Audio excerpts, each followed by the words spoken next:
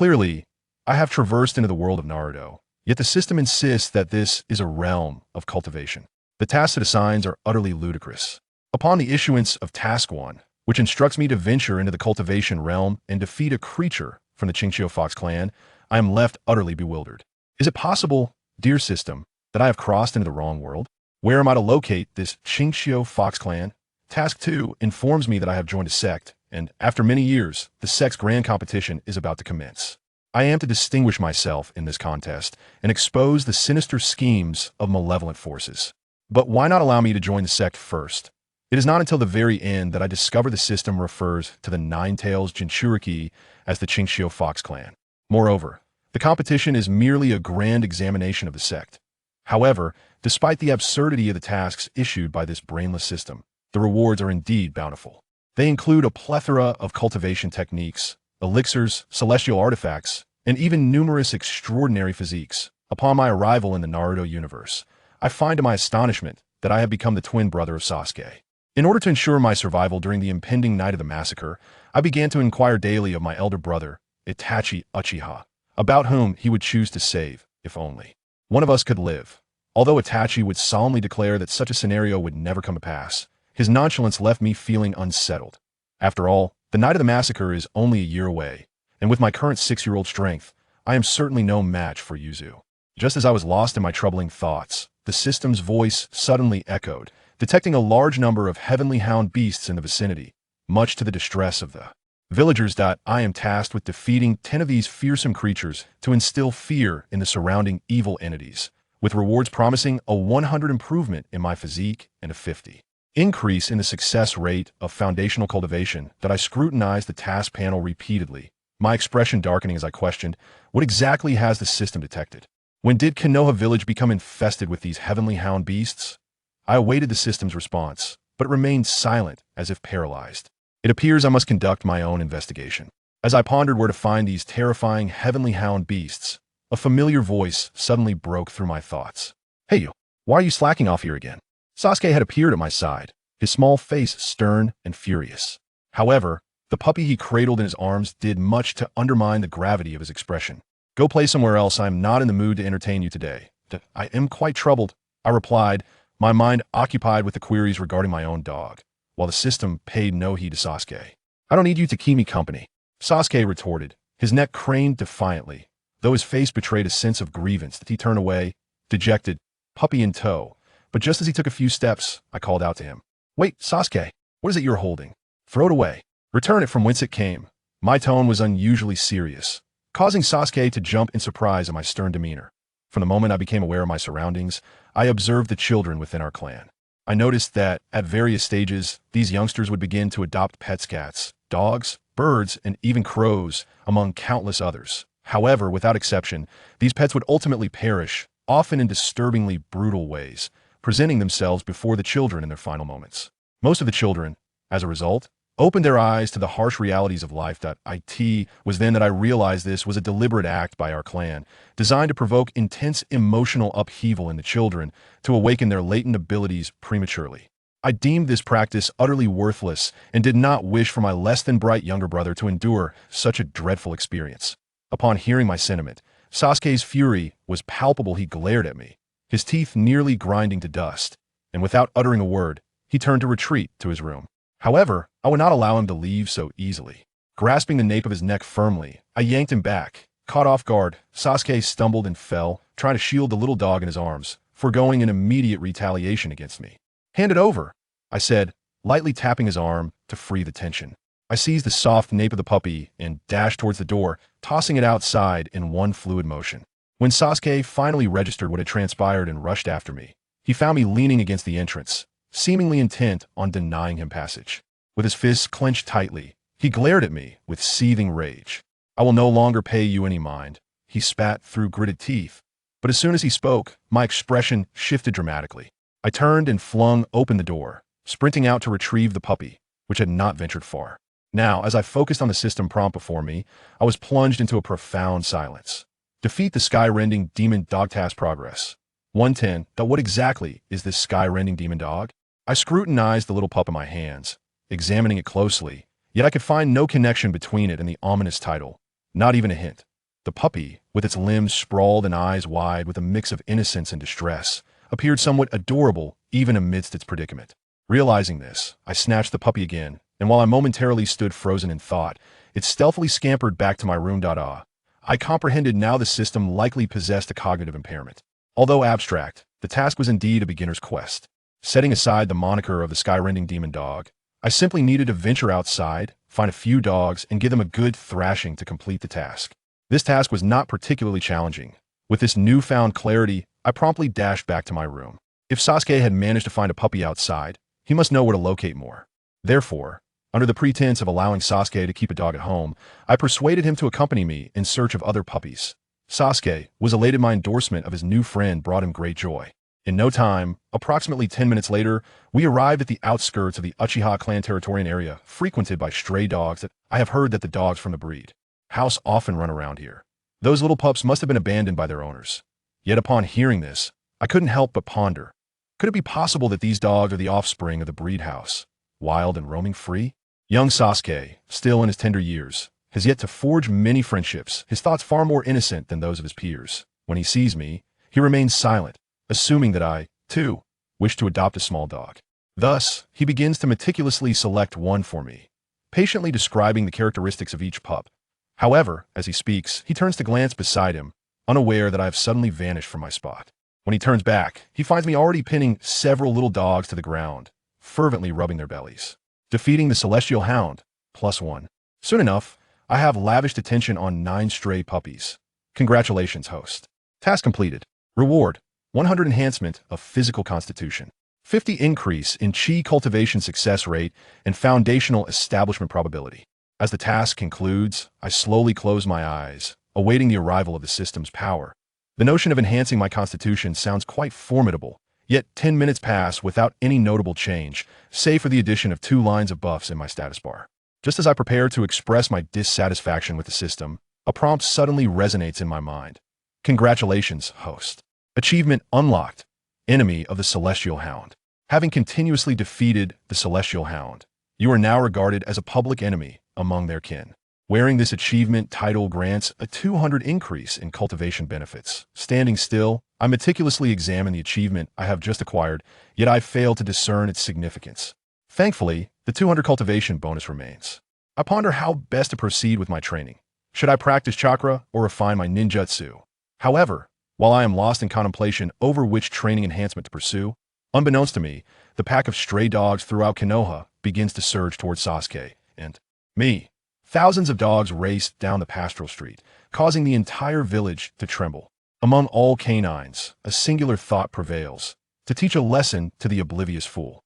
I believe you have gone too far, Sasuke remarks, trailing behind, clearly disapproving of my earlier antics with the puppies. What? I was merely petting them, I reply nonchalantly. Yet when I suddenly catch sight of the great cloud of dust rising in the distance, accompanied by the relentless barking echoing in my ears, I am instantly frightened and pull Sasuke to flee. Indeed, it seems I have unwittingly adhered to the tenets of the cultivation world. After pestering the young ones, the adults have come to retaliate. The pursuit of the canines, while exasperating, soon ignites a thrill within me as I realize that my recently acquired 200 cultivation bonus has begun to take effect. Our daily escapades of being chased by dogs have, at one point, become a source of amusement for the village. However, after 3 days of life and death training, I calculate that the gains are equivalent to 6 months of Sasuke's training.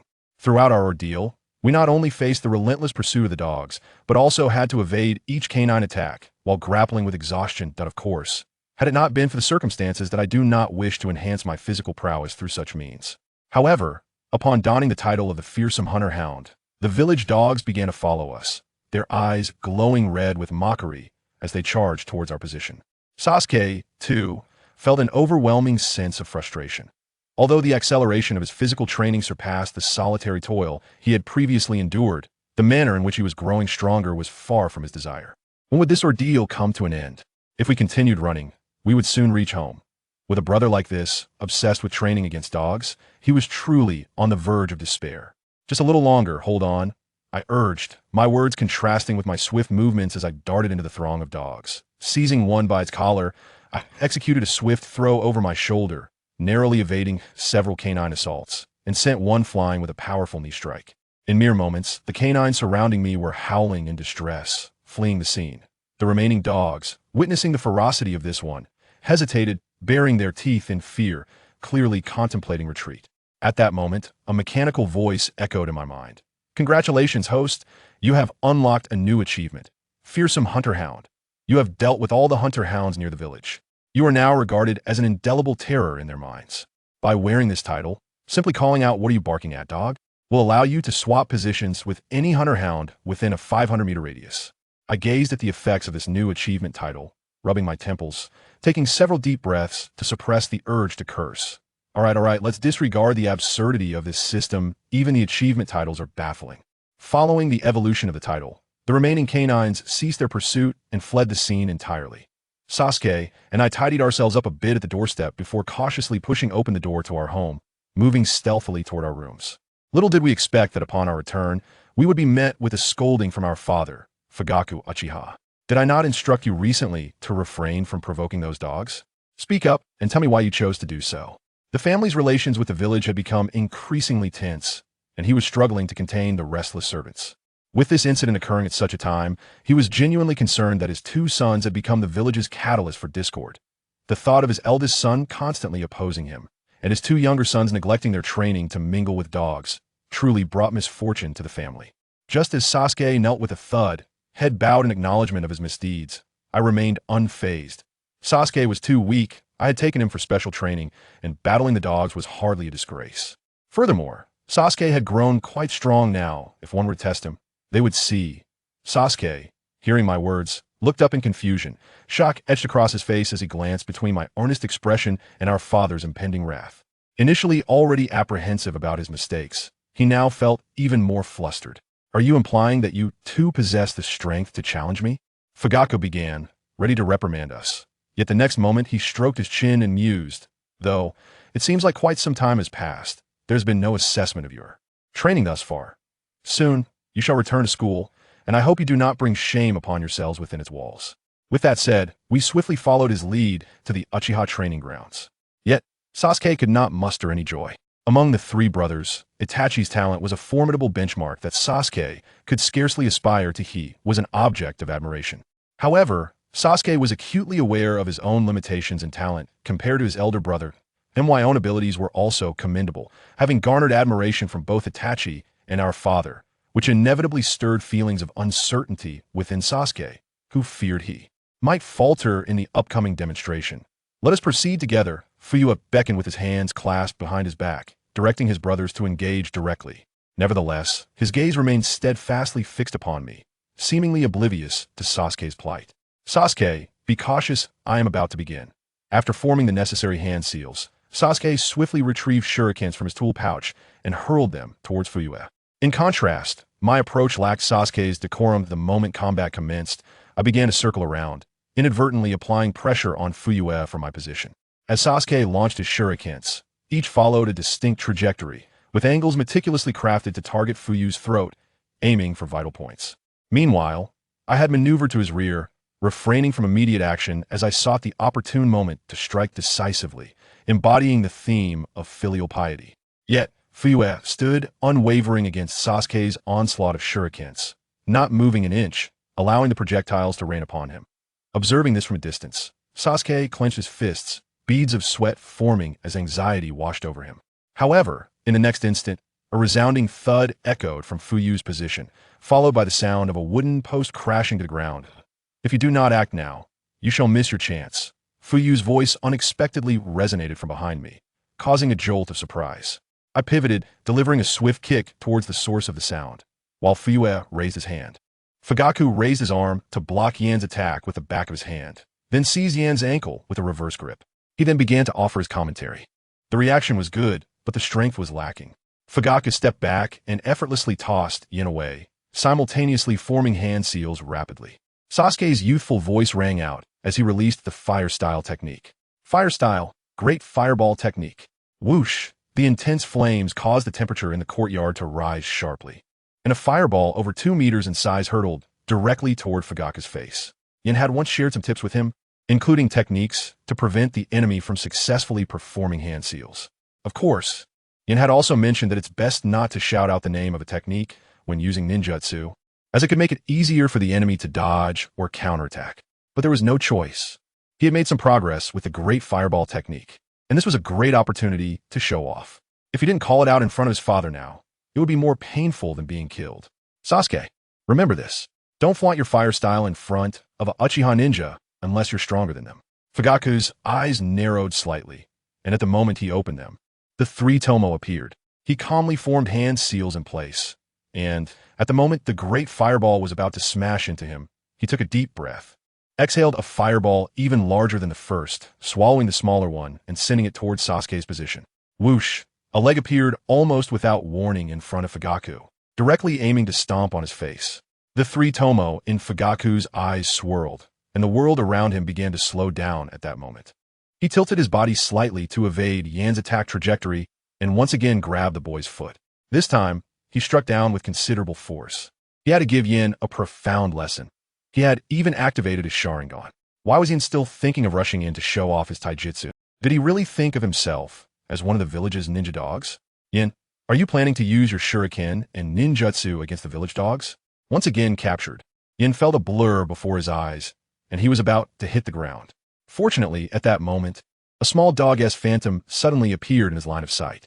Outside the Uchiha gate, a brown ninja dog was raising its hind leg, preparing to relieve itself to ease its fear. In the courtyard, just as Yin was about to be slammed to the ground by his father, he closed his eyes tightly and shouted out that line. What are you barking at, dog? Chapter 8 Sasuke. Yin, you dog clone. Is it impressive? Fugaku was stunned by his son's roar, and Sasuke froze as well, not daring to breathe. Their family had always been strict, and, as a father, Fugaku treated his wife's words like commands. Even Itachi, who was known as a genius, was labeled a rebellious son when he disagreed with his father.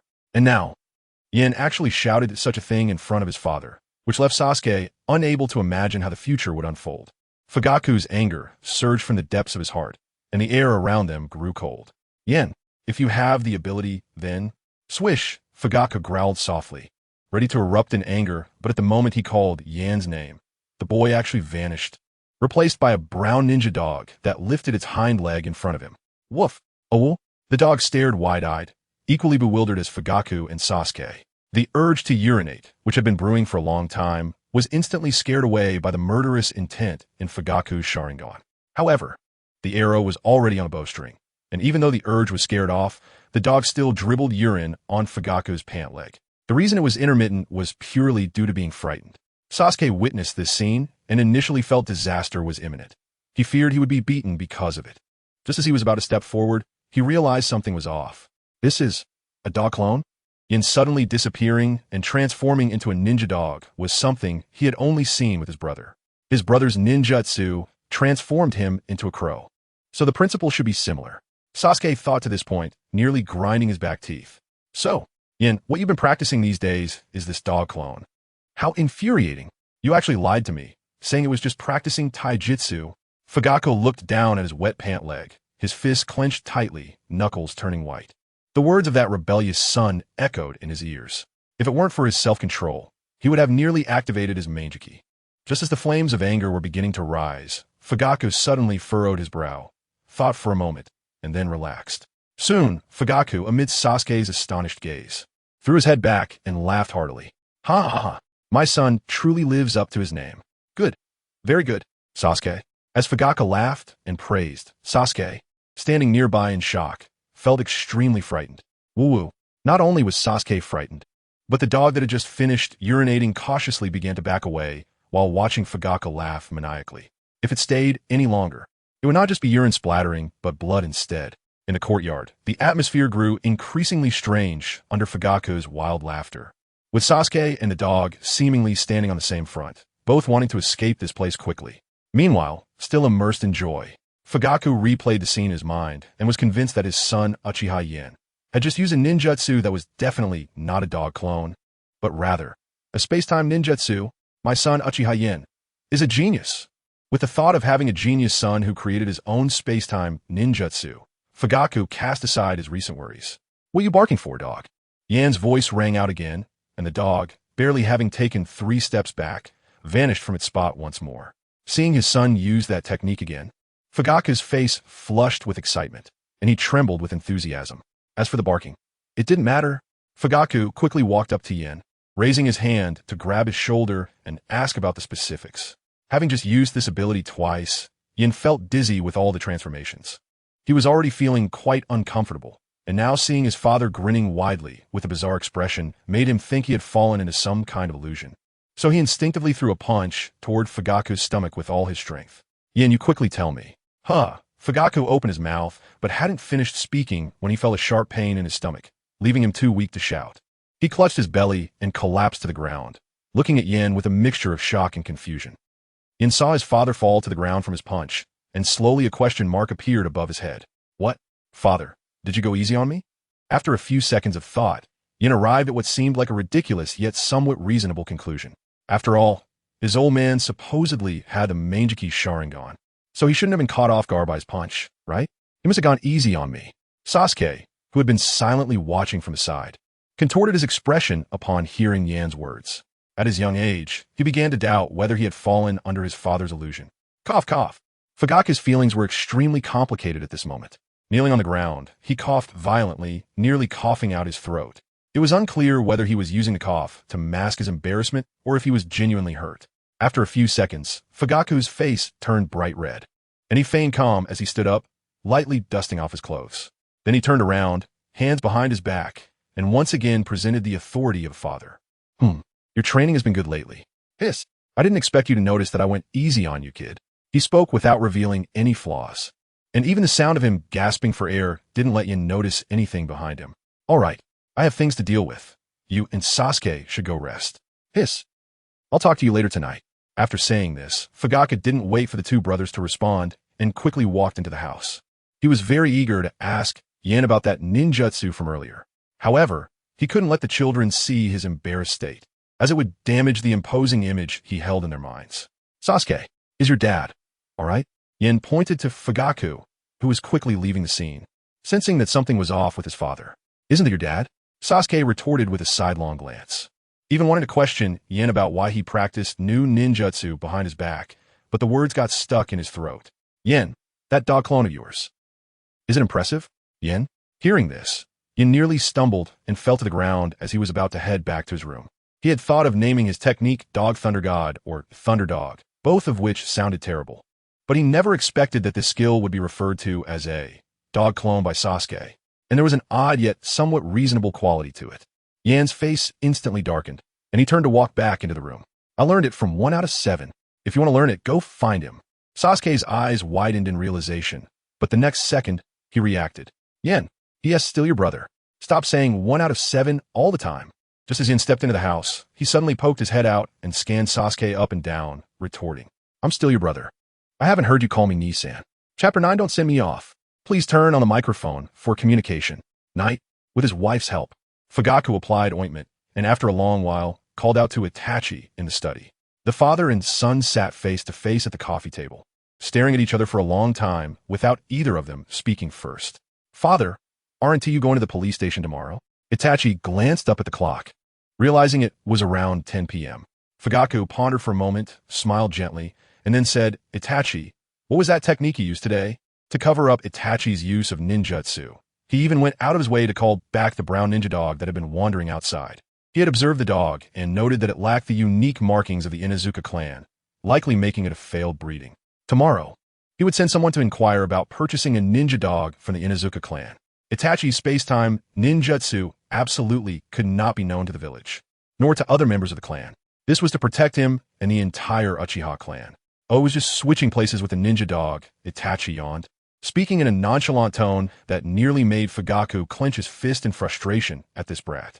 What do you mean, just switching places? In short, Fugaku thought his son was being quite pretentious. If Itachi knew how his father felt at that moment, he would surely protest that it was unfair. After all, compared to cultivation techniques, this achievement's special ability really wasn't much.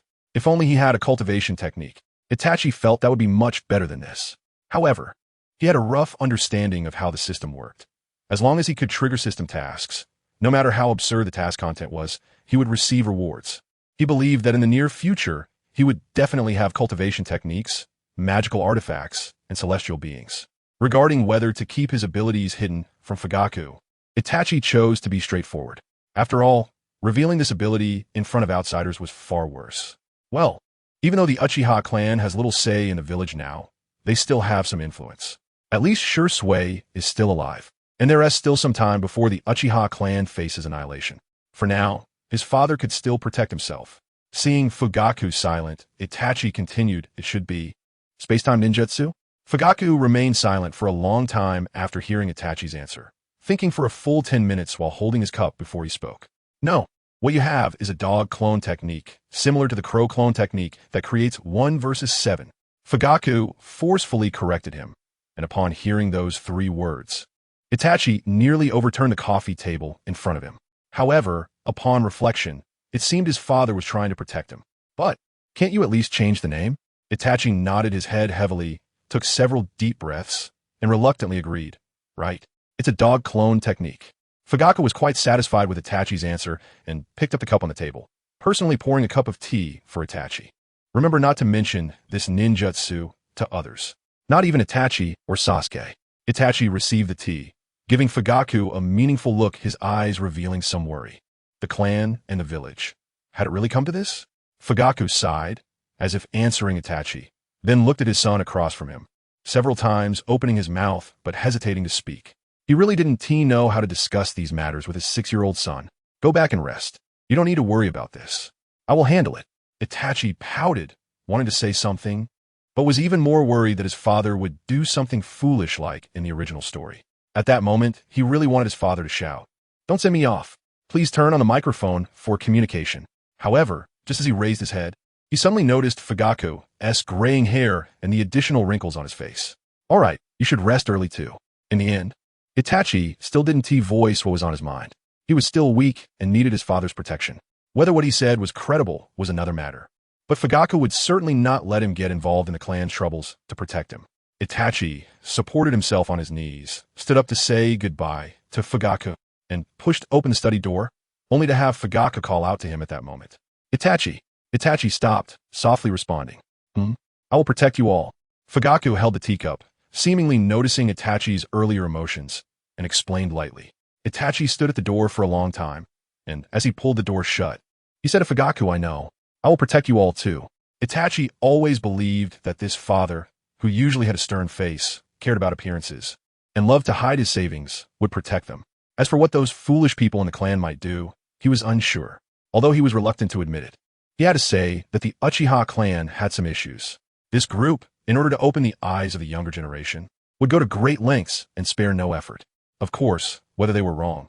They were not at fault for doing this for the power of the Sharingan, but it easily harmed the fragile hearts of the children, further making the already affected children's personalities more extreme.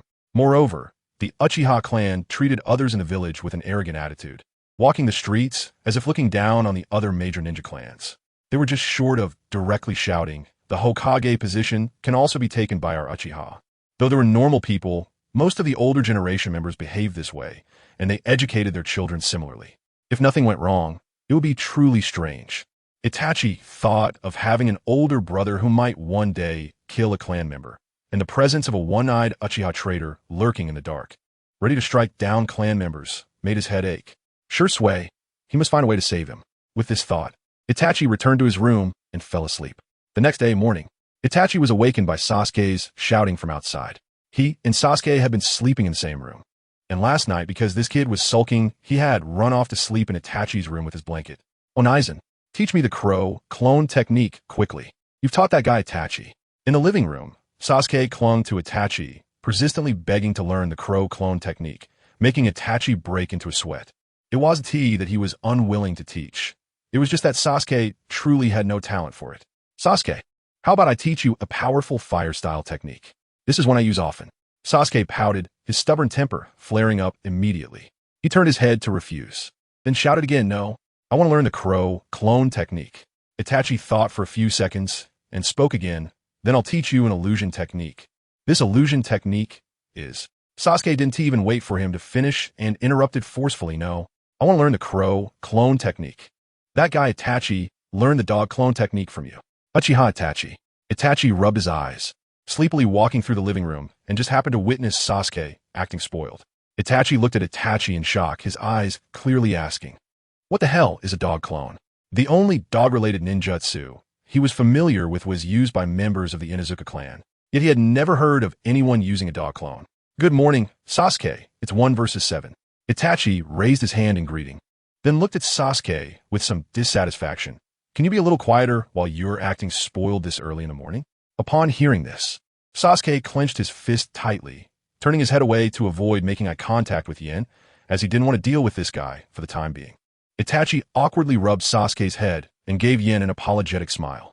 "Sorry for disturbing your rest."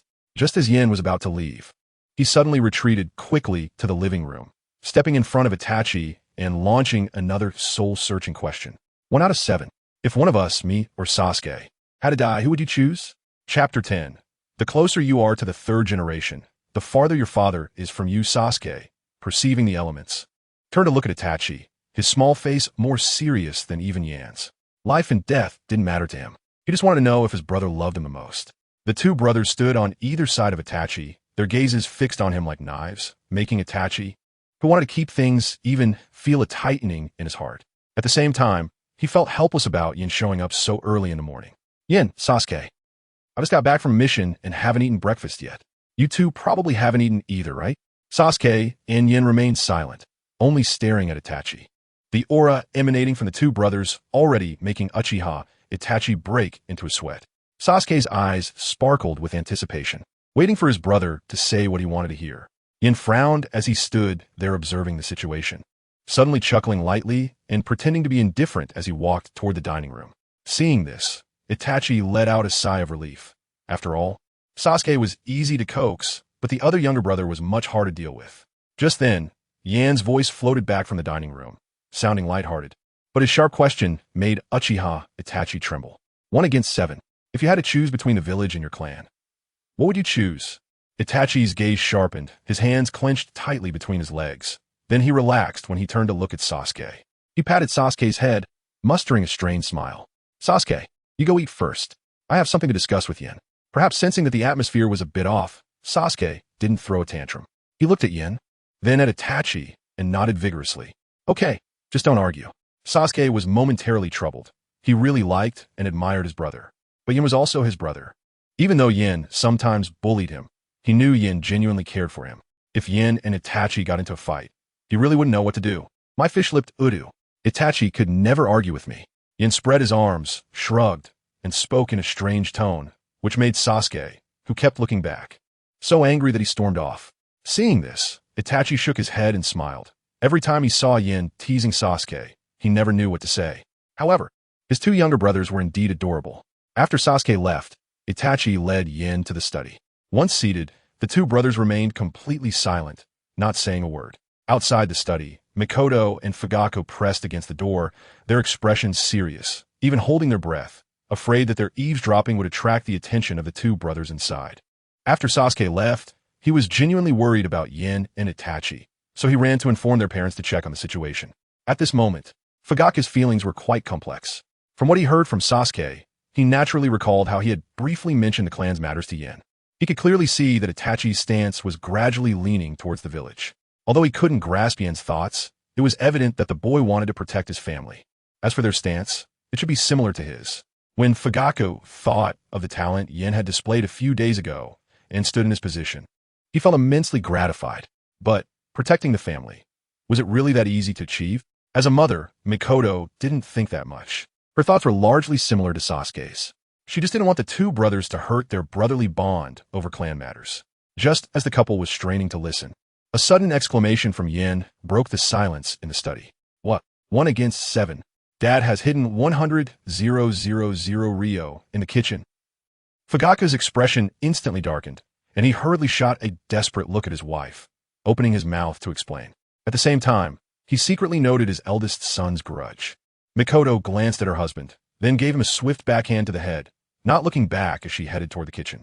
The two of them left in perfect tacit agreement, while Itachi inside the study sighed long and hard, knowing that Yin did this to get their parents outside. But could they not always make him the scapegoat?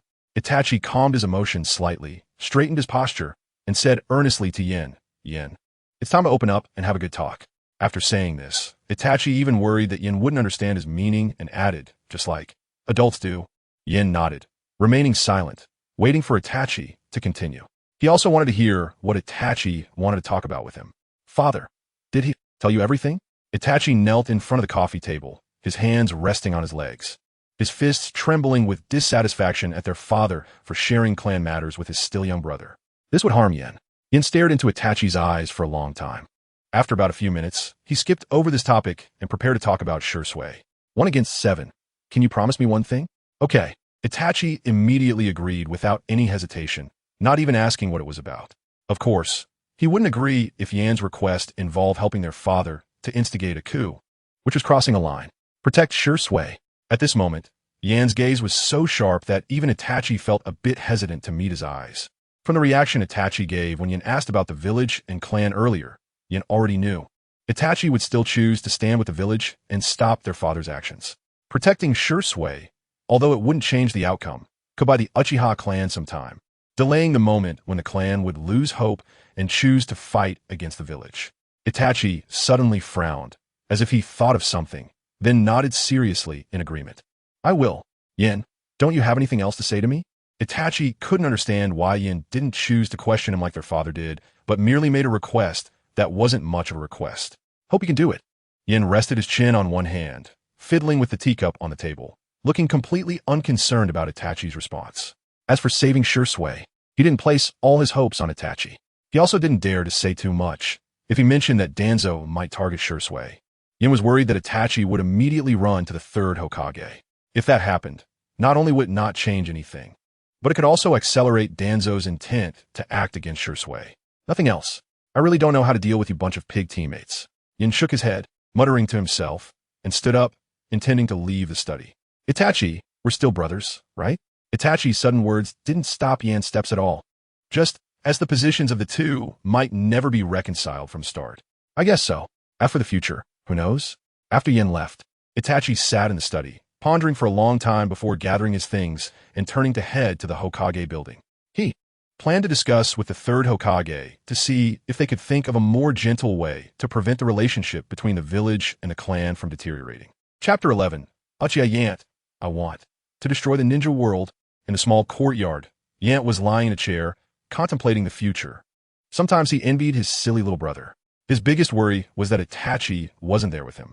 Unlike himself, he had to start thinking about how to ensure the survival of the Uchiha clan, his father leading the clan into action. If it came to that, Shui and Itachi would definitely stand on the village's side and strike down their own clan members. Those two would be directly excluded from their own camp. Plus, there was also Uchiha Obito lurking in the shadows. It was known that the Uchiha clan had a suspected Manjiki Sharingan-level powerhouse, Fugaku. Konoha was rough. There was no way to fight back.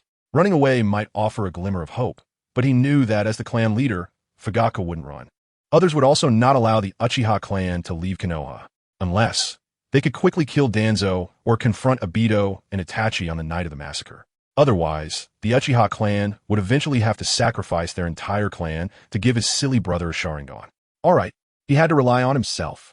He thought about wandering outside to see if he could trigger some tasks. Right now, aside from improving his own strength, discussing anything else was just wishful thinking. You and Itachi. Finished talking? Fugaku had appeared behind Yant at some point, watching the direction his eldest son had left with complex emotions reaching a peak. He probably knew where Itachi had gone. No need to think too much. Everything would be fine. Yant rolled his eyes, leaned back in the recliner, and sighed softly. Father, stop being foolish. You should say that to Sasuke, not come to me. Also, are you coming here with a sad look to get me to comfort you? Yant took a handful of sunflower seed from his pocket and offered them to his worried father, as a way of comforting him. Ha ha ha ha ha. Fugaku seemed to have heard something funny, throwing his head back and laughing loudly. The sudden noise startled Yant, making him shiver a bit. He looked up, confusion and shock in his eyes, at his suddenly laughing father. Fugaku, why are you laughing? Bang! Fugaku raised his head and punched the boy on the forehead, then sat down beside Yant, taking a long time to speak. The village seems peaceful on the surface, but beneath it, there are already dark currents flowing. Our Uchiha clan. Fugaku said a lot, mostly going over the village and the family repeatedly, which made Yan a bit annoyed. Just as he was about to tell his father to stop pouring out his grievances, he heard his father's tone change. Yo, If one day your mother and I are no longer here, I hope you can take care of your brother." Suddenly, a flash of gold light passed through Yan's mind, and he turned his head to look at Fugaku anxiously. "Wait, what did you just say?" Seeing his son's reaction, Fugaku's expression turned slightly tragic, and he began to repeat what he had just said. "No, did you just say peace?" Fugaku nodded in confusion, but his expression became very strange. "I've told you so much, and you didn't even listen to the main point." The more Fugaku thought about it, the angrier he became, even feeling like hitting his child. And then, Yan jumped up from the recliner, turned around to stand in front of Fugaku, took a few deep breaths, as if he had made some kind of resolution. "I want to destroy the ninja world, Fugaku." Hearing this, Fugaku immediately began to doubt his life. He even rubbed his ears, thinking that perhaps he had misheard due to his old age and poor hearing. What did you just say?" Yan seemed to feel that he hadn't shouted loudly enough, his tone becoming more resolute as he spoke again. "I said, Uchiha Yan, want to destroy the ninja world." Buzz. At that moment, Yan's words were like a thunderclap, leaving Fugaku's mind blank and buzzing.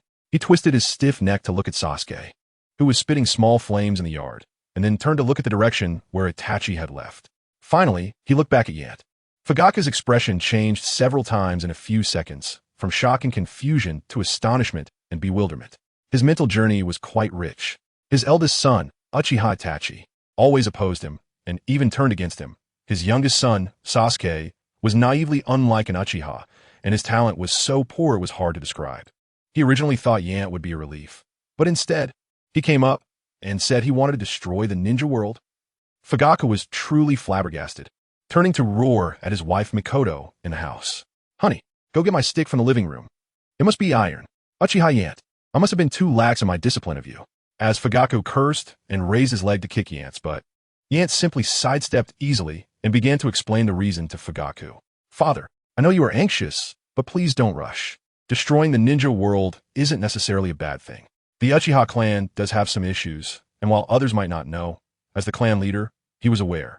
All three of his sons had decent personalities, which led him to believe that his sons were normal people, no matter how abnormal they were.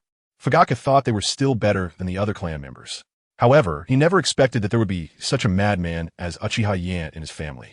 The craziness in the clan was mostly about wanting to replace the Hokage, while his son was skipping several stages, wanting to destroy the world right from the start. Fugaku was already furious, and when he heard Yan's explanation, blood rushed to his head, and he spat out saliva in anger. "Nonsense. You think you have a reason to destroy the ninja world?" His anger was truly rising. Upon seeing that Yan had just dodged his kick, he began to form hand seals with both hands. Yan sensed the killing intent emanating from his father. His hair standing on end. In the face of life and death, he obeyed his instincts. "What you barking for?" "Fire style. Great fireball jutsu." Two voices sounded simultaneously, but at the moment Fugaku released his fire, Yan had already disappeared from the courtyard. As for Fugaku, after spitting out the fireball, his blood boiled, and he rolled his eyes before collapsing to the ground unconscious. "Uchiha Yan, what ninjutsu did you steal this time?" Just now, Sasuke had noticed the commotion between Yan and his father, thinking it was just his father testing Yan's training. This ignited his competitive spirit, and he became fully focused on his training.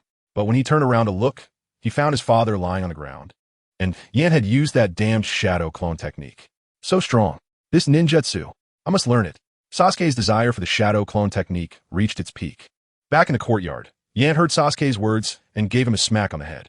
"Silly, hurry up and help father inside." "What? Father was defeated by you." Sasuke's perspective was somewhat peculiar.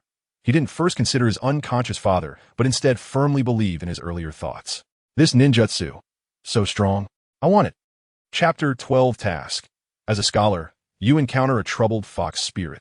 That day, after Fugaku was carried into the bedroom by his two sons and Mikoto, he fell into a state of unconsciousness.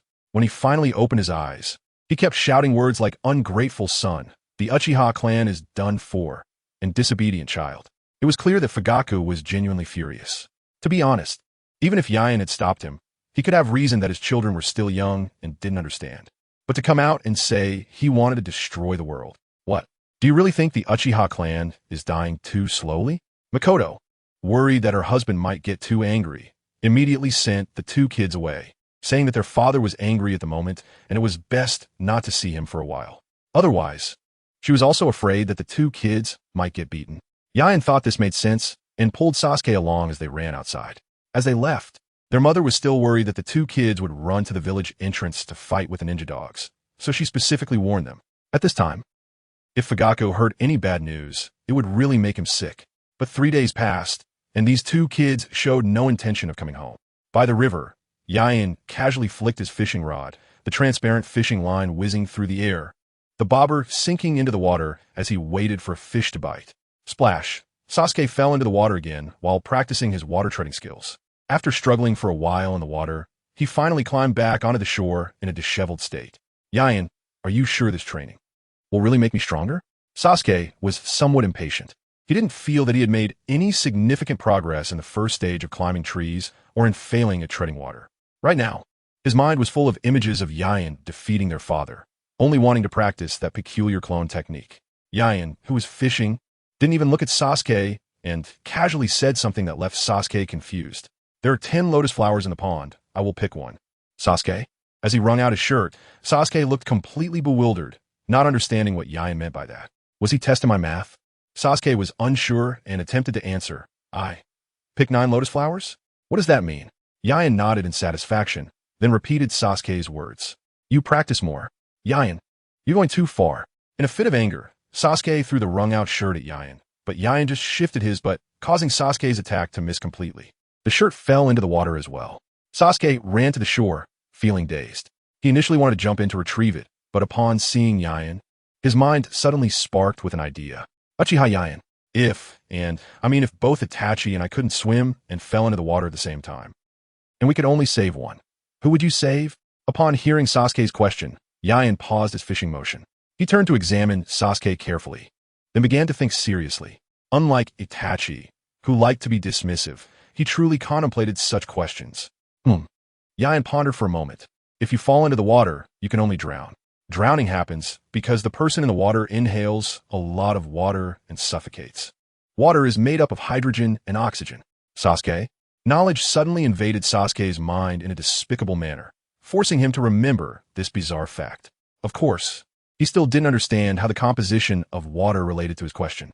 So, as long as I release a large lightning technique into the river, it can break down the water into oxygen, and at the same time, I can save both of you. Sasuke was shocked, his hair standing on end, his mind flashing images of himself getting electrocuted in the water. Uchiha Yayan, are you a devil? We are brothers. Yayan shrugged, glanced at the kid, and sighed inwardly. Little brat, still trying to play these tricks with me. Sasuke, undeterred by his failure, calmed down a bit and continued to press Yayan. Then tell me, between Itachi and me, who would you choose? You. This time, Yayan answered almost without hesitation. This question was never a choice for him. Sasuke was taken aback by Yayan's response, and after a long pause, he suddenly leaned in closer to Yayan and asked in a small voice then, Can you teach me the dog clone technique? Splash! Yayan couldn't control himself upon hearing that name, and with one hand, he pushed the boys back, sending Sasuke directly into the river. Practice your water treading properly. If you don't do well today, you won't get any dinner. Sasuke poked his head out of the water, gritting his teeth as he shouted, Yayan, you tricked me. I will never believe your words again. Just a moment ago, he had been a little happy when Yayan chose him, but then this damn guy pushed him into the river. Uchiha Yayan is simply a cold-blooded and heartless guy. Sasuke was very angry and decided that he would ignore Yayan from now on. Hey, you two, this is my territory. At that moment, a blonde kid suddenly jumped out from the bushes, pointing at Yayan and Sasuke while shouting. He was carrying a simple and worn fishing rod on his shoulder, which looked particularly shabby compared to the specialized fishing gear Yayan had bought from the store. He raised a hand that also held a worn-out bucket, which seemed to be in a state of damage between being battle-worn and completely broken. Whether it would leak water was another matter. After shouting, Naruto also noticed the fishing rod in Yayan's hand and the bucket next to him. Seeing the two boys splashing in the river, he suddenly felt a wave of inferiority wash over him. Family. Must be really nice.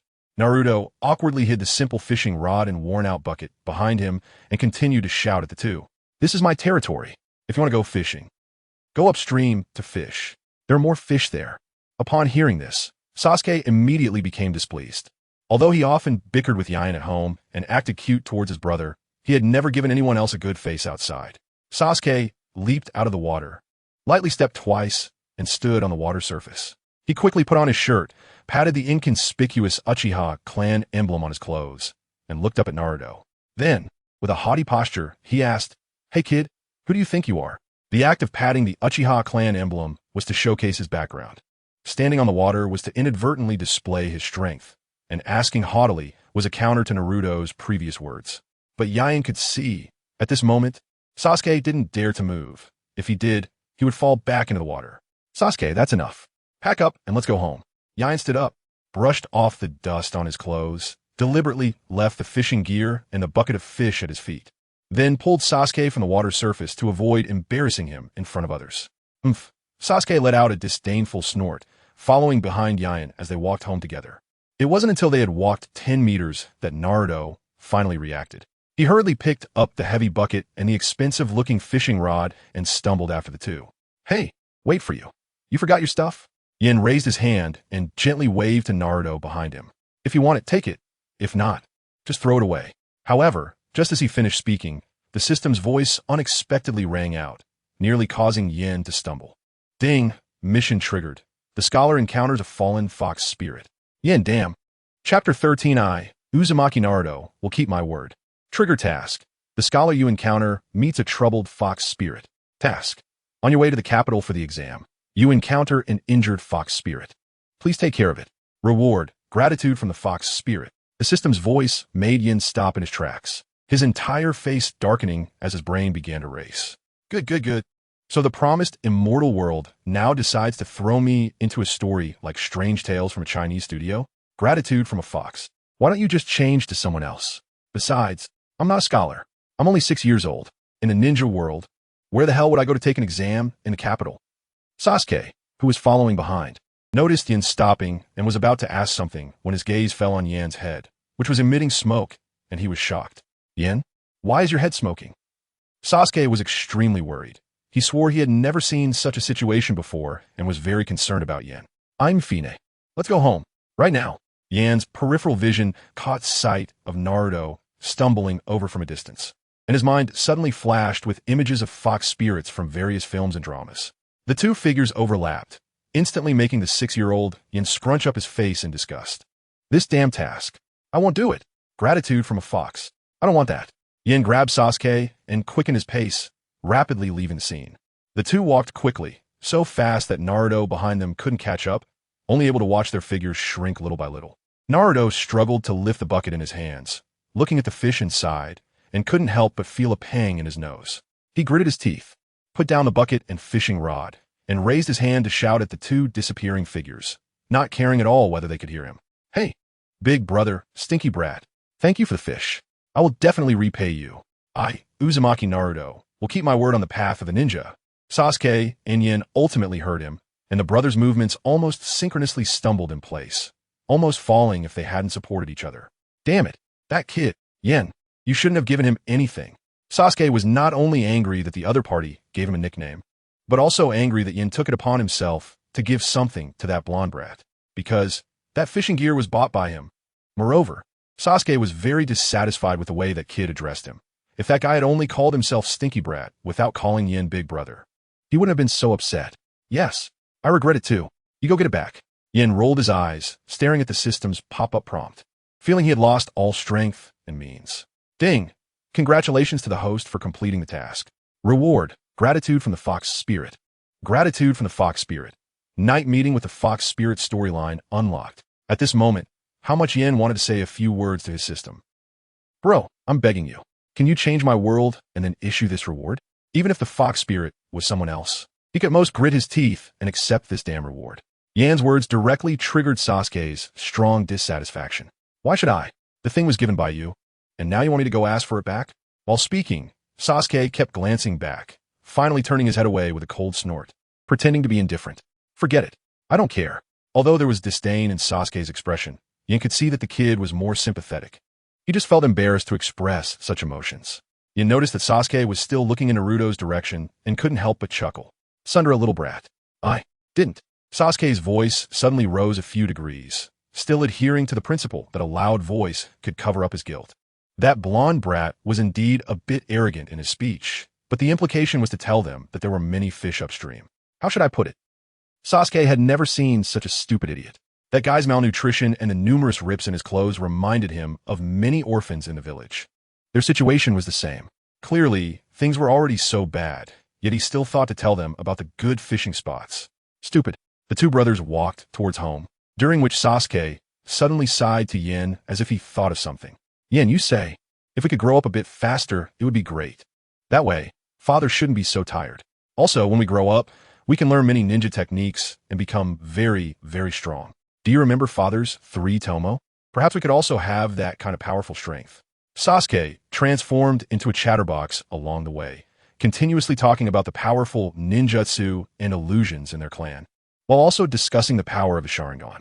While feeling longing, he also expressed to Yin that it would be great if he could also learn the multi-shadow clone technique. Yin listened attentively, not interrupting Sasuke's fantasies about the future.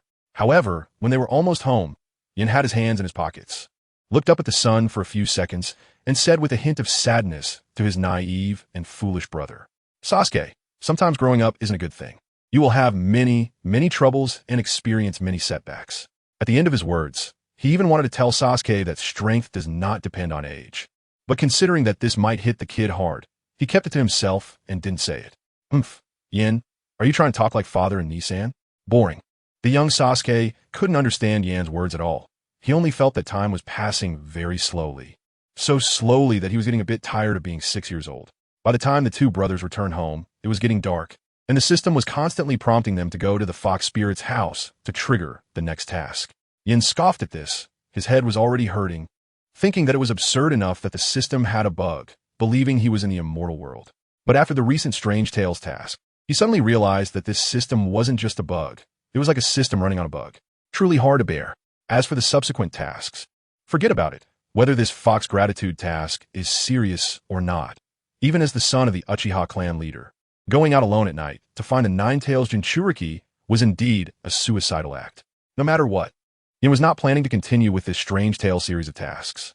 Forget it. Since the system can trigger tasks, it means there is still a chance. After Yin and Sasuke returned home, time seemed to fast forward, and before they knew it, a week had passed.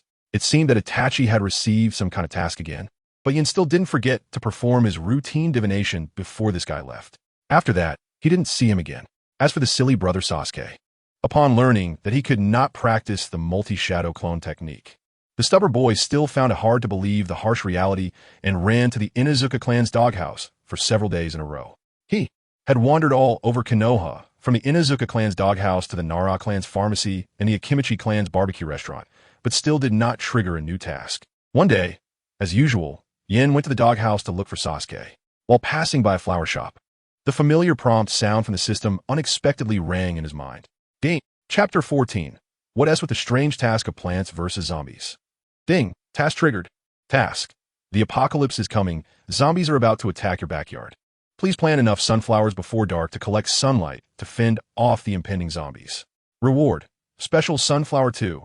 Yin believed he could handle any abstract system tasks, but he truly didn't expect the system to throw him such a curveball. He held his breath, quickly walked to the wall, supported himself with his hands, and began to take deep breaths. Okay. Plants versus zombies, huh? There wasn't much description about the reward item, but Yin could roughly guess that this sunflower would collect sunlight. As for what it would do, perhaps he needed to complete this task first and then experiment to find out. He no longer expected the system to issue any serious tasks. He was tired. At the flower shop, Inoue was watering flowers when she glanced at the boy not far away and couldn't look away. She was so entranced that she forgot she was still watering the potted plants. The watering can sprayed water, filling the pot, and the muddy water splashed onto Inoue's shoes. Your flowers are dying. A strange voice startled Inoue, making her jump and scream. Unable to control the watering can, although the water was all poured out, a few drops still splashed onto Yin. Coming back to her senses, Inoue saw the boy as clothes got wet, and her ears instantly turned red. She kept blaming herself for her foolishness. She felt both embarrassed and awkward. Customer, I'm so sorry.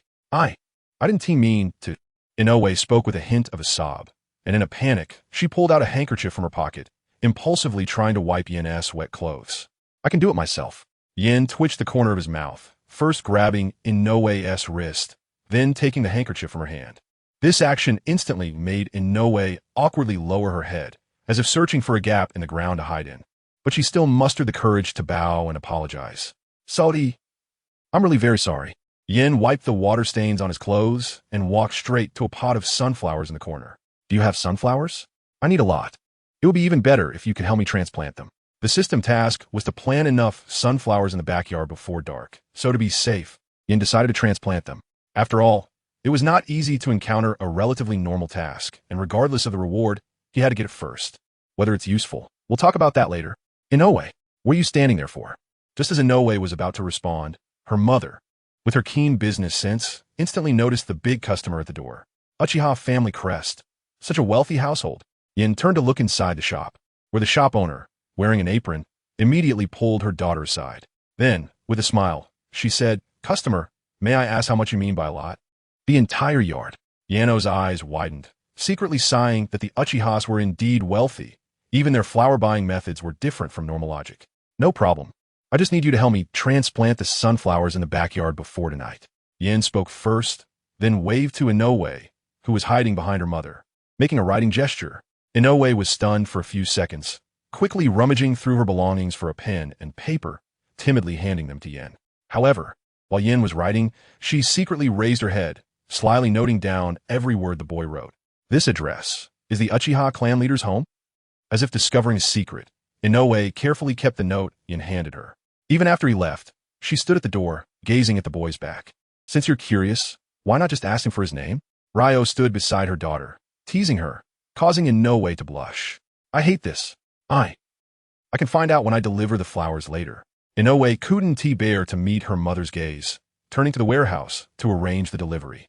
At this moment, Dark Ninja, hiding under the eaves, silently took out their pens and began recording on their scrolls. August 28th, clear.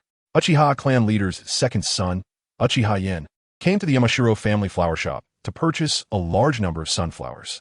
Purpose unknown, significance unknown. Threat level C. Above, there were also notes on Sasuke's activities. August 28th, clear. Uchiha clan leader's third son, Uchiha Sasuke, ran to the Inuzuka clan's doghouse again, reportedly to learn dog cloning techniques. After a week of observation, the connection between the Uchiha clan and the Inuzuka clan has been ruled out, classified as Uchiha Sasuke having a mental issue. Threat level B. The Dark Ninjas have been monitoring the two brothers since the day they coincidentally encountered the Nine-Tails Jinchuriki, and whenever they went out, the Dark Ninjas would follow and record everything they did. The result: these Dark Ninjas felt very tired. From day one, they were full of ambition, ready to make a big move to find evidence of the Uchiha clan planning a rebellion. But those two little brats, one wandered all day around Konoha village, and the other kept running to the doghouse. Their behavior was all so strange. Initially, the assigned Dark Ninjas thought these two kids were being instructed by Fugaku, secretly plotting something big. However, after several days of observation, the Dark Ninjas began to question their life choices. That Uchiha Yin, aside from wandering around the village, was either at taverns, ramen stalls, or various shops, seemingly in a hurry, blushing and shouting something. "Hurry up and give me the task and see. Hurry up and release the task cultivation task. Start," and other strange phrases they couldn't understand. As for Uchiha Sasuke, he spent all day studying ninjutsu related to dogs, running to the Inuzuka family doghouse whenever he had the chance. These Dark Ninjas were truly baffled. "You, an Uchiha, should be researching Sharingan or Shuriken techniques. Why are you running to the doghouse all day? That's just weird." In short, after a week of monitoring, all the Dark Ninjas reached the same conclusion. Fugaku's two sons have mental issues. Withdraw. There's no need to waste time on these two foolish sons of Fugaku. Go back and report. The Dark Ninja squad leader sighed, and with a command, the remaining ninjas directly vanished from the eaves. In the afternoon, Inoue, with the help of her workers, brought a large number of sunflowers to the entrance of the Uchiha clan's residence. She stood at the door for a long time, staring at the doorknob, and after a while, finally gathered the courage to raise her hand and gently knock a few times. "Is anyone there?" Perhaps the knock was too soft, or maybe her voice was too quiet, but after 10 minutes, there was still no response from inside. Inoue turned back to look at the tightly closed door, then at the pile of sunflowers. Suddenly, she felt a bit at a loss, just as she was considering retreating and asking her mother for help. A commotion sounded from around the street corner. "Yin, let go of me. I can learn that ninjutsu right away." Chapter 15. Fugaku.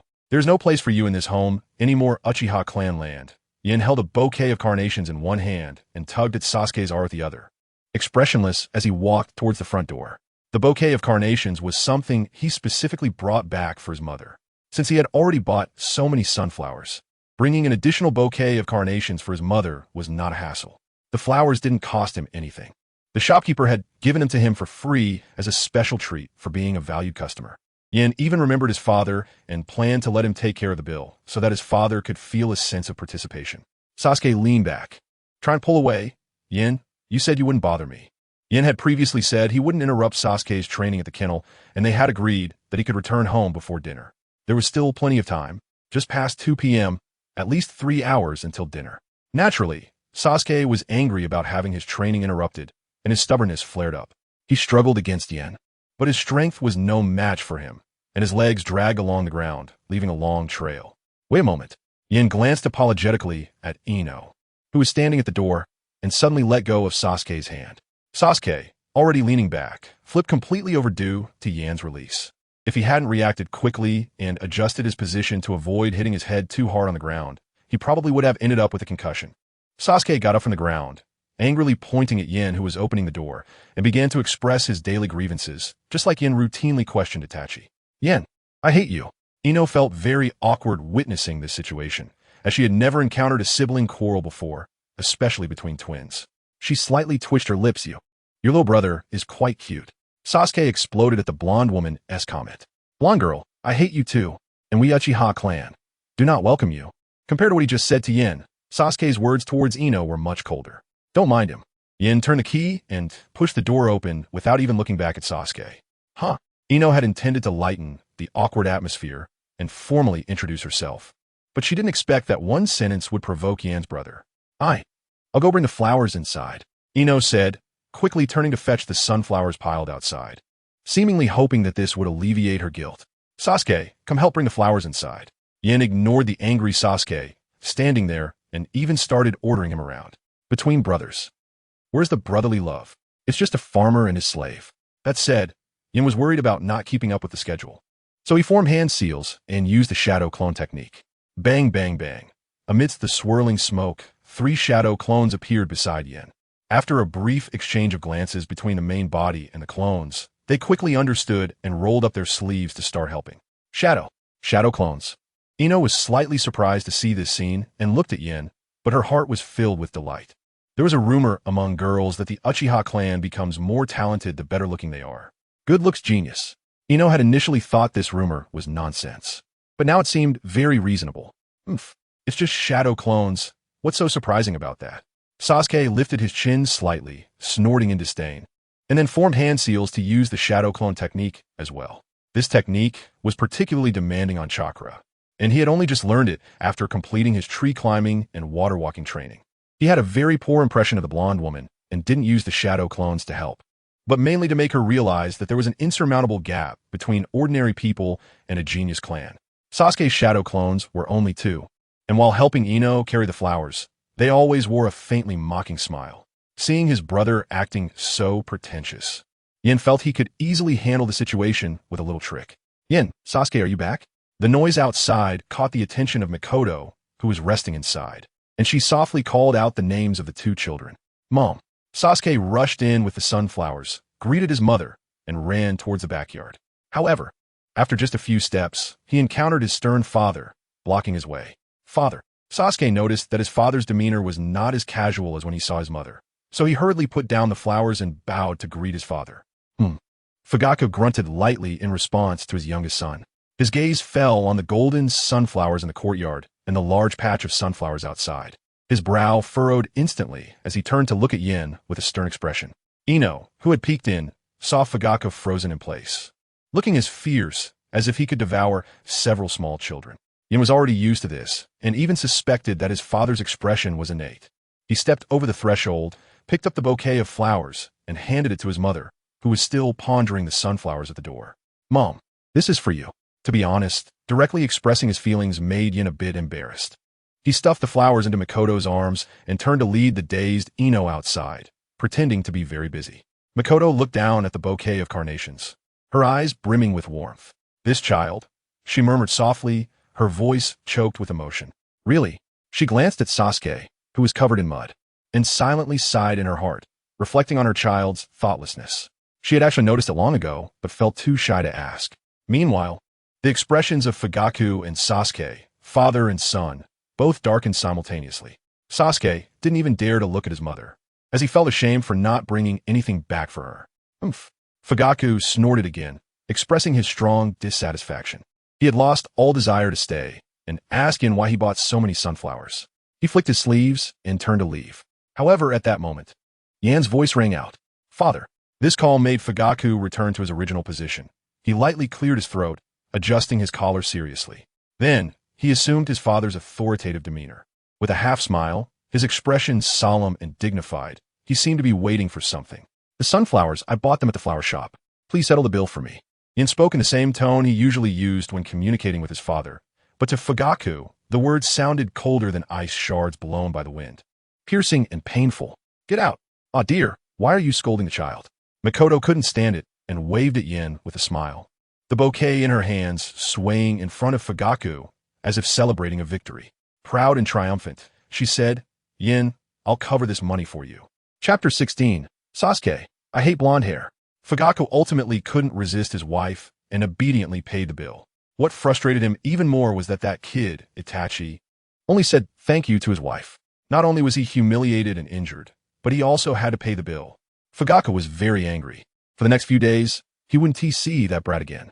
The old father, sulking, turned and walked into the house, while Mikoto found her husband a bit amusing. How could a grown man act like a child and be jealous of kid? Mikoto watched her husband leave and turned to look at the three people in the courtyard transplanting sunflowers.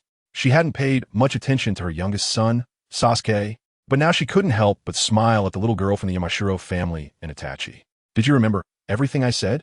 Ino, holding a small gardening trowel, explained transplanting techniques to Itachi while working. Talking about something she was good at made her confident, and her voice was no longer as soft as before. However, she still didn't dare to look directly into Itachi's eyes. I remembered. Itachi nodded seriously, his gaze sweeping over the damp strands of hair on Ino's forehead. He suddenly remembered that he hadn't returned the handkerchief to her. He took it out of his pocket and handed it to Ino, who was squatting on the ground. Why don't I take a break? The sun still had some time before it set, and with Ino's help, they had already completed half of the work in the courtyard. Since there was no rush, he decided to let her rest. After all, he wasn't a heartless boss. Okay.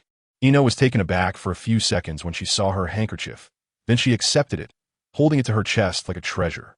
She put down the gardening trowel, and Mikoto, who had been watching, stepped forward to take it away and offered some snacks to Ino. Seeing that the blonde woman had left, Sasuke casually tossed the gardening trowel aside and plopped down on the ground. After using the shadow clone technique earlier, he had consumed quite a bit of chakra, and since he had just learned this ninjutsu, he didn't want to embarrass himself in front of that blonde girl. So he forced himself to keep the clone going to the limit. When the shadow clone disappeared, the fatigue he felt was even worse than during training in the doghouse.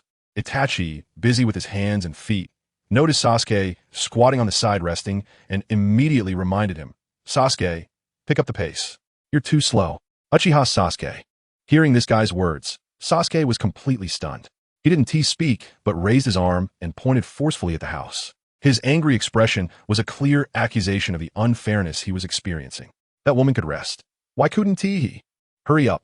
If you're this tired just from using shadow clones, how are you going to get stronger in the future? Itachi said very seriously, but Sasuke only felt that this guy was targeting him. That's enough. It's just using shadow clones to plant flowers. Why make it sound like serious training?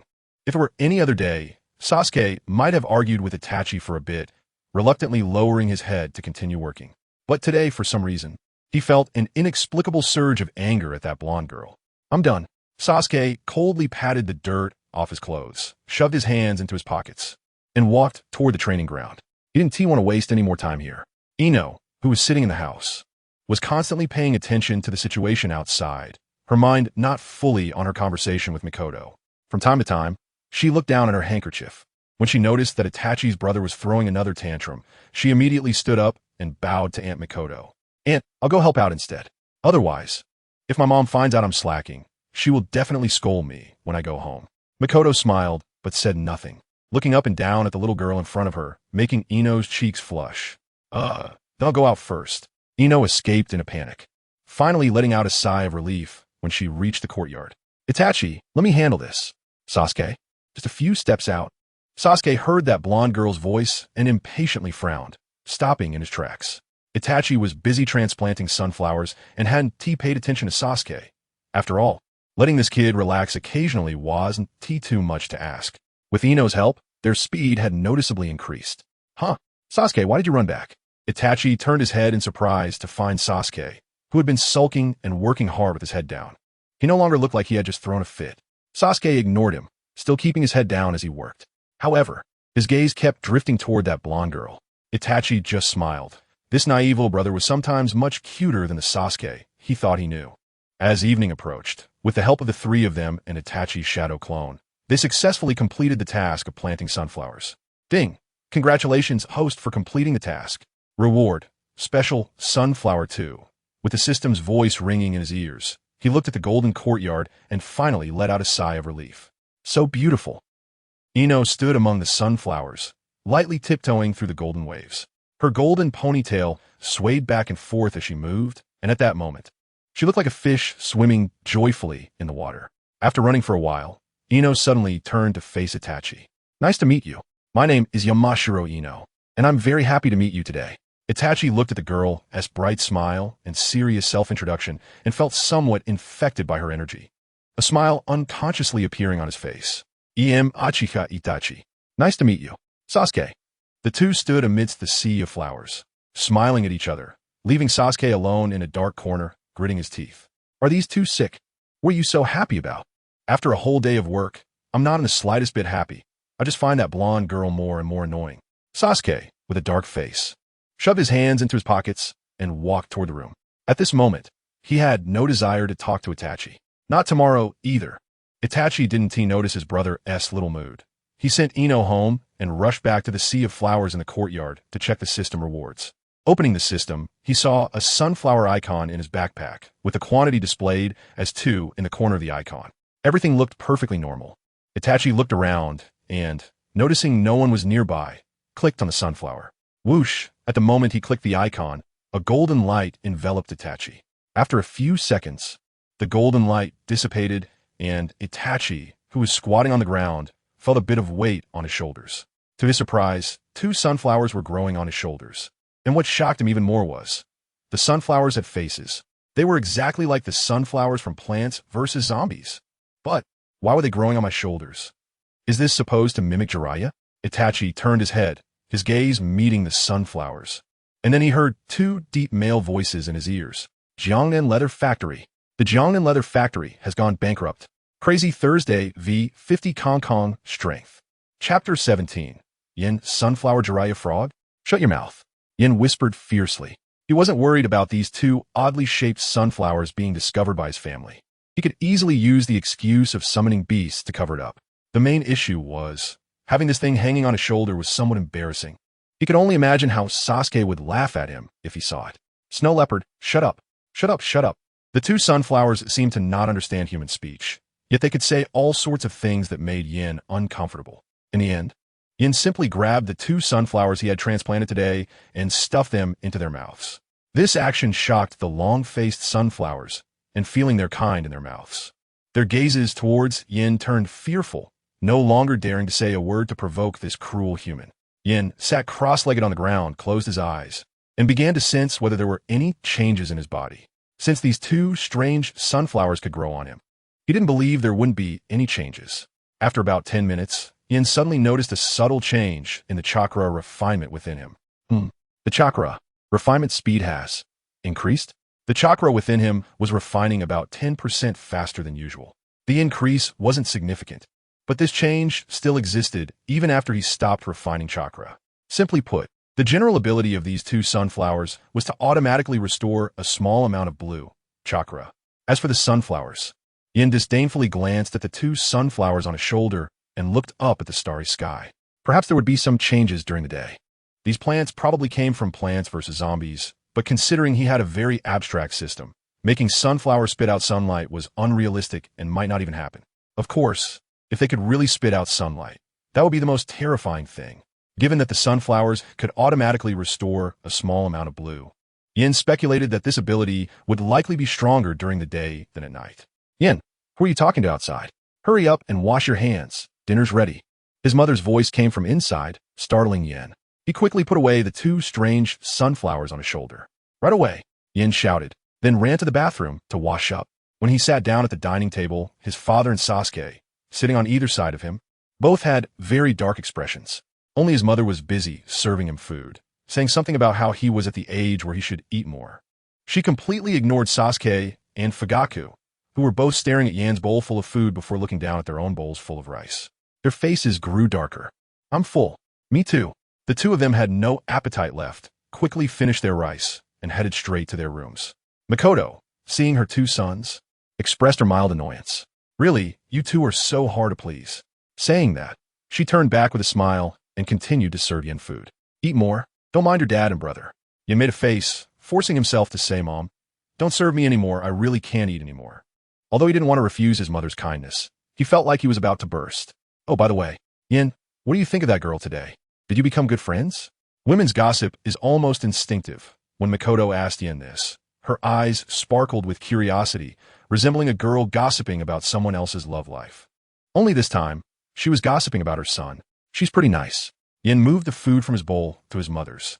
A flash of Ino's adult self crossed his mind, and he added, yeah, she's a pretty cute little girl. Makoto smiled, fearing her son would look displeased. So she didn't continue to tease Yin. Instead, she turned and picked up two bags from the living room, pushing them in front of Yin. School admission notice. In 3 days, you and Sasuke will be starting school.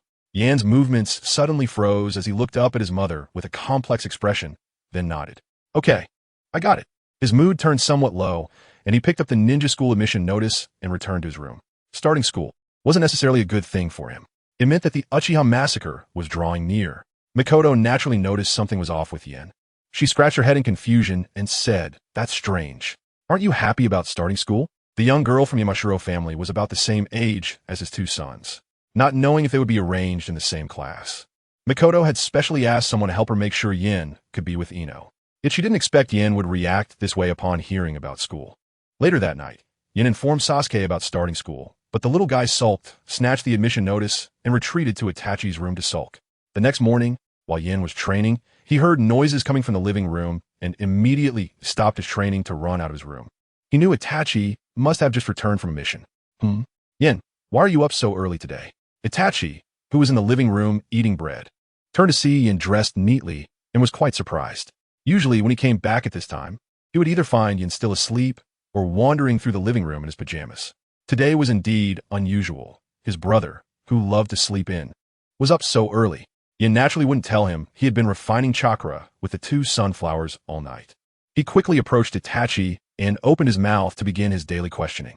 1 out of 7. I ask you. Itachi, having almost instinctively been trained to respond when Yin called his name, didn't wait for Yin to finish and immediately began to answer. Choose you and Sasuke. Both alive. Both alive. Yin. Itachi's response momentarily left Yin speechless. Boring.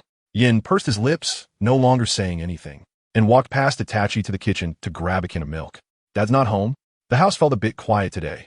Sasuke was still sleeping, and at this time, their parents should have been up. Itachi remained silent for a moment until he saw Yin looking at him. Then he truthfully answered. He went to the clan meeting. Why didn't you go? Yin's question struck at Itachi's heart. He forced a smile. I came back to check on you and Sasuke. By the way, I have more time these days, so I can train with you. I can also take you to school. Itachi was always gentle when facing his two younger brothers, as if all their worries would dissipate when he saw them. I have something to do today. Yin stood by the door, putting on his shoes, and firmly rejected Itachi's offer. Itachi, who had been full of anticipation, now wore a look of disappointment. By the way, don't keep running home when you have time. You promised to take good care of Shursui. Yin always felt that Shursui's life was in danger lately. All he could do was ensure Itachi kept an eye on him to prevent any accidents. He was also preparing to hide a shadow clone near the Naka River and bring a few dogs along. Oh, and some antidotes. Itachi thought his brother had changed his mind, but was once again met with disappointment. I will. Sometimes he even had the illusion that Yin was the older brother. He sighed and continued, please take care of Sasuke too. Chapter 18. Oh my, that flavor is so authentic. Itachi said goodbye to Yin, then ran back to the room to poke Sasuke's forehead before heading off to the clan meeting alone. However, he stood dumbly in the yard for about 10 minutes. Yin didn't know what he was doing and just assumed he was admiring his own masterpiece. After Itachi had been gone for a while, Yin chose not to go outside first, but instead dove into the sea of flowers in the courtyard, preparing to test the effects of sunflowers during the day. Going outside directly might attract the attention of Umbu ninjas, especially since the Uchiha clan was holding a meeting today. Diving into the flower sea, Yin casually found a corner and released his 2 bodyguards. Thanks to the infighting he had caused last night, today, when he released these 2, they were completely too scared to make a sound and were trembling. This genuinely satisfied Yin.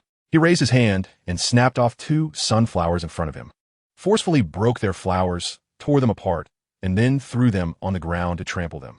This was to instill fear in his bodyguards. Be quiet for a while. Understand? If you have any abilities, use them quickly. If you shout again, your fate will be just like theirs. Yin pointed to the trampled sunflowers on the ground, showing a threatening expression to his bodyguards, as if saying, "See, this is what happens to disobedient sunflowers." The sunflowers trembled all over, losing a few petals from fright. They dared not speak, only nodding repeatedly, feeling that this human was even more terrifying than the zombies in the backyard. Seeing that they no longer dared to cause trouble, Yin casually found a corner in the flower sea and sat down. He closed his eyes and focused on refining chakra. To be honest, if it weren't for the lack of a cultivation method, he would have already found a way to upgrade to the Qi refining stage and open the beginner gift package sent by the system. Unfortunately, he was stuck at the threshold of the Qi refining stage. He could only hope to encounter tasks from the cultivation world in the future.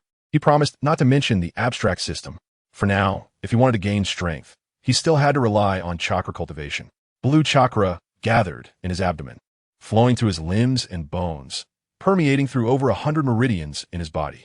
The refining speed was very fast. According to his previous speed, he wouldn't be able to move chakra within 10 minutes, let alone have it flow throughout his body. The chakra refining speed had increased by 70. Yin was secretly amazed. Clearly sensing the changes within his body, he stopped refining chakra. Even after stopping, the refining speed remained at 50. This meant, as long as he didn't release any large ninjutsu at once, the current amount of chakra, combined with the recovery abilities of his bodyguards, was enough to support him in long battles. The downside, however, this ability could only be used during the day. However, the rewards from this task were quite good. Apart from these 2 somewhat abstract sunflowers, he had solved his current dilemma of not having enough chakra. With this in mind, he informed hand seals and performed the shadow clone technique. Bang, bang, bang. The explosive sound of the technique rang out, and 10 shadow clones appeared beside him. This was the shadow clone technique performed under extreme conditions. When his father taught him this technique, he repeatedly warned him not to do it this way, as consuming too much chakra at once would inevitably endanger his own life. Even without endangering his life, the fatigue and mental shock experienced by the main body after the technique was cancelled was something ordinary people could hardly bear. And now, after he created 10 clones, the amount of chakra, boosted by the sunflowers, restored to its peak state in less than a minute. He could even continue to perform the shadow clone technique. Of course, Yin did not choose to do so. After canceling the clones, he flicked one of the sunflowers on the shoulder. "Can you spit something out?" The 2 sunflowers tilted their heads and exchanged glances, swaying their bodies a few times, and then opened their mouths to spit sunflower seeds all over Yan's face. The sunflower seeds fell like dense raindrops on Yan's face, judging by the scattered seeds on the ground. If he took them back to roast, he probably wouldn't need to get snacks from Sasuke today. For some unknown reason, Yin, who had achieved sunflower seed freedom, was not happy at all. Veins bulged on his forehead as he grabbed one of the sunflowers by the neck and growled in a low voice. "Stop. I'm not eating this for now." Yin took a deep breath, suppressing the urge to rip these 2 off, and patiently said, "Give me something special. Don't tell me. You can only spit this stuff." Upon hearing this, the sunflowers seemed to understand this foolish human's meaning. They nodded up and down and suddenly emitted a strong light. In that moment, standing in place, Yin felt like he saw the sun, as if he had returned to his previous life when his teammates threw a flashbang in his face while gaming, while feeling dazzled by the brightness. He also wanted to punch someone. "You better wait to be plucked at your petals." About 3 seconds passed, and the light gradually dimmed. When he could see the surrounding world again, he discovered that there were 2 golden light clusters at his feet. This made him retract the thoughts of dealing with his bodyguards. That said, the previously blinding light could also serve as a means of offense. At least it could blind the enemy. Not bad. Yin convinced himself and squatted down to observe the light clusters at his feet. After 3 minutes of careful observation, aside from finding this thing somewhat magical, he couldn't discover anything special about it. Yin pointed at the light cluster in front of him and tilted his head to ask the two sunflowers, "What is it for?" The sunflowers gazed at the light clusters, thought for a long time, and then nodded in unison, indicating it's edible. The kids next door are drooling over it. "Oh my, that flavor is so authentic." Yin. The words of the bodyguards made the atmosphere turn silent, and they looked at this human with increasingly guilty eyes, fearing that he would get angry and eat them on the spot. Yin stared at the light clusters for a long time, and his murderous intent was already uncontrollably spilling out. He was internally conflicted, worried that he might accidentally kill these two in anger, constantly telling himself, calm down, calm down. This flower is still useful. Can't kill. Can't kill. After spending a few minutes calming his emotions, he finally reached out his right hand to grab one of the light clusters and then, thinking about it being edible, brought it to his mouth. However, before it reached his mouth, the light cluster dissolved into specks and entered his body. In an instant, Yin felt his cells within becoming active. Sun power? Or is it a healing effect? Closing his eyes to sense the changes in his body, Yan's expression softened, glancing at the remaining light clusters. He took a shuriken from his ninja tool pouch and lightly made a cut on his arm. As blood oozed from the wound, Yin repeated the previous action. After the light transformed into specks, the wound on his hand healed as well. As expected, it seemed related to healing. Yin murmured, a hint of joy appearing between his brows, and turned to head inside, planning to share this good news with his dear little brother. "My lovely brother, come here." Chapter 19. There's so many summoning beasts in the ninja world, so having a ninja flower makes sense, right? Yin, do you think I'm an idiot? Sasuke frowned, clenched his fists, and glared at this annoying guy in front of him. 3 minutes ago, Yin, with two sunflowers on his shoulders, forcibly rescued the sleeping Sasuke from his blanket seal. Just as Sasuke woke up, his morning grumpiness erupted. But when he saw the two long-faced sunflowers on Yan's shoulders, he was so scared that he fell on his backside, exclaiming and scrambling to the corner of the room. Then, Yin seriously told Sasuke that the two sunflowers on his shoulders were summoning beasts. In such a vast ninja world, there are summoning beasts like ninja dogs, ninja cats, etc. It's perfectly normal to have a ninja flower like a sunflower. Sasuke was shocked and speechless. The main reason Yin came to find Sasuke was to test whether the sunflower's healing abilities could work on others. Moreover, he learned during their communication that the sunflower could release 3 light orbs a day, totaling 6 healing opportunities. Healing himself was enough, and the rest depended on whether it could heal others. "I'm not lying. They can even talk," Yin said seriously, and then he slapped the two sunflowers on either side, saying, "Speak." The sunflowers seemed to have figured out how to interact with this foolish human, and after receiving 2 slaps, they immediately began to showcase their impressive linguistic talents. The left sunflower shouted in a deep male voice, "Give him a whole live. Rough. Go." Ignore the right sunflower followed suit with a low growl, followed by a loud roar. A woo. Woof woof woof. It barked while peeking at Sasuke, resembling a vicious dog from a landlord's house. When Sasuke heard the hurried barking from the sunflower, his eyes almost popped out. What kind of ninja flower is this? Slap slap. Yan's expression remained emotionless, even somewhat cold. He returned the favor by slapping each sunflower twice, indicating that he was gradually getting used to this abstract behavior. The 2 light orbs. The sunflowers received the order, closed their eyes, and began to emit light. Seeing this strange phenomenon, Sasuke was somewhat curious about what this dog-like sunflower could do next. He stretched his neck and widened his eyes. In the next second, a dazzling light suddenly flashed in the room. Yin had learned his lesson from a previous experience and closed his eyes before ordering the sunflowers. But Sasuke wasn't so lucky. "Oh, Yin!" Sasuke shouted in pain, covering his eyes. Even with his eyes shut, the whole world was still a blinding white. A few minutes later, once he recovered, Sasuke, with a sour face, kicked Yin out of the room, giving this damned guy a parting kick. "Get out! Get out of my room!" Bang! Sasuke slammed the door shut and locked it, leaving Yin standing at the entrance. I was wrong. I should have reminded you. But Sasuke, did you hear that? You should try whether that light orb inside can heal," Yin said apologetically, knocking on the door from the outside. He hadn't had a chance to say a word after checking that Sasuke was okay before Sasuke kicked him out. After about 10 minutes of shouting, Sasuke inside remained silent, and it was clear that the kid was indeed angry. "Fine. If you don't want to try, I have something to do, so I'll head out first. I'll bring you some glutinous rice balls when I get back." Yin stood at the door for a long time, finally shouted a few more words inside, still receiving no response, and then put away the sunflowers on his shoulders and turned to leave. 10 skewers. Sasuke roared, his voice still angry. But Yin at the door had already lifted the corners of his mouth. Got it. After saying that, Yin closed the door and left the house. The Nankagawa River wasn't too far from Yan's house. To avoid raising suspicion, he wandered around the streets as usual. By the time he reached his destination, he was carrying a bag with 20 skewers of dumplings in his left hand, a cake in the other, and 2 Shiba Inu puppies he had bought from the dog kennel. He also held a few bunches of chrysanthemums in his arms. The chrysanthemums were purchased from Ino's flower shop and were said to be from mourning the deceased. Yin felt he needed to be prepared, so he bought a few bunches of chrysanthemums. If Shisui were to die like in the original story, this bouquet would serve as a preemptive tribute to Shisui. It's Uchiha Yin, the senior Shisui. Should we monitor him?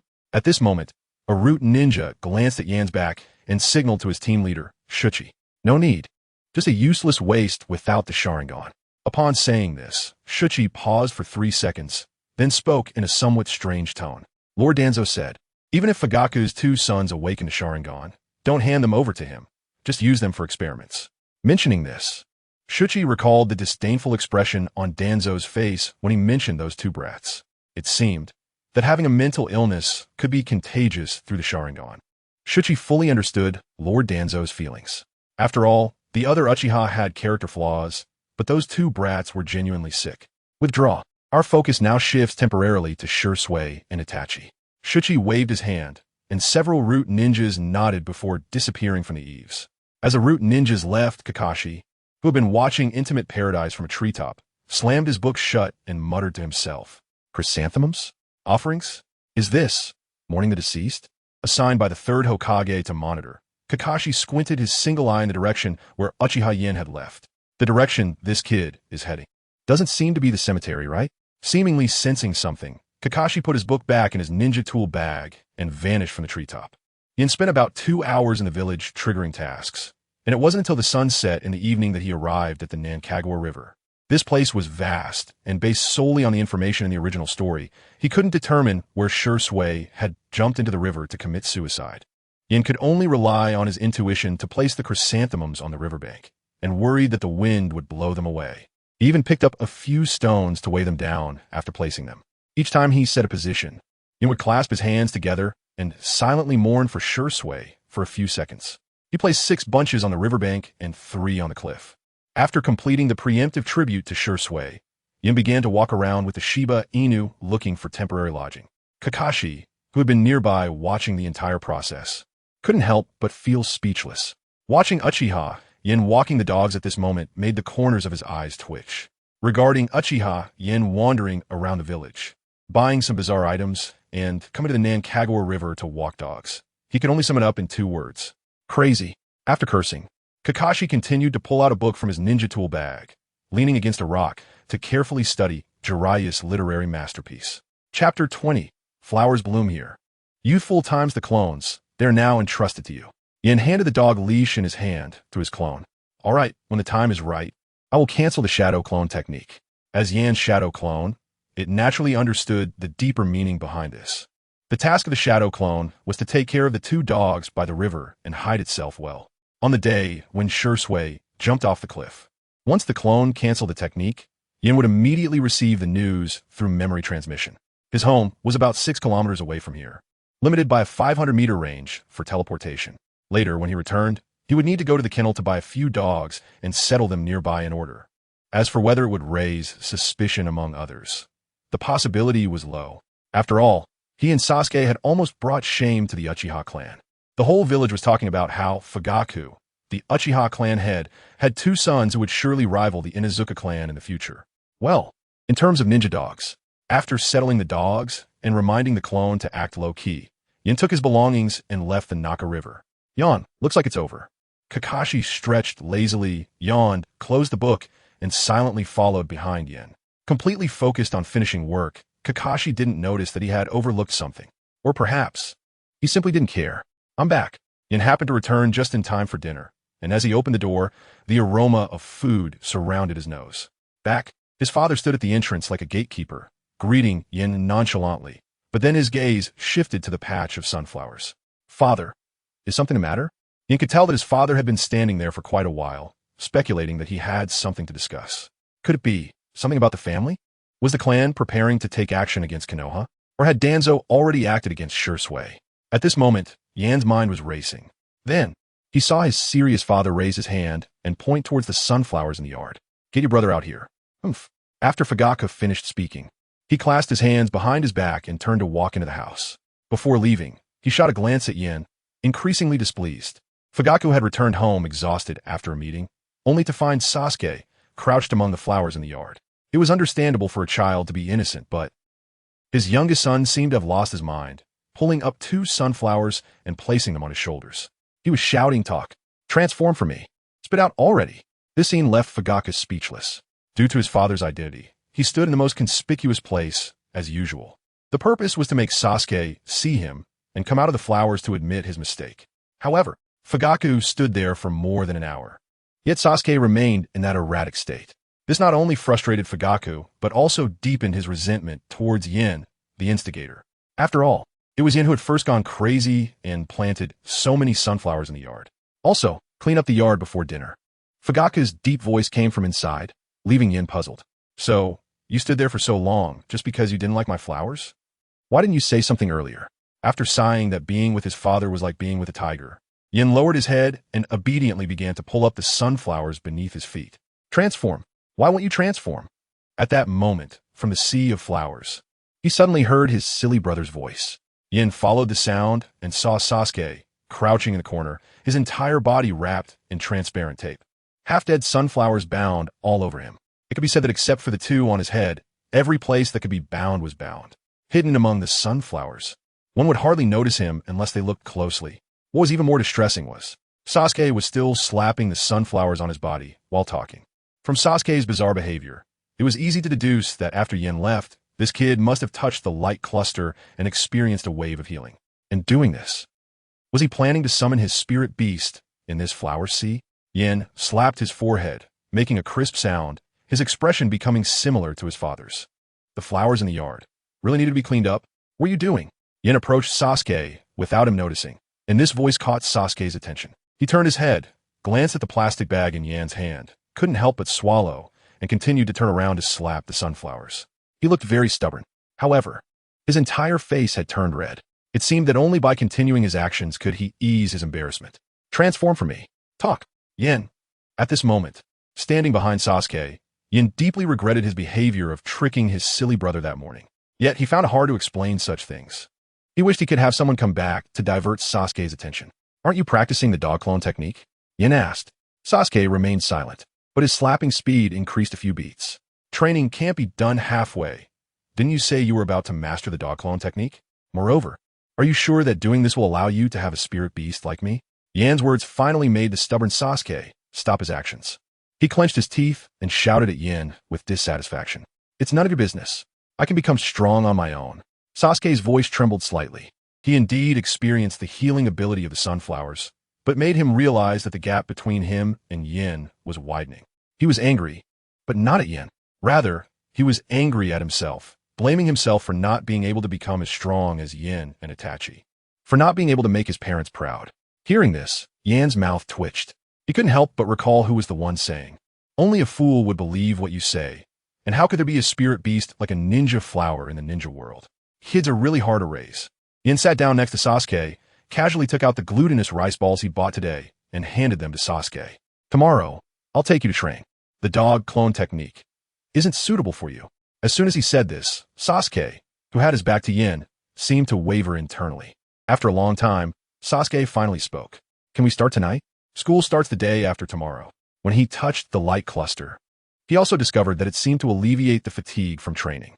In other words, as long as he had the ninja flower sunflower, he could train like crazy without worrying about injuries or the excessive chakra consumption causing damage. This was also why he was so obsessed with spirit beasts. Yin understood that part of Sasuke's desire to become stronger was not wanting to embarrass the Uchiha clan at school. He didn't point out Sasuke's little thoughts and chuckled lightly. "All right, we'll start tonight. Perhaps you could try training in lightning release." Chapter 21. Shattering Darkness with Thunder. Are you ready? Wait a minute. Yin, are you sure this won't go wrong? Sasuke, we already did safety tests before, so don't worry. All right, fine. But can you at least call out the sunflowers first? Around 8 o'clock at night, Yin took his younger brother to practice lightning release as promised. However, there was a small accident. He suddenly realized that he didn't know much about lightning release. The entire Uchiha clan, including him, practiced fire release, and even in Konoha, there were very few who trained in lightning release. Before leaving, Yin had consulted his father, Fugaku, who nodded and said he would find a way, but it would take some time. Unfortunately, Sasuke was anxious and eager to become stronger. Coincidentally, Yin had gained a bit of inspiration from the lightning release training in the hidden cloud village. After saying goodbye to their parents, Yin led Sasuke to a nearby utility pole, and after conducting a series of safety voltage tests, Yin concluded that in this ninja world, strong-bodied ninjas could withstand a safe voltage of around 90 volts. They were much tougher than people from his previous life. After completing the safety tests, Yin tied Sasuke to the utility pole and pulled 2 wires from above. To avoid his family's electricity meter running backward, Yin specifically found a remote location in the village that wouldn't affect others. Even the utility pole he found had been abandoned for a long time and looked like it was about to be discarded. Well, it was indeed better to be safe. Yan's outfit was particularly strange. To avoid drawing attention, he had wrapped himself in a lot of sunflowers, just like Sasuke had done before. He also wore thick, insulating gloves. He put down the 2 wires in his hands, opened his backpack, and called out his 2 guardian spirits. Sasuke, tied to the utility pole, watched Yin with the 2 crackling wires in his hands and nervously swallowed. He was determined about his training. No difficulty could stop his desire to become stronger. But to be honest, it was impossible not to be nervous about being electrocuted. Yin, wearing the thick, insulating gloves, bent down to pick up the 2 wires and said seriously, "Sasuke, are you ready?" Gulp. Sasuke swallowed again. "Yin, are you sure they train like this in the Hidden Cloud Village?" I feel like something is off." Hearing his brother's words, Yan's expression changed a few times. He couldn't directly say that lightning release chakra could stimulate the cells in the body to gain a powerful boost. Otherwise, Sasuke would definitely dig deeper. As for whether it would work, to be honest, he didn't know either. But at least it could help Sasuke increase his resistance to lightning release chakra in advance, making it easier for him to master that ninjutsu in the future. He hadn't considered whether something could go wrong. A ninja's body could withstand a bit after all. Not to mention, he also had healing orbs. "Sasuke, there's nothing wrong. If you want to master lightning release, you have to first experience the feeling of being struck by lightning." Yin said earnestly, his expression serious. Sasuke was confused, looking at the 2 crackling wires in Yan's hands, feeling very uneasy. He lowered his head and muttered softly, expressing his opinion on Yan's statement. "But when we practice fire release, we aren't burned by fire, and for water release, we don't have to soak in water. Wind release doesn't require us to run to the mountaintop to feel the wind, right?" Yin. Sasuke's words made some sense, leaving Yin momentarily at a loss for a rebuttal. After pondering for a moment, Yin looked up at the moon and asked, "Are you going to practice or not? If not, I can go back to sleep. If you're scared, then just forget it." At this point, even if Sasuke really wanted to give up, he felt too embarrassed to bring it up to Yin. "Come on, I'm not scared at all." Sasuke tightly closed his eyes, gritting his teeth, his body tense. For a moment, he looked as if he were being interrogated. Kakashi, who was squatting on a nearby tree watching, looked down at this scene in silence. Kakashi had been following the 2 brothers since they left home. He had seen everything they were doing. At first, he thought Uchiha Yin really had some lightning release ninjutsu to teach Uchiha Sasuke. As one of the few ninjas in the village proficient in lightning release ninjutsu, he was quite curious. But the actions of the 2 brothers truly shocked him. Tied to a utility pole and receiving electric shocks. Was this really not some kind of interrogation technique? Kakashi didn't understand this method of training, but he was greatly astonished. After a long time, he stared in the direction of the 2 brothers. "These 2, are they crazy? This is too reckless." After saying that, Kakashi sighed, turned, and disappeared from the treetops, quickly heading toward Fugaku's house, hoping to find an opportunity to inform Fugaku. He was genuinely worried that while he was watching, these 2 brothers would accidentally harm themselves, and he wouldn't know how to explain it to the 3rd Hokage later. After Kakashi left, Yin began the special training for his brother. He first instructed his guardian spirits to keep an eye on Sasuke's condition. If anything happened, they should immediately release healing orbs to treat him. "All right, I'm starting." Yin tightened the wires in his hands and decisively connected them. Z. The moment the 2 wires were connected, a powerful current surged through Sasuke's entire body, emitting a sizzling sound. while Sasuke convulsed on the utility pole and shouted, "Ah!" The smell of burning quickly spread around, and under the influence of the current, Sasuke's hair was forced into a Super Saiyan mode. Whether he became stronger was unknown, but he certainly looked like a strong warrior. Yin stared intently at Sasuke's convulsing body, always ready for the sunflowers to release healing orbs to treat him. About 10 seconds later, bang! Arcs of electricity shot out from the utility pole, creating a loud explosion, and sparks flew beside the two brothers. In an instant, all the streetlights in Konoha went out simultaneously. The sound of televisions in villagers' homes abruptly stopped, and dog barks echoed in succession. The entire Konoha was engulfed in darkness, and villagers rushed out of their homes in panic to see what had happened. Umbu ninjas and root ninjas were on high alert, almost simultaneously moving toward the Uchiha clan's area. In the Hokage's office, the third Hokage stepped out onto the balcony with his hands behind his back, looking up at the moon with a serious expression, and said to Itachi and Shursui inside, "Itachi, has your father made a move?" Itachi, Shursui. Chapter 22. Danzo, I am a Hokage. Have you investigated clearly? Is the Uchiha clan going to make a move? In the headquarters of Root, Danzo, under the flickering candlelight, asked his subordinate behind him. Tonight, the power outage in Konoha was too suspicious. With such an incident occurring, it was inevitable for Danzo to suspect whether the Uchiha clan was preparing to act at this moment. However, this thought flashed through Danzo's mind and was quickly dismissed. He knew very well that the Uchiha clan would not act openly. Because of Shursui's Manjiki, that group of inherently evil Uchihas would not choose to confront the village head-on. The ninja hidden in the darkness remained silent for about 10 seconds after hearing Danzo's words. Remembering the power outage incident tonight, his masked face twisted in an uncontrollable manner. It was Uchiha Itachi and Uchiha Sasuke. They were practicing lightning release, running under the power poles and pulling down 2 power lines, which caused a large-scale blackout in Konoha. After this statement, the empty and dark room fell into a deathly silence. After a long time, Danzo finally spoke. How has Shursui been lately? The root ninja lowered his head, not daring to speak. Itachi has been following him closely. We had no opportunity. Upon hearing this, Danzo's brows furrowed tightly, and he tightened his grip on his cane, striking the floor forcefully, and shouted harshly. Useless. I only want results.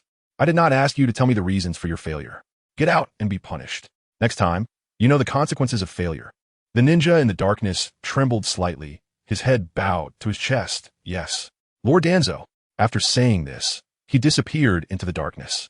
After pondering for a long time, Danzo walked out of the root base with his cane. Hokage's office. Third Hokage. Please believe us.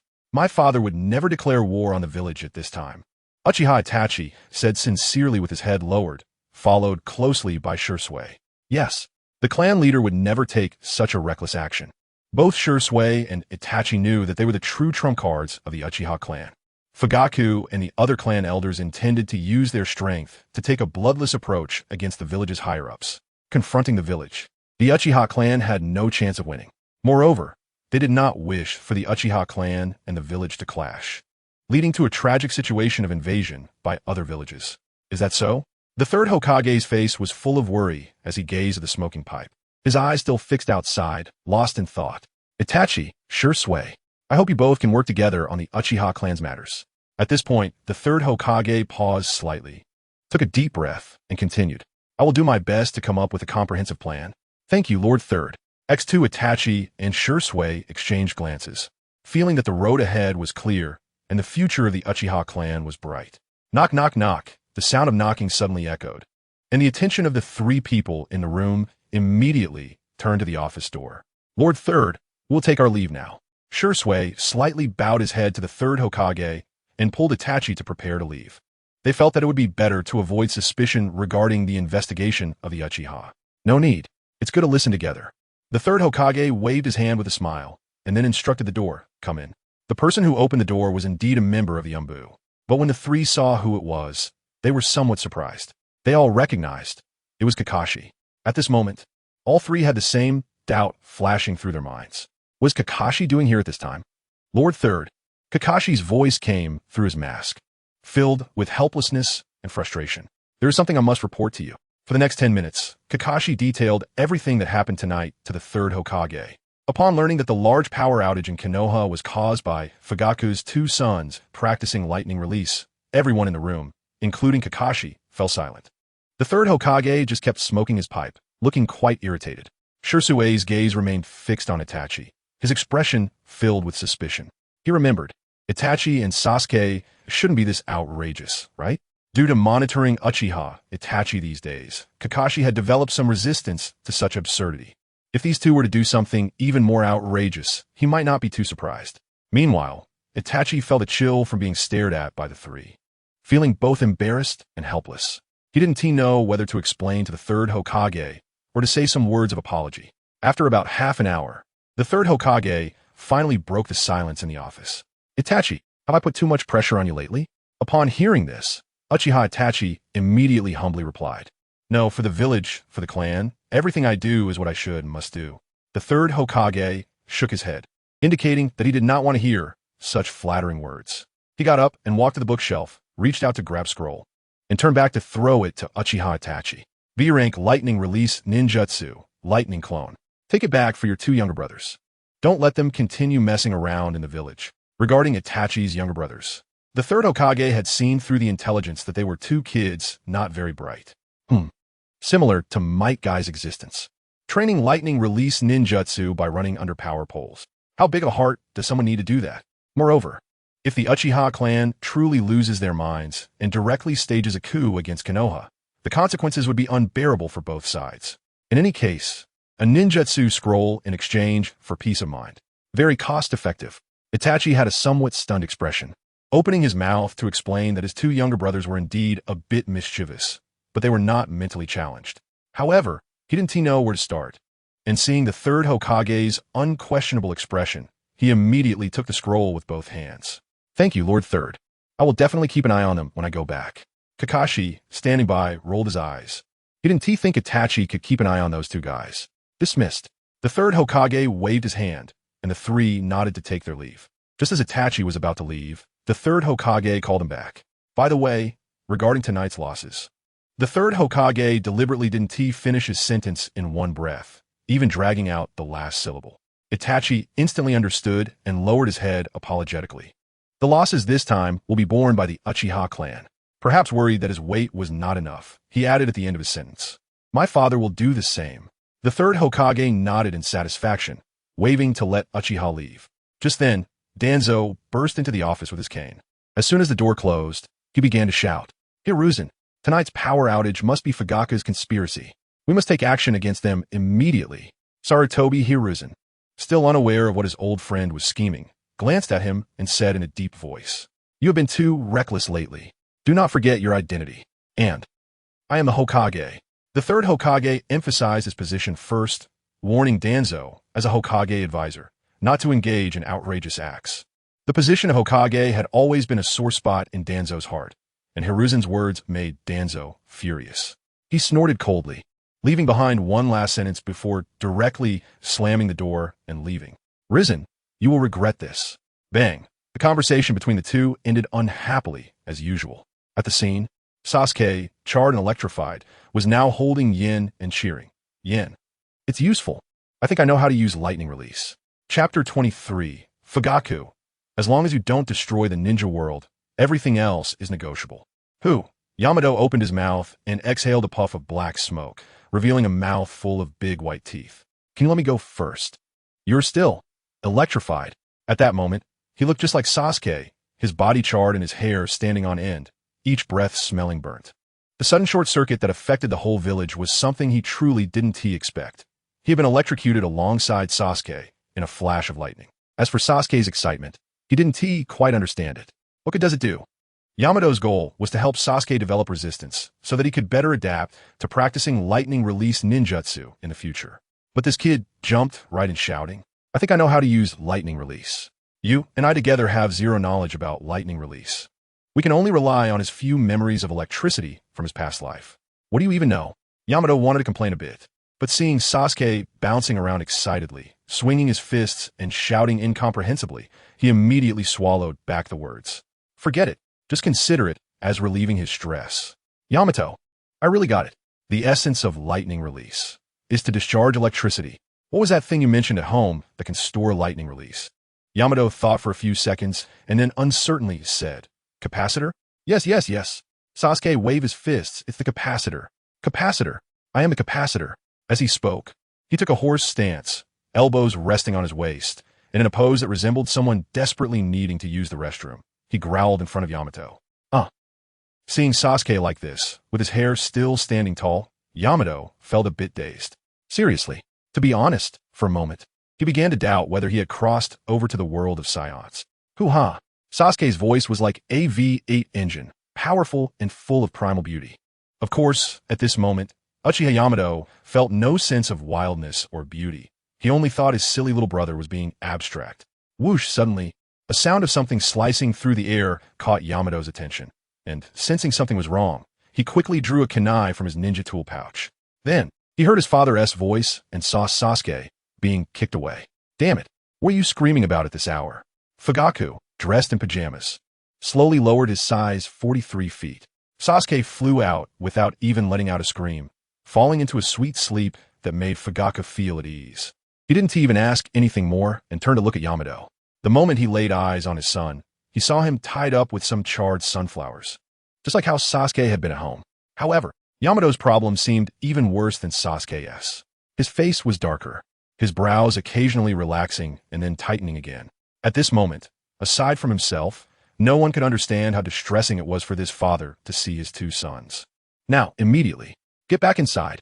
Fugaku glared at one of his sons with hair standing on end and a charred body, his stance already exuding murderous intent. Yamato instinctively shrank his neck at the sight of his father's anger, and being in the same space made him cautious even about breathing. The large-scale power outage in Konoha tonight was indeed beyond his expectations. Who would have thought? This old power pole could cut off the power to the entire village. Yamato knew he was in the wrong, but he still silently complained a few times about the village administration's major problems. Such a shabby thing should have been eliminated due to its safety hazards. He ran to the garbage pile, touched Sasuke's nose, and finding that he hadn't been kicked to death by his father, he hurriedly picked up Sasuke and followed Fugaku. Fugaku, without saying a word, glanced around and headed home. But Yamato noticed his father took a deep breath as he turned around. It was clear that besides anger, there was also concern for them. The three of them formed a straight line heading home, the moonlight cascading down, their shadows forming a straight line. Fugaku's shadow stretched long, the moonlight falling on him, making it difficult for the sons behind him to be illuminated. Perhaps influenced by the environment, Yamato suddenly felt his father's figure was somewhat tall, but his back was slightly hunched, making his nose involuntarily feel a bit sour. I'm sorry, father. I didn't expect to cause you trouble. However, after he spoke, there was still no further communication between father and son. Yamato lowered his head, silently following Fugaku. Sasuke leaned against his shoulder, sleeping soundly, even mumbling a bit in his sleep. It's fine. This trouble doesn't count as much. Fugaku slowed his pace slightly, speaking a few indifferent words. His expression softened a lot, no longer twisted as before. But the clouds of gloom between his brows had not dissipated. And I will find a way to master lightning release ninjutsu, so don't give your brother any bad ideas again. When they reached the doorstep, Fugaku glanced at Yamato and tilted his head to signal his two sons to go home. He stood at the doorstep, showing no intention of entering. Father, is there anything I can help with? Yamato stood at the door, not entering, looking very seriously at Fugaku. As soon as he said this, his father suddenly let out a chuckle. After the smile faded, he restored his usual seriousness, but his eyes were suddenly misty. Yes, just don't destroy the ninja world. I'm off. After saying this, Fugaku turned and walked toward the Hokage building. Yamato stood outside for a long time, watching his father leave before finally opening the door and returning home. However, his father's words not only didn't dispel Yamato's thoughts, but instead made him more convinced. To save his family and even the Uchiha clan, there was only one path to take, and that was to destroy the ninja world. Of course, there are ways to go about destruction, now that the village is so eager to target the Uchiha clan along with the restless clansmen. The main reason is still that it's too peaceful. In short, they're too well-fed. Yamato's idea was to find a way to establish an organization in the ninja world and directly declare war on Konoha. At that time, the villages that needed power would naturally not cause trouble for the Uchiha clan at such a critical moment. The general idea was to follow the path of the Akatsuki organization and Obito. make them have nowhere to run. So, the question arises, how should he establish a powerful organization and declare war on Konoha? Zzz. At this moment, a sudden sound of electricity and a tingling sensation interrupted Yamato's thoughts, causing him to instinctively throw Sasuke away from his back. Ah! Sasuke's scream rang out, and his morning grumpiness erupted again. He rolled over from the ground, jumped up, and pointed at Yamato, cursing, "Uchiha Yamato, are you insane? I was sleeping so well in you." It seemed he realized that the surrounding environment was a bit off. Sasuke's cursing suddenly stopped. "Wait, where am I?" Yamato stood at a distance and didn't answer him, instead focusing intently on Sasuke. "You, what was that noise just now? Why are you discharging electricity?" Chapter 24. Sasuke, who can generate electricity while pooping. The noise in the courtyard startled the mother, who had accidentally fallen asleep in the living room while waiting for her two sons. Mikoto quickly walked out of the living room, and, upon seeing her two sons, her eyes immediately turned red, covering her mouth with one hand. Tears were already welling up in her eyes. However, when she saw the boys' outrageous hairstyles, she couldn't help but burst into laughter. "Ha ha ha, did you guys get new hairstyles outside for school tomorrow?" Mikoto leaned against the doorframe, laughing so hard she couldn't stand up straight, tears streaming down her face. Unsure whether she was worried or amused, Sasuke wanted to share his joy of becoming stronger with Itachi, but upon hearing his mother's laughter, he raised his hand to touch his head and immediately felt like a shrimp just out of the pot. He turned bright red and curled up in embarrassment. Seeing his mother like this, Itachi, who wasn't as concerned about his image as his younger brother, smiled calmly and then rubbed his hands through his hair. "Mom, what do you think? Sasuke dragged me outside to get a trendy hairstyle." Sasuke suddenly became anxious and yelled loudly, "I didn't." Itachi's goofy actions, coupled with his tone and Sasuke's angry expression, made Mikoto unable to hold back her laughter, causing her to laugh so hard she hit the floor. If she had been using laughter to mask her worries before, at this moment, she was genuinely amused by her sons. "Looks great. Ha ha." Itachi, unlike Sasuke, who always held himself with strong pride, felt that making his mother happy was a fortunate thing. He didn't care about embarrassment, no matter how embarrassing it was. Itachi thought it was better than being a clown outside. At least his mother would only worry about him, while others would truly see him as a clown. Seemingly infected by the laughter, he joined in, laughing along with her. Even the image-conscious Sasuke had the corners of his mouth turned up. After comforting his worried mother, Itachi took Sasuke to the bathroom for a wash. When they returned to their room, it was already late at night. However, both of them were still quite energetic. Itachi sat on the bedding and lowered his voice to ask Sasuke about what had happened earlier. What was that electricity thing about? Sasuke had been waiting for this question and, upon hearing it, tilted his head back, his mouth curling into a smug grin. "Since you, as my younger brother, are sincerely asking, then I, as your older brother." Bang! Before Sasuke could finish his sentence, Itachi's fist landed on his head first, creating a big bump and causing Sasuke to cry out in surprise, breaking his moment of pride. "Itachi, are you sick? You just talk." Sasuke rubbed the spot where he had been hit, feeling a bit of pain, almost to the point of tears. "Get to the point." Itachi crossed his arms over his chest, his face showing no expression, maintaining a cool demeanor. If this kid continued to act in front of him, Itachi wouldn't mind giving him another lesson. Suddenly recalling the earlier scene outside, Itachi reminded him, "Also, speak nicely, don't act like you're pooping and shout. Mom is already asleep." Sasuke's Saiyan mode, to be honest, made it hard for Itachi to keep a straight face. Plus, with the impending night of their clan's destruction, Itachi felt that if this kid shouted a few more times, he might actually end up being sacrificed. Truly unlucky, and it was also very abstract. Hearing his incredibly cool technique referred to as pooping made Sasuke furious, and he shouted back, but thinking of their mother, his voice gradually lowered. "Wow, what? What do you mean pooping? That's my new ninjutsu." Itachi slightly lifted his chin, indicating that he could demonstrate. "Come on, let me see what you've really learned. Watch closely." Sasuke could sense the expectation on Itachi's face, pulled back the covers, got off the bed, and struck the same pooping pose again. However, he didn't shout loudly this time. Instead, he whispered, "Hum." Sasuke squatted down, his little face turning red, while Itachi observed from the side. However, 10 minutes passed, and the kid still maintained his original pose. Oh no, this kid scratched his back 6 times and killed 3 mosquitoes. Meanwhile, Itachi yawned 3 times, stretched twice, and struggled countless times against sleepiness. "Are you done yet?" Itachi asked impatiently. It was already 4 a.m., and in a few hours, they had to get up for school. Though his body was stronger than in his previous life, he was still just 6 years old, and it was impossible for him to pull off all-night training like before. Don't rush, don't rush. Almost. That's the 7th time you've said that. Itachi finally couldn't take it anymore, rolled his eyes, and lay back down on the bed. Just as he was about to close his eyes, he suddenly heard a faint sound. Zzz. Is it the sound of electricity? Itachi jumped up from the bed, only to see several blue arcs of electricity starting to surge from Sasuke's body. There weren't many arcs, about 3 of them, as thin as hair, moving up and down on Sasuke's body. Sasuke was the first to notice the change in himself, and upon seeing Itachi's surprised expression, he felt a burst of joy, even more exhilarating than before. He imitated Itachi's expression, struck a cool pose, and proudly shouted, "Itachi, speak!"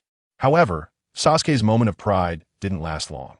As soon as he finished speaking, the flickering arcs of electricity on his body disappeared as if they had never existed. Itachi's evaluation was very high, but also quite brief.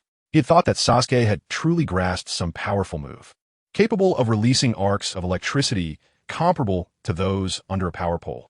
In the end, you made me wait for so long for this? He lay back down and pulled the blanket over his head, not wanting to talk to his foolish younger brother anymore. Hey, wait. Itachi, that doesn't count. Wake up for a second. Having spent so many years together, Sasuke naturally knew that Itachi's earlier comment was mocking him, so he began to explain. Of course, his explanation sounded to Itachi like those noob teammates saying the internet lagged or the mouse is broken. Moreover, even if Sasuke's ability could generate arcs of electricity, it was still too useless. It would be better to wait until later to find Kakashi to learn. Okay, I got it. I believe you, time to sleep. The extremely perfunctory words came from under the blanket. When Sasuke heard this, he found it grating and wanted to prove himself even more. I'm out of electricity right now. Just one more time, and my lightning chakra will be full again. Sasuke grasped the blanket to explain, while Itachi turned over, giving him the cold shoulder in response. Do you really want to go to the power pole every day to train? Foolish. Sasuke was completely furious, turning around to grab the hairdryer he had used earlier. And with a tug of his small hand, he pulled out the power cord. Then, dragging the cord along with the plug, he walked towards the socket. Chapter 25, I see you have a way to die. In the early morning, the rooster's crow woke Yin from his sleep. Stop sleeping, hurry up and get up. He rubbed his eyes, groggily pushed beside him, ready to call that kid Sasuke to wake up. However, when he reached out, he found nothing but air. More importantly, Yin wasn't sure if it was because he hadn't rested well, but he could always vaguely smell a burned odor. Huh, what did he run off to? At that moment, Sasuke's voice came from the corner of the room. Yin, good morning. Sasuke exhaled a puff of dark air, displaying a row of big white teeth, his small face blackened, and his whole body crackling as he greeted Yin. Last night, he had finally managed to smooth his hair, but now it was frizzed out like a ghost. Yin turned his head to see this kid and momentarily thought he hadn't woken up, rubbing his eyes multiple times. A few seconds later, he finally accepted this hard-to-believe fact. Uchiha Sasuke, are you crazy? Did you spend the whole night playing with the electric switch? Yin regretted what he had done last night, and now seeing this delusional fool, he really wanted to beat this kid up early in the morning. No, I didn't. Sasuke pulled the wire from the socket with one hand, slowly standing up. The arcs of electricity crackling around him were even more numerous than last night, sounding like an electric mosquito racket hitting mosquitoes. He combed his hair, and the frizz on top of his head somehow returned to normal. Yin, I am very strong now. Whoosh. As soon as Sasuke finished speaking, Yin had already pulled open the curtains, looking up to observe the weather outside. It was definitely sunny. The changes in Sasuke didn't surprise him much. After all, in this world of ninjas enhanced by chakra, it was quite normal for strange things to happen. Just a little electric Sasuke. Nothing special. He had even seen an electric rat that could release 100,000 volts. Look at me. The arcs of electricity Sasuke released couldn't last long, and he really wanted to prove he was different from before. But Yin just wouldn't turn around to look at him. This made the kid a bit anxious. Whoosh, the door was pulled open, and Itachi appeared at the door with a gentle smile. He was wearing a pink apron and held a spatula, clearly having prepared breakfast with great care. Nisan, look at me. My lightning release. Seeing Itachi appear gave Sasuke a target to show off again, and he dashed over to him, waving his arms. However, the flickering arcs of electricity around him had already disappeared, making it impossible to prove anything to others. When Itachi saw Sasuke covered in black and surrounded by a burnt smell, his smile stiffened slightly, as if recalling something very unpleasant. Last night, Konoha had been repaired by professionals, but for some reason, it was still flickering like it was haunted. He and Shursui had just returned, but they were called back to the Hokage's office to see the third Hokage, sighing all night and smelling secondhand smoke. Just now, it was definitely there. Sasuke lowered his head, spread his hands, his expression full of disappointment. Meanwhile, Yin had changed his clothes and gave Itachi a resentful glance, frowning as he said softly, "Hey, 1 against 7. Choose. Choose." Hearing Yin call his name, Itachi immediately replied without hesitation, not giving him a chance to ask his question. "No, I wasn't asking you that.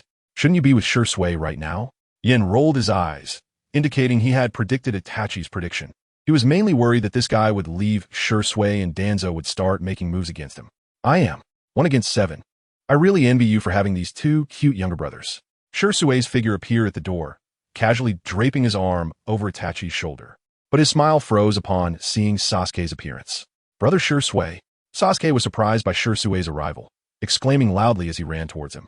Luckily, Itachi reached out and poked him on the head, stopping his impolite behavior. "Go wash up. You can't be so rash, you know." Shursui waved his hand, 1 against 7. "You know, I don't care about that." Amidst the laughter, Sasuke ran to the bathroom to tidy up. Yin watched with a strange look, rolling his eyes at Itachi and Shursui. When he arrived at the dining room and saw a table full of fried eggs, his speechlessness reached its peak. Yin looked up and met Itachi's somewhat nervous gaze, focusing entirely on his eyes. However, aside from the thick dark circles, he found nothing else wrong. 1 against 7 this guy. Has opened a Manjiki Sharingan? These fried eggs on the table can't possibly be made by his Amaterasu, right? Yin thought to himself, his gaze constantly shifting between Itachi and Shursui. Feeling uncomfortable under his gaze, Itachi wiped the sweat from his forehead and awkwardly said, "Does it not meet your taste?" "No." Yin shook his head, then raised his hand, pointing at the two of them. "Don't you think you two are too ambiguous?" "Itachi, Shursui." He thought it was fine for Itachi to protect Shursui closely, but did they really need to sit so close together? Their elbows were practically touching. Is this Konoha friendship? Terrifying. Upon hearing this, the two naturally understood what it meant, and both moved their chairs slightly apart. The atmosphere fell silent again, and a few minutes later, Shursui broke the silence. 1 against 7. Your younger brother is really hard to deal with. Also, Yin, if you don't hurry up, you'll be late. Itachi nodded and turned to urge the kid to hurry up towards the bathroom. "It's just the school enrollment. I actually don't have to go." Yin didn't think much of the enrollment, and since he and T rested well last night, he indeed didn't want to go. However, before he could finish his sentence, the system's voice rang in his mind again. "Ding! Task triggered. Awaken martial soul. Task you, who have come to the martial soul world, have reached the best age to awaken your martial soul. Now, hurry to the village entrance to find the Grand Soul Master to awaken your martial soul." Yin? Upon hearing this task, Yin really brought up the system interface and checked it repeatedly. After going through tasks related to cultivating immortality, eliminating demons, and the Zhuangzi fox repaying kindness, Yin thought he could accept any abstract task, but unexpectedly, every task from the system was so unexpected. But, system, don't you listen to what you're saying? Awaken martial soul? Find the Grand Soul Master at the village entrance? I think you found a way to die. Reward. Secret techniques of hidden weapons. When he saw the reward at the bottom, Yan's attitude suddenly changed drastically. Alright, okay. I was wrong about my attitude just now. This task's reward is very suitable for Uchiha. The system task is great, not abstract at all. Yin, what are you dazing about? Sasuke's voice suddenly rang in his ears, and Itachi and Shursui also looked over in his direction. "Oh, coming right up." Yin quickly shoveled a few bites to finish breakfast, immediately put on his shoes, and walked out. Although he didn't know how to complete this task, he vaguely guessed that it was likely related to his school enrollment. Age-appropriate awakened martial soul ninja school report. Reasonable. Chapter 26. Beasts always walk alone. Only cows and sheep herd together. Jisue and Yin had met only a few times, and Yan's general impression of him was like that of a sunny and cheerful neighbor brother. However, there was one thing about this guy that Yin really disliked. Yin, you need to build good relationships with your friends at school. You can't wear a sour face like other clansmen. The power of bonds can sometimes surpass even the Sharingan. The four of them walked down the streets of Konoha, with Jisue walking alongside Yin, while Sasuke had just come down from a 1-on-7 fight. During the process, Jisue patiently talked to Yin about the village, friends, and bonds. It seemed that the Uchiha clan had fully integrated into Konoha, and everyone had a bright future ahead. Among the Uchiha clan, Yin believed Jisue was the best fighter. As for Jisue as a person, he was indeed good, but also quite naive. If one were to make an analogy, Jisue was a bit like a university student living in an ivory tower, untouched by the harshness of society, always having beautiful dreams about the future. Yin listened with one ear and let out the other, occasionally throwing out a few words to appease this chatty neighbor brother. However, Sasuke couldn't stand such talk. He felt that others could not even compare to the powerful Uchiha clan. He quickly ran ahead of the three, his face arrogant, head slightly raised, and spoke with pride. Beasts always walk alone. Only cows and sheep herd together. The three of them stopped in their tracks, beads of sweat forming on their foreheads. Itachi and Jisei didn't express their opinions immediately. Instead, they turned to look at Yin in unison, as if to say that Sasuke's current state was all Yan's fault. What are you looking at me for? Is it my fault he turned out like this? Yin stepped aside, distancing himself from the two. They nodded silently, but their meaning was obvious. Because such bizarre words could only come from Yin, and Yin bore at least half the responsibility for Sasuke's current state. Jisue sighed and covered his face. Sasuke, power is not the measure of everything. No matter how strong a person is, there are limits. This statement reminded him of the times he and Itachi had navigated between the village and the clan. Even geniuses like them from the Uchiha clan couldn't change the current situation by themselves. Itachi nodded in agreement, believing Jisue's words made a lot of sense. Yin wanted to use Uchiha Madara as an example, but he felt the two might not be able to accept it, so he obediently kept his mouth shut. Young Sasuke couldn't understand Jisue's meaning. His small face was serious, and his tone was firm. Then I'll become stronger. Stronger than brother, Yin, and Jisue. Stronger than the Hokage. Stronger than everyone. His childish words contained an unprecedented powerful force, leaving Itachi and Jisue stunned, unable to speak for a long time. A few minutes later, Yan's voice broke the silence among them. Hey beast, it's time to go. He stood ahead, turning to look at the three, but his gaze lingered on Sasuke for a long time. If we don't leave now, we'll really be late. At his reminder, panic appeared on the faces of the three, and in the end, it was Jisue who used the body flicker technique to take them to the ninja school playground just in time to catch the third Hokage's speech, where the leaves danced. The fire continued to burn. Cough, cough. The flames will continue to illuminate the village and help the new leaves sprout. Children, cough, cough, cough. You are the hope of Konoha's future. The third Hokage stood on the podium, his tone high as he declared the will of fire to everyone. Today he was dressed in casual clothes, looking like an ordinary bald old man with a goat beard. But for some reason, he kept coughing at critical moments, occasionally tilting his head and spitting out phlegm in small amounts. Only Itachi and Jisue knew that the third Hokage had returned at 6 in the morning, having smoked all night, and probably barely managed to keep his eyes open before coming to school. It was no wonder he looked tired. The parents accompanying the children looked at the thin old man on stage and couldn't help but sigh at how much the third Hokage had given for the village. After the speech ended, the parents left their children behind, and the students, led by their teachers, headed to their respective classrooms. In the world of ninjas, schools were different from Yan's past life. After the registration day, classes started immediately.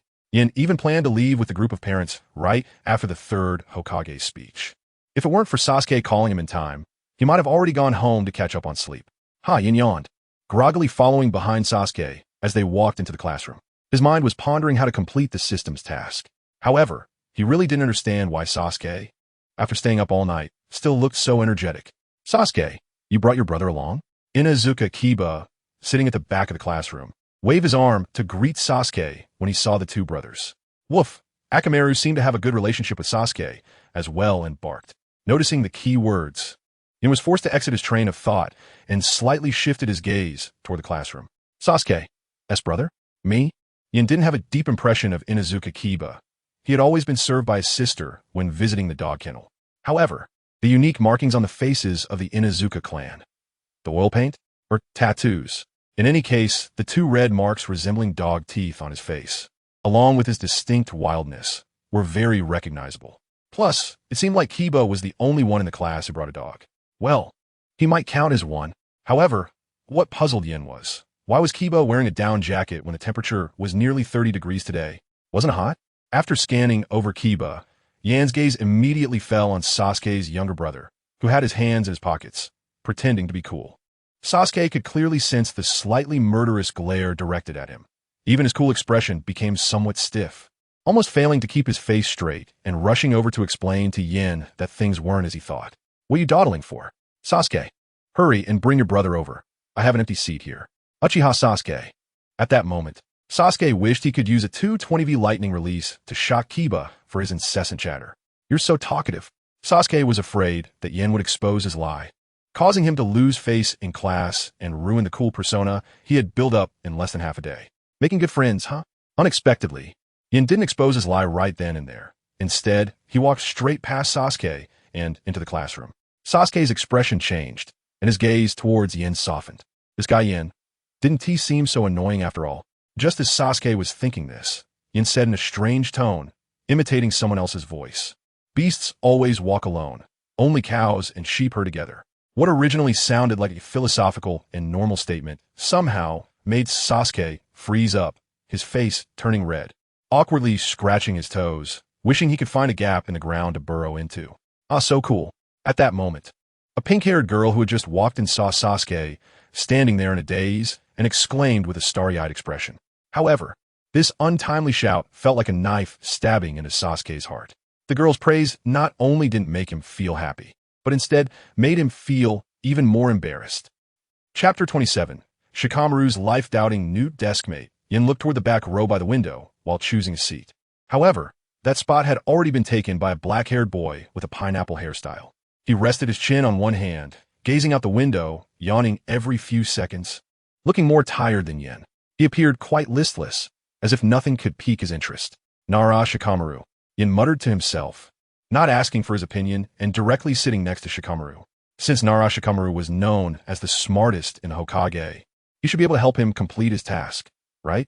Since entering school, he had been pondering the connection between martial soul awakening and the start of school. He even secretly went to the bathroom, waiting until no one was around, and quietly shouted a few phrases about martial soul awakening. The result, aside from the foul smell in the bathroom, there was no response at all. It was indeed a bit tricky for him. You should be the older brother, right? At that moment, Shikamaru's lazy voice came, and Yin felt like his voice was a lullaby, making him very sleepy. Shikamaru glanced at the Uchiha sitting next to him, feeling somewhat curious. After all, twins were quite rare in Konoha, and the Uchiha clan was even rarer. Shikamaru wanted to see how this pair of twins differed from ordinary people. Moreover, he had heard that the two sons of the Uchiha clan leader seemed to have some issues. In short, various rumors made Shikamaru, who viewed everyone as a fool, somewhat curious about their existence. Yin didn't respond, and instead looked towards Sasuke's position. Shikamaru also remained silent. He was not good at interacting with others, and turned back to look out the window. Sasuke seemed worried about getting beaten up or losing face. So he gave up sitting with Yin, and chose a seat in the front row.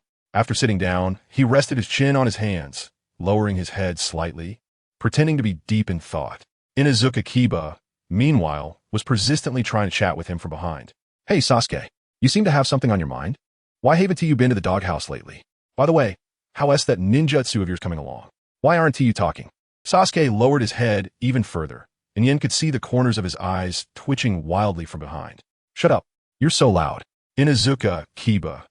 Sasuke's cold words acted like a bucket of cold water, extinguishing Kiba's enthusiasm. At that moment, Kiba looked betrayed, dejectedly returning to his seat, his expression slightly angry. Ah, Ino. Look, he is so handsome. Haruno Sakura, seeing Sasuke, excitedly flailed her arms and legs, continuously burrowing into Ino's arms as if she were not sitting next to her best friend, but rather Sasuke. Ino smiled without saying a word, just continuously glancing toward Yin. She had walked in the classroom with Sakura and had already seen that Yin was seated, which made her feel a bit regretful. Sasuke, who was trying to hide his embarrassment, immediately noticed the blonde girl stealing glances at his brother and instantly recalled the unpleasantness from some time ago, letting out a cold snort. Oomph. This sound immediately caused several girls in the class to gasp and cheer. Hey, what are you so full of yourself for? Don't you have any basic manners when talking to others? Uzumaki Naruto initially had a decent impression of this arrogant guy, but after seeing him coldly drive Kiba away, he couldn't stand it anymore. Clearly, they were so enthusiastic in talking to you. Why do you have to speak like that? Naruto felt indignant. What Sasuke looked down upon were the very things he could only dream of. Moreover, Naruto thought this guy was just showing off. He jumped onto Sasuke's desk, sticking his butt out and leaning his head toward Sasuke. Today, I want to see how long you can keep this up. At this moment, Yin had not noticed the changes on his brother's side and had already started chatting with Nara Shikamaru. Uchiha Yin, Nara Shikamaru. The self-introductions of the two were very brief, with no greetings or pleasantries, jumping straight to the point of stating their names. Yin looked at the back of this guy's head, and after about 30 seconds, he slowly said, I heard. You're quite smart? Not bad. A bit smarter than some idiots. As he spoke, he cast a glance at the noisy blonde, then turned his gaze back to the somewhat different Uchiha. Although Shikamaru's response was modest, Yin could sense the underlying pride from afar. However, that made him feel relieved. Yin organized his thoughts in his mind and then said, I have a friend who recently encountered a problem. Shikamaru was taken aback upon hearing this and looked at Uchiha Yin with a rather strange expression. Being stared at by this guy made Yin feel a bit uneasy, so he explained stiffly. Of course. I mean, this person is not me. Yin felt overwhelmed. Sometimes, being friends with someone smart wasn't necessarily a good thing. It felt like there were no secrets in front of them. Shikamaru leaned back in his chair, resting his hands behind his neck lazily, and asked, So, you're here to ask me for help? Yin nodded seriously. Although he didn't particularly enjoy the feeling of being seen through by Shikamaru, he still had to complete the task. Of course, even if Shikamaru saw through it, it didn't matter. His abstractness would likely make this clever guy doubt his life. Let us hear it. If it's too troublesome, I might not help. In the end, Shikamaru agreed to the request from his new deskmate. Despite putting on a displeased expression, his ears were perked up, and he was curious inside. Ahem. Seeing this, Yin cleared his throat a couple of times, and then roughly used a set of less abstract terms to explain the situation to Shikamaru, hoping to find a way for him to complete the task. It's about my friend. One day, he suddenly received a task from a certain jonin. It said that if he completes this task, the other party will give my friend a huge benefit. Shikamaru's expression turned strange again. However, he didn't interrupt Yin, instead slightly raising his chin and asking, What is the content of this task? Yin looked around, worried that saying it would be embarrassing. He even glanced left and right, confirming that no one was paying attention to them before he finally spoke. Well, it's about coming to school to find a way to awaken a special bloodline limit. Shikamaru. Upon hearing this, Shikamaru rubbed his nose with his hand, then rubbed his ears, and, after finishing, squinted his eyes slightly, inhaling and exhaling repeatedly. Yin even suspected that this guy was about to perform a set of eye exercises in front of him. Can you say that again? Shikamaru's tone carried a hint of confusion and disbelief. He even doubted whether he had a problem with his ears and was unwilling to admit that his deskmate had a problem with his head. Come to school. Awaken a bloodline limit. Are you out of your mind? What kind of task is that? Even if you're from the Uchiha clan and have the Sharingan, you can't just come to school and awaken it at will. It's about awakening a bloodline limit. And then that jonin will give my friend a huge benefit.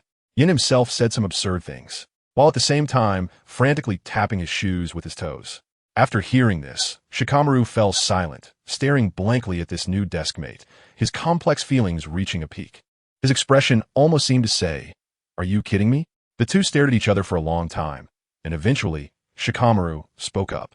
What is your friend's bloodline limit called? Martial Soul, Shikamaru. Chapter 28. The abstract of the Uchiha clan that the Nara clan struggles to understand upon hearing the words martial soul. Nara Shikamaru spent a full 10 minutes brainstorming. In the end, he searched his memory for a long time, but couldn't find a corresponding bloodline limit. Originally, Shikamaru had guessed that the other party was going to mention the Sharingan, but to his surprise, a very unfamiliar and difficult to understand term popped out instead. Shikamaru suspected that this guy was messing with him, but looking at the other person's expression, it didn't seem like he was faking it. At that moment, Nara Shikamaru suddenly realized that the wisdom of the Nara clan was somewhat difficult to comprehend the thought process of the Uchiha clan. The conversation between the two fell into silence. Suddenly, Naruto, who was squatting on Sasuke's desk, looked up and noticed the presence of Itachi behind him, grinning widely and shouting towards the corner. Big brother, it's you. Naruto's voice was so loud that it immediately drew everyone's attention to Itachi. Itachi, who had been interrupted, turned around and saw Naruto squatting in front of Sasuke, his pupils suddenly shrinking like soybeans. He opened his mouth to warn that foolish younger brother to dodge. But the next second, because of Naruto's waving hand, he lost control of his body, swaying back and forth before lunging toward Sasuke. After being backstabbed by Inuzuka Kiba, having his brother's lies exposed by Itachi, being coveted by a blonde woman, and being harassed by a blonde man, Sasuke's mind was already in disarray. Now suddenly seeing this kid getting bigger and bigger in front of him, he froze on the spot, unable to dodge in time. Smack! A sound echoed in the classroom, and immediately the room fell silent. The little fangirls of Sasuke were all shocked, unable to close their mouths, including the pink-haired girl Haruno Sakura. What is this guy doing? Sasuke's first kiss is mine. Cough, cough. They were filled with murderous intent, charging straight at Uzumaki Naruto. Sasuke and Naruto were pressed together for a full 3 seconds before they both reacted, each grabbing their own necks and tilting their heads, spitting out saliva wildly. You bastard. I'm going to kill you. Sasuke was on the verge of collapse. His cool image crumbled on the first day of school, right in front of so many people. Moreover, Uchiha Itachi was still there. Naruto was the first to sense the murderous intent from that group of girls. By the time Sasuke reacted, he had already sprinted towards the door. The group of girls followed suit, rushing out of the classroom. In the corner of the classroom, Itachi and Shikamaru's eyes twitched. Itachi felt both helpless and powerless, as he believed his foolish little brother was about to get deeply involved in the terrible friendships of Konoha in the near future. As for Shikamaru, he was really having a hard time. He originally thought that this Uchiha beside him was already outrageous enough, but he never expected that this guy's younger brother would be no less. You brothers are quite special, Shikamaru cautiously commented, trying to be polite while worried about getting hit. No, this is Konoha friendship, you wouldn't understand. Konoha friendship? Upon hearing this, Shikamaru first glanced in surprise at Uchiha Itachi beside him, then looked at Uchiha Sasuke, who was still wiping his mouth in front, and couldn't help but picture that blonde guy and Itachi's younger brother as himself, and, ugh, scary. Shikamaru's thought flashed by and was immediately extinguished. Looking back at Uchiha Itachi, he couldn't help but shiver. He seemed to understand the meaning behind this man's words. Just as Itachi's gaze met Shikamaru's, he didn't know what the other party was thinking, only hoping that Shikamaru would give him some constructive advice, even if it was just a thought process. It will be fine. Shall we continue? I actually still have something to say, although he had just rephrased the system task in a less abstract way. To be honest, he could also understand Shikamaru's feelings. It was normal. He had also questioned life when he encountered the task of the fox repaying its kindness back then. You just said that the bloodline limit is definitely not the Sharingan. Or is it your family's unique way of naming? After Shikamaru calmed down, he confirmed again. However, there was one thing Shikamaru could be sure of. The guy in front of him didn't seem to be lying. Yes, it's the martial soul. Itachi nodded, beckoning Shikamaru to sit down, and then began to tell the story about the martial soul. A minute passed. Itachi slowly unfolded a worldview different from that of the ninja world, along with a story about a reincarnator's arrival. Shikamaru occasionally glanced sideways, wondering if the strange Uchiha was joking or being serious. You're also a reincarnator? Itachi. Shikamaru's suspicion was not without reason. After all, he had never seen this version of the story in the family's collection. It should be known that the Nara clan possesses the richest collection of books in the ninja world. Sometimes, facing a ridiculously high IQ guy really makes one feel the urge to curse. But Itachi firmly believed in one principle. The wisdom of the Nara clan would certainly not be able to understand the abstraction of their Uchiha clan. Yes, Itachi candidly admitted. At this moment, Shikamaru was so shocked that he pinched his own thigh, his face filled with an unprecedented panic. Just as Shikamaru's mind was racing, Itachi continued. I am the reincarnation of Uchiha Madara. Itachi glanced at Sasuke, who was rinsing his mouth. As long as you help me figure out how to complete this task, I can awaken all my memories. If I become Hokage in the future, I'll make you a Hokage advisor. Nara, Shikamaru. Okay. Shikamaru suddenly began to doubt whether the symptoms on Itachi were contagious. Otherwise, why would he waste brain cells thinking about such outrageous facts? Uchiha Madara. What a joke. Why don't you say your brother is the reincarnation of Uchiha Izuna? Keep going. Shikamaru sighed, clearly having completely dismissed the idea that the other was a reincarnator, thinking that this martial soul story was something he had never seen before. Or perhaps just a figment of the other party's imagination. Another 10 minutes passed. Itachi narrated from the dual martial souls to the protagonist entering the academy. One spoke with great enthusiasm. The other listened with rapt attention, completely unaware that the other boys in the class had gathered around. Even Sasuke, who was cleaning his mouth, perked up his ears from a distance, his small face unusually serious as he listened to Itachi's story. And then, no, brother, don't stop. We're at a critical moment. How do you obtain the soul rings later? Keep going. Brother, I beg you, say another segment. At the moment Itachi's story came to a halt, the surrounding classmates all showed expressions of anguish, desperately wanting to know what happened next. Meanwhile, Itachi and Shikamaru sat in their seats with expressionless faces. After listening to nearly half an hour of the story, the only thing Shikamaru could confirm was, Uchiha Itachi, he is truly crazy. Shikamaru shifted his position slightly towards the window, but when he turned his head to continue looking outside, he saw a teacher from the ninja school. He had a scar on his nose, and with his stern expression, he added an element of terror. However, the next second, the teacher's words almost made Shikamaru fall off the desk. What about the follow-up to this story? Itachi recognized at a glance, based on the scar on the teacher's nose, that this was their homeroom teacher, Irika Yumino. His expression darkened once again. It's over. Chapter 29, Martial Soul Awakening Ceremony, skipping the small interlude of Irika eavesdropping outside. The students in the class were all arranged back to their respective seats by their new homeroom teacher. All right, that story from the previous student was quite good. However, I hope everyone can focus on learning ninjutsu now, Irika said as he picked up a piece of chalk and swiftly wrote his name on the blackboard. Clap, clap. After finishing writing his name, he tapped the blackboard a few times to attract everyone's attention, then smiled and said, My name is Yumino Irika. After introducing his name, Irika also mentioned that he likes eating ramen and soaking in hot springs. Unlike many in Konoha who dream of becoming Hokage, his dreams are ordinary and simple. He just hopes that all the students in his class can graduate. He can be seen as a representative of ordinary people in Konoha. However, Yin felt that Irika, who had a scar on his face, was quite a good homeroom teacher. Okay, it's your turn now, just like I did earlier. Irika smiled and then called on the students in the front row one by one. Yin and Shikamaru sat in the back, so their self-introductions were the last to come.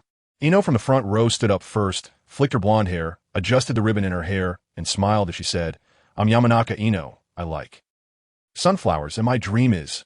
As she mentioned her dream, she slightly turned to glance at Uchiha Yin, and her face couldn't help but flush with 2 shades of red. My dream is to have a sincere and passionate love in the future. Sasuke, who was nearby, heard this and constantly shifted his gaze between Ino and Yin. In total, Ino had secretly glanced at Yin 43 times since she entered the class, averaging about 3 seconds each time. It was enough to show that this woman wanted Yin to buy flowers at a flower shop. How infuriating. Is it really that easy to deceive the Uchiha's money? Focused on training, Sasuke had never been interested in those girls. He only felt that this blonde woman getting close to Yin was nothing good. When it was Sasuke's turn, he first shot a warning glare at Ino. Uchiha Sasuke, I hate all guys with blonde hair. Ino? Sasuke stood up coldly from his seat, hands in his pockets, and his gaze shifted to Naruto as position. Their eyes met instantly, and they stared at each other for a full 3 seconds, as if sparks were about to fly from their gazes. I don't have anything I like, but my dream is to become the strongest in the ninja world. As he said this, Sasuke also glanced at Yin in the back row. TCH, Naruto always felt that this guy was provoking him, gritting his teeth with disdain, and his competitive spirit erupted at that moment. He jumped up on the desk and shouted at the top of his lungs, I, Uzumaki Naruto, will definitely become Hokage in the future. The class fell silent for a moment before bursting into laughter. Ha ha, what joke, you think you can become Hokage? Exactly, you little fox demon. How can you say that without feeling ashamed? Sasuke suddenly frowned. He remembered that Yin had told him never to mock someone's dreams, no matter what. While he couldn't stand Naruto, he found the others who were laughing even more detestable. Naruto, who was being laughed at, didn't get discouraged. He had gradually become accustomed to such things since he was a child. He stood on the desk with one hand raised. I will definitely become Hokage. Just wait and see. Baka. Shikamaru, sitting in the back row, expressed his opinion, feeling that noisy Naruto was foolish. However, he admired this guy for daring to shout out his dreams. Yin looked at Naruto with a serious expression because he knew that Naruto would indeed achieve what he said in the future. However, if possible, could the fox's repayment be overlooked? Otherwise, it wouldn't be bad if it were my brother Sasuke instead. Yin sighed, feeling worried about his brother's future while turning to Shikamaru to talk about the task. Yes, I'm still not giving up. Shikamaru, do you have any clues about that task? Shikamaru. Hearing Yan's words, Shikamaru didn't know how to respond. He leaned back in his chair and let out a long sigh. At the age of 6, he felt as if he had the worries and troubles of someone who had experienced 60 years. Perhaps irritated by the disturbance, Shikamaru squinted his eyes and casually said, Since you want to awaken your martial soul, why not try going to the podium next to Teacher Irika? The wisdom Shikamaru displayed instantly enlightened Yin, and all his troubles were resolved in his heart. It makes sense. Start of school martial soul awakening Shikamaru village chief Irika grand soul master in other words. As long as he follows Shikamaru, the village chief, to the front of Irika, the grand soul master, to complete his self-introduction, martial soul awakening, then the task would be considered completed. Everything matched up, it all lined up perfectly. Shikamaru, you truly deserve it. His eyes brightened, genuinely taking in Shikamaru's words, his gaze constantly glancing towards the podium. However, his expression was a bit conflicted because he could imagine that his actions later would be very abstract. Yen hesitated, continuously checking the system interface for rewards, hoping that the other introductions could be a bit slower. Forget it. For the sake of the task, everything else doesn't matter. The other introductions quickly came to an end, during which Inuzuka Kiba argued with Naruto over sharing a dream, and Hinata fainted after her self-introduction, causing Irika to grimace in frustration. He had anticipated that this class would be difficult to manage, but he never thought that troublesome students would almost gather in a herd. The little fox demon, the dim-witted Uchiha twins, the extremely shy Hyuga lady, so troublesome. For a moment, Irika even considered turning to the Hokage's office to file for a leave of absence. It's not that he is irresponsible, but this group of students really has too many problems. Shikamaru, who likes to sleep, daydream, hates idiots and fools. As for his dream, he hopes to live a peaceful life in the future. Shikamaru spoke listlessly, his gaze sweeping over the crowd, and his expression revealed a hint of regret. School is just such a hassle. Irika's formulaic smile was starting to falter. He just hoped to finish work quickly and go home for a nice hot spring bath to reward his tired self. However, thankfully, there was only one left. Seeing the last Uchiha student, Irika let out a long sigh in his heart. All right, the last student. As his words fell, Yen nodded and stood up from his seat, then walked firmly towards the podium under the confused gazes of everyone. Shikamaru was immediately startled, jumping up from his seat, his face filled with fear and helplessness, reaching out to stop him. Unfortunately, Yen was too fast, and his reaction was too slow, so he could only watch helplessly as Yen walked toward the podium. No, come back. I was just joking. The distance from the back row to the podium wasn't far, only a few steps, but Yen felt that this distance was extremely long. Irika looked at Yen, who stood beside him, and a black line appeared on his forehead. This student can do self-introductions at their own seat. Yen ignores the homeroom teacher's words and starts to awaken his own martial soul consciousness. My name is Uchiha Yen, and my hobby is martial soul awakening. Shikamaru, Irika, Sasuke. Chapter 30, a training method that even strong ninjas like Shursui cannot understand. The awakening ritual, crossed out. After finishing his self-introduction, Uchiha Hikaru successfully completed the system's task. However, there was a slight mishap during the process. Teacher, my son has caused you trouble. Uchiha Fugaku and Mikoto said apologetically in front of Mizuki in the ninja school office. While speaking, Fugaku pressed down on both of his sons' heads with his hands, forcing them to bow and apologize to the teacher. It's worth mentioning that Fugaku was so angry with his two sons that he had prepared 2 ropes on the way with his wife, intending to hang them from a tree and give them a good beating once they returned home. These 2 brothers were problematic enough on their own, but now they were also leading other kids astray. After all, which child in this class wasn't from the Leaf Village's ninja clan? Fugaku was completely overwhelmed when he heard the teacher mention that all the kids in the class were shouting martial spirit awakening. I'm sorry.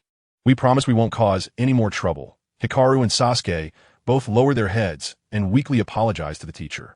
As for why the teacher in front of them wasn't Irika, he was outside smoking. At this moment, Hikaru was excited, but also a bit speechless because this task was completed with the help of his mother tying him up. It was all about his mother's involvement. The level of abstraction was indeed beyond Hikaru's expectations.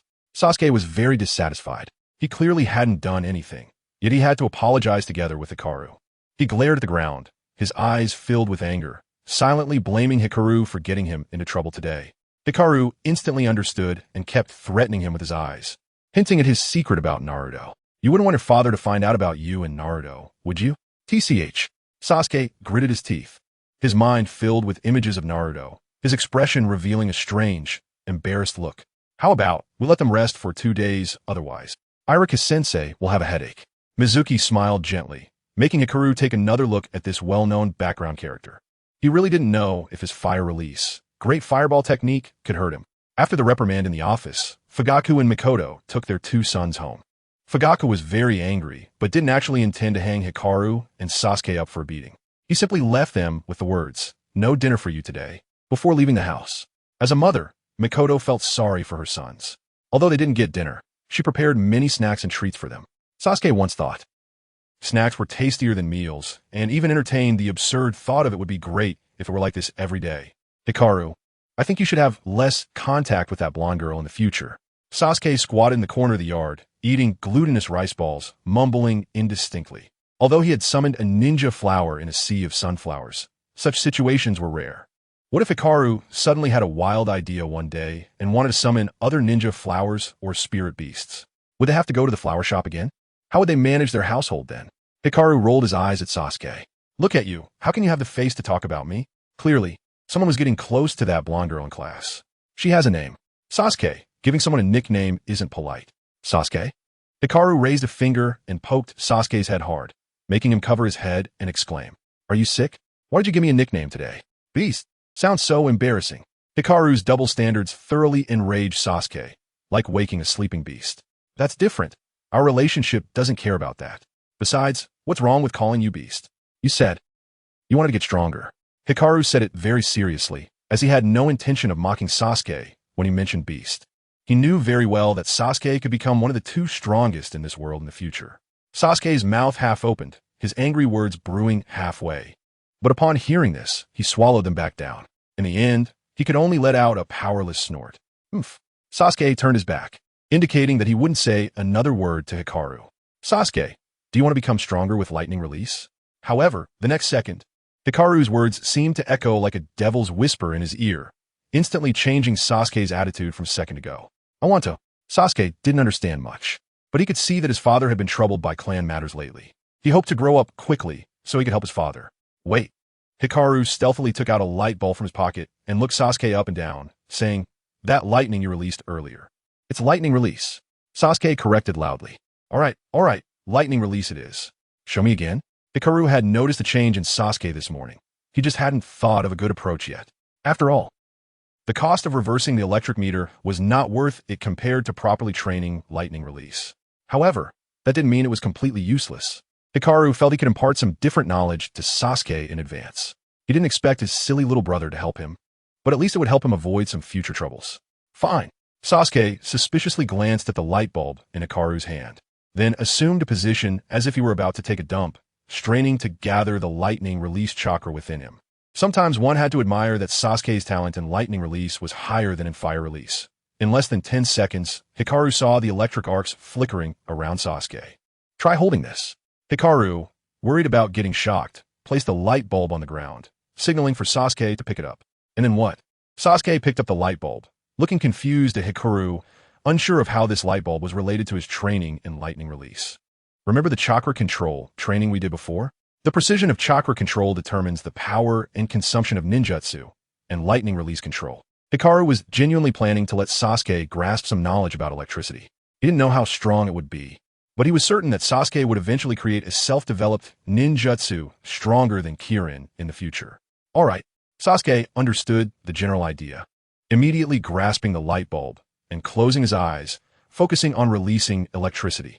Bang! The moment the electric arc made contact with the bulb, it directly pierced through the filament, shattering the glass into pieces. I'll try again.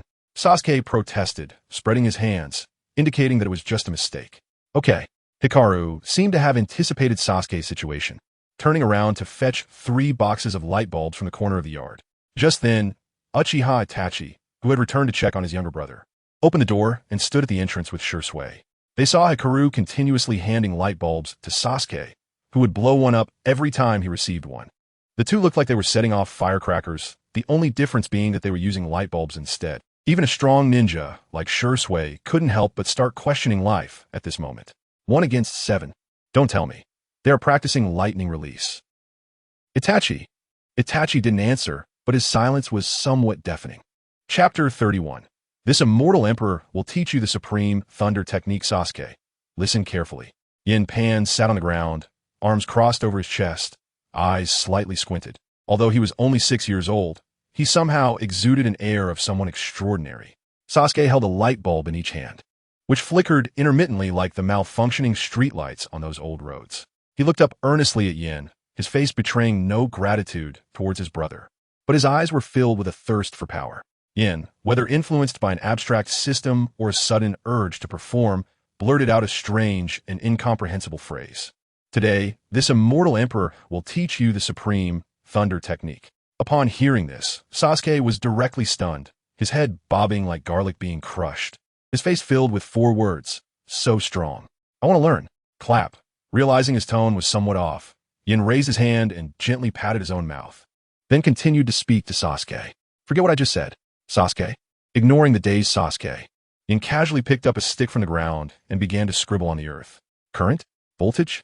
Resistance? Yin, what do these mean? Sasuke looked up, repeatedly pondering these 3 words, recalling that Yin had mentioned them to him before. Back then, he had dismissed Yan's words as nonsense. The only thing he remembered was that capacitor thing. The 2 of them squatting on the ground doodling was clearly observed by Itachi and Shursui nearby. Shursui, could you wait for me a moment? Itachi finally couldn't bear to watch his 2 younger brothers' extremely abstract thunder technique training. He communicated with Shursui, took out the thunder technique scroll given by the 3rd Hokage, and walked over to their position. Yin, Sasuke, I have a gift for you. Itachi smiled broadly, hoping that through proper guidance, he could lead his 2 younger brothers back onto the right path of training, to avoid any day in the future where the village of Konoha hears about 2 6-year-old children found charred under a power pole in some remote corner. Sasuke, who was attentively listening to the lesson, turned around to see Itachi and was very happy to greet him with a hint of surprise in his words. Nisan, why are you back? Itachi. Seeing this guy, Yin opened his mouth to say something but was interrupted by Itachi. Stop. Yin, you've already asked me today. Gift? Yin immediately noticed the scroll in Itachi's hand. He could roughly guess it was about thunder techniques. A few days ago, he had asked his father about thunder techniques. And with Sasuke's big mouth, it wasn't surprising that Itachi knew. But unfortunately, his chakra affinity was only fire. Gift.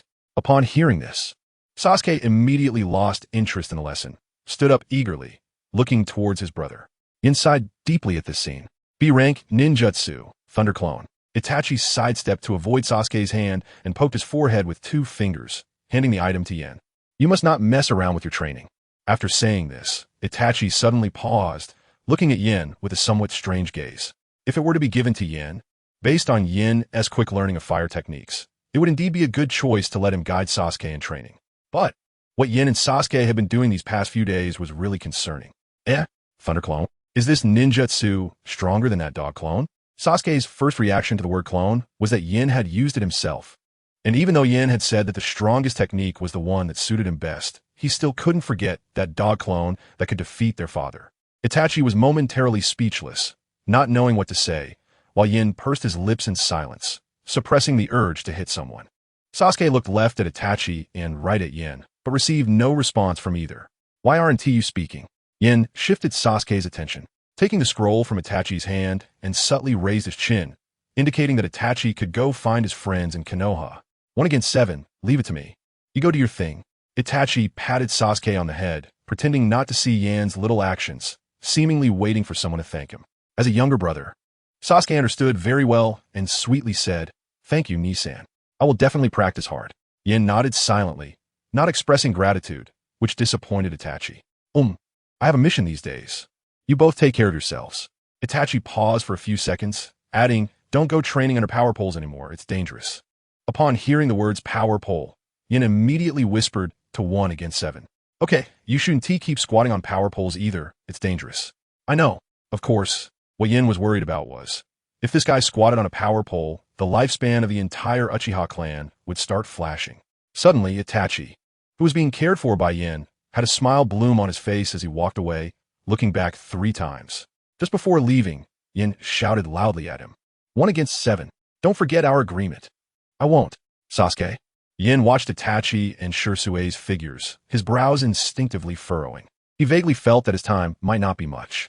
As he watched his brother leave, Sasuke, hearing about the agreement, seemed to sense something significant and turned to Yin with suspicion. What agreement? Why didn't I know? Also, Yin, you should call him Nisan. Sasuke felt a bit jealous. He suddenly felt that Yin and Nisan's relationship had progressed rapidly without him knowing. Shut up, continue. Yin picked up the stick he was using as a pointer and lightly tapped Sasuke's calf, and the 2 resumed their earlier lesson. As for where Itachi got the thunder clone, both Yin and Sasuke didn't pay much attention. The thunder clone was indeed suitable for Sasuke, But that kid probably didn't have enough chakra, so Yin didn't let him learn in advance. As for Sasuke, he purely felt that the Thunder clone was not as useful as what Yin was teaching. Moreover, he still couldn't forget the dog clone. About 3 hours later, Yin pointed at the very simple Ohm's law written on the ground, suppressing the urge to shout in frustration, and impatiently looked at Sasuke. Did you understand or not? He was truly on the verge of exploding from the blood pressure caused by this foolish younger brother. He had spent a full 3 hours explaining a simple Ohm's law about current, voltage, and resistance. At this moment, he suddenly somewhat understood the collapse parents felt when helping their kids with homework in his previous life. Sasuke buried his head, his face showing confusion mixed with 3 parts of misunderstanding, still wearing that annoying half-understood expression. Yuri stared at this formula for a long time, and after 10 minutes of contemplation, he finally lifted his head and stammered. I think I understand. A little. Yan's eyes widened in anger, raising the stick in his hand as if it were about to fall on Sasuke at any moment. Under the immense pressure, Sasuke closed his eyes, somewhat resignedly shouted. The voltage depends on the strength of the Thunder Chakra. The size of the current depends on the power of the ninjutsu. The resistance relates to the release distance of the ninjutsu. Chapter 32. Sorry, Obito was wrong before Sasuke's words struck Yan's heart like a heavy hammer. And he looked at his foolish younger brother with fish-like lips, feeling a stir of emotions within. From the original work, Sasuke's creation of the Kirin technique shows his talent in lightning release ninjutsu. This was achieved without any guidance. In the future, this kid might go even further in his training of lightning release. Worried about getting hit, Sasuke covered his face with his hands and cautiously opened his eyelids to steal a glance at Yin, speaking timidly. Am I wrong? No. Yin casually tossed a branch aside. Sasuke, you are a genius. Suddenly praised, Sasuke's expression became a bit dazed. He stared blankly at Yin, his nose feeling a bit sour, and his eyes seemed misty, glistening. Yin, you praise me? Noticing something unusual, Yin leaned closer to Sasuke, waving his hand a couple of times. What? You get moved to tears just from compliment? Oh, even a beast can cry. Yin smiled, unable to resist teasing the guy. Sasuke came to his senses, quickly turned around and rubbed his face with his arm, his voice slightly choked. I didn't. It's just, my eyes. My eyes suddenly got watery. With a strong sense of pride, Sasuke turned his back to Yin and extended a hand, trying to prevent him from seeing his embarrassment. You should go. I can review by myself. You go rest. Sasuke actually understood everything. He'd spent 3 hours unable to grasp the knowledge Yin taught him, and he was anxious. Seeing Yin angry, he would blame his own foolishness in his heart and worry about Yin getting hurt. Making Yin leave was not only about not wanting to show his awkwardness, but also about this annoying guy's concern. Okay, beast, I'm leaving. Yin, I hate you. After getting Sasuke's daily complaint, Yin returned to the house in a good mood and began searching for tools. Next, he needed to prepare to forge special hidden weapons. Opening the backpack and looking at the hidden weapons handbook in the grid, Yan's thoughts began to wander. He didn't have high hopes for creating highly lethal hidden weapons. After all, the materials in the ninja world might not meet the requirements for what was inside. It was hard to imagine something like the act of killing gods. If he could roughly replicate 30% of the power, he would consider himself lucky. It's about luck, not the kind that brought him here. There weren't many things in the tool shed. The Uchiha family's ninja tools always outnumbered these miscellaneous items. After searching for a long time, Yin only found a worn-out wooden hammer. He raised this hammer, seriously doubting if it had ever shone brightly in the house. Well, Uchiha Fugaku, as the clan leader, probably couldn't do carpentry either. It seemed he had to go out and buy some things. Muttering to himself, Yin picked up the old wooden hammer, glanced at Sasuke, who was practicing with a light bulb, and resolutely walked towards the room. Forgive me, Sasuke. This is really the last time. Bang! Yin smashed Sasuke's treasured blue cat piggy bank with one hit, stealthily gathering the approximately 200,000 coins and bills inside into his arms and pockets. Finally, he jingled away, avoiding Sasuke as he left the house. He had no choice. He didn't want to do this. After all, his father had confiscated all his pocket money as punishment for planting sunflowers in the yard. Wait, today's 1/7 seemed to have not been given to me. Walking down the street, Yin realized this, and his expression twisted a bit. Because he was unsure if Udo's savings could buy a complete set of blacksmith tools. He easily made his way through the streets to the ninja tool store run by Tion. He didn't know where to buy blacksmith tools, but he thought this chain store in Konoha could help him solve the problem. At worst, he could ask his father for a little more money later. although this behavior was a bit inappropriate. Everything he did was for the Uchiha. Good afternoon, customer. May I ask what you need?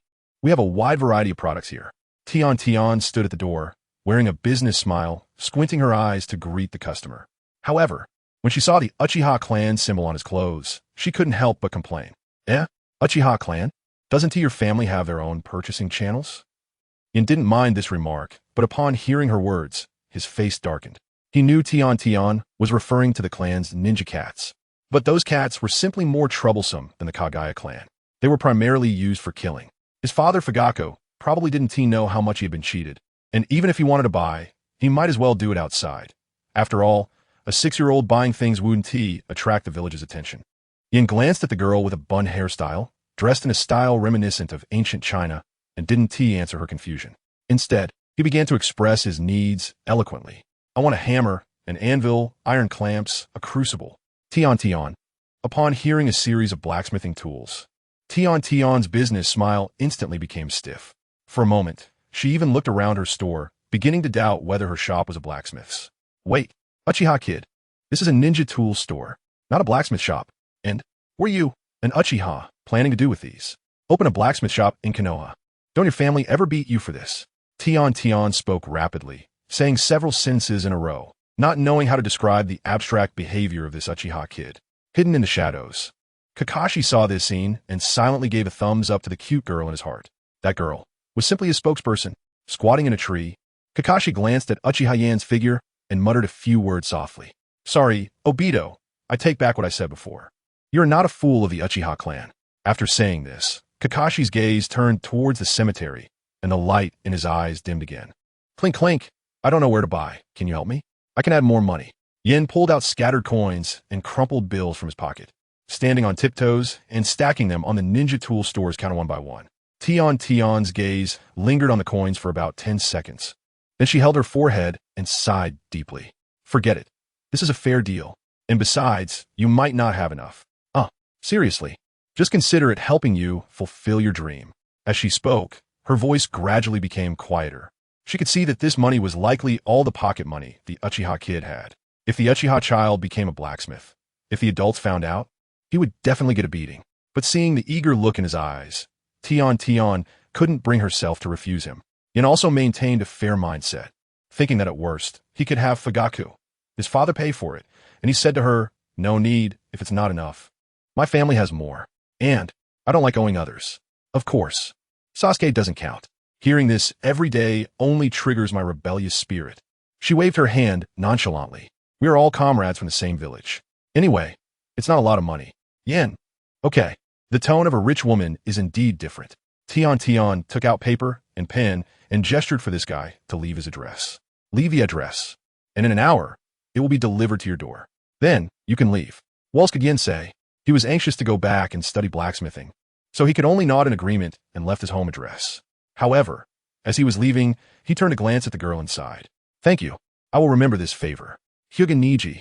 I will definitely save him when the time comes. Sitting at the counter, Tian waved her hand, not taking Uchiha's words to heart at all. Chapter 33. The hard training of the Uchiha brothers Yahiko returned home, and within less than an hour, things had already been moved into the small courtyard. Tintin even left a note tucked among the goods. The little Uchiha brat, I secretly sent the stuff over, and no one will find out. But you better not get your butt kicked by your clan leader father. The note had a cartoonish face of Tintin, making a silly expression, which made Yahiko both amused and exasperated. After reading the note, he casually tore it up and turned to glance at his silly brother, feeling an inexplicable wave of emotion. It seemed that the silly son of the Uchiha clan leader, Sasuke, would not be shedding that title anytime soon. Yahiko, why'd you buy all this stuff? Are you going to do some special training? Sasuke squatted in front of the anvil, reaching out his little hands to poke and prod, even sending out a spark of electricity. He looked quite curious. However, Yahiko didn't want to talk to him at all. At that moment, Sasuke was covered in colorful string lights, with a necklace of light bulbs made from wires hanging around his neck. He probably had more decorations on him than a Christmas tree. Under the enhancement of his lightning release, the bulbs were flashing at a dazzling rate. There were at least 6 or 7 different colors. Putting aside the embarrassment of this guy, Yahiko didn't want to engage with him due to the light pollution emanating from Sasuke. Hey wait, where did you get so much money to buy all this stuff? Yahiko, Sasuke seemed to sense something, turning to Yahiko with his eyebrows furrowed tightly. It was given to me as a 1-to-7 split. Yahiko shrugged casually, showing no signs of lying. Sasuke got anxious, pointing at Yahiko and shouting, "I knew it. You must have swallowed my share, right?" Since his brother left, and when Yahiko mentioned the word agreement, Sasuke had been pondering what the two of them could be up to behind his back. Now it seemed, it must be that his brother gave Yahiko pocket money, but not him. "You are really annoying. Uchiha Yahiko, you are too much." To Sasuke, Yahiko's calm tone sounded like an admission of guilt regarding pocket money. Furious, Sasuke left a parting shot and ran to the corner. Faced with his brother's accusations, what could Yahiko say? As for pocket money being swallowed, maybe tonight you discover something even more outrageous. Yahiko felt a slight twinge of guilt for 3 seconds before he began to carefully arrange the blacksmith tools in the courtyard. After all, these tools contained his brother Zoro. Love. Setting up the blacksmith's items wasn't too difficult. The only heavy piece was the anvil, which took him half an hour to move into place. Of course, one must mention that the children in this world had an incredible amount of strength, especially since his current power was almost on par with his adult self from his past life. After finishing everything, Yahiko sat down on the ground and pulled out the handbook of hidden weapons from his backpack to browse through it. Dragon beard needle, materials, gold hair. Yama's tablet, materials, Shin iron. Storm pear, blossom needle, materials, deep sea, secret silver. Repeating crossbow, materials, Shin iron. This book not only described the methods for creating hidden weapons, but also included a special technique, even listing the materials one by one. However, for Yahiko, who had learned everything about forging from a knife-making competition, it was somewhat difficult to understand. The only material he was somewhat familiar with was Shin iron, which should roughly be tungsten or high manganese steel. Then came a question. Yahiko held the handbook of hidden weapons in his hands, slowly squatting in front of the anvil, lost in thought. He knew the names of the materials to some extent, but when it came to distinguishing the actual objects before him, he found it nearly impossible. The blacksmiths in Konoha might have what he needed, and hidden weapons could also be crafted by them. But Yahiko believed that if he were to do this, the finished hidden weapons would not be sent to him first, but rather to the Hokage's office. He hoped that the omnipotent chakra could help him accomplish everything. For more common materials, he planned to use regular iron for crafting, while for the special ones he intended to buy some chakra metal. After confirming the subsequent manufacturing plan, Yahiko first ran into the house to gather all the useless scrap metal and junk, piling it in one place. Since he didn't have a furnace, he built a simple one and began to heat these metal materials continuously using fire release. During the process, he was worried about not having enough chakra, so he took out a sunflower to continuously provide chakra recovery. About an hour later, "Is it done?" Yahiko looked at the glowing red crucible in the furnace, picked it up with tongs, and slowly walked to the prepared mold, pouring the molten iron inside. As he waited for the iron ingot to take shape, he moved it to the anvil, picked up a large hammer, and began to hammer away. Mikoto and Fugaku arrived home almost simultaneously. When they pushed open the door, Fugaku was met with an unbelievable sight. Sasuke was wrapped in colorful string lights, with a necklace of light bulbs around his neck, holding a large light bulb in each hand. He was truly dazzling. And next to him was his brother, Uchiha Yahiko. This kid stood in the center of the courtyard, with his back to the couple, holding a pair of tongs in one hand and a hammer in the other, hammering rapidly on the anvil. In the courtyard, apart from Sasuke's glaring light pollution, there was also the noise pollution from Yahiko hammering iron. Ding ding dang dang. Fugaku stood at the door, stunned for about 3 seconds, his expression a mix of suspicion and disbelief, and then quickly took 3 steps back, slamming the door shut with a bang. "Honey." Mikoto, standing at the door, sensed something was off with her husband, her face filled with confusion. Fugaku didn't speak, but instead looked up at the nameplate, then scanned the surroundings to confirm that this was indeed their home, his frown deepening. "Wife, can you help me check? Did I walk in the wrong house?" Fugaku's face was somewhat pale at this moment, his lips trembling as he spoke. He truly hoped he had walked into the wrong house. "Huh? Are you too tired?" Mikoto, seeing her husband's poor complexion, reached out to touch his forehead, thinking he might have a fever from overwork recently. "This is our home. And what is that sound? Ding ding dang dang." Mikoto's words offered no comfort to Fugaku. Instead, they made his legs go weak, nearly causing him to stumble at the door. He was now convinced that everything he had just seen was real. Once he came to his senses, Fugaku's anger surged, and he kicked the door with a loud bang, sending it flying open. "Father, you're back?" Ding ding dang dang. Sasuke, seeing his father return home, shrank back slightly, his body flickering with intermittent light from the bulbs, indicating he was a bit scared. Fugaku angrily pointed at the two of them, but the two were so infuriating that he momentarily didn't know which one to deal with first. Tell me, what are you two doing? Ding, ding, dang, dang. Sasuke was taken aback, quickly hiding the light bulbs behind him. But there were so many lights on him that he had no time to pull them off.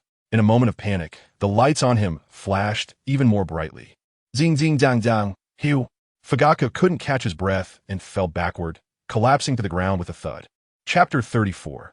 Destroying the ninja world, starting from blacksmithing regarding his two younger sons. Fugaku actually had no great expectations. Whether they could bear the glory of the Uchiha clan was another matter. He just hoped that his two sons wouldn't embarrass him or the family in the future. But the result? His younger son, Uchiha Sasuke, behaved oddly, and the colors of the lights on him almost rivaled those of the entire Konoha village's brothel. As for training, fine, he endured it.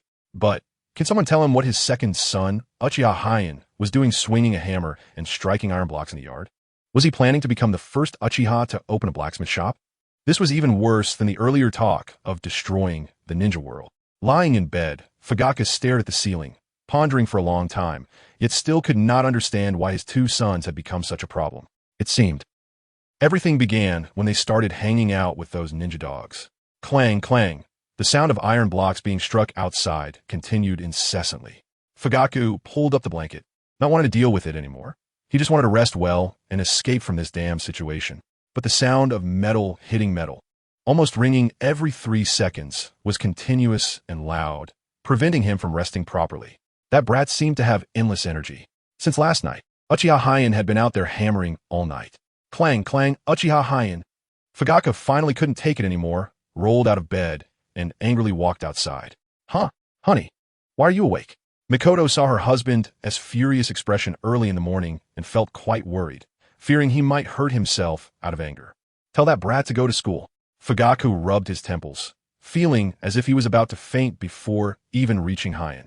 This is really infuriating. Mikoto pursed her lips and said helplessly, but the school teacher told him to rest until the day after tomorrow. Fugaku. Hearing this, the old father felt somewhat overwhelmed. This kid couldn't go to school to torment others, so he started tormenting him at home, right? Forget it. I'll go find him. Fugaku stood still, calming his chaotic thoughts, and walked step by step to the makeshift blacksmith shop in the small yard. In the yard, Heian had 2 dark circles under his eyes, and when he brought the hammer down on the anvil, sparks flew. To some extent, Fugaku was very satisfied with this kid. After all, a 6-year-old child hammering away since yesterday was enough to show that his physical training talent was extraordinary. Thinking of this, Fugaku, who had unknowingly stood behind Heian, suddenly softened his expression. Thud! The hammer dropped to the ground, and Heian picked up a piece of iron and threw it into a nearby water bucket, producing a splash. He then carefully examined the iron piece in his hand. Seeing this, Fugaku's eyes suddenly narrowed. The length of the iron blank in Heian's hand was almost comparable to that of a ninja sword. Perhaps this kid just wanted to have his own ninja sword? Fugaku cleared his throat, forcing a smile that looked worse than crying, and quietly approached Heian. Although this is your first time blacksmithing, the ninja sword you started to shape already shows your talent. Well done, you are indeed my son. Heian, if you need any help, just tell your father, money is not an issue. Fugaku's thought process was simple. Since he knew Heian wanted to forge a ninja sword, then the next steps would be very easy. As long as he praised Heian a bit and promised to buy a good ninja sword, this child would abandon his blacksmithing dream, and they could have a peaceful life in the future. A ninja sword in exchange for a peaceful future. A good deal. Fugaku's words caught Heian's attention, but his expression was somewhat dark. The two of them stared at each other for a full 10 minutes before Heian finally raised the iron blank in his hand and said, "This is 1,000 books." Fugaku. As Heian spoke, the atmosphere between the father and son gradually became awkward, and they fell into silence. After a long time, Fugaku continued to comfort him. If you need ninja tools, you can go to the family's weapon store to collect them. No need to forge them yourself. Heian remained silent, shook his head, and continued toward the anvil with 1,000 books in hand. To be honest, he had somewhat underestimated the difficulty of blacksmithing. But after a night of nearly 30,000 strikes, he had already integrated fire attribute chakra into the blacksmithing process. Chakra was indeed a mysterious thing sometimes. Through this method of striking, he could already manipulate the materials according to his thoughts, though the precision of what he was making was still lacking. As for the 1,000 books in his hand, it was indeed 1,000 books. But this 1,000 books was the overall design he planned to replicate of the Rainstorm Pear Blossom Needle. For the first version, he didn't care about its lethality. It just needed to work. As for the high imitation, Hien planned to spend money later to buy chakra metal. As for poison, he happened to know about cyanide and would see if he could combine it with hidden weapons. Seeing that this kid was about to continue, Fugaku hurriedly grabbed Hien-'s clothes. Take a break. You haven't slept all night. Go back and get some sleep. The old father's voice carried an undeniable tone, whether out of concern for his son or for himself. Hien shook his head again. No. Sasuke burned my bedding. Last night, when Sasuke returned home, he let out a heart-wrenching scream, perhaps to bid farewell to his cat piggy bank.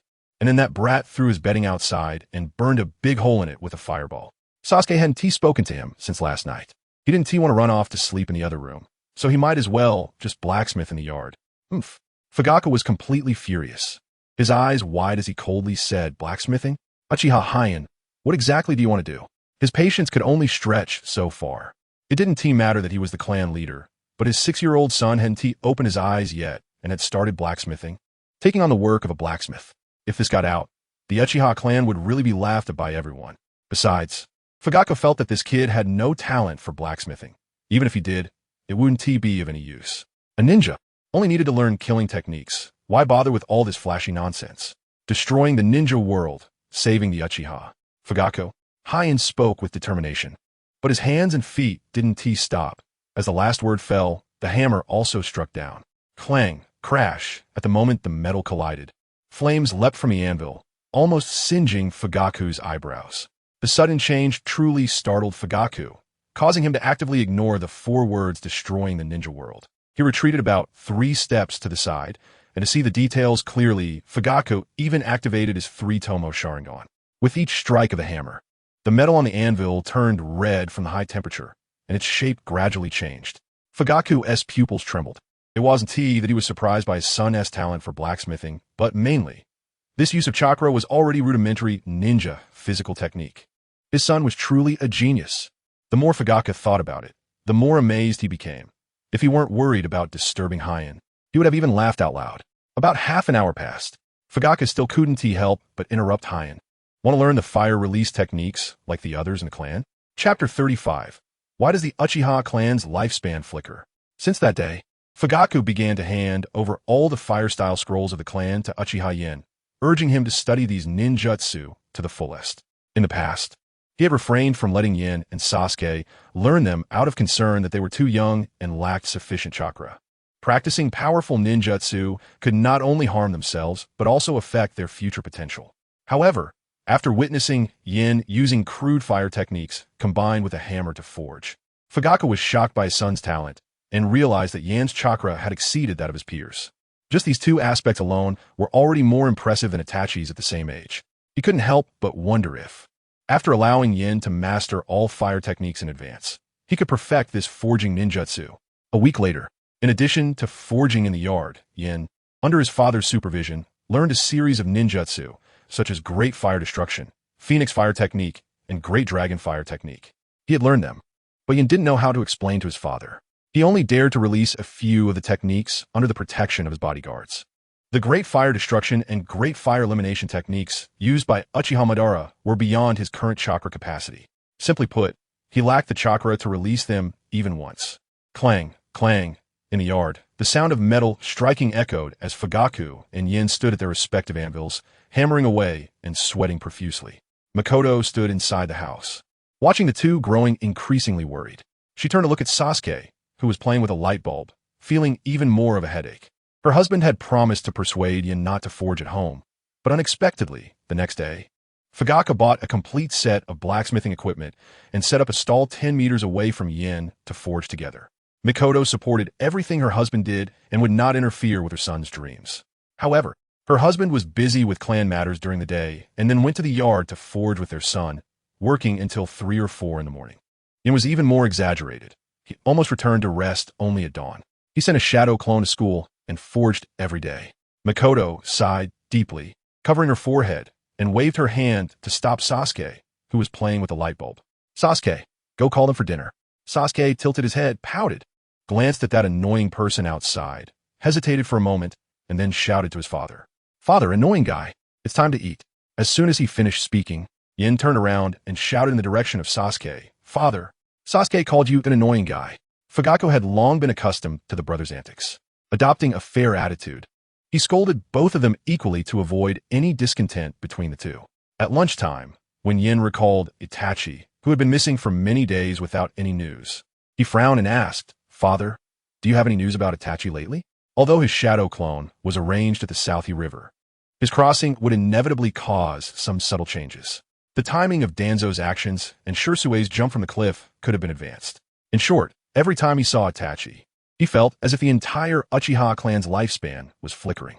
Holding his chopsticks, Sasuke, hearing Yan's rare concern for his brother, raised an eyebrow and called out to Yan. Hey, Yan, you miss your brother too, right? You Tsundere." When Sasuke dragged out the word Tsundere, he elongated the sound, clearly trying to counter this annoying guy by mimicking Yan's own words from before. However, Fugaku, sitting in the main seat, immediately darkened his face upon hearing the brothers mention Itachi and sternly reprimanded them. "At the dining table, we're just eating, no discussing other matters. Also, Itachi has his own things to take care of.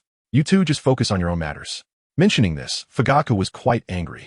A few days ago, his eldest son had argued with him and refused to disclose any information from the Hokage. This was nothing short of betrayal, both to him and to the Uchiha clan.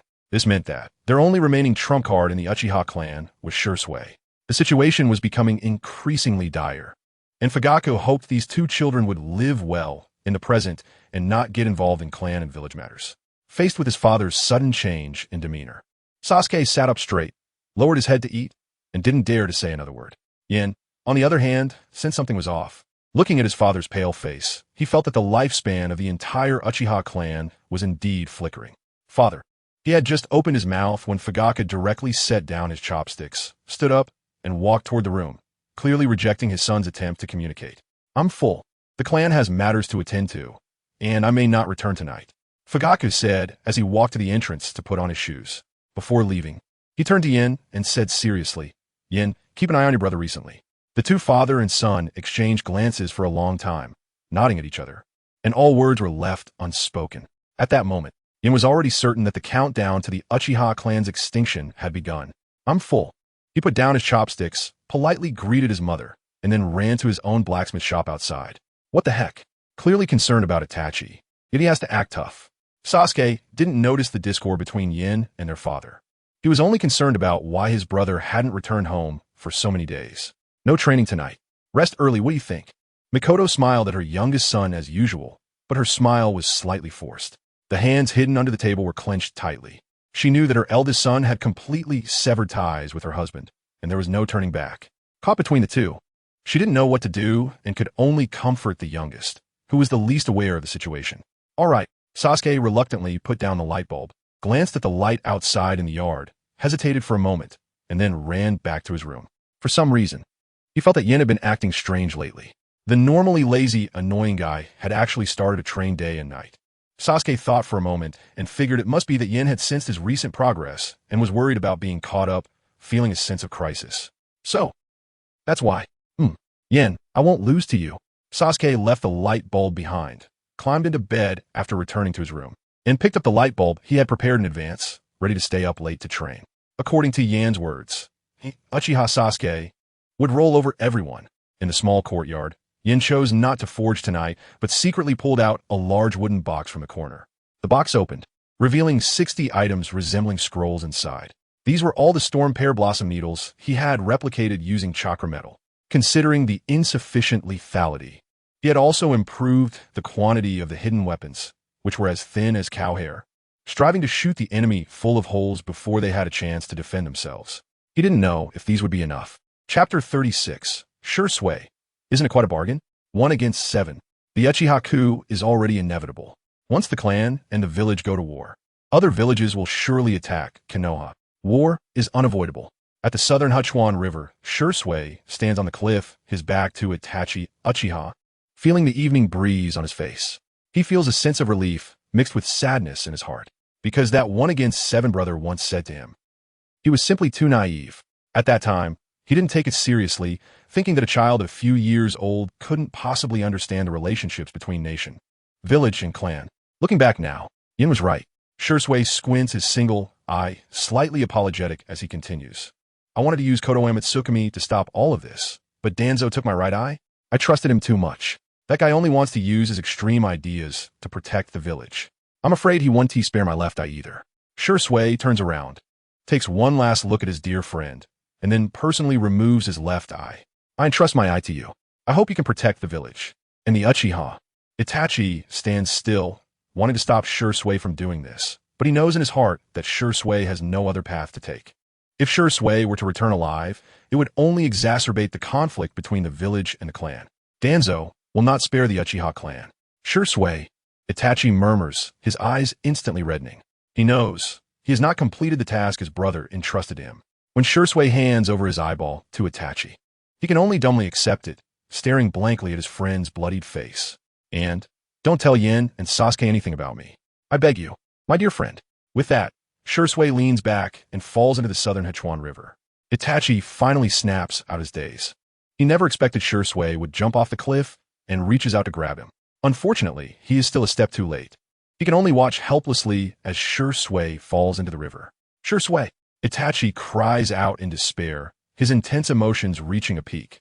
And his three-tomo Sharingan spins uncontrollably in its socket. When he opens his eyes again, the pattern in Itachi's eyes has turned into a kaleidoscope Sharingan. What the hell? Jumping at this moment? The shadow clone by the river, taking a break with his dog. Hasn't he even started when he hears a splash not far away? Clearly someone has fallen into the water. And just now, he also heard the shout of 1 against 7. Worried about Shui's life being in danger, and fearing that 1 against 7 might discover him, the shadow clone picks up a Shiba Inu and dives into the water. On the other side, Yin, who has just finished checking his equipment, looks slightly stunned. His pupils constricting, and without hesitation, he activates his teleportation ability. What are you barking at, dog? Woof, woof, woof, woof, woof, woof, woof. Suddenly, Konoha village is filled with the sound of barking dogs late at night. Kakashi, squatting on a tree, is currently using a book to cover his face, sleeping soundly. He smacks his lips a couple of times, scratches his face, and then continues to fall back into a deep sleep. When Yin teleports to the southern Hechuan River, he finds himself in a cave, the entrance obscured by hay, which must have been left by the shadow clone. At this moment, Shui is lying on the ground, soaked, with blood continuously oozing from his eyes.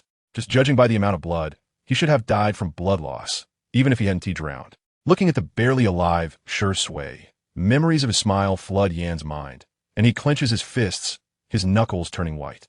Suppressing his emotions, he turns Shui onto his back to make him more comfortable, and then he summons his bodyguards. He continuously expels golden orbs of light onto Shui to heal him. 10 minutes later, is it 1 against 7? After Shui's condition recovers, he finds it difficult to adjust to his blindness and shouts Itachi's name. Why did you save me? You know this will only lead to... Bang! Yin expressionlessly grabs his collar and punches him hard in the face. After taking a punch, Shui seems to sense something. A look of shock flashes across his face. Then he puts on a sunny smile. Yin pulls his collar again, steadies him, and then starts throwing punches one after another. With each hit, Shui maintains his smile, as if only this way can he avoid looking so disheveled. He doesn't fight back, just quietly waits. After a long time, Yin stops beating Shui, standing still with his hands hanging by his sides, his fists bloodied and bruised.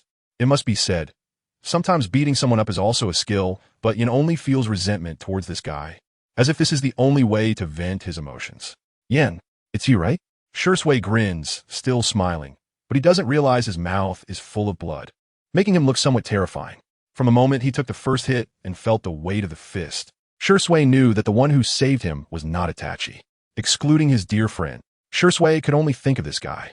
Yin pats the shoulders of his bodyguards, who expel 2 orbs of light, and after they finish treating their injuries, he finally calms down and coldly says to Shui, "You will endanger everyone like this. Is dying useful? Foolish. You and 1 against 7 are both fools." His voice is hoarse, sounding nothing like a 6-year-old child. Even knowing the outcome of Shui jumping off the cliff, he still constantly tells himself in his heart, that boy, who is like a neighborly older brother, full of sunshine, innocence, and positivity, perhaps, because of his presence, there's a tiny bit of hope that he wouldn't do such a foolish thing. The facts prove him wrong. He should have thought of Shui as so clever. Clearly this guy is so strong. Does he really have to end his life in such a suicidal way? Shui seriously accepts the scolding, giving Yin enough respect, accepting all his anger.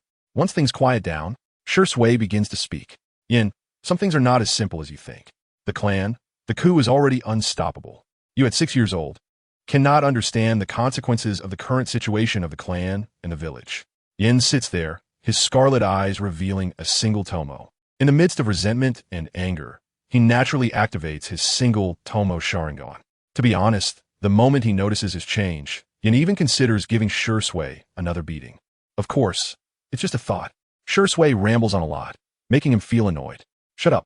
I don't need a blind person to lecture me. Shui is taken aback for a few seconds, sensing that familiar power, and smiles gently again. Isn't it quite a bargain? If I jump off the cliff once, it can simultaneously awaken the eyes of two people. Yin, the Uchiha clan really is sick. Chapter 37, The Lives and Deaths of Others. What does it have to do with me? The Uchiha clan has always been this way, willing to sacrifice their own lives as bargaining chips to awaken the eyes of their dear friends and family. When Yin heard Shusui's words, he had already confirmed that a significant part of Shusui's reason for suicide was to provoke Itachi's emotions, thus obtaining the chance to awaken the Manjiki Sharingan. With this, there might even be a glimmer of hope to prevent the family's coup. However, Shui did not anticipate that this would unexpectedly lead him to awaken his own Sharingan as well. If it were any other Uchiha, they would have embraced Shui and cried, shouting strange words like friendship and bonds. Yin, on the other hand, simply gave this self-righteous guy a punch. Bang! After being hit again, Shusui's head tilted to the side, his expression unchanged. It seemed that if given another chance, Shui would still choose to jump off the cliff to seek death. One flaw in the people of this world is that everyone always firmly believes in their own thoughts and continuously practices their convictions. Until death. Only those with the protagonist's halo, like Naruto Uzumaki, can persuade these fools with mere words. When Yin watched the anime back then, he admired these people. But now that they were vividly present in his life, leaving a significant mark on his trajectory, he only felt how foolish and tragic such behavior was. Yin sat in place, staring at Shui for a long time, his mind constantly recalling the first time he met this guy up to today. His emotions gradually became complex, and his gaze towards Shui grew restless. It was unclear how much time had passed, but Yin regained his composure and suddenly said, I have a way to save the clan.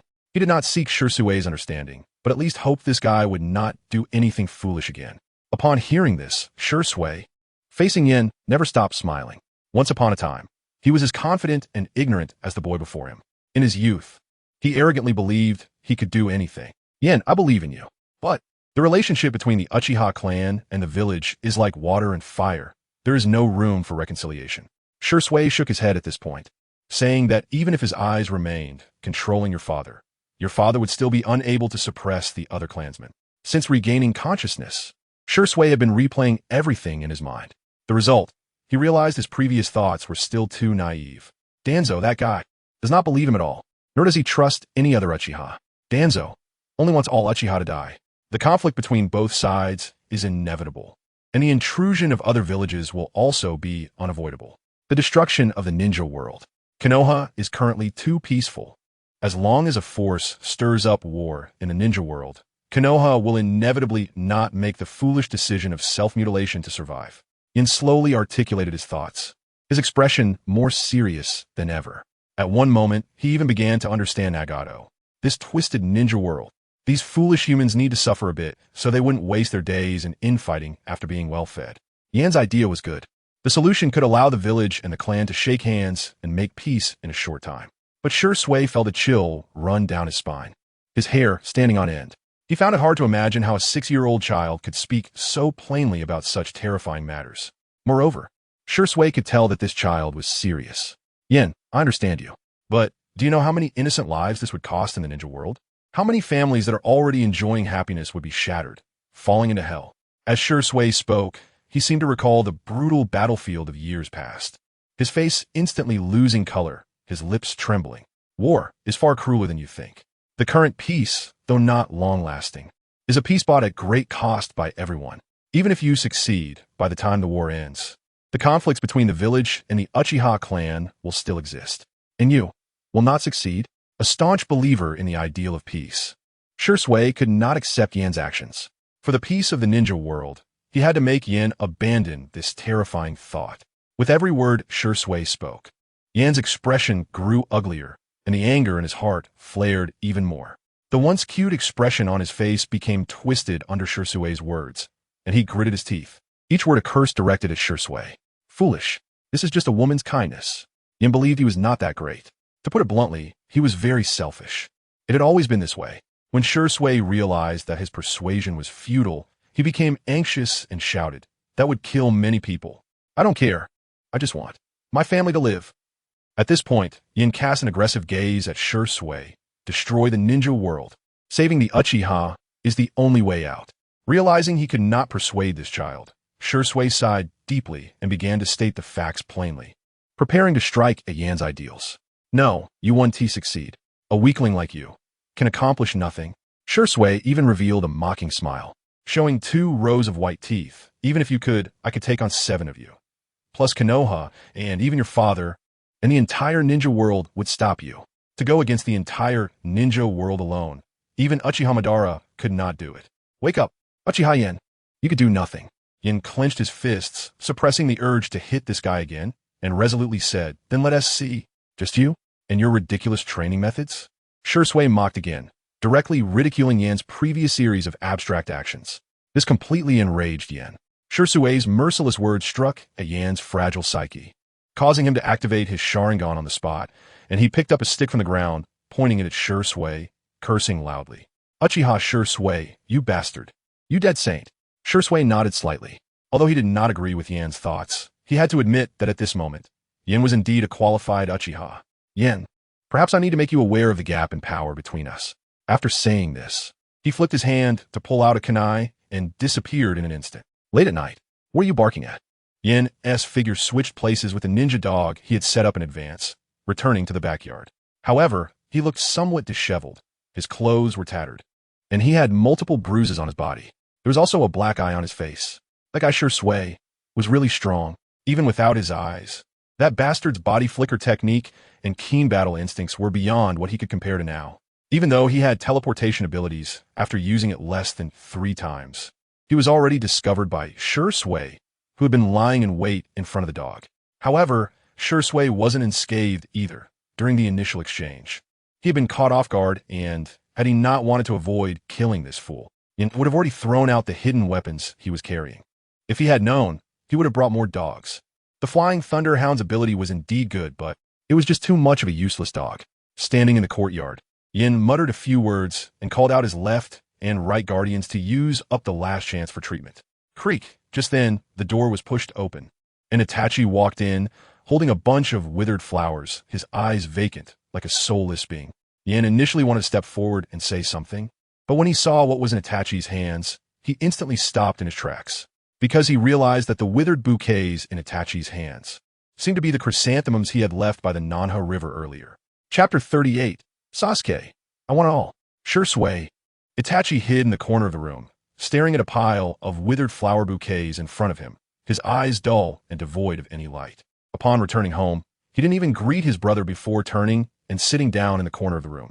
The scene of Shui jumping off the cliff lingered in his mind, refusing to fade away. Itachi felt deeply regretful. He had intended to properly bury Shui's body after his leap. However, Itachi discovered that there were numerous strange arrangements along the Nana River, with withered chrysanthemums placed at various spots on the cliff. It was as if a memorial for Shui had already been held. Clearly, only the root ninjas under Danzo could have done something like this. As he expected, shortly after Shui jumped, the root ninjas began searching in this direction to cover everything up and prevent Danzo from discovering his best friend's body, as well as to fulfill his friend's last wish. He directly led those root ninjas away, while also erasing the arranged chrysanthemums that served as signals. The Uchiha clan. Itachi raised his hand to gently touch his eyes, softly murmuring, a hint of sorrow in his expression. "Oh, Nisan, bang, bang, bang."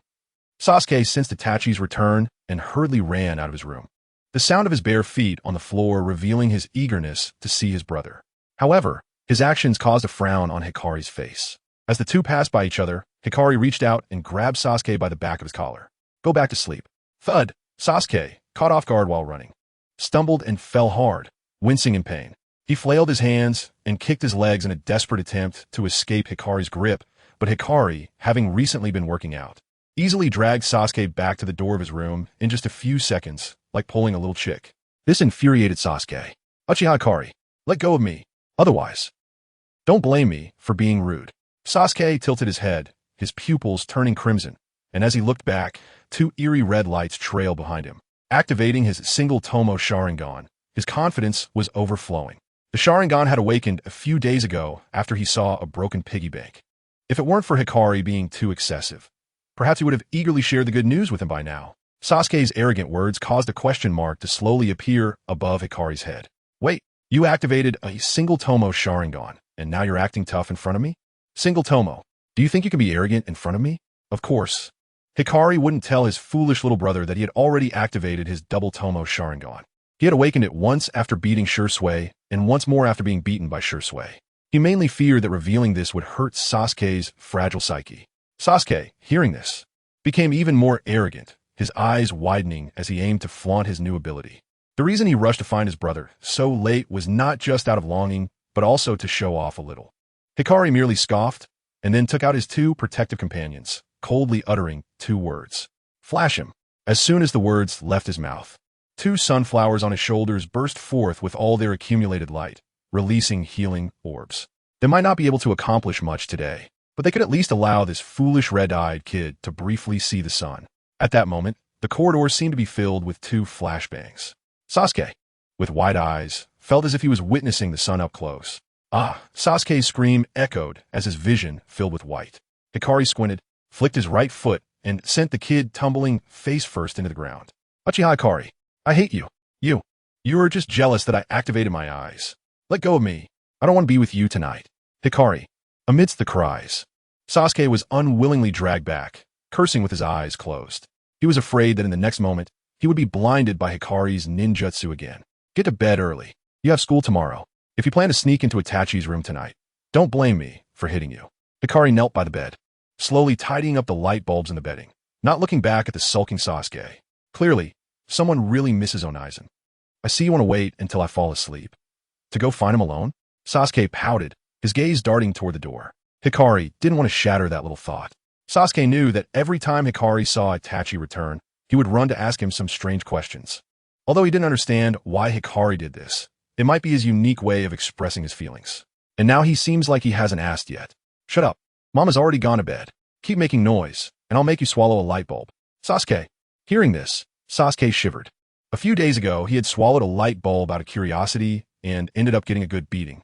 He still vividly remembered the strength of his father's iron rod that day. Oomph. Sasuke huffed weakly, but in the end, he obediently lay down, covered himself with a blanket, and went to sleep. However, he still didn't give up on the idea of seeing Onizen. The next day, Hikari, fully dressed, kicked the sleeping Sasuke, causing the boy to stir and complain. Last night, he had not slept at all, spending the entire night battling wits with this foolish kid, a torment comparable to staying up all night with a hawk. Onizen.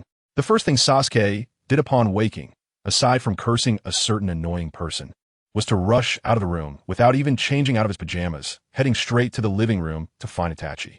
At that moment, Itachi was sitting alone in the living room, staring blankly at breakfast. Even upon hearing his cute brother's call, he didn't lift his head to look at Sasuke. Sasuke sensed something was off with Itachi's mood. As he ran to his side, he abruptly stopped, many words stuck in his throat, ultimately transforming into words of concern. Onizen. What is wrong? Sasuke. Good morning. Itachi raised his head, forcing a smile that looked quite strained, and when he saw Hikari, he was already prepared to respond. Hikari. 1 against 7, good morning. Hikari, not waiting for the other to finish, nodded and casually greeted back, then picked up the bread and milk on the table, turning to put on his shoes by the entrance. Itachi's gentle expression stiffened for a moment, and Sasuke's gaze toward Hikari became increasingly strange. What? What is going on? Why didn't Hikari ask that either or question today? Sasuke glanced at Itachi, then turned to look at Hikari. Positioned between the two, he sensed that something was different. Onizen. Did you two have a fight? Itachi shook his head, his gaze still on Hikari.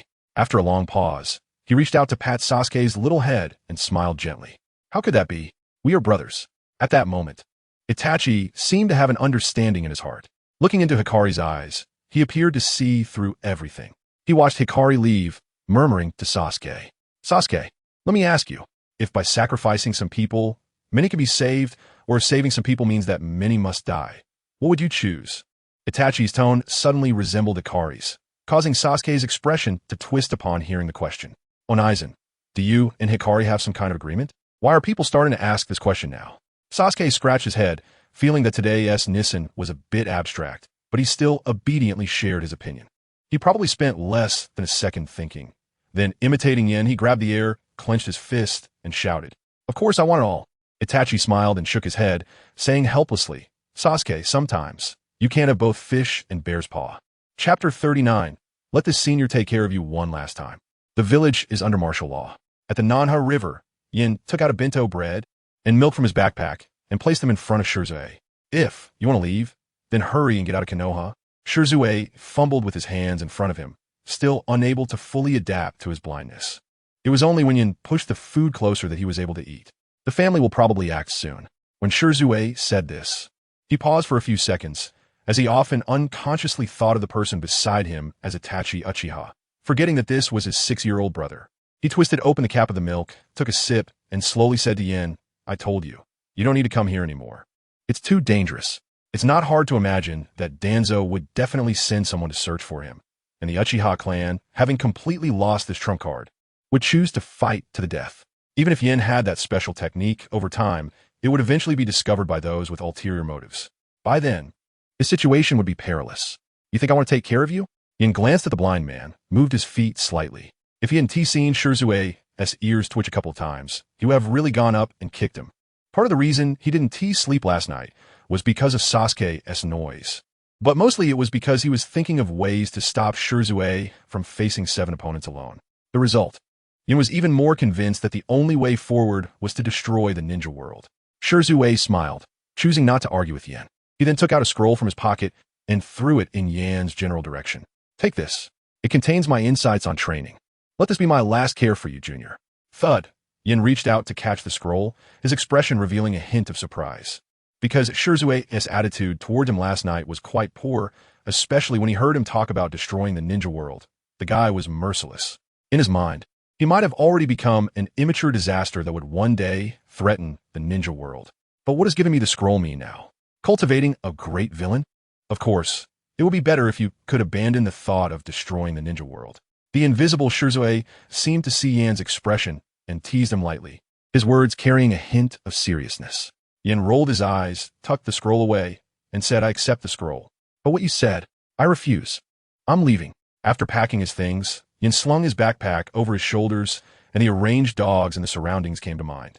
Just as he was about to teleport away, Shirzue suddenly called out to him, "Wait, can you use that ability to heal me one more time? I seem to have accidentally pulled at my wound today." Shirzue awkwardly scratched his head, pointing to his eye sockets, looking a bit embarrassed. Afraid that Yin would worry, he added, "I'll leave tonight." "All right, be careful tonight." Yin didn't refuse, summoned a sunflower, and after throwing out 2 healing light spheres, he teleported away without thinking much. If he didn't leave soon, the nearby dogs would be leaving, and he wouldn't know when he'd get another chance to teleport away. Half an hour after Yin left, Shirzue, hiding in a cave, softly called Yin's name a few times. When he found no one responded, he slowly opened his eyes. In his eyes, a pair of 3 Tomo Sharingan suddenly appeared. "Yin, let this senior take care of you one last time." He picked up the ninja blade from the ground and secured it to his back. Then, he transformed a demon mask from a sealing scroll, dressed himself up, erased any traces he had left in the cave, and left the place. A few minutes later, disguised Shuhei attacked a root base, and, after killing half of the people, he successfully escaped from Konoha using his familiarity with the village and excellent body flicker technique. While everyone was caught off guard, however, during the escape, Shirzue didn't directly kill those pursuing root ninjas. Instead, he only injured them. "Go back and tell Danzo, if he wants my eyes, I'll meet him at the border of the Land of Fire in 3 days." Looking at the 4 severely injured root ninjas in front of him, Shirzue took off the demon mask, revealing his appearance. To increase his credibility, Shirzue had wrapped his right eye with bandages in advance and cast a genjutsu on these root ninjas, making them see his left eye as a Sharingan. He created the illusion of being injured and defecting from Konoha. Shirzue believed that guy Danzo would definitely take the bait. Whoosh, after saying this. Zue disappeared from the spot using body flicker technique. Go, report back to Lord Danzo. Remember not to make a fuss. Lord Danzo doesn't want this matter to be known by others. Yes. After a brief exchange, the four root ninjas quickly retreated to the root base. Meanwhile, in the classroom, Sasuke couldn't help but keep looking at Yin's position. Strange, was that guy supposed to be out today? Why is he still using a shadow clone to attend class? Others might not be able to tell. But Sasuke clearly noticed that the Yin sitting attentively in the back was definitely a shadow clone. Sasuke felt that this guy had been acting mysteriously lately. It was one thing to not attend class, but he was hardly seen at home. This made him a bit worried. Oh no, Yin, that guy. Wouldn't he secretly be plotting against me? When noon came, and everyone began to eat lunch, Sasuke ran directly to Yin's shadow clone and asked, tell me, where did your main body go? The shadow clone shrugged and said nonchalantly, no comment. If you want to ask, you should go ask the main body yourself tonight. Hearing the cocky word from the other side, Sasuke was so angry that his teeth itched, and he raised his hand to smash this shadow clone. Damn it. Why is this guy's shadow clone so infuriating too? Stop. Uchiha Sasuke, what are you doing? At that moment, the righteous Naruto Uzumaki jumped out, blocking Sasuke in front, ready to stop this brat from attacking his brother. Even if Yin is your brother, you can't. It's none of your business. Sasuke coldly spat out 2 words, feeling that this blonde was meddling in things that didn't concern him. Even if Yin's main body were here, it wouldn't be this blonde's place to speak. Damn it, what are you saying? Yin's brother has helped me. I can't just watch you hit him. Even if you're brothers, it doesn't matter. Sasuke. Naruto was immediately furious. He found this guy named Sasuke extremely annoying. Clearly, Yin was such a good person. Why did he have such a detestable younger brother? At this moment, facing Naruto, Sasuke suddenly understood Yin's exasperation. This blonde really had some serious issues.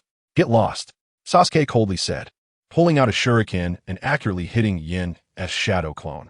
Bang! The shadow clone turned into a puff of smoke and disappeared. And the two didn't show any signs of resolving their grievances. Instead, the atmosphere became even more tense.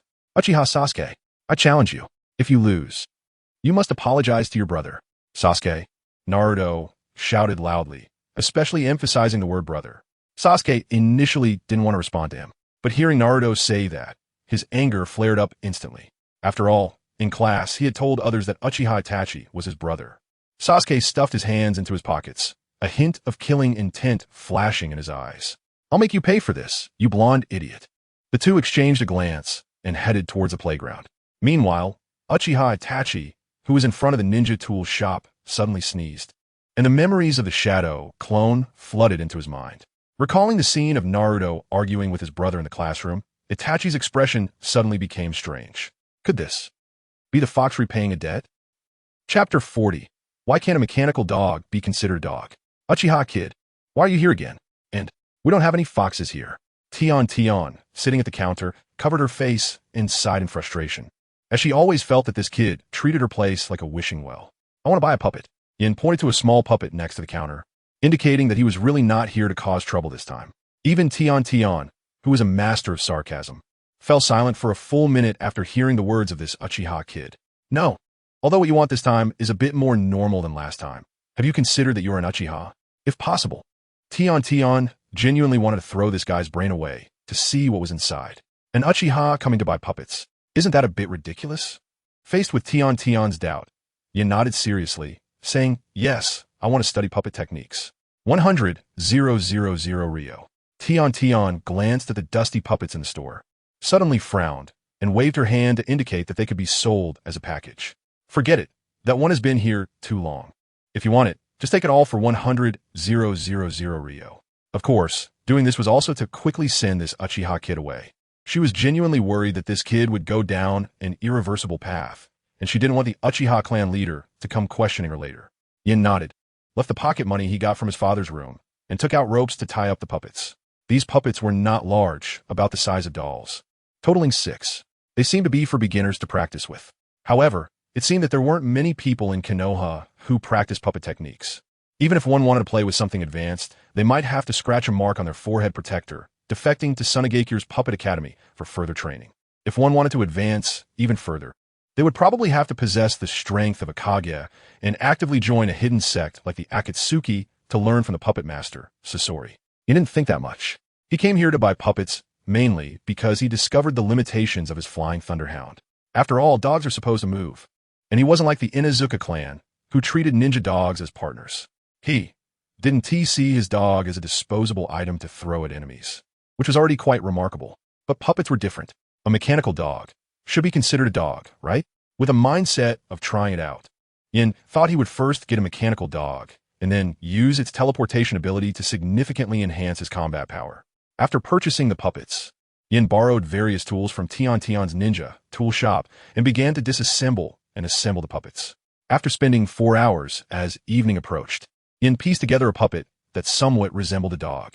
As everyone knows, the current situation in Konoha is very tense, especially regarding the Uchiha clan. The sight of an Uchiha kid squatting in front of the ninja tool shop drew even more attention. Villagers and ninjas passing by the street all stopped to watch, curious if this Uchiha kid had any grand schemes. They wanted to be ready to report to Hokage-sama at any time. And just as it happened, a Root Umbu ninja passing by quickened his steps upon realizing it was Uchiha Yen. It seemed that stopping to watch for a few seconds would make one's intelligence get rubbed into the ground by that kid. Some even thought that stopping to watch would lead to being infected by this brain disorder. However, the confused onlookers found it very entertaining. Stopping 10 meters outside the store to watch, they watched for half an hour, and the expressions of this group of people were almost identical, filled with speechlessness and doubts about life. Am I seeing this wrong? The Uchiha kid is holding a puppet, right? No. What is he doing? What is wrong with the Uchiha clan playing with puppets? Our village doesn't even have a place to learn puppet techniques. Wait, isn't that the son of the blacksmith from the Fugaku family? It seemed that someone in the crowd recognized Uchiha Yen, showing a constipated expression and leaving the scene with a frown. At that moment, everyone suddenly realized they had wasted the most precious half hour of their lives here. Facing the ridicule and doubts of the crowd, Yen turned a deaf ear and focused on installing his mechanical dog. Glancing at the gradually dispersing villagers outside, Yen could only evaluate them with 5 words. Stupitumans. But Tion was very indignant about this. Although this Uchiha kid's dream was a bit absurd. The leap from blacksmithing to puppetry was quite large, but mocking someone else's dream was something despicable. Tion couldn't stand it, scolding a few people outside, then turned to comfort this deep-thinking Uchiha kid. Hey, Uchiha kid. Although the Uchiha clan playing with puppet techniques is hard to understand, I must say, the centipede puppet you made is quite interesting. But as soon as she said this, Yan's face immediately darkened, and he frowned at the puppet he made at his feet. What a nice girl. It's a pity her eyes are problematic. After a long time, he coldly said, "This is a dog." Tion. The 3 words directly left Tion stunned, and the embodiment of sarcasm forgot to mock this guy for a moment due to her shock. Yan ignored her, picked up the rope around the puppet dog's neck, and dragged it out. The puppet part was already completed. All that was left was a sound device. And once that was done, it would be a great success. Ding! Task triggered. Yen?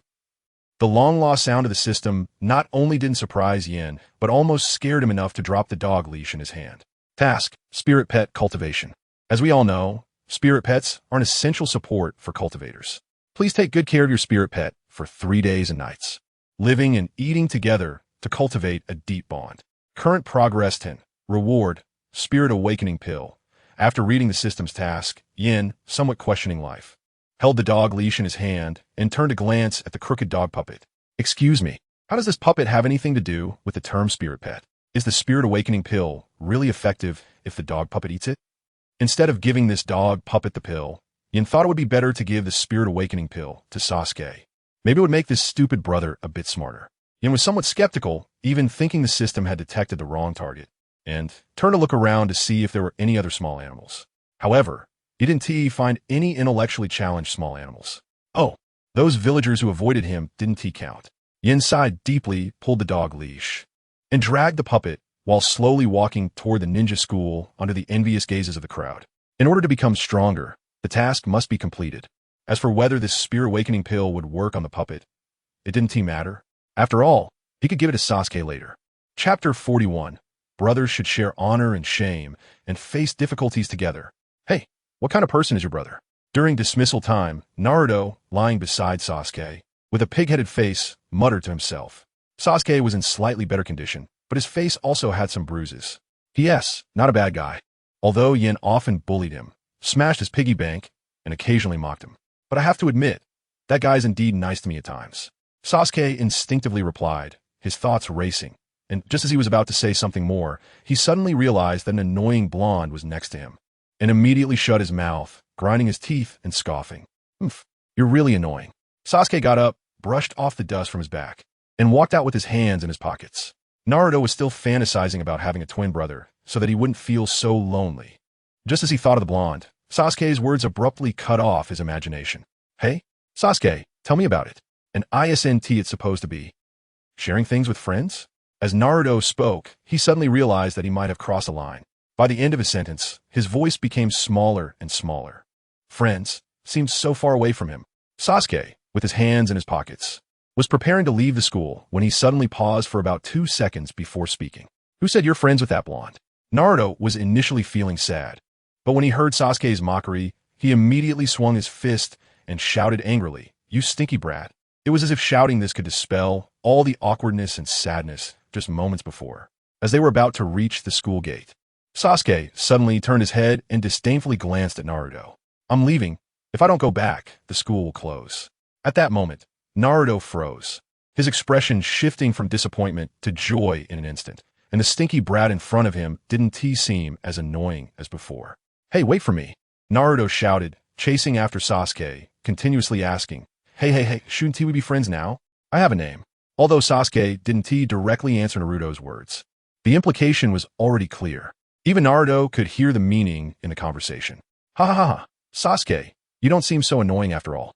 Naruto grinned widely, and while walking alongside Sasuke, he nudged him with his shoulder, prompting Sasuke to call him an idiot several times. Sasuke, not to be outdone, bumped his shoulder against the blonde, as a form of retaliation. Thus, the two of them playfully exited the school, but as they walked out the door, they saw Yin approaching from a distance. "Hey, Sasuke, ISNT that Yin big brother?" "Shut up, that's my little brother." Sasuke corrected Naruto's address with a dark expression, especially feeling particularly displeased when he heard Naruto call Yin big brother, as if it implied that he was just a younger brother. However, Sasuke found Yin's arrival very strange because normally that guy should be at home at this time. Why would he come looking for me? "Do you need a pee?" I know. Wait for me to pick up my brother, and then I'll take you back to eat." Yin spoke to himself, and with each sentence, his expression became more sinister. It wasn't that he was going crazy. Mainly, this dog had a progress bar for the task, and if he didn't talk to his spirit pet, that progress bar wouldn't move at all. What could he say about that? The system's tasks gave Yin a strange DJVU feeling. Yin dragged his puppet, making a clattering sound as he expressionlessly approached the two. Sasuke intended to greet him, but when he caught sight of that thing behind him, he felt so embarrassed that he almost turned to leave. Naruto wanted to say hello, but Sasuke was afraid this blonde brat would shout, attracting the attention of others and making them look even more embarrassing. "Yin, where did you pick up this junk?" "What junk?" Hearing this, Yin immediately exploded. Completing this wall-breaking task had already been quite irritating, and he had just managed to get the progress bar up to 29 through talking with his spirit pet. But now, Sasuke suddenly said this, causing the progress to drop back to 20. Perhaps hearing an outsider's evaluation, the spirit pet was unhappy. Consequently, he wasn't happy either. If it weren't for Naruto being there, he would have swung that broken puppet to deal with this stupid kid. Task progress. 19. It was as if the system could hear his thoughts. The moment the idea arose, the progress bar dropped by another percentage point. Helpless, Yin put on a stern face, coldly like an NC, and began introducing his spirit pet to the two in front of him. This is my new spirit pet, Uchiha." To make his actions seem less strange, Yin also pulled on a leash, bringing the spirit pet closer to greet them. "Naruto." "Sasuke." Task progress bar, 27. Upon hearing this, the two looked at each other in confusion, and with the incomprehensible words and actions. Even the thick-skinned Naruto didn't know what to say for a moment. Sasuke just felt embarrassed, with his hands in his pockets, lowering his head, and walked away without looking back. He was afraid that Yin's embarrassing behavior would implicate him. The idea of keeping a puppet as a pet was already hard for Sasuke to understand. But that Yin guy not only did it, but even gave that broken thing a name. Sasuke believed that just spending one more second with him would cause the glory of the Uchiha to be ruined by that guy. And he had to go back and tell on him. Let his parents deal with this ridiculous guy. My fish-lipped Udo. Don't you want to go home with your brother now? Yin felt a bit sad. He thought that brothers should share honor and shame and face difficulties together. But what does that expression of distancing himself mean? My little brother, Wait for me. Don't you like my new friend? Yin hurriedly followed with his spirit pet, while the originally fast-walking Sasuke turned into a run, afraid that other villagers would notice any connection between him and that guy behind him. When they got home, neither Fugaku nor Makoto were there, and Itachi seemed to be on a mission, leaving only the two brothers in the large house. Sasuke, worried about being infected by some sick guy, tidied up the bedding and fled to Itachi's room. Meanwhile, Yin was busy installing a voice device for his spirit pet. The voice device was something he bought from the Konoha grocery store to replicate a dog's bark. He even went to the dog kennel to record a segment. All right, now let us see if this mechanical dog counts as a dog. Yin gently turned on the voice device and squinted his eyes, then searched for nearby targets to teleport in his mind. Woof woof. Almost simultaneously with the sound of the device, a virtual shadow appeared in his mind.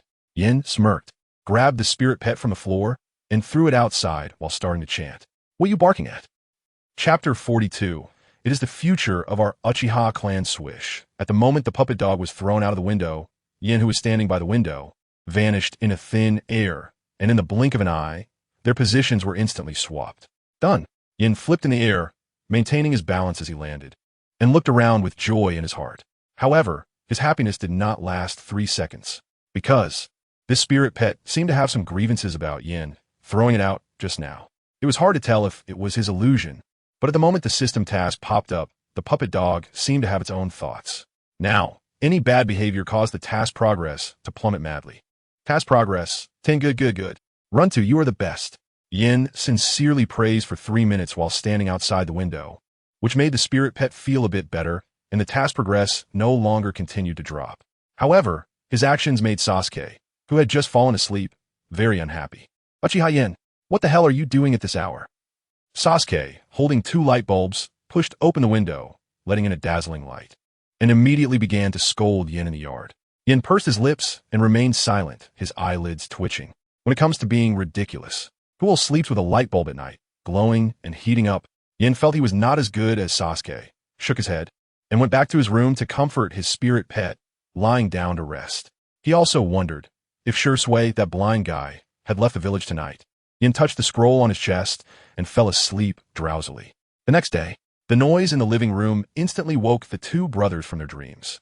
Sasuke thought it was Itachi coming back and hurriedly ran to the living room, while Yin dragged his spirit pet out of the room. Good morning, Sasuke Yin. Makoto in the kitchen squinted her eyes and smiled as she greeted her 2 sons.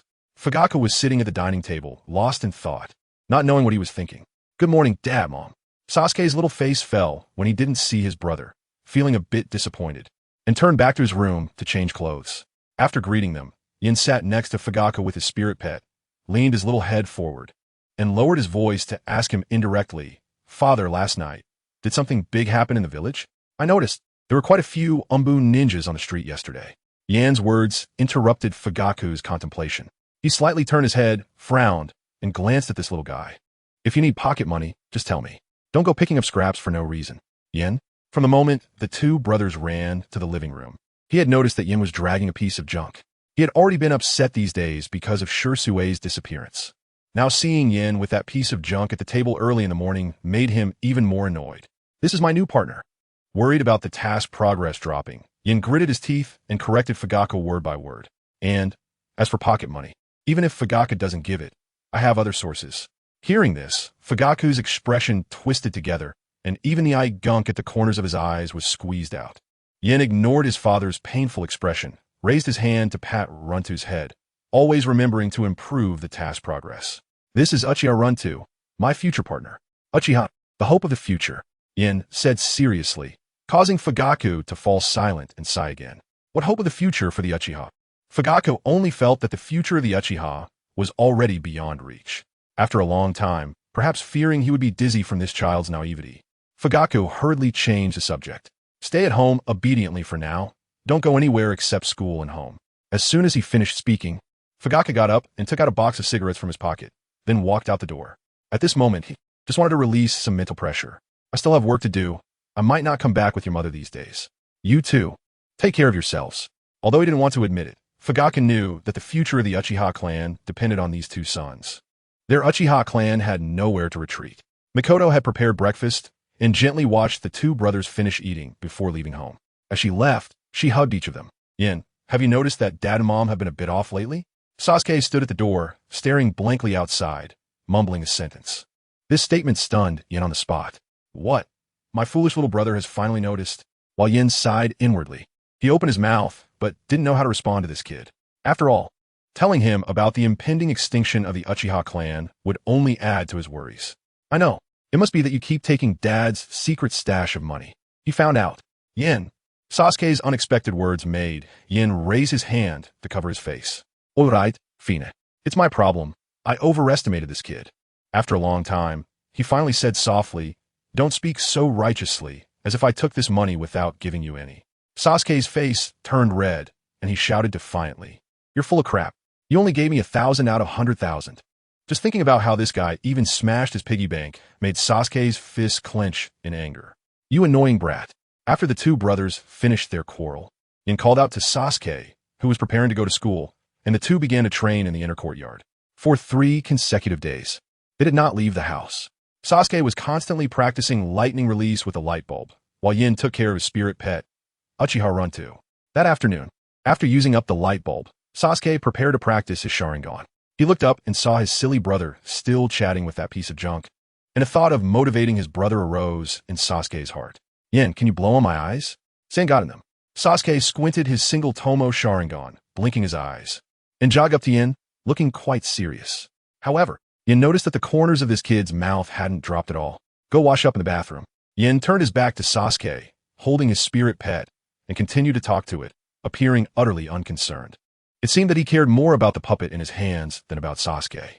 Task progress. 99. The task was about to be completed, and Yin had no intention to pay attention to Sasuke at all. He just wanted to quickly create the Spirit Awakening pill and see if he could give Sasuke a boost to his brain and develop his intelligence.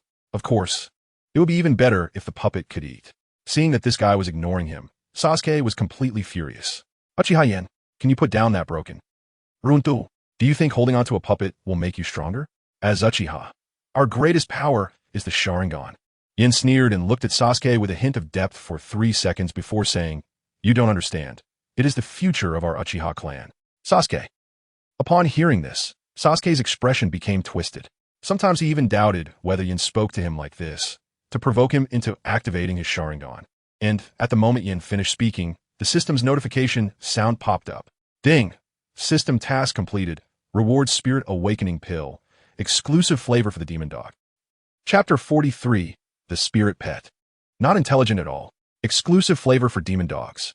After Yin saw the small text about the awakening pill, he was only slightly puzzled for a few seconds, then thought nothing more of it and opened his backpack to click on the awakening pill. In the next second, he felt a weight in his palm as a fist-sized dark pill appeared out of nowhere. Yin didn't even have time to be happy for a second when a foul smell of rotten eggs invaded his nose, the stench hitting him straight in the brain. Ugh! Faced with this choking smell, Yin, even while bending over and gagging, did not throw away the awakening pill in his hand. Instead, he held it far away, held his breath, and endured the nausea to shout at Sasuke. Sasuke, come here. I have something good for you to eat. Sasuke, who was practicing, didn't understand what was going on, but still stopped what he was doing and reluctantly walked over to Yin. However, after just 2 steps, Sasuke wrinkled his nose, quickly covered it, and rapidly distanced himself. Yin, are you playing with poop? Hurry up and throw it away. Wait, don't come over. Before Sasuke could finish his sentence, he saw Yin gagging while holding the dark object, walking towards him. The frightened child hurriedly retreated to the corner of the yard. Sasuke, eat this. It can help nourish your brain. Ugh. As an older brother, Yin could be said to take good care of his younger brother. Whenever he had something good, he thought of Sasuke. Unfortunately, the foolish younger brother found it hard to understand his older brother's intentions, showing no sympathy and instead standing there with a disgusted expression. Do you want to listen to what you're saying? It's disgusting. If you want to nourish your brain, you eat it. Sasuke was extremely scared, pinching his nose, curling up in the corner, his eyes tightly shut, looking utterly helpless. To him, Yin was the one who needed to nourish his brain the most. Who in their right mind would want to eat something like this? Sasuke seriously doubted that Yin was trying to play him for a fool. Really? Ugh. Sasuke, trust me. If you eat it, you will become stronger. Ugh.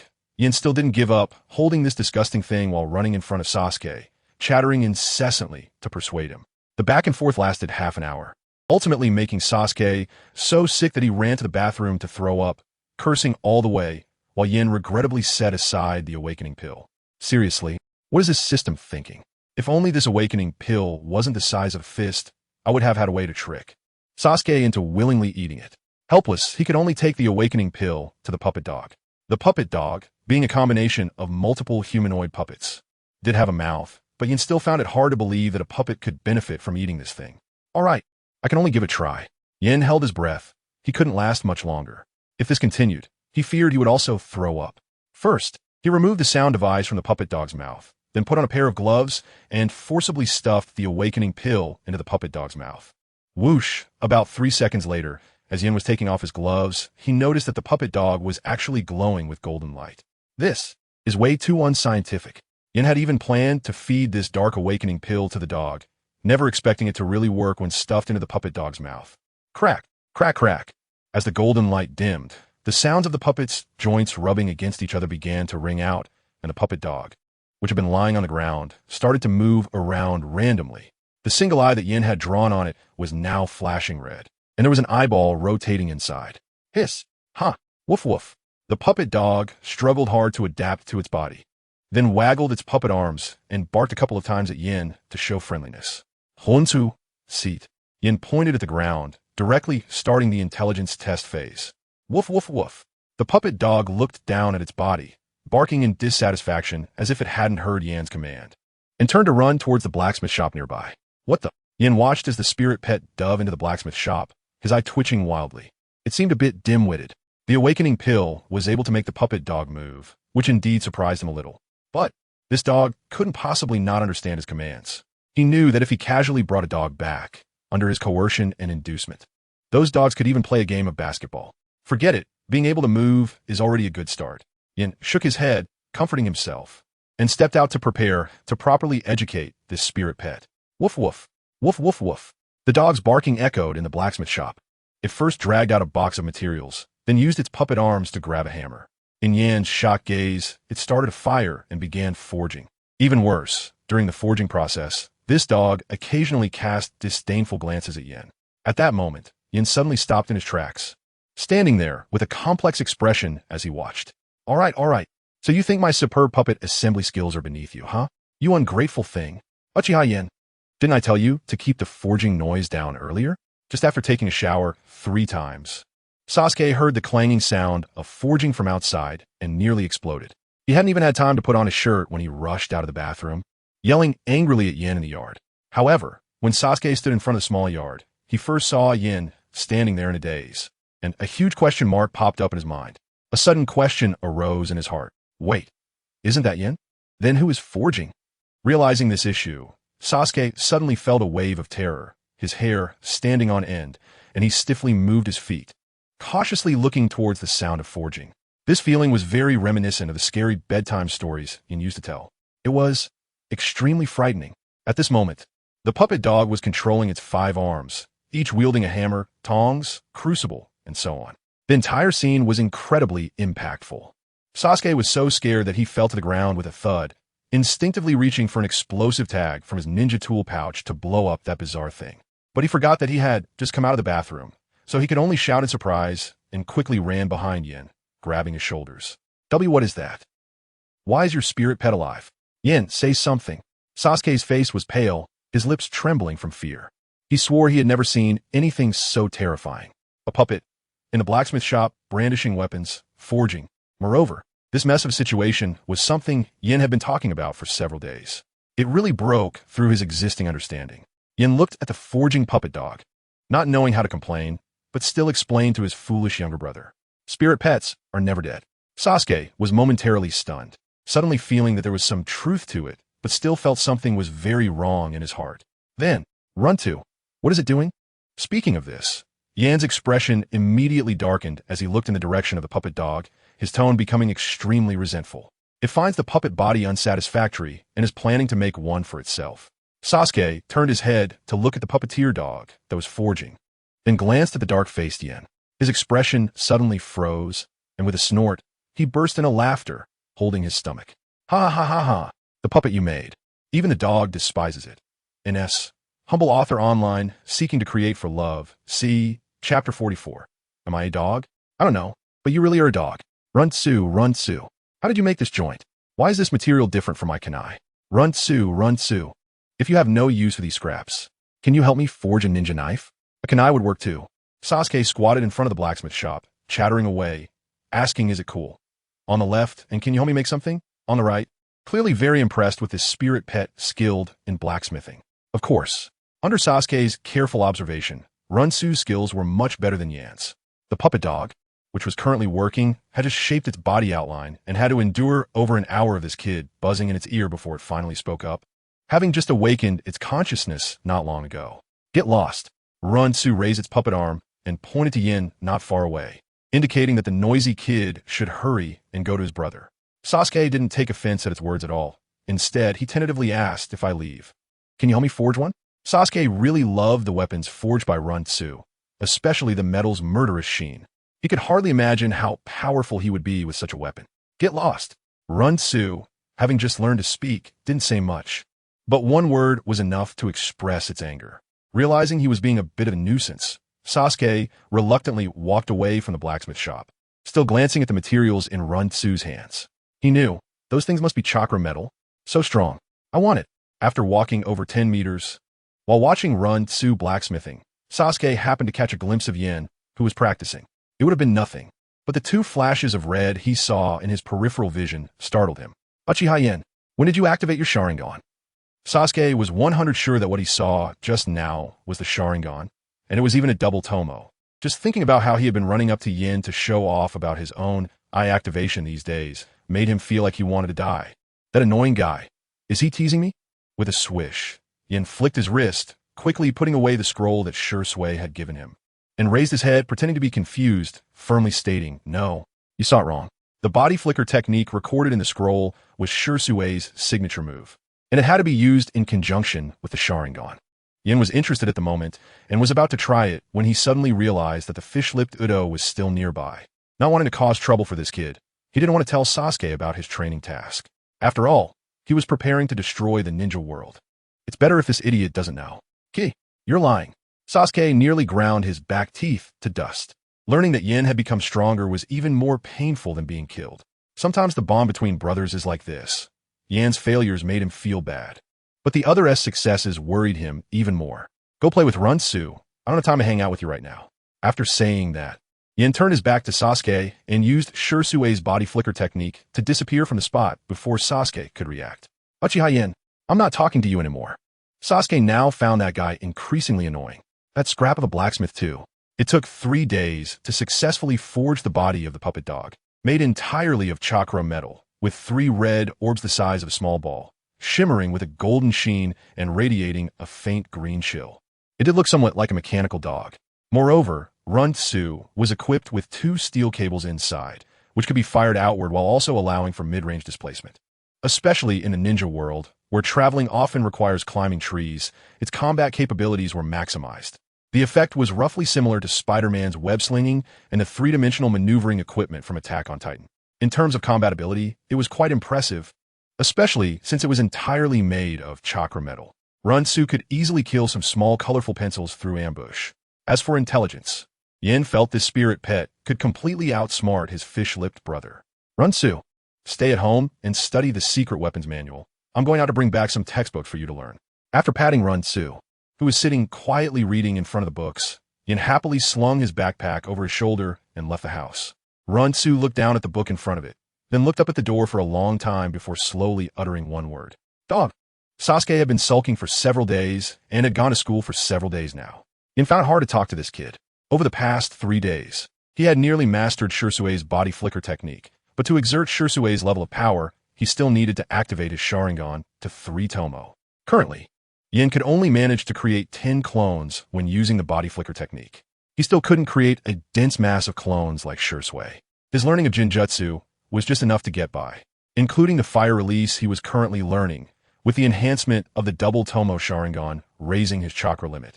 He could now release all the fire release techniques he had learned. During the day, with the chakra recovery benefits from his left and right guards, Yin felt he could completely transform into a mobile artillery platform.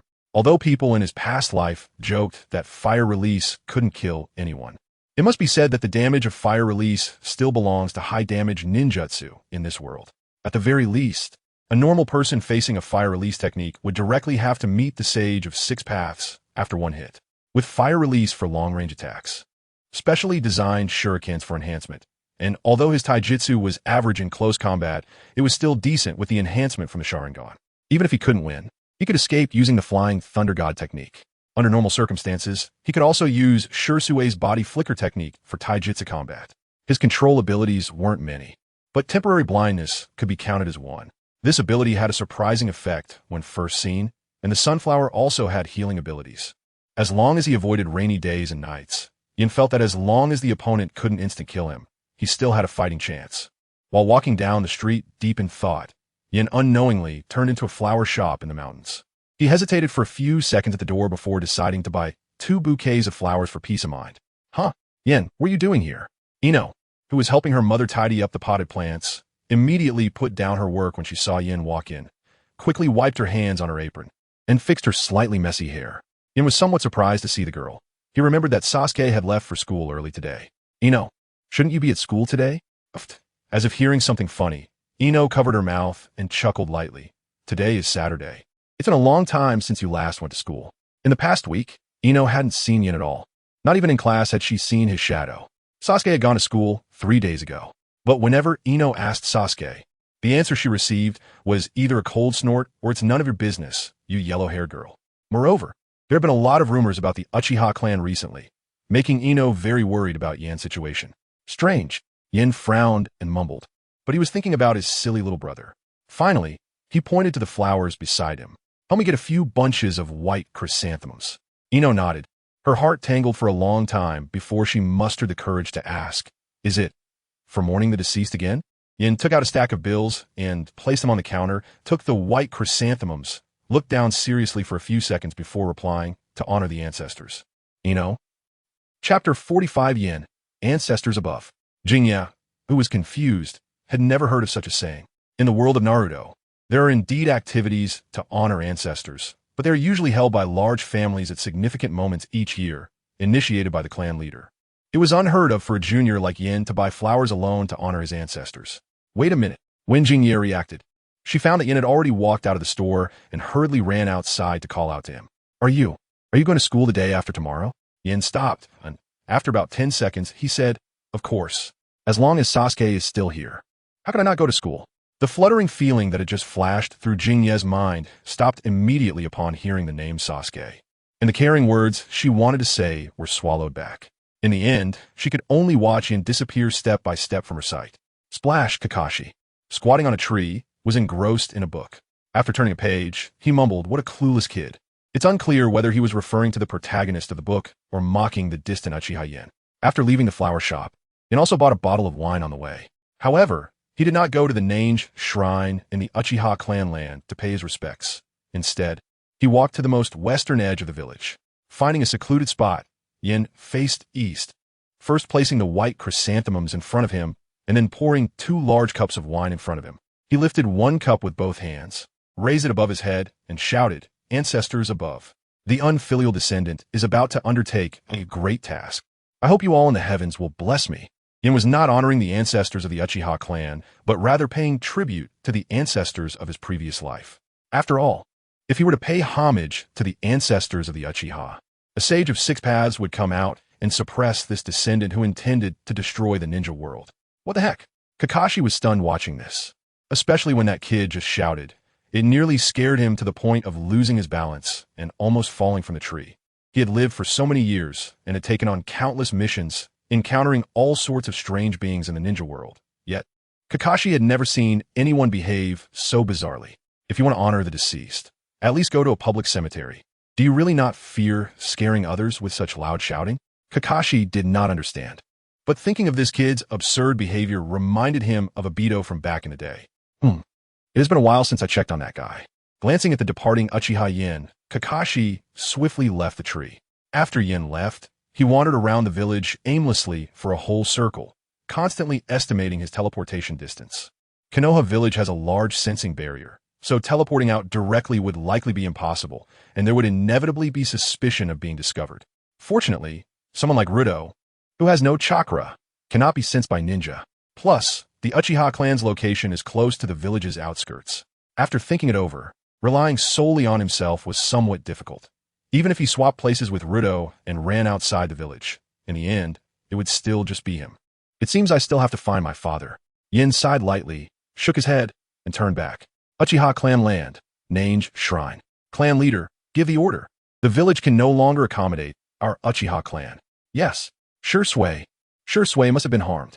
We now only have the chance to survive if we take up arms, right? Konoha never regarded us as one of their own. This village was clearly founded together. Why can't we become Hokage? Let's fight them.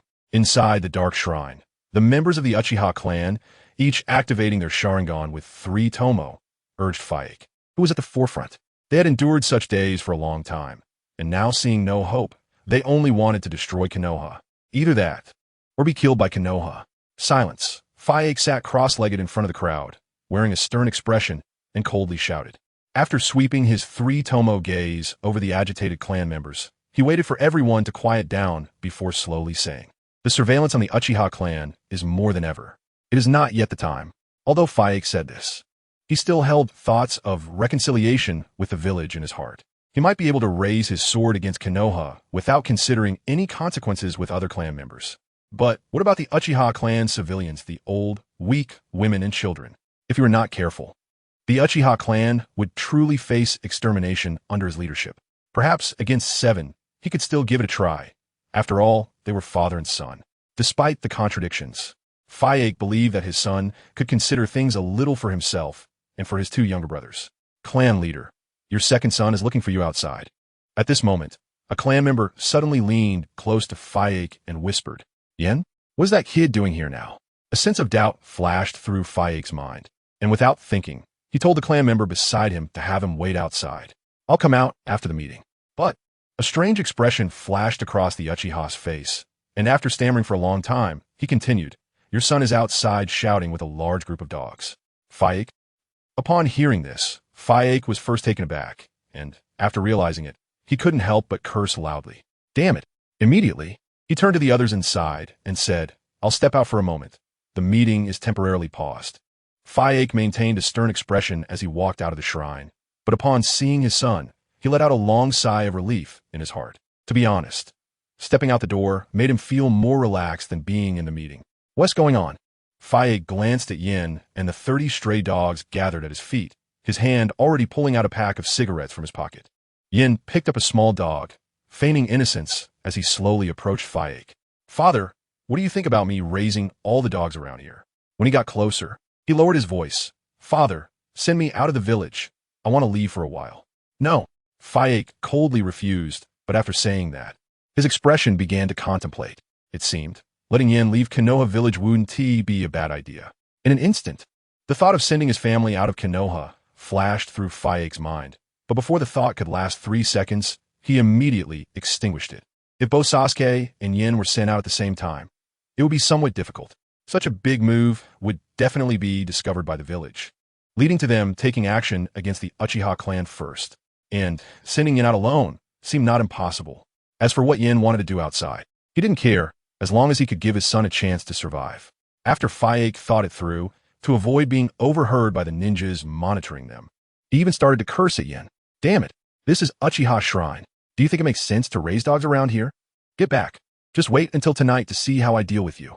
When Yan's gaze met his father's, he immediately understood the underlying meaning and cooperated with his father's act.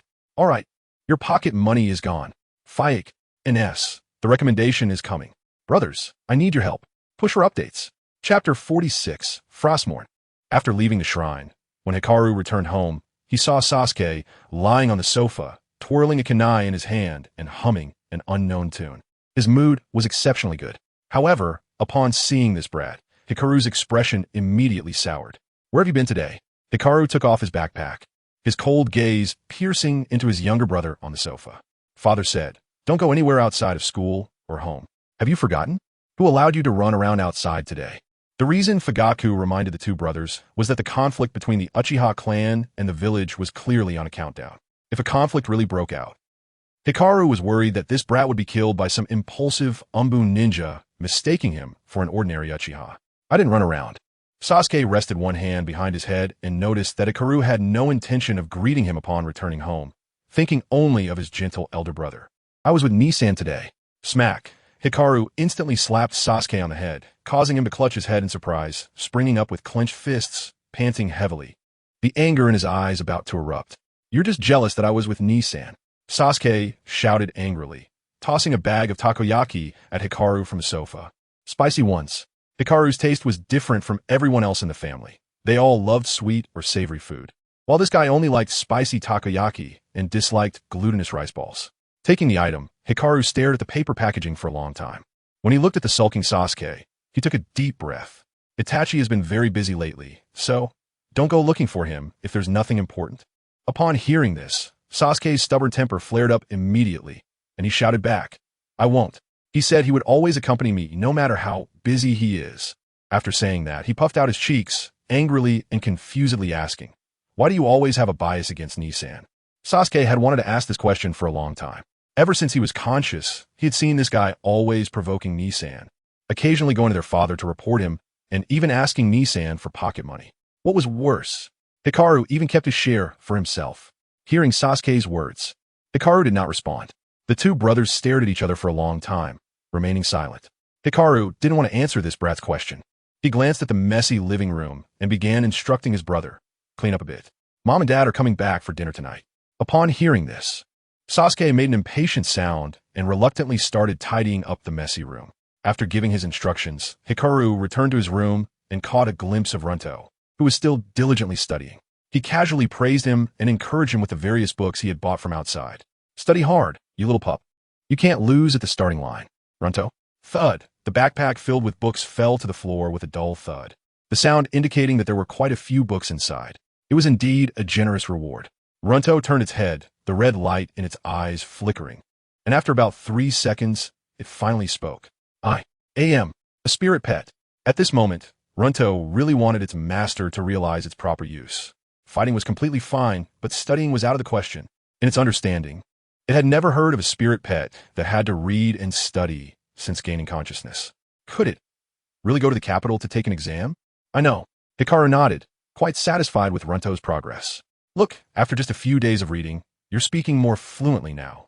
The progress was remarkable. After casually saying a few words, Hikaru turned around and pulled out a bag from under the wardrobe. Inside the bag were 2 ninja blades made from the leftover scraps when Runto was crafted. The materials were also chakra metal bought by their father. The 2 ninja blades were gifts left for this foolish younger brother after Hikaru left. That night, Fugaku and Mikoto indeed returned early, and to Hikaru's surprise, Itachi also came home today. The family sat at the dinner table, and every time their father Fugaku glanced at Itachi, his face showed no good expression, occasionally scooping rice while snorting coldly, which expressed his dissatisfaction. Mikoto was busy serving dishes to her 3 sons, with the vegetables in their bowls piled higher than the rice, while she herself hadn't eaten a bite. Throughout the dinner, Sasuke was quite happy, with his brother beside him and his parents, whom he hadn't seen for days. At the table, a smile never left his face. Meanwhile, although the others appeared the same as usual, each had heavy thoughts on their minds. I'm full. Itachi put down his bowl and chopsticks, stood up, and gave his parents a deep bow, inadvertently revealing a hint of sadness. Itachi, wait. I want to talk to you. Fugaku said heavily, knowing that this might be the last time he could have a face-to-face conversation with his eldest son. Sorry, father. I want to rest early tonight. Itachi respectfully refused, already making it clear that he would not side with his father. Any further conversation would have no meaning. Fugaku moved his lips, but after a long time, he didn't speak. He understood his eldest son's meaning, and the complexity in his heart was hard to express. All the words he wanted to say condensed into one sentence. Sigh. Fugaku sighed and said, you can go rest. The 2 father and son stared at each other for a long time. Itachi said nothing more and turned to walk towards his room, just like their positions. Sasuke wanted to go find his brother, but just as he jumped off his chair, he was grabbed by Hikaru beside him, suddenly blocked. Sasuke turned his head and glared angrily. Since their parents were present, he didn't dare to curse, so he could only stare at Hikaru with burning eyes, meaning, if you don't give me a reason, I'll make a scene right now. I have something for you. Hikaru lightly kicked a black bag from under the table, pulling it out and kicking it in front of Sasuke. Huh. Upon hearing this and seeing the bag at his feet, Sasuke pointed at his own nose, his eyes wide open. Is this for me? He was completely taken aback. Fugaku and Mikoto exchanged glances, smiling with relief at the two brothers. It's of no use to me. I'm giving it to you, Hikaru said blandly, tilting his chin to indicate that he could open it and take a look. Normally, if Sasuke heard Hikaru speaking in such a deadpan tone, he would definitely argue with him, but today felt different. This annoying, not so annoying guy actually gave him a gift? The sun really came out from the west. Sasuke took a deep breath, rubbed his sweaty hands, knelt in front of the bag, and carefully touched it, as if sensing what was inside. He couldn't wait to open the bag, and upon seeing what was inside, he couldn't help but shout loudly. At that moment, Sasuke's shout was so powerful it could surely lift the roof off. Ninja blades! Hikaru, how'd you know I wanted this? Clang. Sasuke pulled out one of the blades, discovering that the blade was a light blue with thunder-like patterns engraved on it. The other one was red with flame-like patterns. They were specially made according to his chakra attributes. Hikaru, I love it. I love it so much. Sasuke hugged the two ninja blades, overjoyed, unable to contain his excitement, and started waving the blades around. After a few minutes, he turned to Yin and asked, "What are their names?" Names. One red and one blue. Yin rubbed his chin and thought for 2 seconds before instinctively saying, "Frostmourne, Fire's Joy." Sasuke. Chapter 47. Wait, how did I not know I started cultivating? Not. Although Frostmourne is indeed nice, it completely doesn't match my lightning release chakra. And what the hell is this name? Fire of Happiness. Sasuke's eyelid twitched, and he complained a few times about Yan's terrible naming talent. But he didn't say much more, mainly because he was afraid Yin would suddenly change his mind and take the things back. Yin shrugged his shoulders, indicating how great these two names were, and that his foolish younger brother simply didn't appreciate them. Sasuke looked down at the ninja blades in his arms and solemnly raised his head to say, "Yin, just wait. I will give you an even better gift than this." Afraid that his words didn't carry enough weight, Sasuke firmly assured, "Definitely." Seeing this foolish younger brother, Yin chuckled lightly, raised his hand, and pointed 2 fingers at his forehead. "All right, I'll wait for you." Fugaku glanced at the time and interrupted the brothers' conversation. "Sasuke, go back to your room and rest first. I still have things to discuss with Yin." "Okay," Sasuke replied eagerly. He couldn't wait to try out these 2 ninja blades. And upon hearing his father's words, he dashed out. "Come with me." As Fugaku finished speaking, Mikoto hurriedly took a backpack from the kitchen. "Yin, it has the snacks made by Mom. Take it with you to eat on the way. The conditions outside the village aren't as good as at home." Mikoto couldn't hold back and turned her head, covering her face and crying. "All right, Mom. I will take good care of myself." Yin tightened his grip on the backpack, slung it on his back, took one last look at his mother, and turned to follow his father. Since it was still early, before leaving, Yin returned to his room to grab the traps he had made, explosive tags, and his spirit pet. After packing his things, Yin ran to the courtyard to take one last look at his foolish younger brother. However, on his way back, he happened to run into Itachi. Yin didn't engage in his usual inquiries or feel like explaining anything to him, and simply headed straight for his father's room. "Yin, I will protect Sasuke." As the 2 figures crossed paths, Itachi suddenly said something, as if he sensed something. Yin stopped, then asked, "Can you protect father and mother?" Silence. Itachi only responded to this question with silence. Realizing he wouldn't get an answer, Yin walked directly to his father's door. Around 11 p.m., Fugaku took him to the tool room, then pulled a mechanism at the corner of the door. A secret passage appeared before Yan's eyes. A secret passage? Is it leading outside the village? Why didn't I find it when I was looking for my stash before? Yin wondered, looking up at his father's serious expression, hesitating as he spoke. "Father, how about we go together?" Fugaku shook his head. "No, the Uchiha clan needs me. The village won't let us leave. Everything ultimately has to come to an end." He paused for a moment, then chuckled lightly, "And besides, who told you this is a secret passage to the outside of the village?" Hearing this, Yin scratched his head, confused. Seeing his father dive into the secret passage, he quickly picked up his pet, rushing in after his father. After about 10 minutes of walking, the secret passage Yin had imagined did not appear. Instead, they arrived at a hidden room filled with scrolls. Just as he was puzzled, Fugaku tossed a scroll from the bookshelf to his son, then formed hand seals. "Summoning technique bong." The technique's sound echoed, and after a puff of smoke, a blue ninja cat with a short knife on its back appeared before them. "Meow, Fugaku. Is this the one you were talking about, son?" The ninja cat hopped lightly, circling Yin, sniffing carefully, and suddenly frowned. "Why does it smell like a dog?" Ruri, hearing this, was immediately displeased, poked her head out from under Yan's coat, and shouted in dissatisfaction. Spirit pet. Yin quickly shoved the little guy back in, then turned to his father, uncertainly asking, is the reverse summoning technique for leaving the village? Yes. Fugaka nodded, giving his son an appreciative look. I have to say, sometimes your sharpness is indeed on par with Itachi. It's just a pity. If this child had been born a few years earlier, it would have been better. Meow, your father spent a great deal to get this. We, the Ninja Cat clan, never used the reverse summoning technique. The ninja cat raised its paw, licked it a few times, speaking very shrewdly. However, after saying this, it jumped onto Yan's shoulder, its tail flicking the scroll from his hand onto the ground. It even thoughtfully took out a can of ink. Sign this, and then I will use the reverse summoning technique to take you out. Yin looked at Fugaku first, but Fugaku shook his head, indicating once again that he would not leave. After getting the answer, he signed his name on the scroll. Once everything was done, the ninja cat actively released the summoning technique, telling Yin to wait in place, and in a few minutes, the reverse summoning technique would be cast. Yin, Fugaku gently called his name, patting him on the shoulder twice. Take care of yourself. If possible, please take care of Sasuke as well. The old father's words suddenly turned the atmosphere a bit somber, and Yin looked his father up and down before saying, the family. When did it start? A month from now. Fugaku pondered for a few seconds, then patted the backpack on Yan's back, smiling relievedly. According to our spies' reports, Danzo was severely injured at the border of the Fire Country yesterday. The authenticity of the news is still uncertain. However, a month from now, we have a very good chance of winning. Yin? Wait, Danzo is severely injured? Upon hearing this news, Yin was momentarily stunned, then looked at his father's eyes differently. What does this mean by having a great chance of winning? But fortunately, there is still a month of time, enough for him to get some things done outside. I have to go. Fugaku took out a pocket watch, glanced at the time, nearing midnight, then stuffed it into his son's arms. This was left by your grandfather. Take it.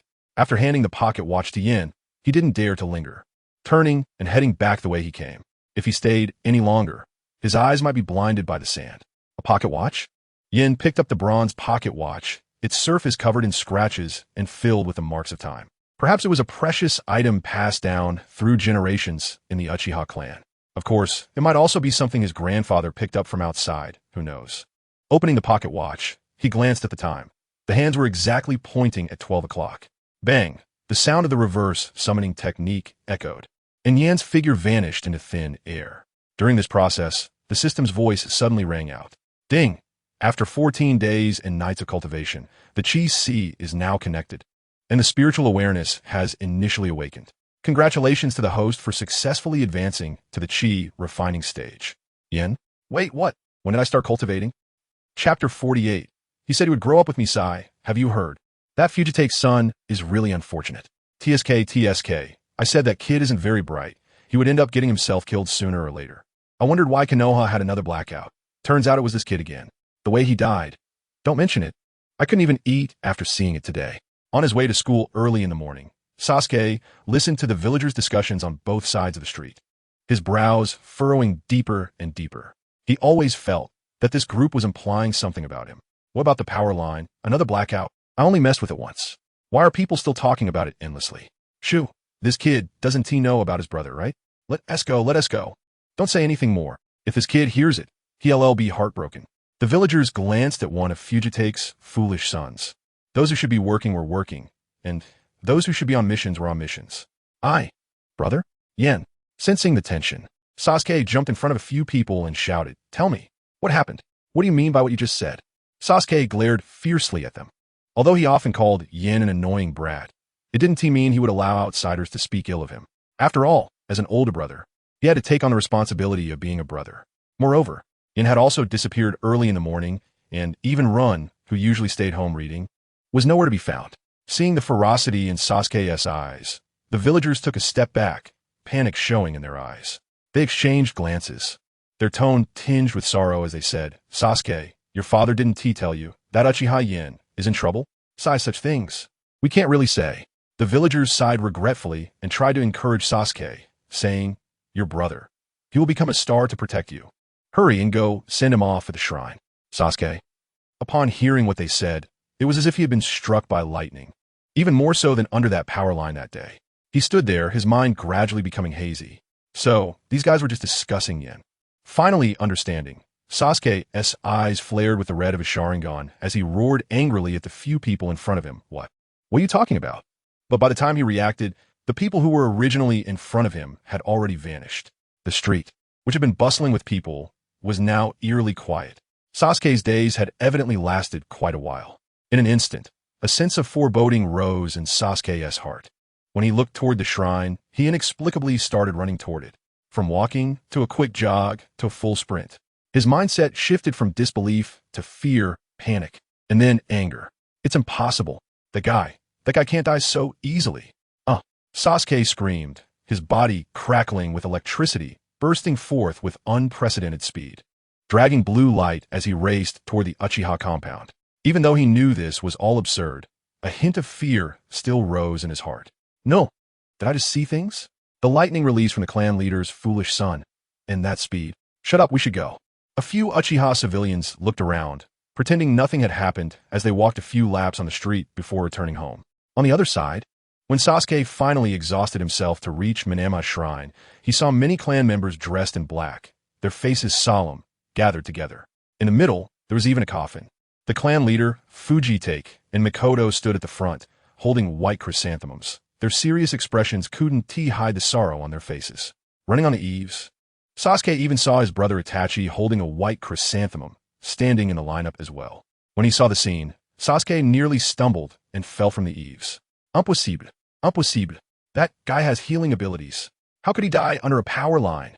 In a fit of rage, Sasuke channeled all his chakra, increasing his speed even more. Boom!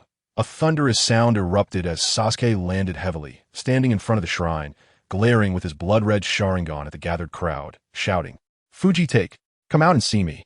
Sasuke couldn't believe that the brother who had given him a ninja knife just the night before had left this world this morning.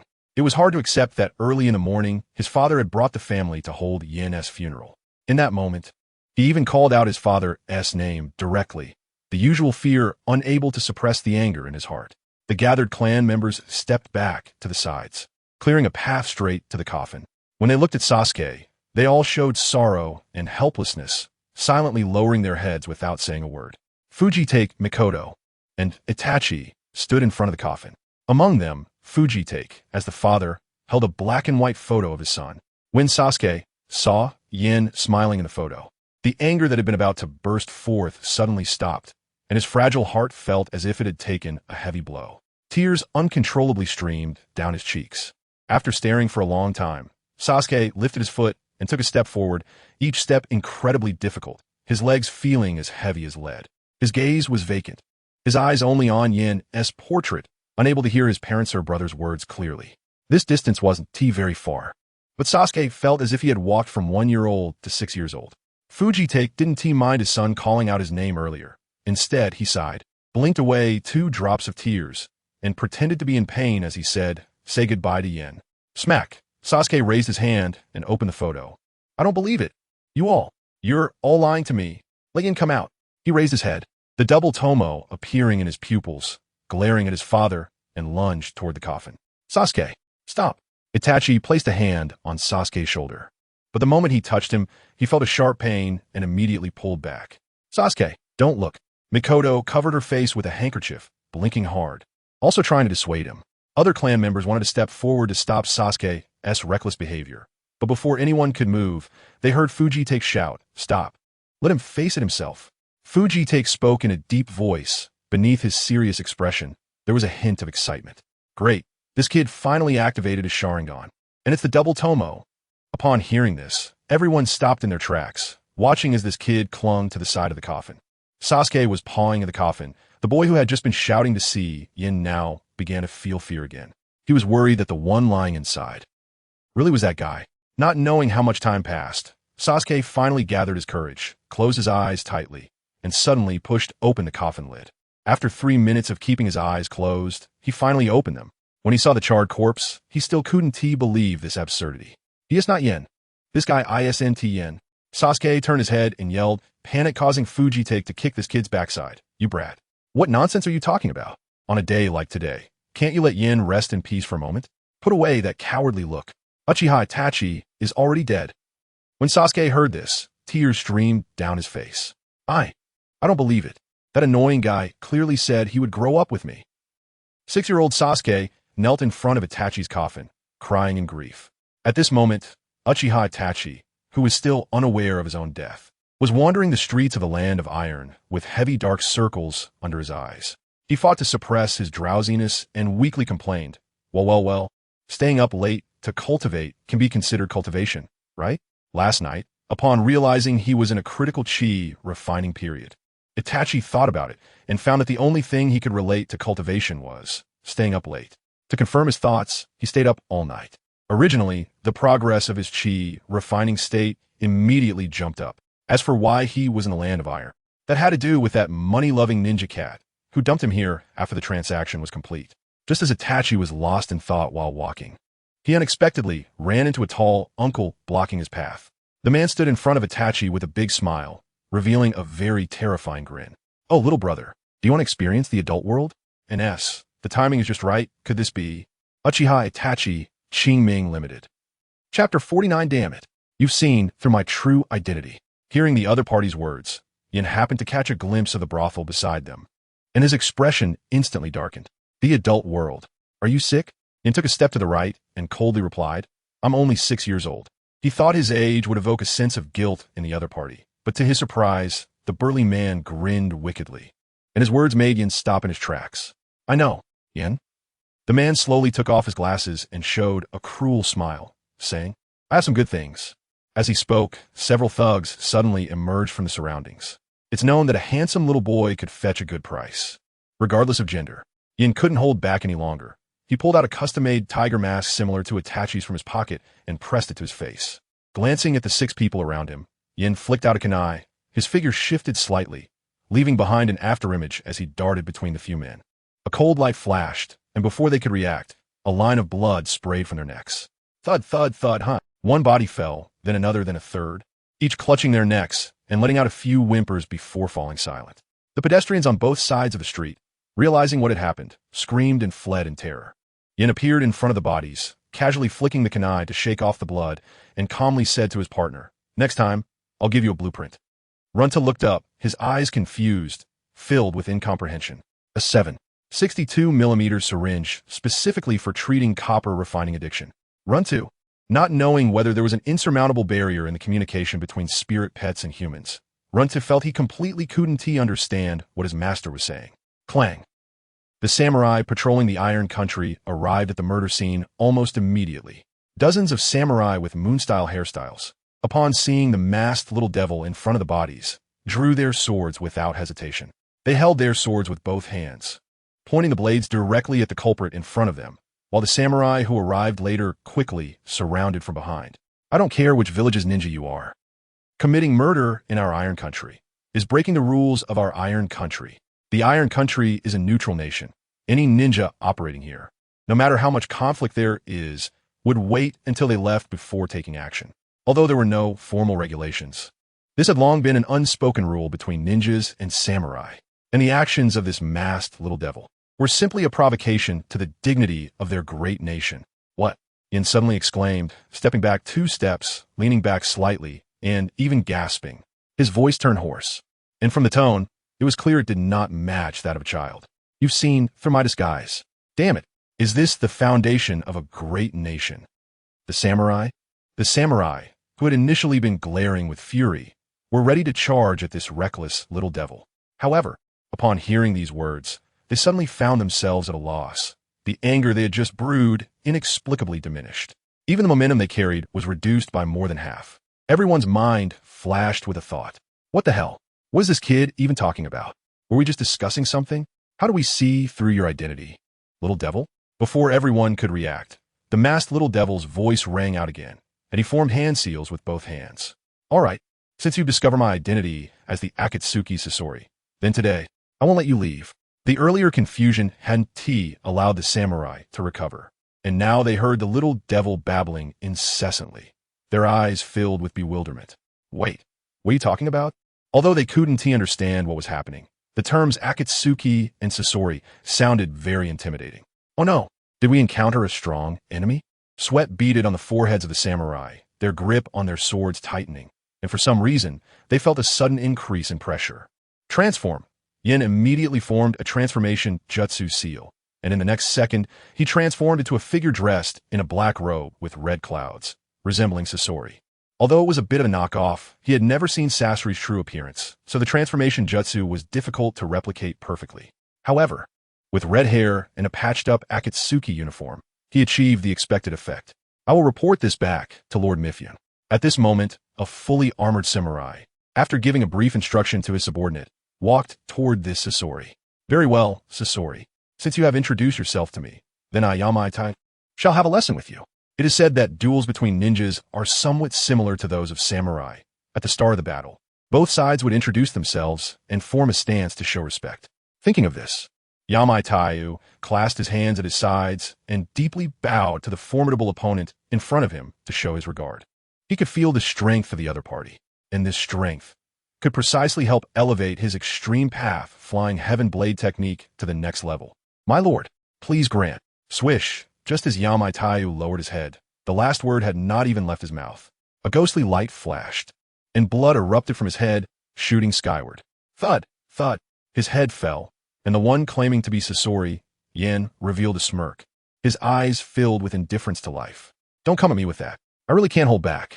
And, I said, none of you will leave today. Clang. Runta stood in front of everyone, still carrying warm blood on his fingers, the metallic sheen causing everyone present to shudder. The last thought in Yamaitai's life was to condemn the other's lack of martial ethics. The confusion in his eyes had not yet faded, showing that this samurai died with his eyes wide open. And the combination of the moon-style hairstyle and samurai made him feel no guilt at all when killing them. Captain, damn it, you bastard, you're a puppet master, a ninja from Sunagakure. The captain's death was not without gain. At least, the samurai had seen through this person's identity. Yin maintained a cold expression, raising his hand and spreading his fingers, moving them slightly to fully cooperate with their assumptions. As if Uchiha Yin was indeed a genuine puppet master. Damn it, are you trying to destroy the peace agreement between the great nations, Sunagakure? The samurai in the back angrily condemned the actions of this person, taking a moral high ground to attack him. However, just as those words were spoken, an old man suddenly spoke up from within the samurai ranks. He first muttered Sasori of the Red Sand under his breath, then shouted in panic, damn. This guy is an S-rank missing ninja from Sunagakure. Yin, who had a serious face, finally smiled, which is great. Congratulations, you guessed correctly. Chapter 50. The naturally evil scorpion of the Red Sand Yahiko. Embodying the scorpion, raised his hands in front of his chest, with chakra threads extending from his fingers, wrapping around the corpses like spider silk. Under the assault of Runto, the arriving samurai had yet to make a move. They only saw a flash of cold light before they fell to the ground, filled with resentment. Each time a corpse fell, Yahiko would use the same technique, binding the bodies with chakra threads, lifting them, and turning them into puppets that moved slowly forward. Regardless of whether his combat power had increased, the sight of over 30 corpses soaked in blood walking through the streets was already unprecedented. The puppet master technique involves condensing chakra into threads to manipulate puppets or targets like marionettes. For Yahiko, condensing chakra into threads was not too difficult. It only required fine chakra control skills. Manipulating puppets in battle was challenging, but making corpses stand up and move like zombies was not as difficult as imagined. If a puppet master pulls every joint and part of the puppet with chakra threads to complete actions, Yahiko directly binds the person with chakra threads, forcefully making them move. It's all about brute strength. Although it didn't serve much purpose, this display alone was enough to impersonate the identity of the scorpion. As Yahiko walked, each step left large bloodstains on his shoes. Coupled with the boy's emotionless face, the scene resembled a hell on earth, as if a demon had appeared. To outsiders, this red-haired boy seemed capable of wiping out the entire city without issue. The only hope for everyone lay in the powerful Lord Mifyun, hoping he could come here to punish this evil spirit. The samurai watched helplessly as their comrades died, only to be controlled as puppets, standing up and walking towards him step by step, causing their hearts to shatter and their will to collapse. They dropped their weapons, cried out for their mothers, and fled in all directions. The land of iron would not tolerate such rampant behavior. A roar echoed from a distance. The fleeing samurai stopped to watch, knowing that Lord Mifyun had arrived. The sound of air breaking filled the air, and Yahiko merely frowned, quickly retracting the chakra threads from the corpses. Swish! The blade sliced through the air, aimed directly at Yahiko's neck. Even for a ninja, Mifyun's Aido combined with his body flicker technique was difficult to evade. However, in the next second, a metallic clash erupted, and sparks flew between the two. Runto blocked the attack with a claw, and Mifyun frowned, inwardly sighing. An S-rank rogue ninja from Sunagakure was indeed not easy to deal with. This is troublesome. Missing the strike, Mifyun leaped back to avoid being entangled by the puppets. Upon seeing Runto, Yahiko felt a sudden relief. If Runto hadn't defended against that strike just now, he would have had to resort to methods beyond a puppet master. And someone like Mifyun, who had experienced war, surely had more knowledge than those previous samurai. This was also why he immediately canceled the puppets when he sensed Mifyun's arrival, to avoid exposing his clumsy puppet techniques. May I ask, sir, are you trying to instigate a war? Mifyun's expression was serious, his gaze sharp like a drawn blade, and his peripheral vision caught sight of the long-dead samurai on either side. An overwhelming killing intent surged from his body. He had already sent someone to notify the ninjas of Sunagakure. The best way to deal with such a rogue ninja was to leave it to the people of Sunagakure. Now, he needed to extract information from the opponent's words and prevent further atrocities. Hey, Val, you think you're worthy to talk to me about it? Runto suddenly tilted its head, glancing back at its master, then looked down at its claw that had been slashed. Even it, not particularly intelligent, felt its master was putting on quite the show.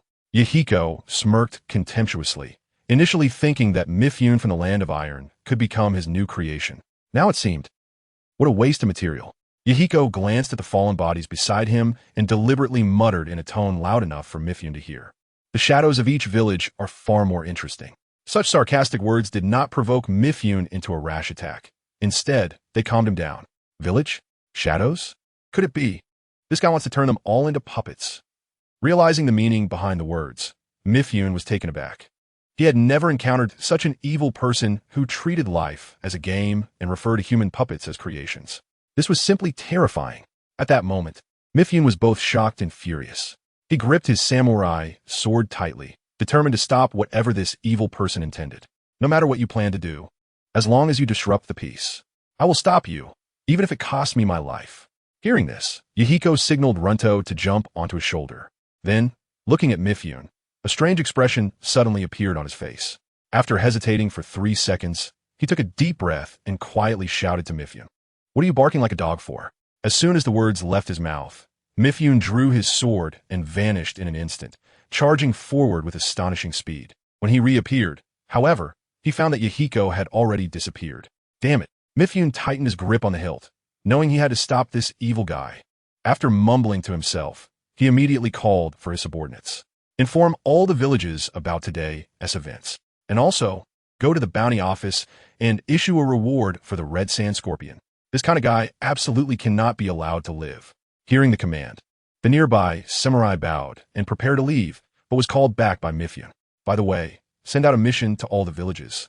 Mifyun squinted his eyes, pondering for a moment, then slowly said, investigate the Akatsuki organization's mission, S rank. Just as the Land of Iron began transmitting information and issuing missions to other villages, the true protagonist, Uchiha Yahiko, had just woken up from his sleep. Last night, he had stayed up all night for cultivation and had caused quite a stir in the Land of Iron. He had quickly found a cave to sleep in after teleporting outside the Land of Iron, using nearby stray dogs. Yahiko yawned and opened the system, calling up his status page. Training level, Chi refining stage. The progress was quite slow. After staying up for a day and night, he had barely made any headway. The good news was that he had now found the correct cultivation method. Overnight cultivation had the fastest progress and was very easy. As long as he could stay up for 100 consecutive nights, he would successfully break through to the foundation building stage.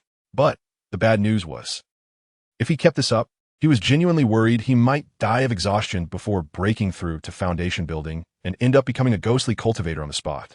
As for the changes in the Chi refining stage, aside from discovering an additional cyclone in his dantian and enhancing his perception ability to 1 kilometer, he hadn't noticed any other differences. As for that spiritual energy, he temporarily didn't know how to use it. The use of ninjutsu clearly could not mobilize this energy. It seemed he would need to pair it with some techniques to unleash its power. However, his perception ability was decent. The so-called 1 kilometer detection range also included underground. If White Zetsu appeared to monitor him, He could completely detect their whereabouts immediately. This was also why he dared to cause chaos in the Land of Iron. Wait, I remember I had this. Yahiko mumbled to himself, opening his backpack, looking at the novice gift pack lying in the grid, and his excitement began to rise. At this moment, the time for face-off has arrived. He even took out water to wash his hands a few times, then shouted, "Come on, system, let me see where your limits are." Chapter 51, The Path of Cultivation, is right beneath your feet. The moment he clicked on a novice gift pack, golden light appeared before his eyes, and the system prompt popped up again.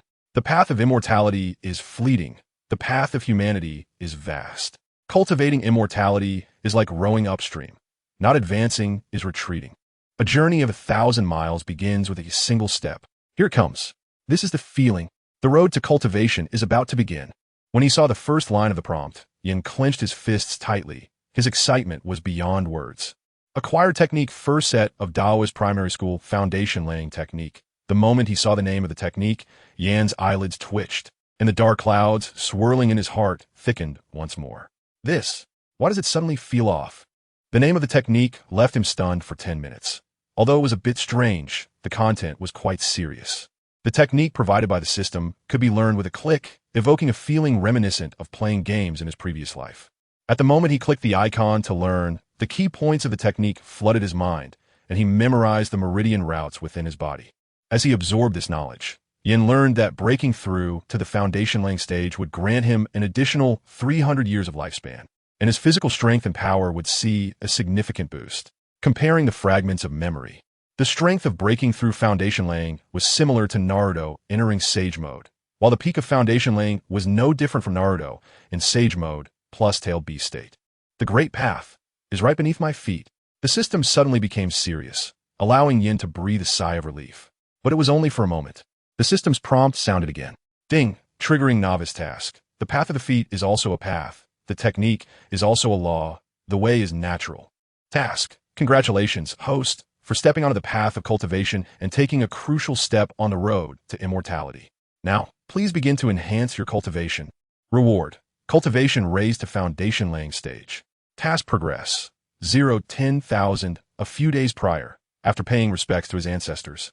Yin felt an inexplicable sense of guilt rise within him upon seeing the system trigger a task. The path of the feet is also a path. The technique is also a law. Isn't this clearly asking him to go for a footbath? Having just embarked on the path of immortality, Uchiha Yin suddenly felt a pang of guilt towards his ancestors. If he were to think from their perspective, the descendants just called out to the ancestors, saying the unfilial descendants would accomplish something great. And then this unfilial descendant turned around to go for a footbath. This is too much. Just thinking about it makes Yan's blood pressure rise.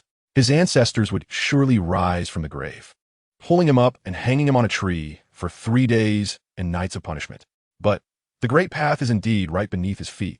Even if he felt guilty, Yin decided to grit his teeth and complete this task. He took out the map he always carried, spread it on the ground, and glanced at it, his gaze stopping at the land of hot water. Sorry, my ancestors. For the sake of my cultivation, I can only go wash feet. Konoha Village. Sasuke was sitting in front of Yan's tombstone, his head resting against the portrait, his expression filled with daze and helplessness. He had been sitting there for 3 days. His tears had long dried up, and he sat there partly out of fear of returning to a home without Yin. Secondly, he was afraid that the recently deceased Yin would be lonely in the Pure Land. But Sasuke still found it hard to believe that his brother, who was stronger than him, would die under a telephone pole while learning lightning release. Clearly, that guy had such strong talent, mastering ninjutsu in an instant, and even had a healing summoning beast, ninjutsu flower. Sasuke couldn't understand why Yin would die so easily. Uchiha Yin, you annoying brat, he murmured, and a flash of past scenes suddenly crossed his empty eyes, making his heart even more sorrowful. It seemed he also realized that that guy would never appear in this world again. Rustle, rustle. Footsteps sounded, and Naruto and Ino approached from 2 directions.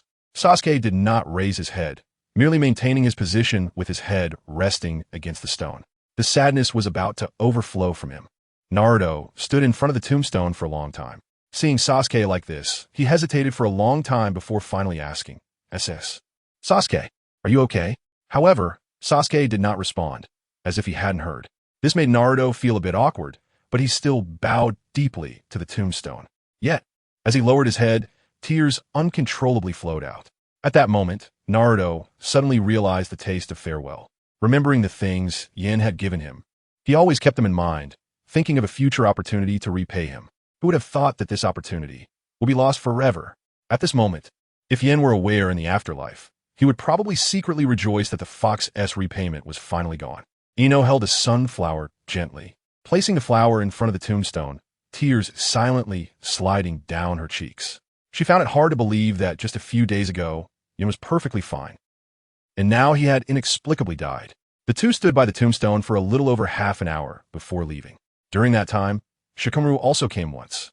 He bit a toothpick in his mouth, holding a bundle of white chrysanthemums, standing at the grave for a long time without saying a word. When leaving, he muttered a few words like "Uchihama, an idiot." When Sasuke returned, it was already past 5 in the afternoon. However, on the way back, he took out all the pocket money he had hidden for Yin and ran to the flower shop to buy a bunch of sunflowers. Then he began to replant sunflowers in the yard. Fugaku and Mikoto watched their son's actions and suddenly fell into silence. Are we being too unreasonable? As a mother, seeing Sasuke like this, she felt both guilty and pained, to the point that she didn't dare to say much to him. She always felt she wasn't a good mother. Fugaku felt similarly to his wife. He looked at his younger son's back and pondered for a moment before saying, "Let's put away Yan's things. We don't want this child to be sad." At this point, Fugaku suddenly looked up at the sky, thinking it was better for Sasuke to experience these things early on. Although Fugaku felt he had deceived Sasuke, perhaps in the future, if the Uchiha clan's coup failed, it would be easier for him to accept it in his heart. At least he wouldn't collapse directly. Mikoto, hearing her husband's implicit words, sighed deeply and turned to pack up Yan's belongings.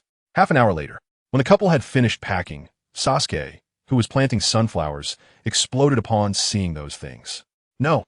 Sasuke's face contorted, looking at his parents with confusion in his eyes, angrily questioning why. Why can you so naturally forget Yin? The family's calm acceptance of Yin's passing had been the hardest for Sasuke to bear. There was one less set of dishes at home, and his room only had his own bedding. At night, he still couldn't help but talk to Yin. Everything felt as if Yin had never left. Yet his father, mother, and even his brother showed no signs of missing Yin. At this point, Sasuke was already choked with emotion. He snatched the clothes from his mother's hands and hugged them tightly. Then he ran in front of his father, spreading his hands to stop their heartless actions. "Let go. You have no Yin in your hearts at all." Fugaku, Mikoto. The two of them were at a loss for words for a moment, and finally could only sigh and follow Sasuke. Sasuke lay among the relics of Itachi, his eyes blankly staring at the moon. After an unknown amount of time, he softly murmured, "Ni-san, you must be very lonely right now." Chapter 52. The first anti-vice campaign in the ninja world. The deepest lesson I've learned in my long life is that if you want to survive in this damned world, you must become a bad person. To live until the end, you must be worse than everyone else. I'm determined to become worse step by step. In a certain brothel in the land of soup, transformed into Kakuzu, Yin is, while enduring hard cultivation, he also reminds himself with some positive affirmations to motivate himself. After wandering in the ninja world for a few days, the outside world can be said to be incredibly free. Here, you can see all kinds of evils, such as forcing people into prostitution, hiring ninjas to kill for debt collection, and abducting women in the streets. You can even see ninjas who have just learned the body flicker technique flaunting their power everywhere, treating commoners as if they were nothing. In short, the darkness of this real world far exceeds that depicted in anime. It's really hard for so-called good people to survive in this society. For these 3 days, Yin has been walking around with Kakuzu's face. Not only does he have to practice cultivation all night, but he also has to visit brothels during the day to complete system tasks. The path of cultivation begins with the first step. It's not easy to enter each establishment. Moreover, cultivation costs money, and Yin feels he would rather give this money back to the foolish Udo than spend it in a brothel. Lord Kakuzu is really joking. Someone like you, how bad can you be? The technician is quite understanding. She doesn't care how many complaints the customers have heard. She only wants to know how much tip this wealthy customer will give her later. Yin shifts slightly, slowly opens his eyes, and glances at the heavily made-up woman in front of him. "Do you think I'm joking?" Customers really love to joke. The technician giggles, completely dismissing the customer's words. There's nothing she can do. Sometimes work is just like this, play acting with a sick mother or a gambling father. However, the customer's words cause her smile to freeze. She seems to be petrified, standing still. "I have no money." The expression of disbelief lasts for 2.5 minutes. Once she comes to her senses, she wipes her hands in disgust, suddenly retreats, and turns to shout outside. Madam, someone wants to dine and dash. Yen? Hearing the term dine and dash from the other person, Yen's face darkens instantly. I'm practicing hard. And it's just a proper foot wash. Don't say it so harshly. Thud, thud, thud. Footsteps rush in, and several muscular men, each wielding clubs, storm into the room. Hey, kid, you dare to dine and dash here? You don't want to live, huh? Go. Waste this kid. Just in time. The black market needs some human experimentation materials. Kid, you're done for.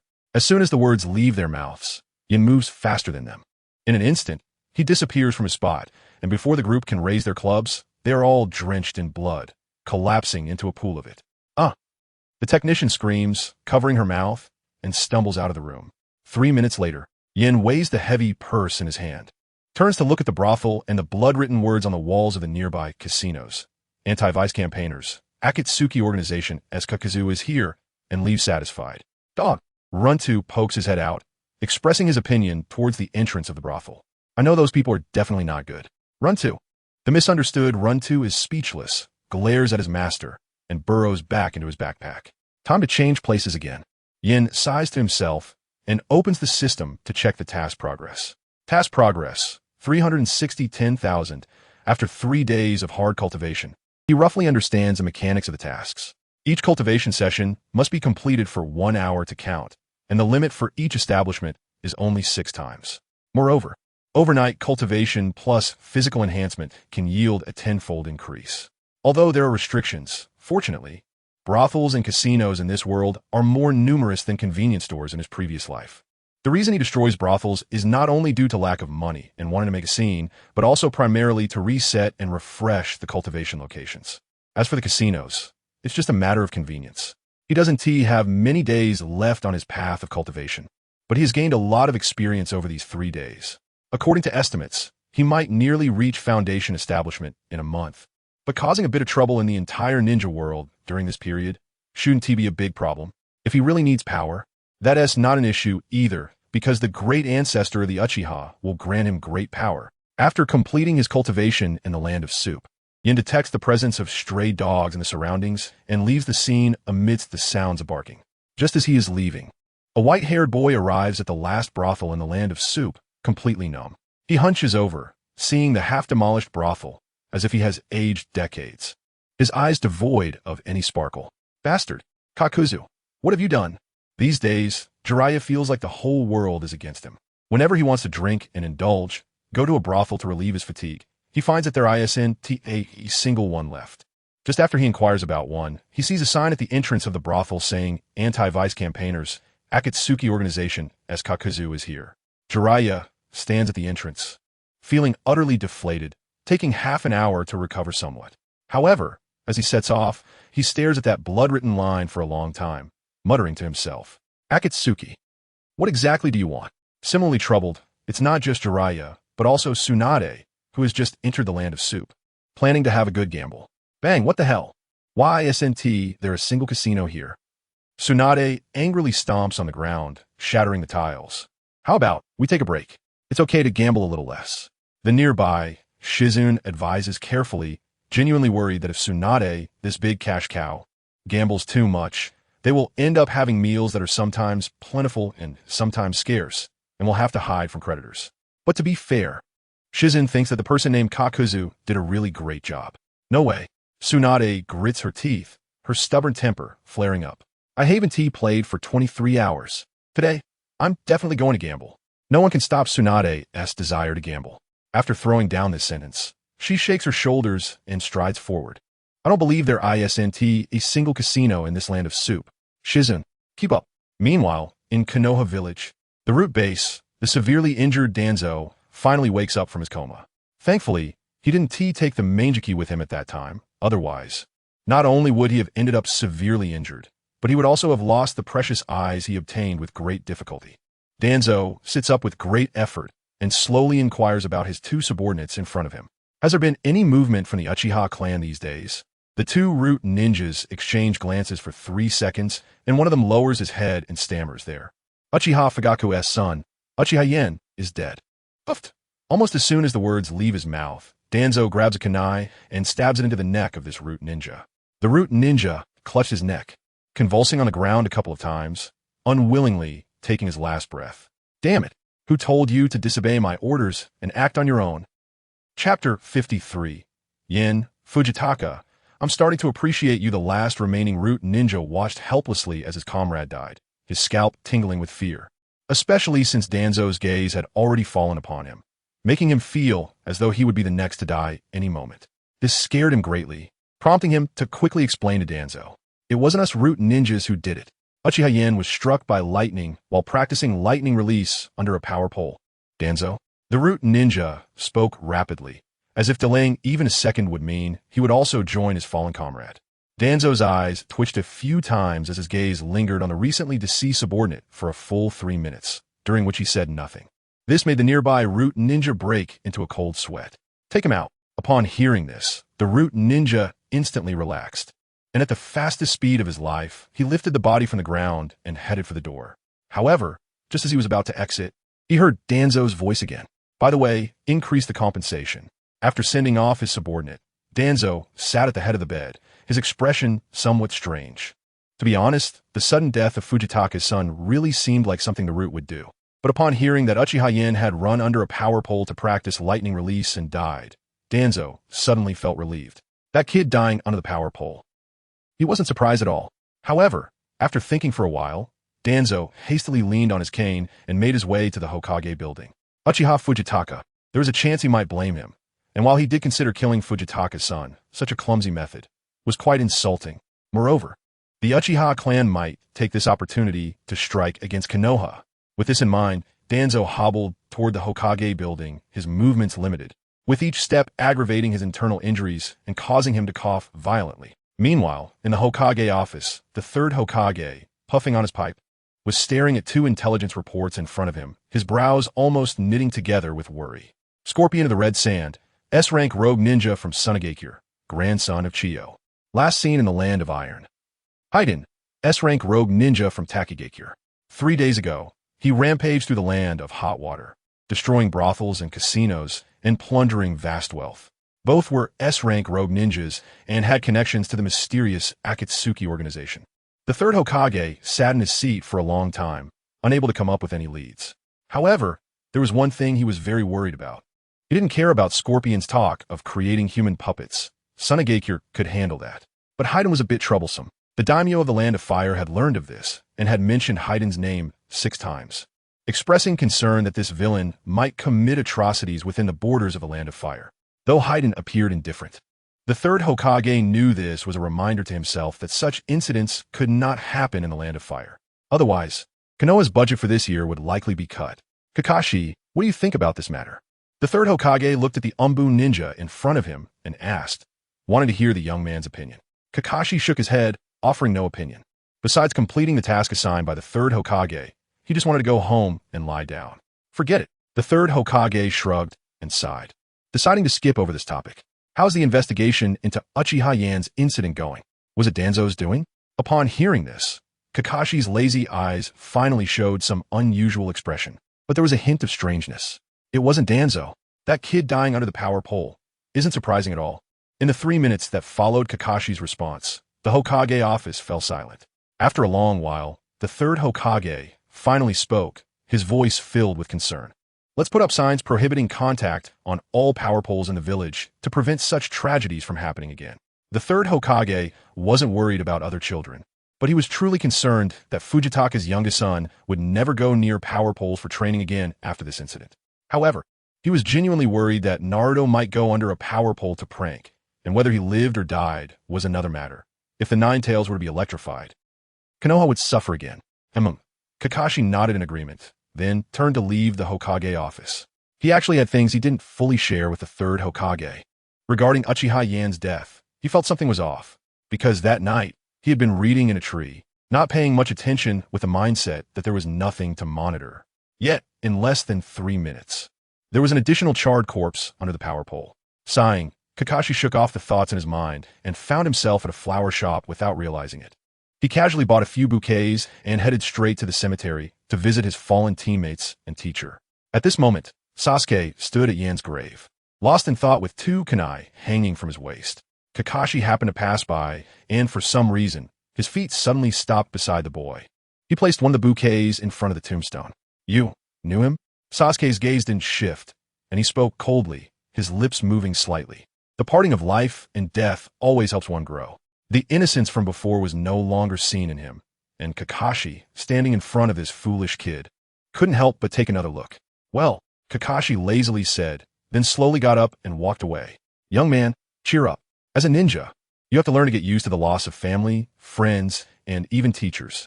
Kakashi's voice drifted from afar, not knowing if he was speaking to Sasuke or to himself. Yen, I will definitely work hard to become stronger. Absolutely. After a long time, Sasuke in front of the tombstone solemnly promised his brother. The words spoken by that person earlier about death were something he could not learn to accept calmly. The 6-year-old Sasuke vowed to become stronger than anyone else, strong enough to protect his brother, father, and mother. He would no longer let his loved ones leave him. A week later, after completing the anti-prostitution and anti-pornography work in the Land of Lightning, he was leisurely walking through the forest, constantly protesting Naruto. What? Training?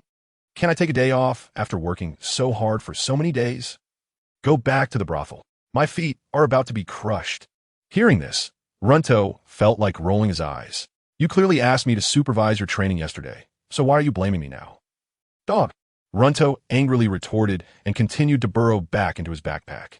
Meanwhile, Yen, running through the forest, was holding a parchment scroll that displayed sealing records of the Qingqiu clan before leaving. He hadn't packed such an item in his bag, so it was clear that his father had placed it there. The odds are high. So this was what it meant? Fujitaka, I'm starting to appreciate you. Yen looked at the Uchiha clan emblem marked on the map, and his pace quickened even more. Great-grandmother of the Uchiha clan, the unfilial descendant needs your power. Chapter 54, I, Uchiha Hikari, also have a heart full of light. Is this the sealing location? In front of a Sengokuro ruin, Hikari stroked his chin, carefully circling around but failing to find the entrance. The Uchiha matriarch inside had been sealed here by the Qingqiu clan and the Sarutobi clan during the Warring States period. How to release her was a dilemma for Hikari as he stared at the ruins before him. Hey, run to, dig in and take a look. Upon hearing this, run to, very anthropomorphically, raised his left paw, pointed at himself, then emphatically tapped the ruins beside him. I, spirit pet, formation, can't do it. Usually quiet, the spirit pet was now speaking a lot due to the unreasonable request from its master. The tone was urgent, with every word criticizing some heartless individual's misdeeds. Hikari's brow furrowed instantly. Without thinking, he told Runtu, this is a sealing. We must follow local customs. Also, I told you, you can't lose at the starting line. Woof, woof, woof. Are we going or not? If not, you better spit out all the suffering you've endured. Runtu was really anxious, barking a few times with a look of disdain, then turned and found a corner to sulkily start digging in the dirt. Uchiha matriarch, Uchiha Hikari, can you hear me? Hikari called out loudly, trying to elicit a response from the matriarch. Thanks to his 1-kilometer sensing ability, he wasn't worried about attracting attention from others. White Zetsu 2. 3 hours later, Runta's voice came from the tunnel deep underground, sounding urgent as if he had discovered something. Matriarch. Fortunately, Runta had considered the tunnel size while digging, so when Hikari jumped in, it didn't feel too cramped. Ding. Task triggered. You mentioned light, right? Task.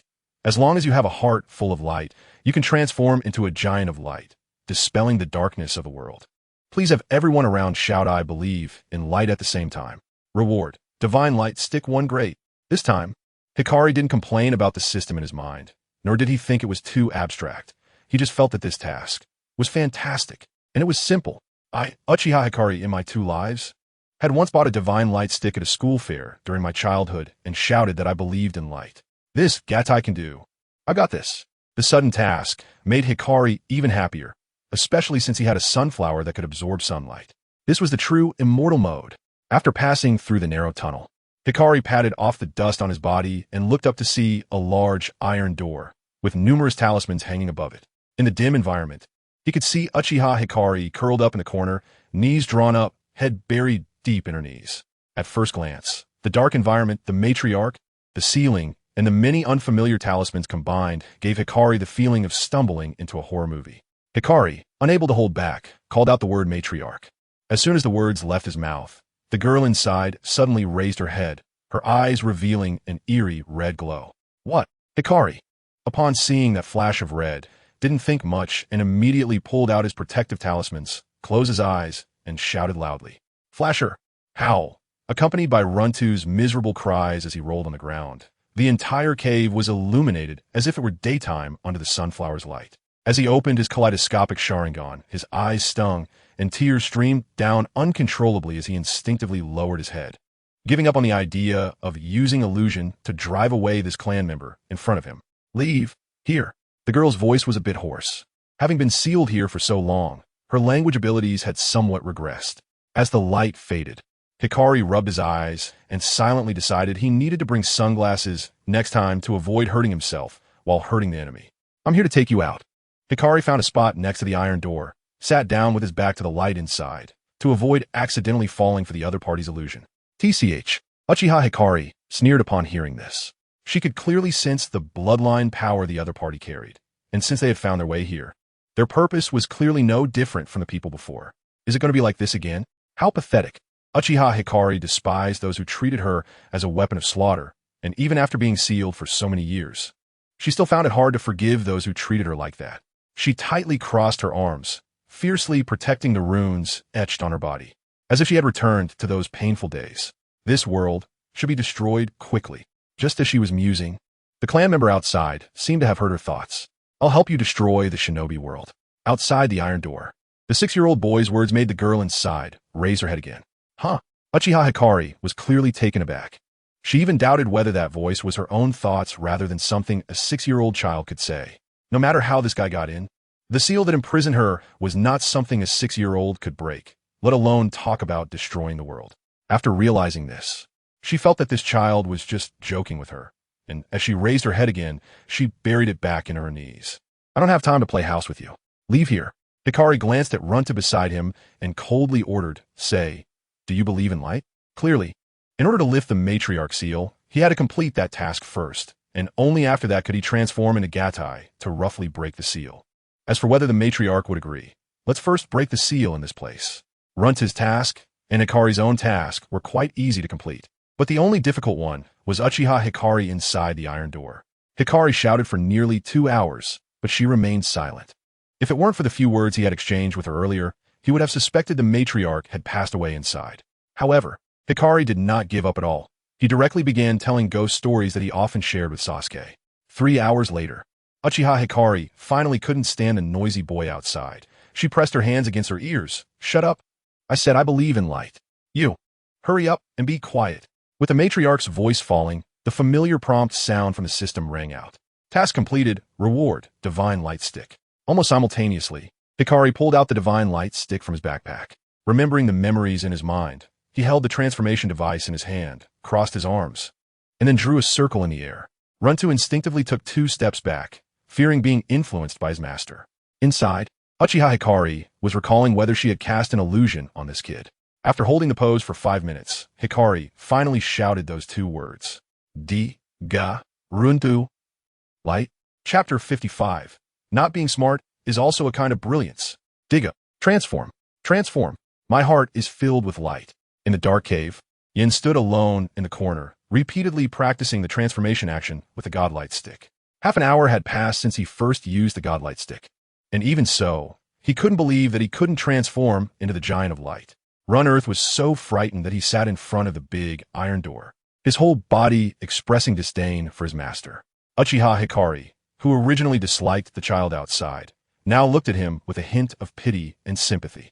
The man and dog quietly watched Uchiha Yin shout Diga in the corner for more than half an hour, without taking a break for even half a minute. Is he going to keep doing this? In the dead silence of the cave, Uchiha Hikari's voice floated out from behind the iron door, clearly inquiring about the somewhat odd summoning beast. Run-Earth didn't answer, worried about getting beaten by his master, but just nodded and motioned with his paw on his head a few times, then let out a deep sigh. Hikari's eyes twitched. It was hard to find a word to describe this little fellow of her clan in front of her. However, after multiple failures, Uchiha Yin did not feel discouraged by his inability to transform. Holding the godlight stick, he stroked his chin with one hand, and, after much contemplation, he finally came to a conclusion. A person as bright as me can't transform. This godlight stick must be fake. Yin nodded in agreement, catching a glimpse of Uchiha Hikari looking at him from behind the iron door, and his brows suddenly furrowed.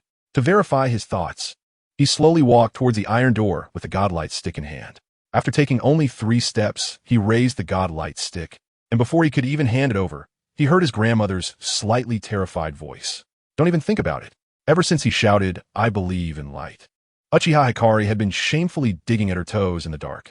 Now, seeing the item that the boy was about to hand over, her mind was suddenly filled with the image of herself shouting transform in the corner. At this moment, Uchiha Hikari had only one thought in her mind.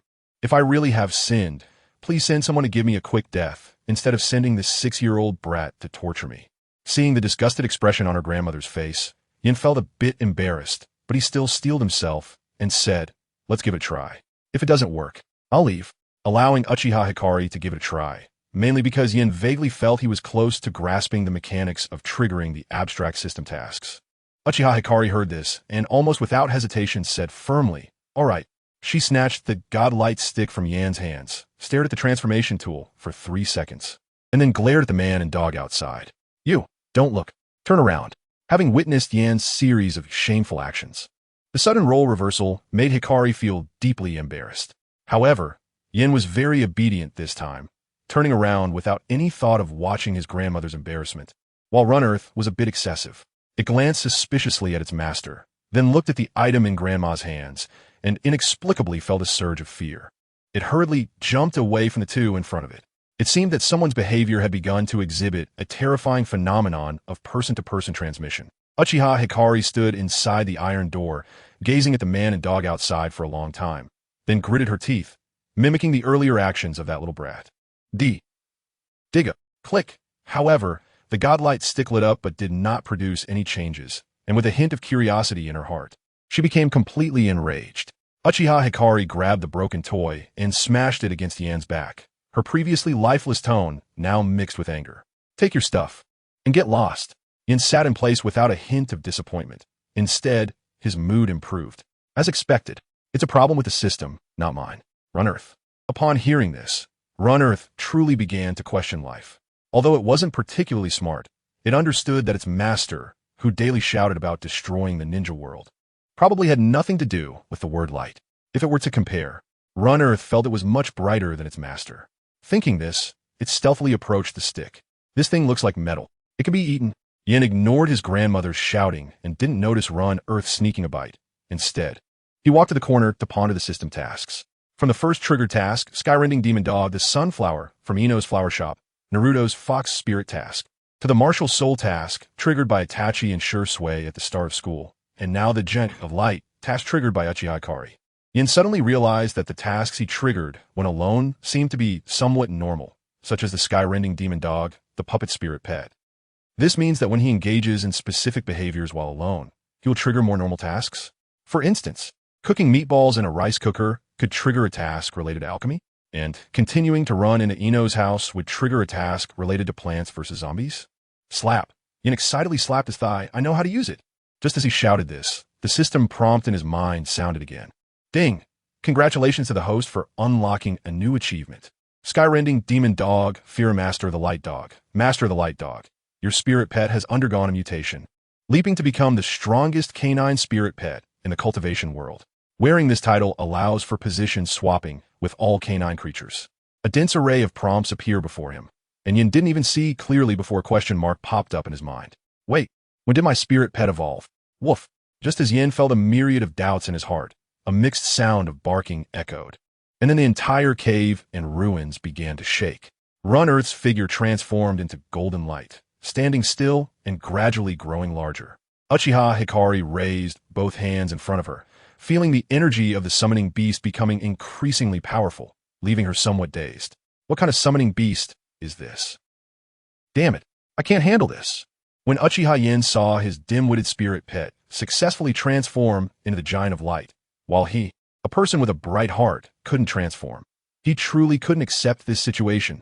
Rumbling, the ruins collapsed with a crash, and the cave was directly overturned by the light giant Digga that Run Earth had transformed into, breaking through the ground and standing at the border of the Fire Nation. In its new form, Run Earth spread its arms, bent over, and spent a few seconds checking its condition, then shouted, Huh. Chapter 56. This night, the ninja world gained a sun in less than 10 seconds. The giant transformed from Runtu began to petrify at a visible speed. Runtu, inside the giant's body, had never seen such a scene and felt he was going to die, instantly terrified out of his wits. Driven by a strong will to survive, Runtu instinctively released a beam of light. Whoosh, a flash of white light passed, and Runtu's figure dissipated, instantly teleporting into his master's line of sight. However, the giant of light at the scene had completely turned into a statue.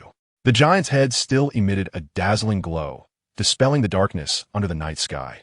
Its power was significantly greater than that of the two guardians on Yenji's shoulders. Originally, the sky was gradually darkening, but the brilliant light radiating from this giant statue made the entire land of fire seem like it was daytime. To outsiders after a long day of hard work. Just when they were finally able to head home to rest after sunset, another sun rose at the border of a land of fire. Cattle and horses returning home from work, encountering the situation, felt as if they had additional whips cracking behind them, the pressure skyrocketing. While they had to rush back to their posts immediately, it was very tormenting. Hurry up and leave. Yen glared with his 3-tomo Sharingan, not even asking how Runtu suddenly appeared, and directly kicked it, which eased his previously extremely unbalanced mood considerably. It was not hard to imagine that the commotion they caused here would undoubtedly attract the attention of the entire ninja world. By then, various villages, the Akatsuki organization, and the hidden figures like Black Zetsu and Obito would all come here. Let us talk about Runtu's transformation later. The most important thing now is to leave this place. It is worth mentioning that, under his new title, he could now freely swap positions with all stray dogs for teleportation. There were no distance restrictions. As long as he wanted, he could even run home in the middle of the night to see that foolish Udo. You were not joking just now? At this moment, Uchiha Tainai walked up to Yen, her expression extremely serious, and she scrutinized him carefully. Clearly, she believed what this 6-year-old brat said about destroying the ninja world. When she saw the 3-tomo Sharingan in his eyes, her eyelids twitched slightly, and her expression appeared a bit strange. Good talent. It's just a pity that there's something wrong with his head. Yes, but let's leave here first. Until now, Yen could finally see that this warring Straits Tainai had tattered sleeves, and her hair was so long that it was difficult to see her eyes when she looked down. That hairstyle indeed resembled Uchiha Madara's. Or is it that? The Uchiha warriors of the warring states all keep such hairstyles? Then the question arises, how did Tainai manage to not eat or drink underground and maintain her appearance of a 12 or 13-year-old without growing up until now? What are you looking at? Uchiha Hikari revealed a hint of disgust. She knew she was about to become a weapon used again, even though she also wanted to destroy this world. It did not prevent her from feeling disgusted by this little brat's actions. No matter how many years passed, Uchiha's clansmen were always like this. It's fine. Yen shifted his gaze away, first stuffing Runtu into his backpack, then turned and said, "You hold on to me." He could feel the slight disgust in the other's eyes, a feeling of equal disdain for all things. However, what puzzled Yen was, it seemed he also sensed Tainai's pity for him. Uchiha Hikari did not act coy, nodded in agreement, placed a hand on Yen's shoulder, and in the next second, felt a flash in front of her eyes before disappearing from spot. Having caused such a huge commotion, the third Hokage stood on the rooftop of the Hokage building, gazing at the bright light in the west, his whole demeanor exuding sorrow. The smell of smoke emanating from him was so strong that it even irritated his own eyes. Have we sent someone out to investigate? The third Hokage's words revealed his fatigue. After a long day of work, he was already very tired. Yet just as he lay down, the sky brightened. It made him doubt whether he was getting old, and his mind was starting to go awry. However, when he stepped outside, he found out that there was another sun at the border of the land of fire. The main point was, he did not know if it was a coincidence, but that position was actually related to a certain seal from the Warring States period. Combined with recent events, the third Hokage couldn't help but exclaim, what a troublesome autumn. He had already dispatched 6 elite shinobi teams, and the sealing and barrier teams had also gone. Kakashi yawned, looking even more fatigued than the third Hokage, looking at the glaring light in the distance. He was already considering whether he should buy a pair of sunglasses at the store later. He felt that the extra sun in the west seemed to be something that wouldn't resolve in a day or two. It might be difficult for the people of the Land of Fire to get a good night's sleep in the future. All right, you can go down first. The third Hokage, with his hands behind his back, was lost in thought. Meanwhile, although the impact on other ninja villages was not as great as that of Konoha, they were still greatly frightened by this commotion. Such a massive disturbance inevitably led people to think that Konoha had developed an ultra-large forbidden technique. You should know that long ago, the first Hokage, Senju Hashirama's would release, made a similar commotion. Both large and small ninja villages sent spies to the border of the Land of Fire. In the Rain Village, Akatsuki, Pain stood in the conference room, scanning Kakuzu and Sasori with a gaze filled with killing intent. I don't care what you usually do, but can you explain me what this means? As soon as he finished speaking, Pain threw 2 wanted notices at the feet of the 2 men. Kakuzu bent down to pick up his wanted notice from the ground, his eyes widening in anger, nearly grinding his back teeth to dust. He had actually known about this matter for a long time and had been searching for the guy impersonating him these days. However, every time he rushed to the scene, that little thief had long vanished, as if he had foreseen it. Look, even the photo on the wanted notice was taken when he arrived at the scene. Kakuzu's face turned ashen as he said, "Boss, I will definitely find this damn guy." Although he loved money, his means of making money still adhered to the rules. He would never act recklessly like that guy. It was simply ruining the good reputation he had built over the years. "I will handle it." Sasori's voice, filled with killing intent, came from his crimson puppet. He truly did not expect that there would be someone so foolish as to impersonate his reputation and cause chaos.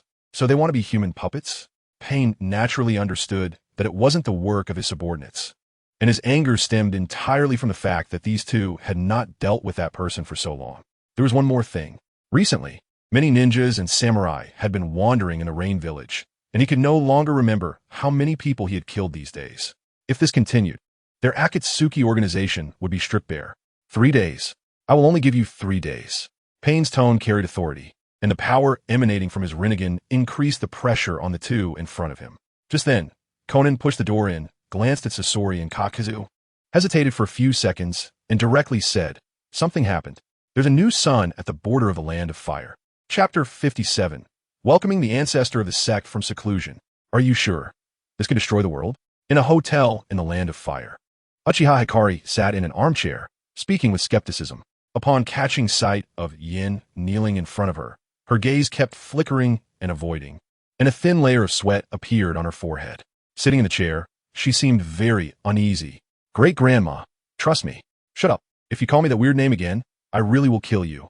It had been 3 days since she broke free from the seal, and during these 3 days, they had arrived in the Land of Fire. But this kid didn't know what had gotten into him, insisting on taking her as his teacher. Not only that, but he also had to recite a set of embarrassingly ridiculous phrases. If her previous mindset was like a stagnant pool, now it felt like boiling water, wanting to splash it on this extremely foolish guy at every moment. This world, hurry up and be destroyed. She even made this kid call her nameless. But instead, he kept calling her Uchiha Great-Grandma and Uchiha Hikari. "Stop making noise, it's time for the speech." Yin knelt on one knee, holding a cup of hot tea high above his head. After clearing his throat twice, he shouted with full vigor, "We welcome the ancestor of the sect from seclusion." Runt, who was nearby, was so frightened that he hurriedly stepped back, fearing he might catch this habit from his master in the future. After Yin finished speaking, he looked up, his small face earnestly staring at Hikari, only to see her lips moving for a long time without a single word coming out. To avoid ruining the atmosphere he had just created, Yin kept signaling her with his eyes. Forced by the situation, Uchiha Hikari gritted her teeth, closed her eyes, and recklessly said, "You are the pride of the family? Your talent is indeed exceptional. Today I will accept you as my disciple." These embarrassing words were almost finished in 3 seconds, her speaking speed so fast that it was barely understandable. It seemed that if she took another second, she would want to pull out a kunai and stab herself. However, as Uchiha Hikari's words fell, the familiar sound of the system echoed in Yan's mind. Ding! Mission triggered. Ancestor passes down the law. As the pride of the family, you have successfully attracted the attention of the sequestered ancestor and made her accept you as a disciple. Mission: please follow the ancestor to practice swordsmanship for 1 week. Reward: sword technique. The system-triggered mission confirmed Yan's thoughts over the past few days. Only magic can counter magic, since the system has cognitive barriers. As long as he stays on the same channel with the system, he can trigger the tasks he wants to a certain extent by acting accordingly. Are you done yet? Uchiha Hikari, sitting in the armchair, was so anxious that her kaleidoscope was about to open. If this kid dared to come up with any more ridiculous ideas, she swore she would use Amaterasu to burn this foolish brat to a crisp. Feeling the impending fury in her eyes, Yin spoke a bit cautiously. Do you know swordsmanship? Bang. Hearing this, Uchiha Kari could no longer hold back, grabbing the kid's arm with one hand, twisting and turning. And with a perfect throw, she tossed him out of the hotel window. Disappear from my sight. You fool. After throwing Yin out, Hikari still seemed unsatisfied. She glanced at Runt in the corner, gnawing on a kunai, and angrily kicked the dog bowl, making a clanging sound. Finally, she glared at Yin outside the window, confirming he was okay, and lay back on the bed to rest her eyes. Runt dared not speak out and curled up in the corner, trembling. At this moment, it started to miss the master's brother. At least that foolish kid wouldn't kick its dog bowl.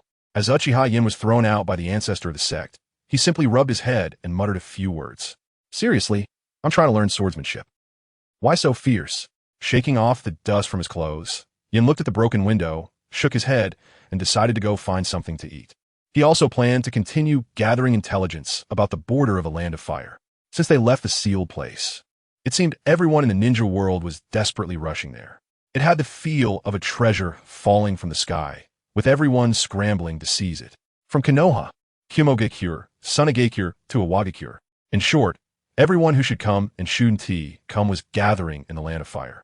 He could even sense the presence of white Zetsu within the borders of the land of fire, and even the Akatsuki member he had previously impersonated, Sasori of the Red Sand, had come to join the fun, estimating that this group would stay for a few days. Yin planned to find an opportunity to kill them all, either frame it on Konoha or directly pin it on the Akatsuki. The more chaotic the situation became, the safer his family and the Uchiha clan would be. Just as Yin passed by a ramen shop, he suddenly stopped in his tracks upon sensing someone in his range. Bang! At this moment, less than 10 meters away from Yin, a few big men burst out of the casino through the window. The people walking out of the main entrance made Uchiha Yin's face twist in disbelief. Because he saw Kakuzu. I, the Great Lord, am here to enforce justice and eliminate vice. Such a sinful place should not exist in this world. At the entrance, Kakuzu struck a righteous pose and, while speaking, pulled out a large brush to start writing at the casino's entrance. Eliminator of vice, Akatsuki's Kakuzu is here.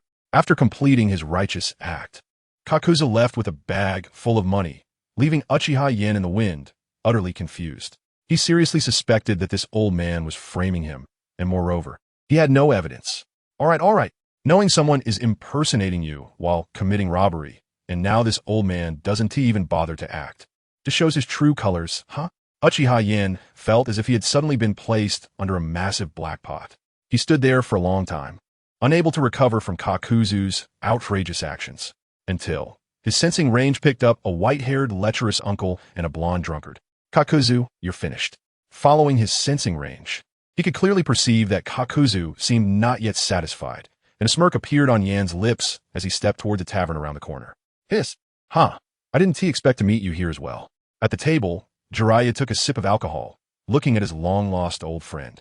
And suddenly memories flooded back. Years of recollections surged to his mind.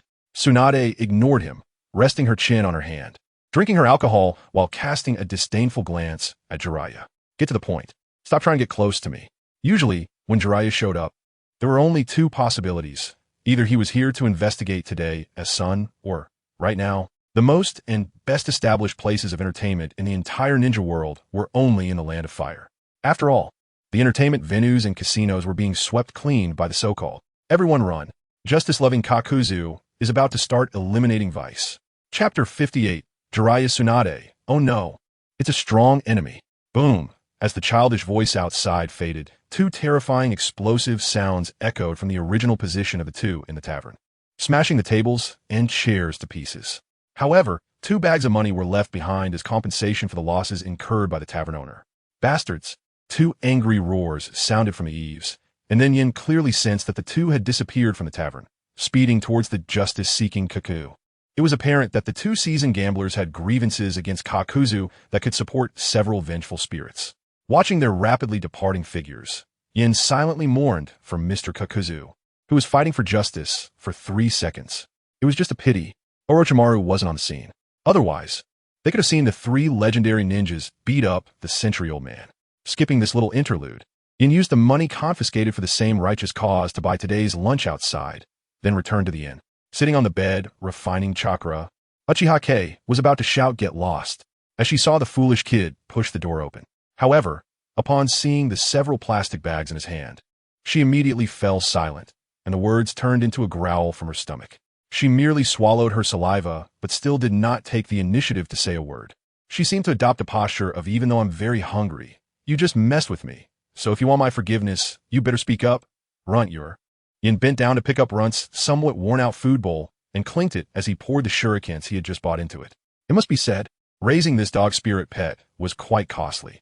If it weren't for his ample finances, he guessed Runt would have to resort to scavenging food from trash bags. After finishing feeding the spirit pet, Yin plopped down onto the table, opened his own bowl of ramen, completely disregarding the ancestral figure beside him. The ancestor was in meditation, and he didn't dare to call out, fearing he would be thrown out again. Cough, cough. Seeing that this brat didn't think of him at all, he pretended to cough loudly a few times in an attempt to attract the attention of the closed-door disciple. However, Yin, sitting at the table, merely shifted his butt and continued to devour his food. What was even worse was, this kid actually opened another portion of food and started fishing for things with his chopsticks. Yin couldn't hold back any longer and sternly stopped this kid from being selfish. Stop it. I at least accepted you as a disciple. Do you have no manners at all? Yin regretfully put the tempura back into the bowl and corrected its closed-door disciple. This made the actual ancestor, over 100 years old, blush with shame. Don't you dare call me that weird title again. Yin argued reasonably, but then pondered for 2 seconds. Great-grandma is also not okay. Before that kid could react, she stepped forward, snatched her own lunch, and ran to a corner of the room to eat in peace.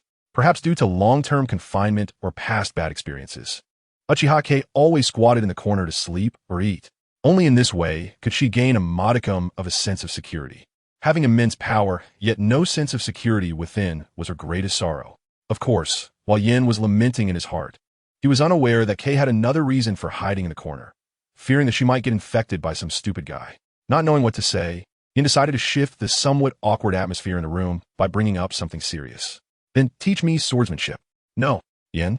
The ancestor's decisive answer left him a bit dumbfounded. Not, didn't you learn anything at all? Worried that mentioning warring states might trigger Kay's past trauma, he quickly retracted his words.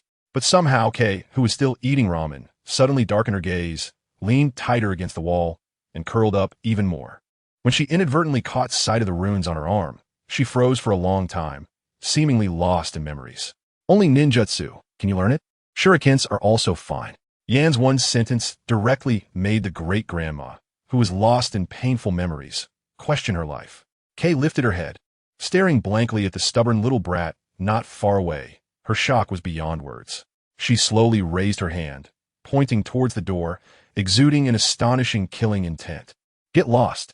Uchiha seriously doubted that this stupid brat in front of her was simply using the excuse of destroying the world to toy with her, saying something about learning swordsmanship. It was clear he just wanted to see her make a fool of herself. Moreover, you still haven't learned anything even with your 3-tomo Sharingan? Are you kidding me? Reflecting on these days since they started from the cave, it seemed she had been constantly toyed with by this damn guy.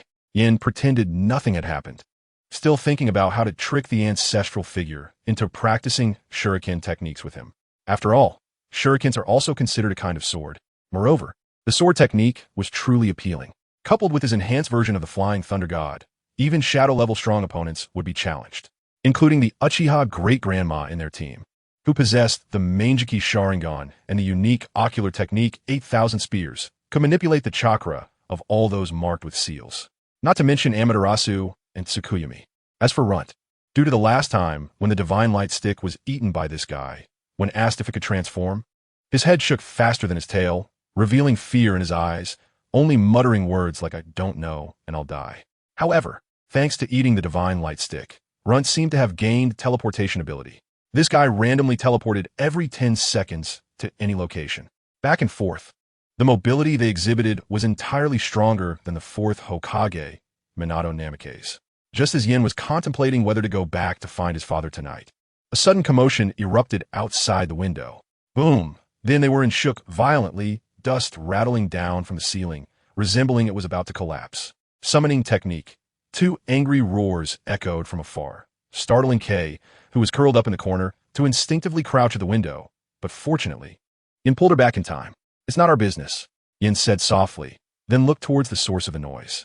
Soon, the The two saw a large reddish-brown toad standing in the east of the city, holding a large cleaver in one claw and a smoking pipe in the other.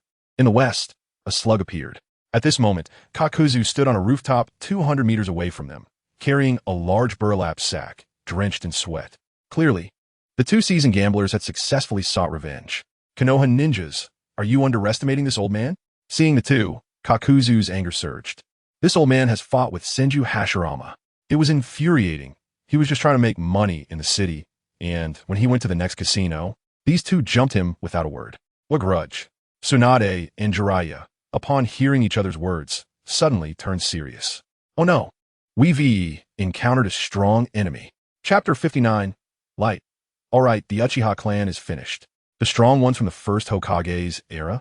Jiraiya muttered to himself, summoning Fukasaku and Shima, clearly ready to use all his strength to deal with that Kakuzu. With a frog on his shoulder, Jiraiya wiped the corners of his eyes with his hands, clapped his hands together, and began to refine Sage Chakra while sitting on Bunta's head. Before entering, he didn't forget to instruct Tsunade, use your full power. Otherwise, we won't be able to match him. And buy me some time. Tsunade's expression was serious. After nodding in agreement, she formed hand seals to use the mitotic regeneration technique. She naturally knew how powerful her grandfather was. And to be able to fight against her grandfather, there was only one other person in the entire ninja world with such terrifying strength. Uchimadara. Just thinking about what that guy said earlier made Tsunade feel an inexplicable pressure. Kakuzu, positioned between the two, saw the aura emanating from the two legendary ninjas of Konoha, and his expression instantly turned grim. Oh no, did I overestimate myself? Kakuzu's back was already soaked with sweat, and he began to feel the urge to retreat. It wasn't that he was worried he couldn't beat these two juniors. The main concern was that if the leader found out he had come to rob casinos and brothels, he would really be killed by the leader. At this moment, Kakuzu felt like he was in deep trouble. He hadn't even had a proper reaction after robbing 2 casinos and 3 brothels, totaling 67 million ryo. Tsunade noticed Kakuzu standing in the center, still carrying his sack in his hand, and couldn't help but admire his composure. As expected, there was no good match for someone who survived from the Warring States period. Let's test the waters. Tsunade thought to herself as she appeared in front of Kakuzu in an instant, lifting her leg to deliver a powerful kick straight to Kakuzu's heart. Kakuzu, still mindful of the sack in his hand, narrowed his eyes slightly, sensing the trajectory of her movement, and was somewhat pleasantly surprised. Is he really going to fight me up close? Arrogant. Kakuzu crouched down, preparing to take the hit head-on, and quickly used ninjutsu, planning to take her out in one go. Lightning release. False darkness. ZZZ. As Tsunade closed in, lightning grazed her face, leaving a streak of blood. Meanwhile, Tsunade's kick struck Kakuzu's chest, creating a massive hole. A sudden sound of a heart exploding rang out, leaving both Tsunade, who was about to test the waters, and Kaku, who was ready to use ninjutsu, bewildered in an instant. Tsunade maintained the kicking motion for a full 3 minutes before slowly retracting her leg from the corpse. Thud thud. Kakuzu's lifeless body collapsed to the ground, his eyes still wide with shock. Tsunade stared blankly at the corpse in front of her, her body trembling. Her mind a blank. This doesn't make sense. An existence that could fight against her grandfather. What happened? Adding to the blood at her ankles. Once Tsunade came to her senses, she fell into deep fear, curling up at the side, her body shaking uncontrollably. Blood! Blood! Tsunade, don't be afraid. I'm coming. From a distance, Jiraiya successfully entered Sage mode and rushed to the battlefield in just a few steps. His hand seals halfway through forming the ninjutsu. But when he saw the scene before him, he first stared at the corpse at his feet for a whole minute, then felt the silence enveloping the Sage mode he had just activated. After a long time, Jiraiya finally reached a reasonable conclusion. Damn it, that guy used a special ninjutsu to escape. Meanwhile, Uchiha Hikari, who was at the inn, clearly sensed that when that guy named Kakuzu fell, something dark and murky flashed from his body. Such a disgusting ninjutsu. Did you see? That guy didn't die. Hikari frowned and commented, her words implying a desire to guide her foolish disciple. I'm not blind. Yin casually replied while glancing at Jiraiya, comforting Tsunade in the distance, completely unfazed. It was easy to imagine that none of the 3 people's mental states were good. Kakuzu, who died due to underestimating the enemy, Tsunade, who kicked someone to death, and Jiraiya, who took half the time to enter Sage mode only to find the battle had already ended. It was truly a ridiculous situation. Someone's ignorance instantly made Hikari's earlier intention to guide vanish. She studied Yin carefully and asked earnestly, "Were you thrown out by your clan because you brought shame to them? How is that possible?" Yan's mouth twitched. He seriously suspected that his great-grandmother had some special view of him, and he immediately began to argue. "I'm the son of the clan leader, the future hope of the Uchiha." Upon hearing this, Hikari was taken aback, with a hint of unprecedented excitement in her brows. "All right, then the Uchiha clan is finished." Yin, after exchanging a few words, both sides started shouting about one-on-one who's afraid of who as they left the inn and rushed to the border of the Land of Fire for a duel.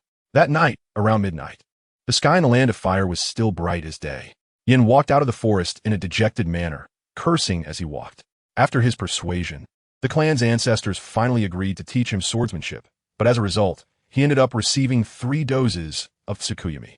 That damned old man even had the audacity to say something like, "Your resistance to Jinjutsu is too weak. You need specialized training to avoid being caught off guard in future battles and getting trapped in Jinjutsu, unable to escape." Yin suspected that his great-grandmother was playing personal vendetta with him. Who in their right mind would train someone in Jinjutsu by throwing them into the Tsukuyami world for 216 hours? Really, the Tsukuyami meal that Sasuke had on the night of the massacre wasn't even as lavish as his. However, cursing aside, Hikari was right. No matter how fast his teleportation speed was, once he was controlled by the enemy's Jinjutsu, what awaited him would ultimately be death. If it weren't for that, he wouldn't have forced himself to try Tsukuyami. After completing his training, instead of returning to the inn first, Yin checked to see if there were any stray dogs at home and, without thinking, teleported back home. Ding, ding. Just as he returned, he lifted his left foot and accidentally kicked over some bottles, the noise directly drawing Fugaku out of the room. Fugaku stood at the tool room door, his voice low. "What are you back for?" As he spoke, he glanced towards Sasuke's room, his usually serious expression showing a hint of panic. "I came back to check on you guys."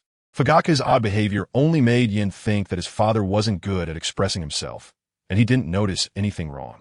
"Come with me. This isn't a place to talk." Fugaku's expression darkened as he grabbed his son and directly dove into the secret passage they had used before. Now, Konoha had no night, and everyone's sleep quality was poor. Even the slightest rustle would wake others. Moreover, if the villagers discovered that Yin had just died recently, it would cause a lot of trouble. Chapter 60, Fujiwara.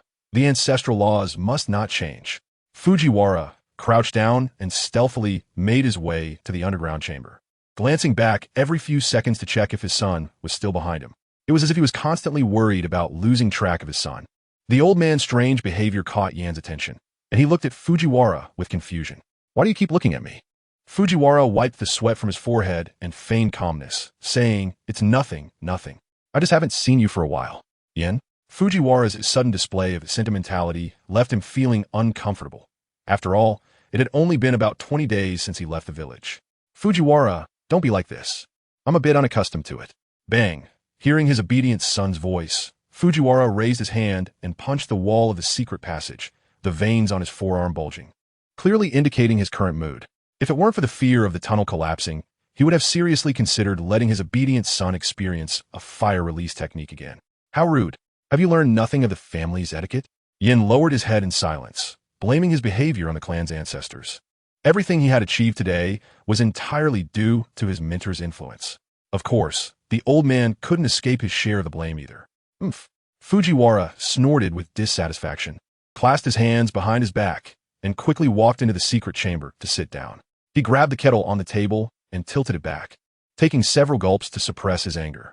After finishing an entire large pot of tea, Fujiwara let out a slow sigh and reproached him. "Speak. Didn't I tell you not to come back?" He understood his son. While Yin might say he wanted to see his family, the main reason was definitely not that. "How have things been lately? When do you plan to make your move?" Yin casually dragged a chair over and asked nonchalantly. Upon hearing this, Fujiwara pondered for a moment, his expression turning somewhat strange. "There's been an unexpected development. You should have heard about the situation on the border of the Land of Fire." Yin nodded, waiting for his father's next words. He couldn't be unaware of the commotion he had caused. The village suspected that a mysterious organization was behind it, aiming to disrupt the established rules of the ninja world. For the next half hour, Fujiwara began to recount the recent events in the village. Konoha had recently deduced from the actions of 2 S-rank rogue ninjas that their behavior was utterly lawless. They had openly declared their intention to turn powerful ninjas into puppets and had recklessly plundered the casinos and brothels operated by the feudal lords, inciting strong hatred from several major nations towards this Akatsuki organization. In particular, Chiyo, the advisor of Sunagakure, had recently stepped forward to explain to everyone that his grandson had already embarked on a path of destruction and had even issued a high bounty. The small village of Takigakure also stood up to recount the numerous atrocities committed by Kakuzu in the past, but unfortunately, their power was insufficient and they hoped everyone would join forces to severely punish that damned traitor. The ninja villages of the major nations convened and prepared to jointly approach Takigakure, testing the waters while seeing if they could capture those two rogue ninjas and obtain their powerful secret techniques. It is worth mentioning that, this time, Danzo was actually the first to step forward, showing no signs of his usual opposition to the third Hokage. The guy even said that the root ninjas were willing to go first. Now, regardless of whether the Akatsuki organization was responsible for the events at the border of the Land of Fire, everyone believed that this mysterious organization was behind it, attempting to bring about the downfall of the major nations. So, Fujiwara smiled for the first time in a long while. The village considers that it still needs us for the time being, so they probably won't act against us for a long time. The third Hokage has even made us the vanguard force to go to Takigakure alongside the root ninjas. Speaking of this, as the clan head, he suddenly felt the heavy burden on his shoulders lift. Fujiwara initially intended to achieve a silent coup with minimal casualties within the clan, but with Shursui missing and his eldest son possibly turning against him, the previous desperate measures had indeed been a last resort. Now that there was an opportunity for easing tensions, he was reluctant to take action at this moment, fearing that if a real fight broke out, other villages would take advantage of the situation. You, the root, going to Takigakure together? Yin was shocked and stood up from his chair, looking at his father as if he were foolish. No. Are you really not worried that the root will turn against the clan on the battlefield? He still had one thing he hadn't said to his father. Although the Akatsuki organization currently had other members who had not yet entered, just a few villages with ulterior motives going to fight the Akatsuki. To be honest, he felt that those villages would suffer heavy losses. Moreover, Danzo was very likely to stab the Uchiha clan in the back on the battlefield. That old man was really sinister. Fujiwara exuded a murderu aura, slamming his hand on the table in front of him, and coldly declared, "Our Uchiha clan is invincible on the battlefield. A small root is nothing to fear." Yen. If the location were changed to within the village, Fujiwara might be hesitant, but on the battlefield, he genuinely did not worry about the villagers backstabbing the Uchiha. If such a situation occurred, Danzo would be the first one to be finished, and then the other villages would focus their attacks on Konoha. As long as the third Hokage wasn't foolish, he wouldn't allow such a situation to happen. Fujiwara's brief remarks conveyed a sense of the advantage is ours, and he was now considering whether his good older brother would take action on the battlefield. After everything was over, the entire Uchiha clan would probably be left celebrating while saying goodbye.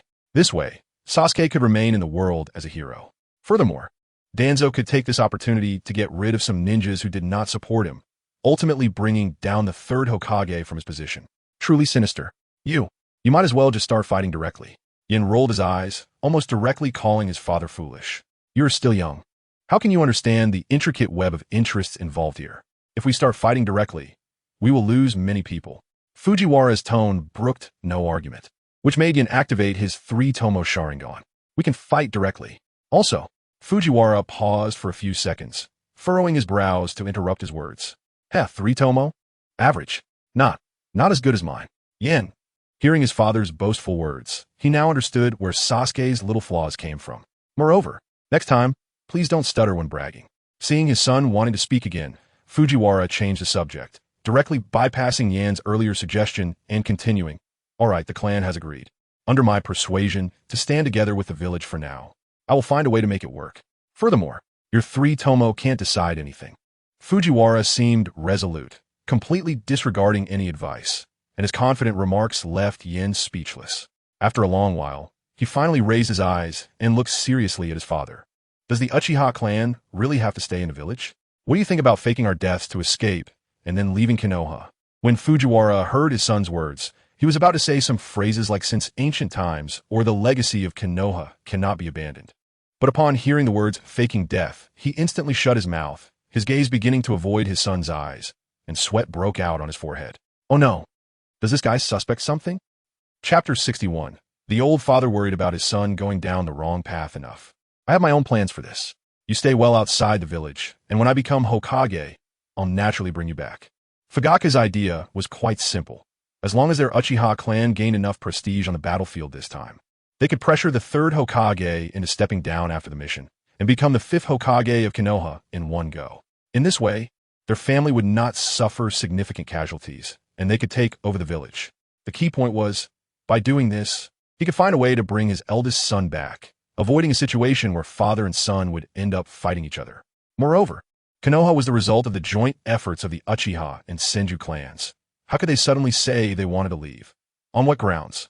The sacrifices of so many ancestors of the Uchiha clan over the years on the battlefield were not something that could be simply set aside. Fugaku glanced at his 6-year-old son in front of him, feeling that the child was still too young to understand politics. Everything he had just said was not taken hard at all. He only hoped that the child would stay safe outside and not cause any trouble, lest he be captured by someone with ill intentions in the shinobi world.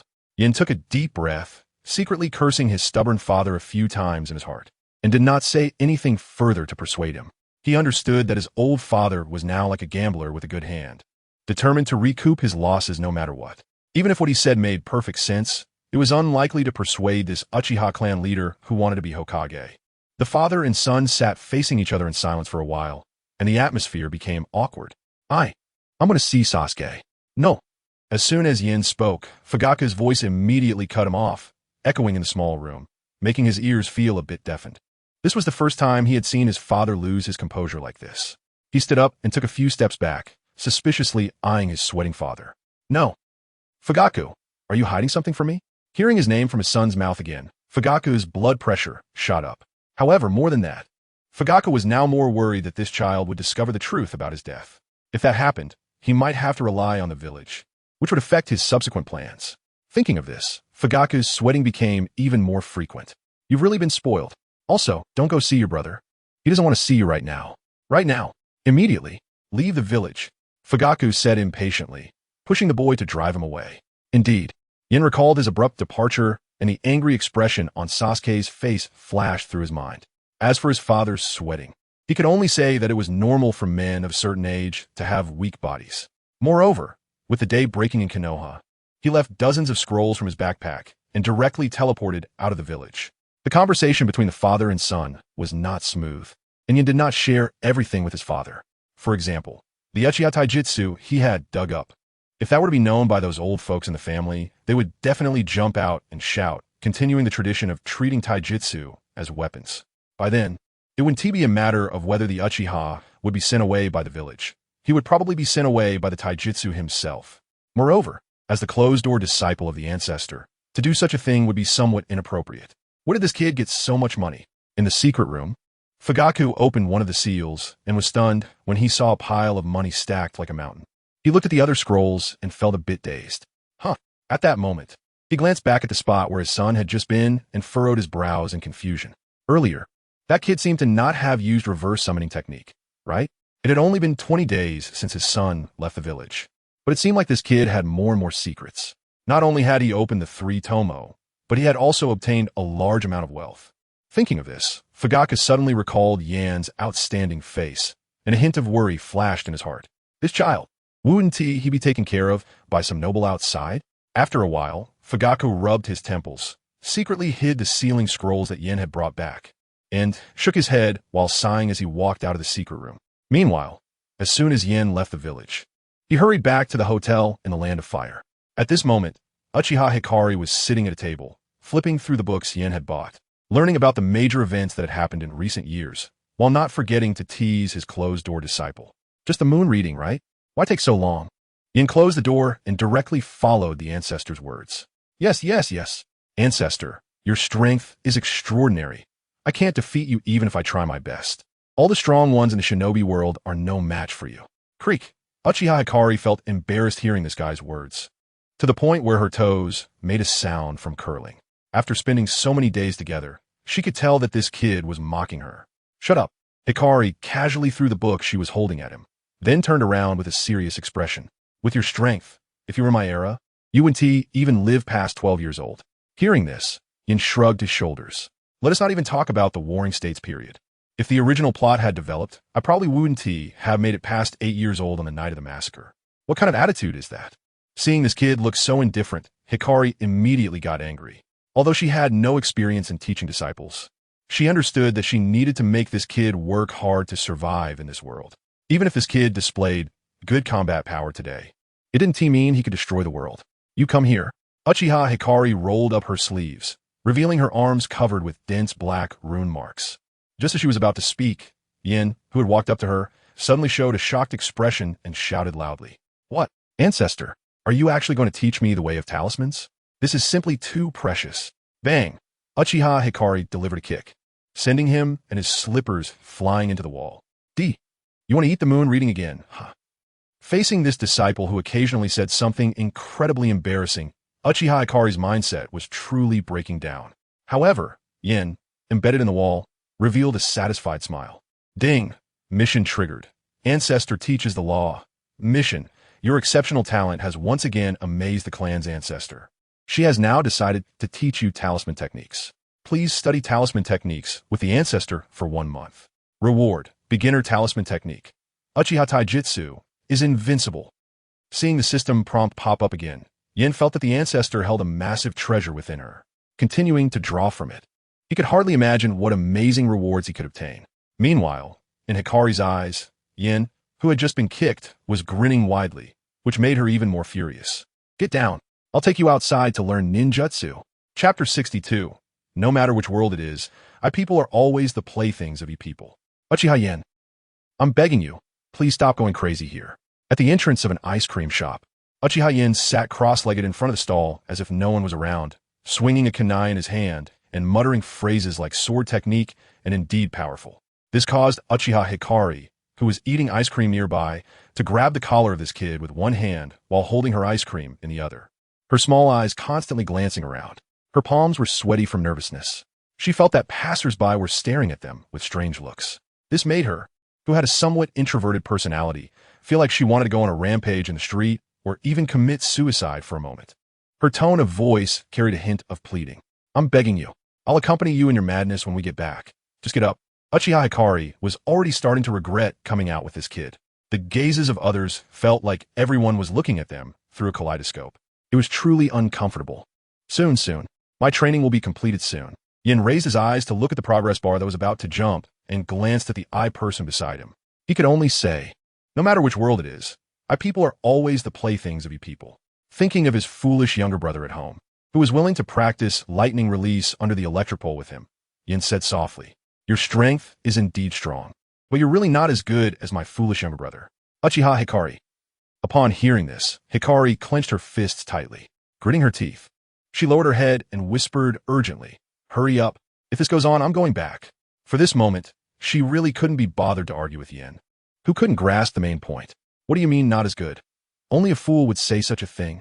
Hikari regretted a bit. Even the novelty of the ice cream in her hand was no longer enjoyable under someone's interference. All right. Yin noticed that the sword technique, task progress bar, jumped to 2, brushed off the dust from his clothes, and casually put the kunai back into his ninja tool pouch. Boss, give me 2 more boxes of ice cream. Sure thing. Young man.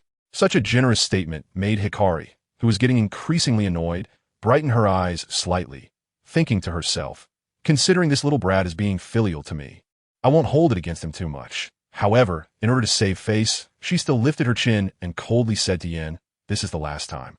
Yin turned his head and chuckled lightly, feeling that Hikari was quite easy to fool. But it must be said that in this era, everything made Hikari feel incredibly curious. Like the advertising screens on the street, various snacks at the stalls, and toys. Uchiha Hikari would stop to observe, occasionally gasping in surprise. She looked like a country bumpkin who had never seen the world. He didn't mind Hikari's embarrassing behavior at all. Now he was focused on his daily training. Are you starting to dislike me? Look at how quiet Run 2 is in the bag. After buying ice cream, the two walked slowly along the ruins of light at the border of the Land of Fire.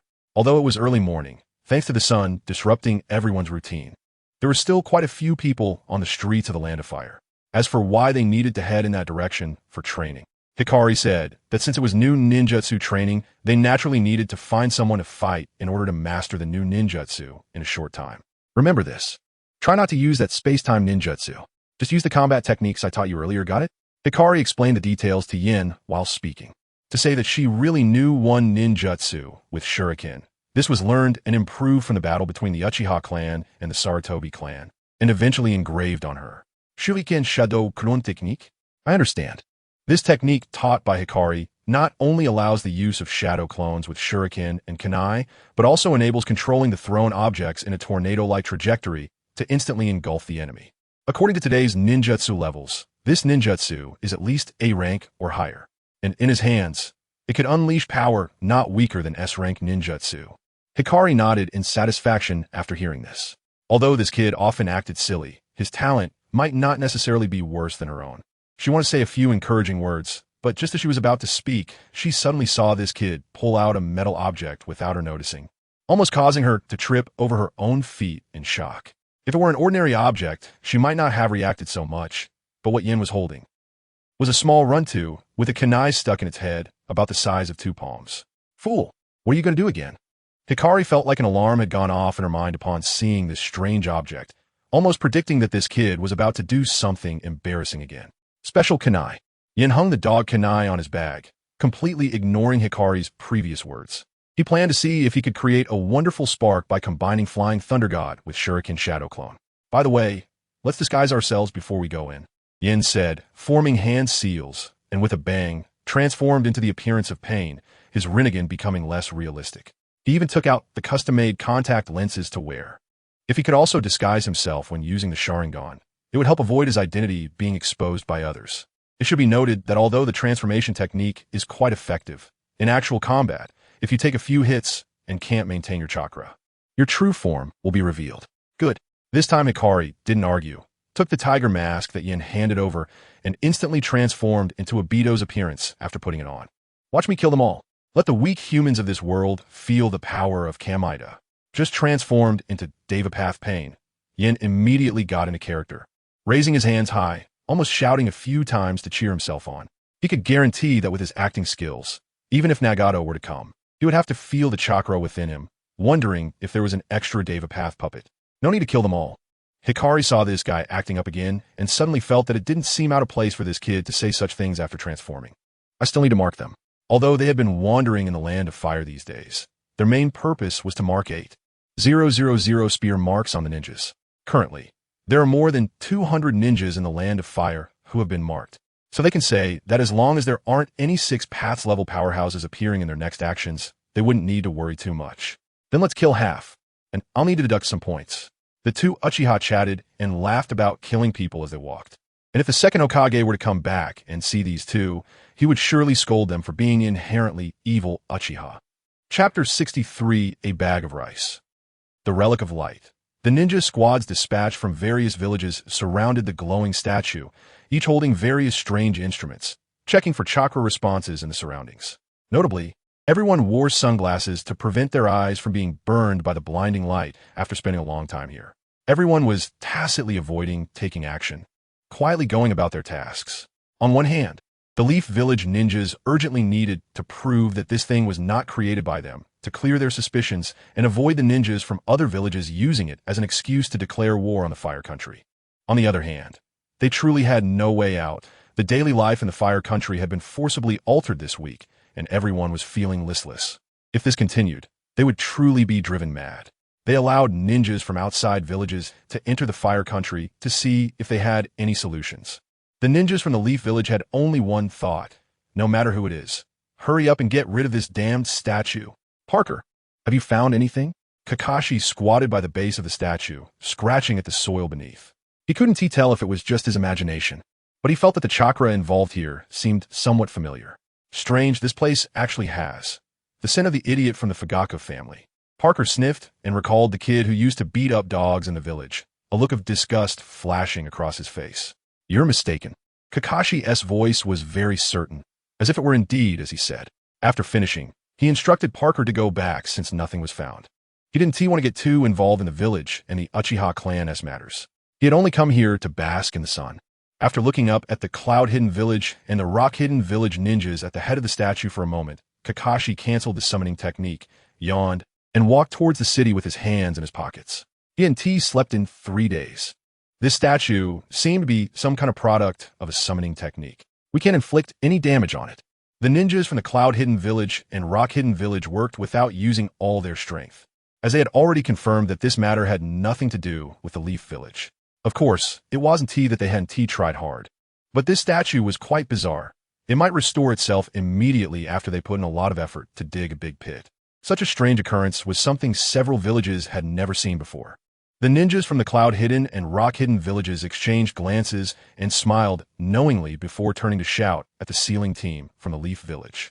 Hey, Leaf Ninjas, why don't you try the sealing technique? As is well known, the sealing techniques from the Leaf Village are much stronger than those from other villages. And since there was an opportunity to take advantage, how could they let it slip? The Leaf sealing team, knowing that others had ulterior motives, could only grit their teeth and try. However, half an hour passed, and various sealing techniques left no marks on the statue at all. The black runes just climbed up before being dispelled by an unknown force. Conan, had there been any recent intel? Hidden in the shadows, Payne's words carried a hint of killing intent. He needed to teach these guys a lesson. Otherwise, they would keep running to the Rain Village every day, hindering his progress in creating the Six Paths puppets. Conan opened her mouth but hesitated, unsure how to tell Nagato about Kakuzu's recent actions, directly looting wealth in the Fire Country. If it weren't for Kakuzu saying that this way made money quickly and could help the organization gather funds, she would have really wanted to deal with that money-hungry guy. Ever since Kakuzu started cracking down on the underworld in the ninja world, more and more people began impersonating him, each using his name to rob. Even more outrageous were those who directly stormed into the feudal lords' mansions to rob. It was as if all the blame in the ninja world could be laid on the Akatsuki organization. Really, every time they thought of this, both Nagato and Conan felt a surge of helplessness. No, let's go back. Things aren't peaceful outside right now. We should avoid appearing in people's sight for the time being. Payne nodded, feeling that Conan had a point, and turned to leave. But before they could get far, chaos suddenly erupted in the crowd behind them, and then Nagato, controlling Payne, heard words that made him question life. Feel the power of Kamidara. Nagato, the crowd. In the crowd, Uchiha Itachi, disguised as Payne, slowly came into the line of sight of the ninjas from various villages. His expression was cold, and those beautiful Rinnegan eyes, combined with his icy words, gave off a somewhat authentic sense of oppression. Uchiha Hikaru, also hidden in the shadows, felt embarrassed as he watched this kid charge into the crowd chanting, almost wearing out his shoes. One idiot. Can't you just refrain from acting directly? The Akatsuki organization? The crowd looked the person up and down. When everyone's gaze landed in each other's eyes, surprise first arose, because they had never seen such eyes. Then came a tinge of greed, because unknown eyes meant that the other party possessed a special bloodline limit, perhaps. This pair of eyes was even stronger than those of the Uchiha clan. Attack! Upon seeing those eyes, the root ninjas in the crowd almost simultaneously rushed towards that person, each drawing out kunai rigged with explosive tags, aiming to throw them at his lower body. Seeing how impatient these people were, Itachi could only shake his head in disbelief. He hadn't even finished chanting or introduced himself, since they were eager to court death. Come on. Facing the onslaught of kunai, Itachi stood his ground, simply pulling out a dog kunai from his Akatsuki robe without caring about any techniques. After all, the thing made by Runt didn't conform to aerodynamics, so he just threw it hard. At the same time, he quickly formed hand seals, using the shadow clone technique for shurikens that Tai taught him. Swish, swish, swish. At the moment the dog kunai was thrown under the magical effect of chakra, it transformed from 1 into 2, 2 into 4, 4 into 8. In an instant, it multiplied into hundreds of kunai, slightly fewer than the number thrown by those ninjas, but Itachi didn't have the intent to kill with this thing. The hunt had begun. Countless dog-marked phantoms flashed before him as Itachi pulled out a 60-centimeter ninja blade, and under the influence of his 3-tomo Sharingan, he cast a small illusion on these people in advance. While he might not have the talent for illusion techniques like Itachi, even small changes could decide the outcome of the battle. For example, in the eyes of others, what he held was not a ninja blade, but an ordinary kunai. This way, during the battle, not to mention whether the opponent could react in time, even if they did, they would misjudge the distance and be killed by the ninja blade while trying to dodge. Whoosh, whoosh, whoosh, the cold gleam flashed, and as Itachi activated his teleportation ability, he simultaneously used Shusui's body flicker technique. Hundreds of kunai flashed, transforming into his figure, and when he landed in front of everyone, his silhouette was densely packed. Damn! It's the Shuriken Shadow clone technique. This is not the Akatsuki organization. It's those damned leaf ninjas. We've been tricked. Although the ninjas present couldn't understand why the other Eskanai was so strange, the ninjutsu used was highly recognizable. At this moment, all the ninjas from outside villages felt a chill run through their bodies, their hands and feet growing cold. Even the root ninjas who had thrown their weapons stopped in their tracks upon seeing this ninjutsu, casting puzzled looks at their companions. It seems like everyone is talking. No. Does Danzo have any other plans? How come I have no idea at all? What is going on? Why is it different from what was said before we set off? While others have different mindsets, Yin has already reached these ninjas. With a swing of his knife, he slits throats in one go. There are no sword techniques to speak of. Yin merely repeats one action. It's like a wolf entering a flock of sheep, unleashing a massacre with no odds. Everyone feels a flash before their eyes, followed by a sharp pain in their necks, blood splattering out, and then consciousness fades away. He didn't kill all the people from Konoha, nor did he finish off all the ninjas from other villages. It would be interesting to let other villages know that half of their ninjas had died in the Land of Fire after completing a wave of slaughter. The Konoha people didn't dare to move, unsure if they were being impersonated by their own. Meanwhile, the other ninjas who came to their senses have begun to fight back, uniting to launch an attack on the Konoha ninjas. Nagato and Konan hide in the shadows. Their faces dark. Even though Pain is a puppet, his expression is somewhat twisted. At this moment, the two finally understand who is behind the events of these days. Feel the pain. Uchiha Yen raises his hands high, chanting, but before he can even begin the prelude, the next moment, Pain and Konan walk out from the bushes. Their words are suddenly stuck in their throats. Pain slowly walks to the scene, and the two lock eyes. The fighting ninjas also stop, looking left at the suspected Konoha impersonators and right at the two newcomers. The scene suddenly falls silent, and it becomes awkward. Chapter 64. Do you want to challenge God? At this moment, Yin was only slightly surprised by the arrival of the main figure in front of him, but he did not feel too panicked, because he had already seen his great-grandmother in the bushes. Well, not the kind you see right before dying. Nagato, though speechless, had a bit of interest in the person before him, but not much. He was amazed by the other's courage and curious about the source of this guy's intelligence. He had once pondered the impersonators of Scorpion and Kakuzu. All those seemingly chaotic actions were actually pushing the Akatsuki organization to the forefront, directing the attention of the ninja world towards them. I must say, it's quite interesting. The most bewildered and angry ones on the scene were not the two fake Pains, but the other village ninjas present. Upon seeing their companions killed by Konoha, they were ready to explode with rage. Konoha's side, especially the root under Danzo, was particularly confused. They had just been preparing to seize the eyes, then suspected that the other party was sent by Lord Danzo to kill other village ninjas. And now it had turned into the possibility that the other party was using bait to lure out the Akatsuki organization. Once they realized this, the root ninjas could not help but shout in their hearts. Truly worthy of Lord Danzo. Has he calculated it to this extent? Look at that. Flying Thunder God, Shuriken, Shadow Clone Technique. ISNT this clearly an ally. Realizing this, the root ninjas slowly moved towards the earlier imposter. The Konoha ninjas followed suit, positioning themselves behind this ally. Their gazes were all fixated on him, as if their mainstay was entirely on him. Konoha ninjas, huh? Pain glanced indifferently at the crowd, his gaze lingering on a strange kunai not far away for a long time. Finally, he fixed his gaze on the imposter. Continue. His words revealed a chill, making it hard to gauge his emotions. At this moment, Pain just wanted to see how this imposter would act. Despite the equal eye contact, everyone felt as if they were being looked down upon by this person, exuding an arrogant demeanor. The light hiding in the shadows had already dispelled the transformation technique and was about to step out from the bushes when Yin signaled him to retreat. Upon hearing Pain speak, Yin's expression showed a hint of intrigue as he twirled his knife with one hand, then pointed the blade towards Pain and Konan in the distance. No need for many words. He now wanted to test if he could wrestle with this mid-stage big boss based on his current level. Earth style, heart-cutting technique. Fire style, great fireball technique. Wind style, great breakthrough. Summoning technique. The root ninjas heard his declarations and were already convinced that this person was a confidant of Lord Danzo, each using their best techniques. The remaining ninjas from other villages, upon seeing Konoha turn the tide, scattered into the forest, clearly lacking the will to fight again.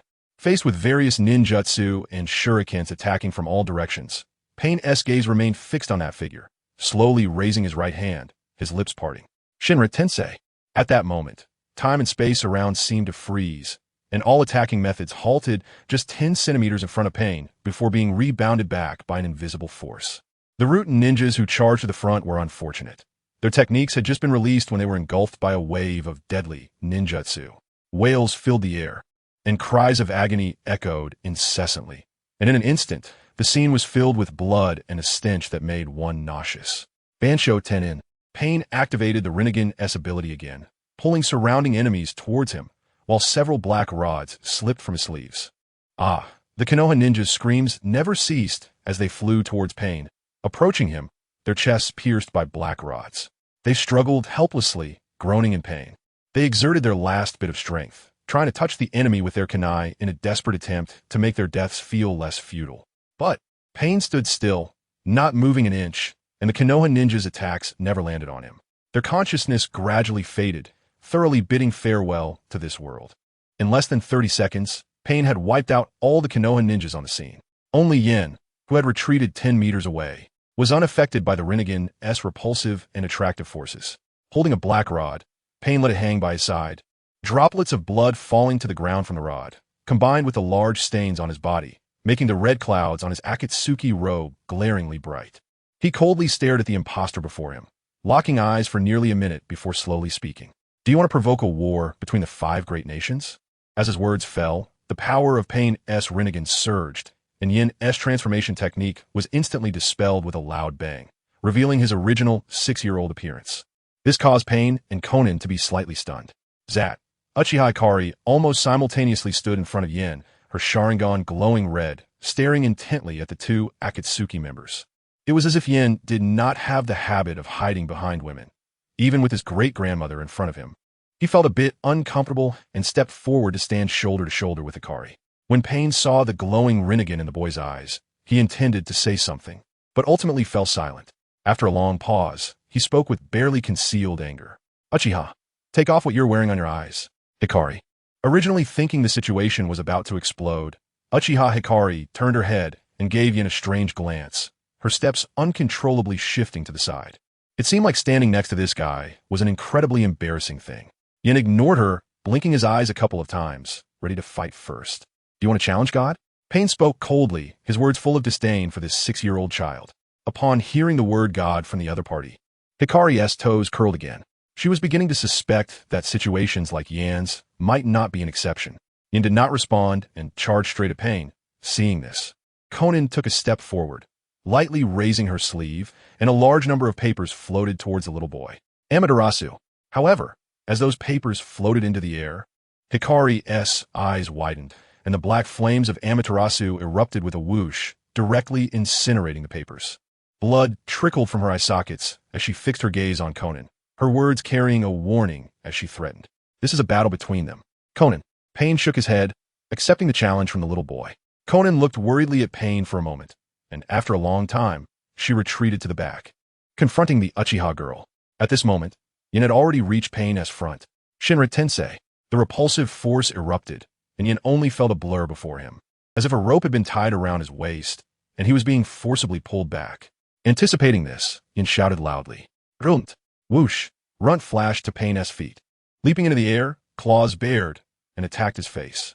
The speed was so fast that even Pain was astonished, but his reaction was still quick. He raised both hands. One hand towards the puppet in the air, one hand towards the 6-year-old boy. Bansho Tenin. In midair. Run's attack hadn't he even reached Pain before his neck was tightly grasped. It seemed he'd seen through the ninjutsu that allowed this 6-year-old boy to switch positions with the dog. As Yen was sent flying backwards, he felt a powerful force pulling him forward again. Pain spoke as if he did not take this person or dog seriously, glancing at the puppet he had already caught. His Rinnegan appearing to see through everything in the world. Your ninjutsu will be meaningless in front of the gods. Chapter 65 at this moment. Nagato seemed to see the sun. If you were to ask how strong the Deva Path Pain is, the previous life, Yen could only say that this guy, who looks strikingly like Ichigo Kurosaki, can only use Universal Pull, Shinra Tensei, and the 4 skills of Super Shinra Tensei and Shibaku Tensei, which cause massive area damage. Especially the former 2 abilities can be repeatedly used and have cooldown times. If he were to face the 2 overpowered Naruto and Sasuke alone, After a few rounds of gathering intelligence, he could easily handle them. But when he truly faced Pain alone, experiencing the repulsive and attractive forces of the Rinnegan firsthand, he could only say that this thing is too unfair. The most critical point is that sometimes battles between ninjas do not follow the rules and engage in a direct confrontation. They also emphasize tactics and targeting weaknesses. Pain analyzed the information about his flying thunderhound in just one exchange. The earlier universal pull not only knocked all the special shurikens away, but also grabbed CHG's neck. One could imagine that as soon as he teleported up, that neck-holding CHG would become him. However, sometimes men really shouldn't be provoked. The more you provoke them, the more they want to act. Especially with Pain's arrogant tone, laced with ridicule, it made Yin somewhat lose his cool. Can I be cowardly? As he flew forward, he let out an angry roar, summoning the two guardians from his backpack and quickly pulling out sunglasses from his jacket pocket to put on. Teleport. As he turned his body, Yin felt a suffocating sensation and struggled to shout, "Dodge him!" Uchiha Hikari, seeing Yin being choked, tightened her fists, blood oozing from them, and she even considered whether to save him. But when she saw that familiar sunflower, she quickly shut her eyes and turned her back on that guy. Buzz. The intense light emitted by the sunflower completely engulfed the scene, even in the rain village where Nagato controlled the puppets. It felt like suddenly eating a teammate's flash in a game while sharing vision with Pain. Nagato could only see a white blur in front of him, and even controlling Pain became a bit chaotic. In a moment of panic, he forced Pain to throw the boy away. Unfortunately, at the same time as Yin completed the flash, he had already swapped positions with the special shuriken in the distance. Before leaving, he even pulled out two specially made rain pear flower needles infused with chakra from his pocket and threw them towards Pain's position. Click! The two rain pear flower needles flew into the air, and as their internal mechanisms activated after a few soft sounds, the fine silver needles fell like raindrops on Pain's body. Only 4 seconds had passed. Pain had no time to release Shinra Tensei. Whoosh, whoosh, whoosh. The fine silver needles fell into Pain's body with almost no obstruction, and the chakra contained within them disrupted Nagato's remote control. It was as if he had just experienced a teammate's flash and then felt what network latency was like the next second. CHG remained silent, focused solely on picking up chakra metal from the ground. One must know that this was genuinely a good thing. His stingy owner, who only bought shurikens and kunai, had never bought chakra metal. It truly spoiled the dog. God, Shinra Tensei, God. Even when Pain managed to recover, due to the influence of the silver needles in his body, he transformed into a high ninjutsu warrior, and his movements were all stuttering. After chanting for a long time, he still couldn't unleash his skills.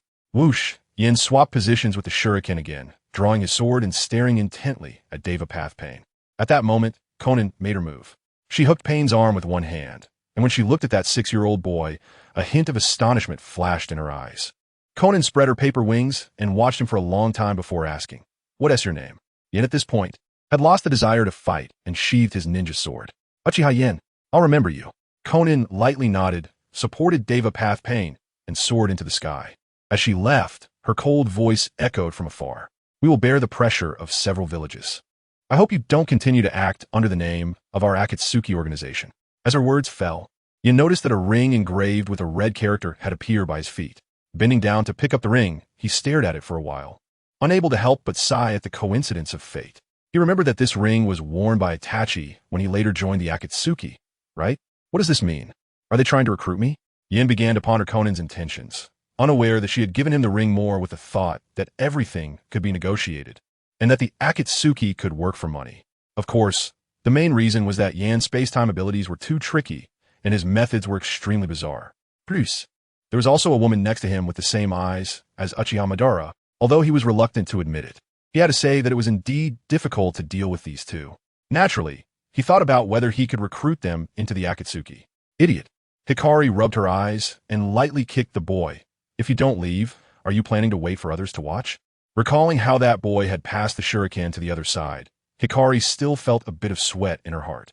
Next time, don't compete in taijutsu with the enemy. Being short-handed can lead to big losses against strong foes. Hikari had noticed Yan's shortcomings early on. At 6 years old, not only did he have a 3-tomo Sharingan, but he also knew space-time ninjutsu. However, if he really went to fight close combat with the enemy, if the enemy had a weakness, it would be fine, but if they were slightly stronger, just one hit could take away half his life. It will be better to maintain a certain distance with ninjutsu. Okay, I got it, ancestor. Yin casually replied, kicking CHG, who was eating something off the ground. And before Hikari could get angry, he teleported away from the spot with him. He knew very well what the old lady meant. But the combat habits he learned from the Uchiha since childhood had already been formed. If he didn't go up and dance a bit, he felt somewhat uncomfortable all over. If he wanted to get rid of this shortcoming, he could only practice twice as hard. Speaking of training, one must mention that damned Kakuzu. Now, the entire ninja world was filled with Kakuzu, and the brothel sweeping had caused the boss to stop refreshing, making his foundational progress get stuck by a third.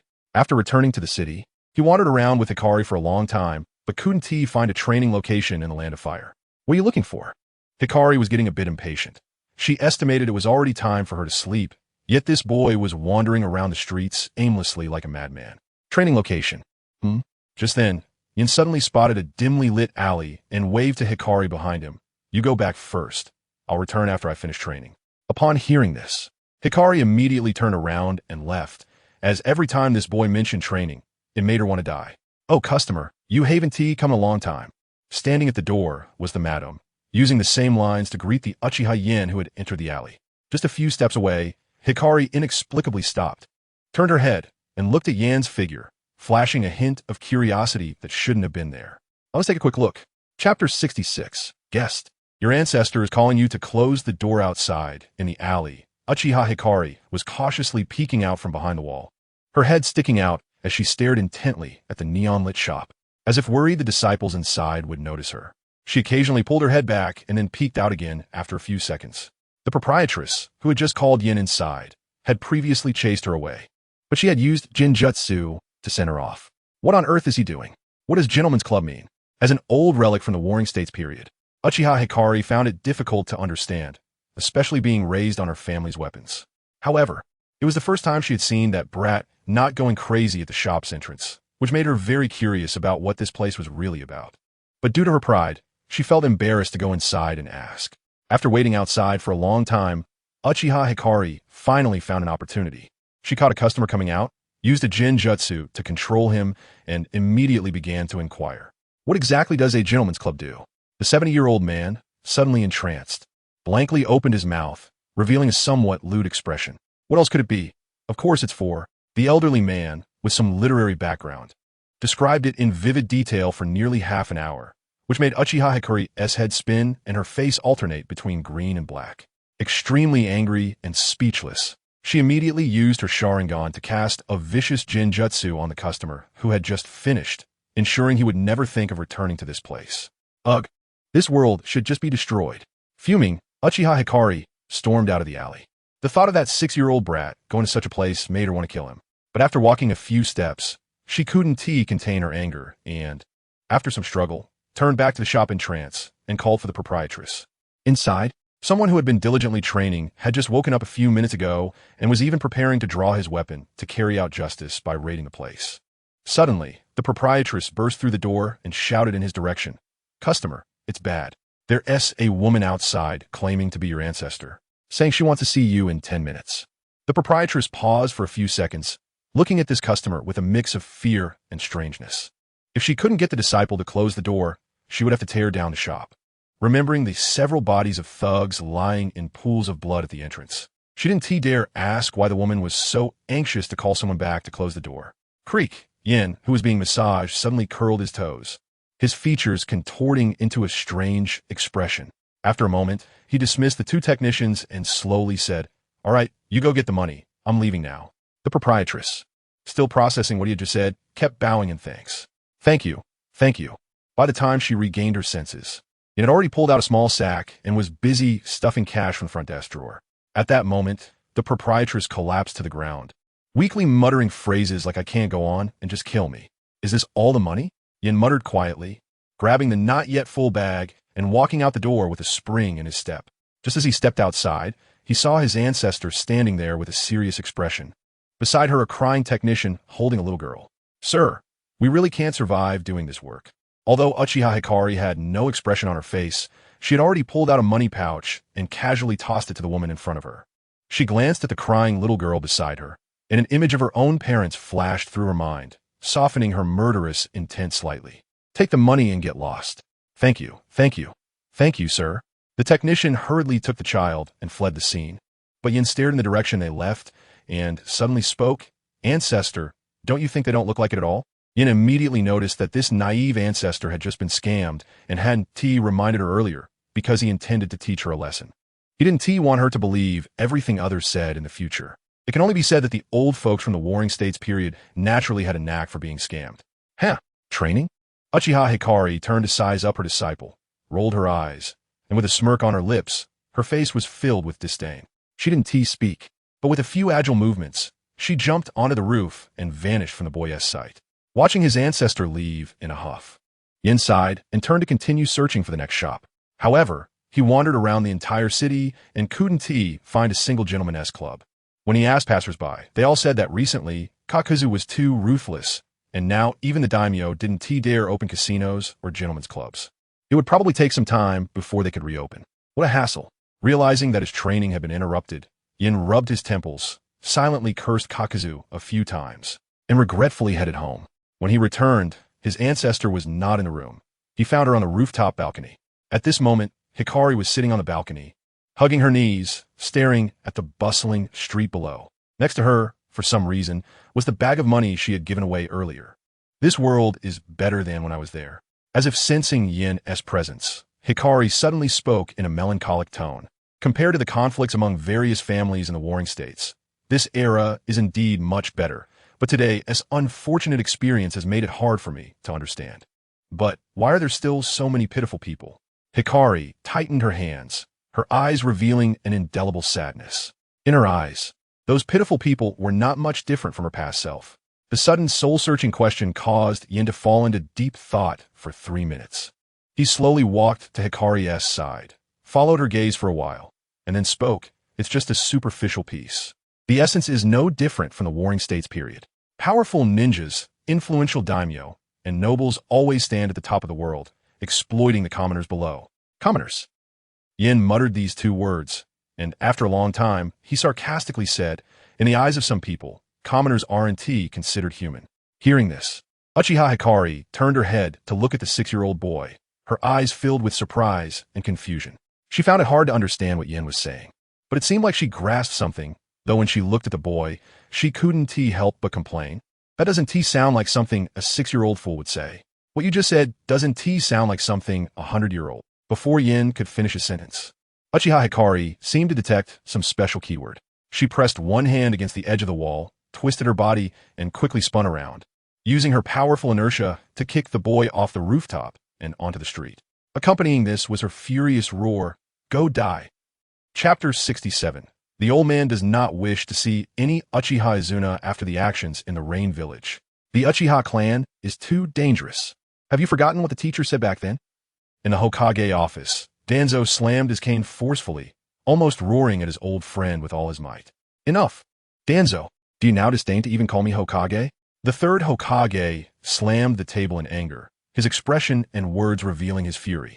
A week ago, half of the ninjas from other villages had died at the border of the Land of Fire. He admitted that Danzo's maneuver of using the Sage of 6 Paths eyes to redirect firepower was indeed clever. But that did not mean Danzo could act recklessly in front of him. Izuna, haven't you recognized the situation yet? The 3rd Hokage grew even angrier upon hearing this. And with the declaration of "I am the Hokage," Danzo had nothing left to say and ultimately stormed out.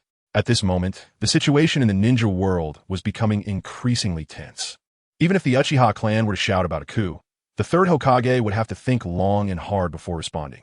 Not to mention that Fugaku had already suppressed the thoughts of rebellion within the clan. The pressing issue at hand was still the Akatsuki organization in the Rain Village, regardless of whether they were responsible for the recent events or not. To prove Konoha's innocence, they needed to join forces with other villages to combat the Akatsuki organization, to prevent those villages that were eyeing Konoha from finding an excuse to start a war. Konoha now could no longer withstand any turmoil. Of course, a mere Akatsuki organization, combined with the strength of several villages, should not pose much of a problem for the 3rd Hokage. He stared at the map of the Rain Village, smoked for a long time, and then called in the Umbu ninjas. "Prepare the troops. Tomorrow, we attack the Rain Village."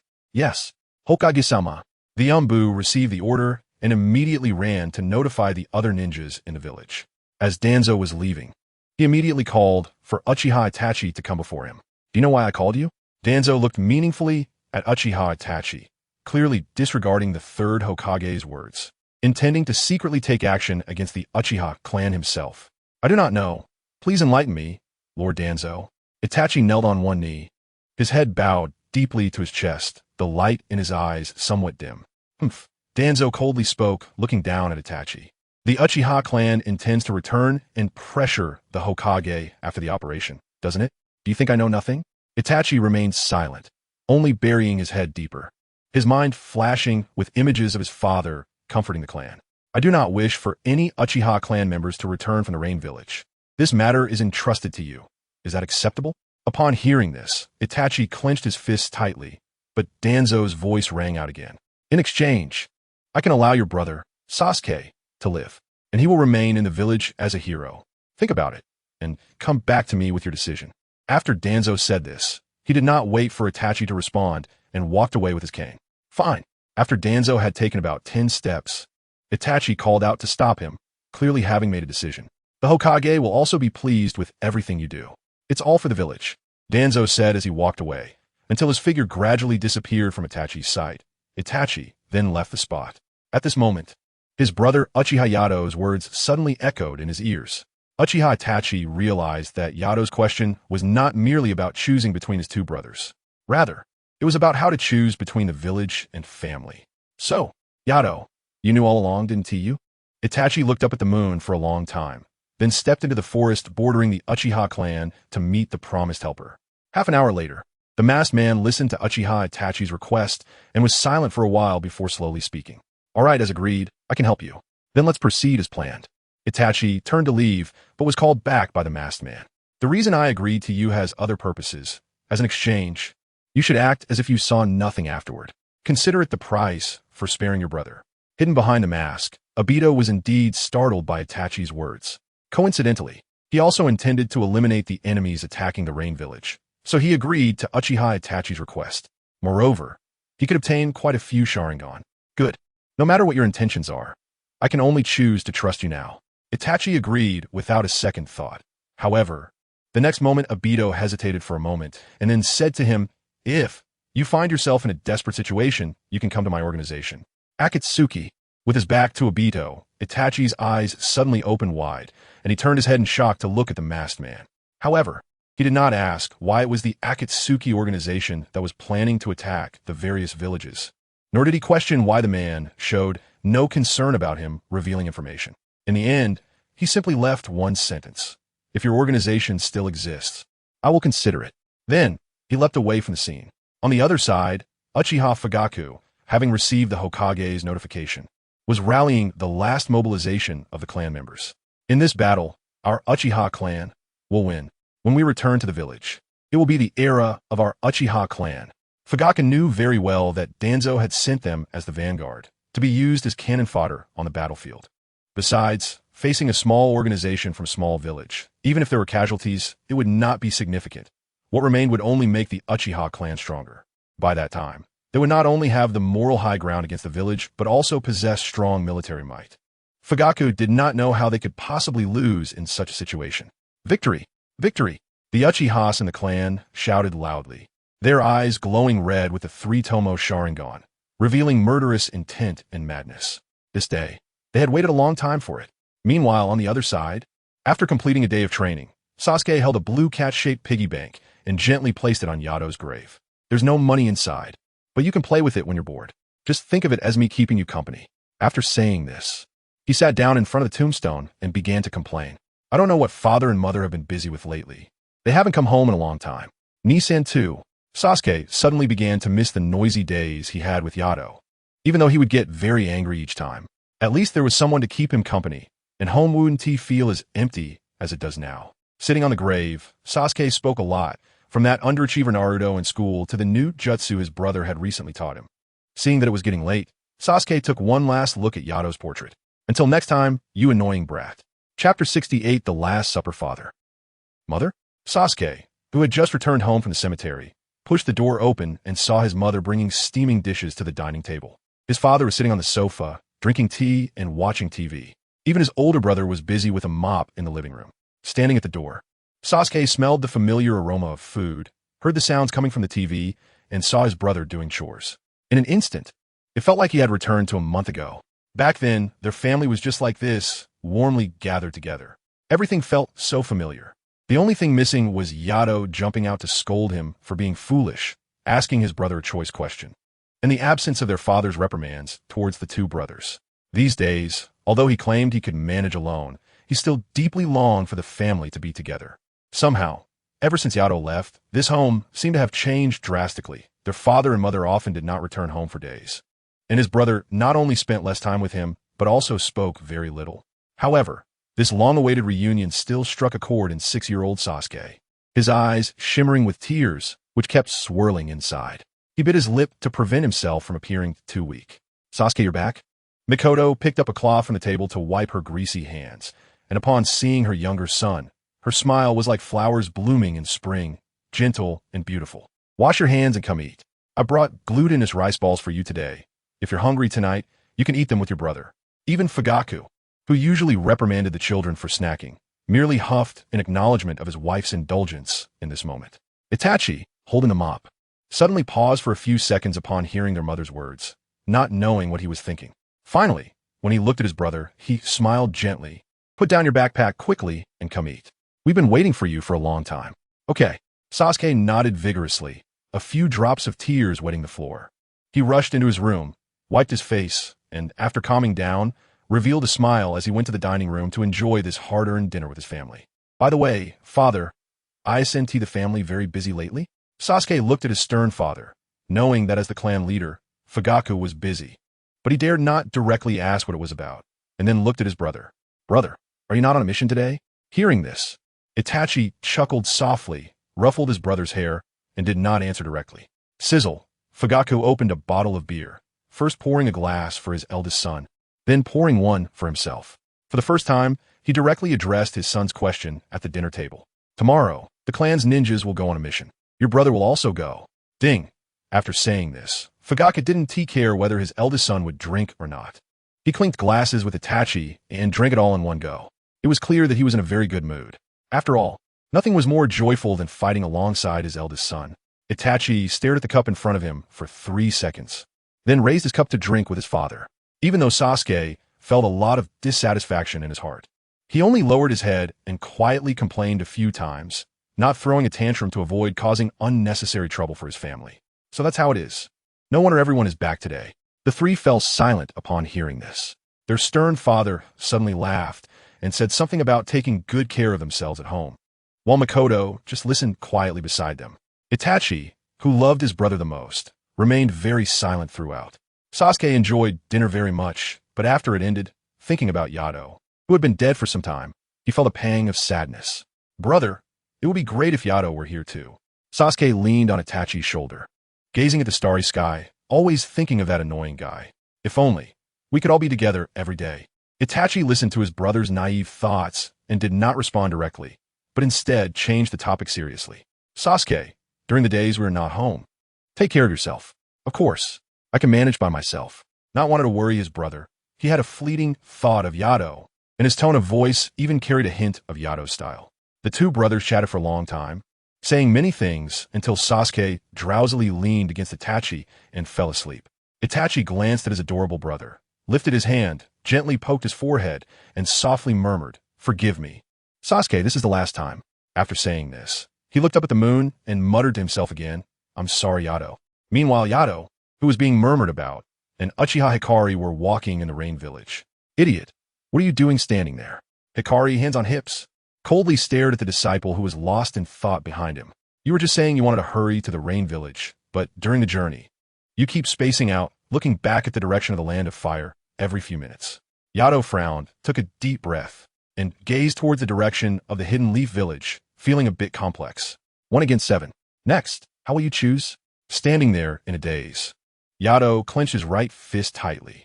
He had already received news from the ninja cat, Shawa, about the Leaf Village sending troops tomorrow, and, at this point, it was very delicate.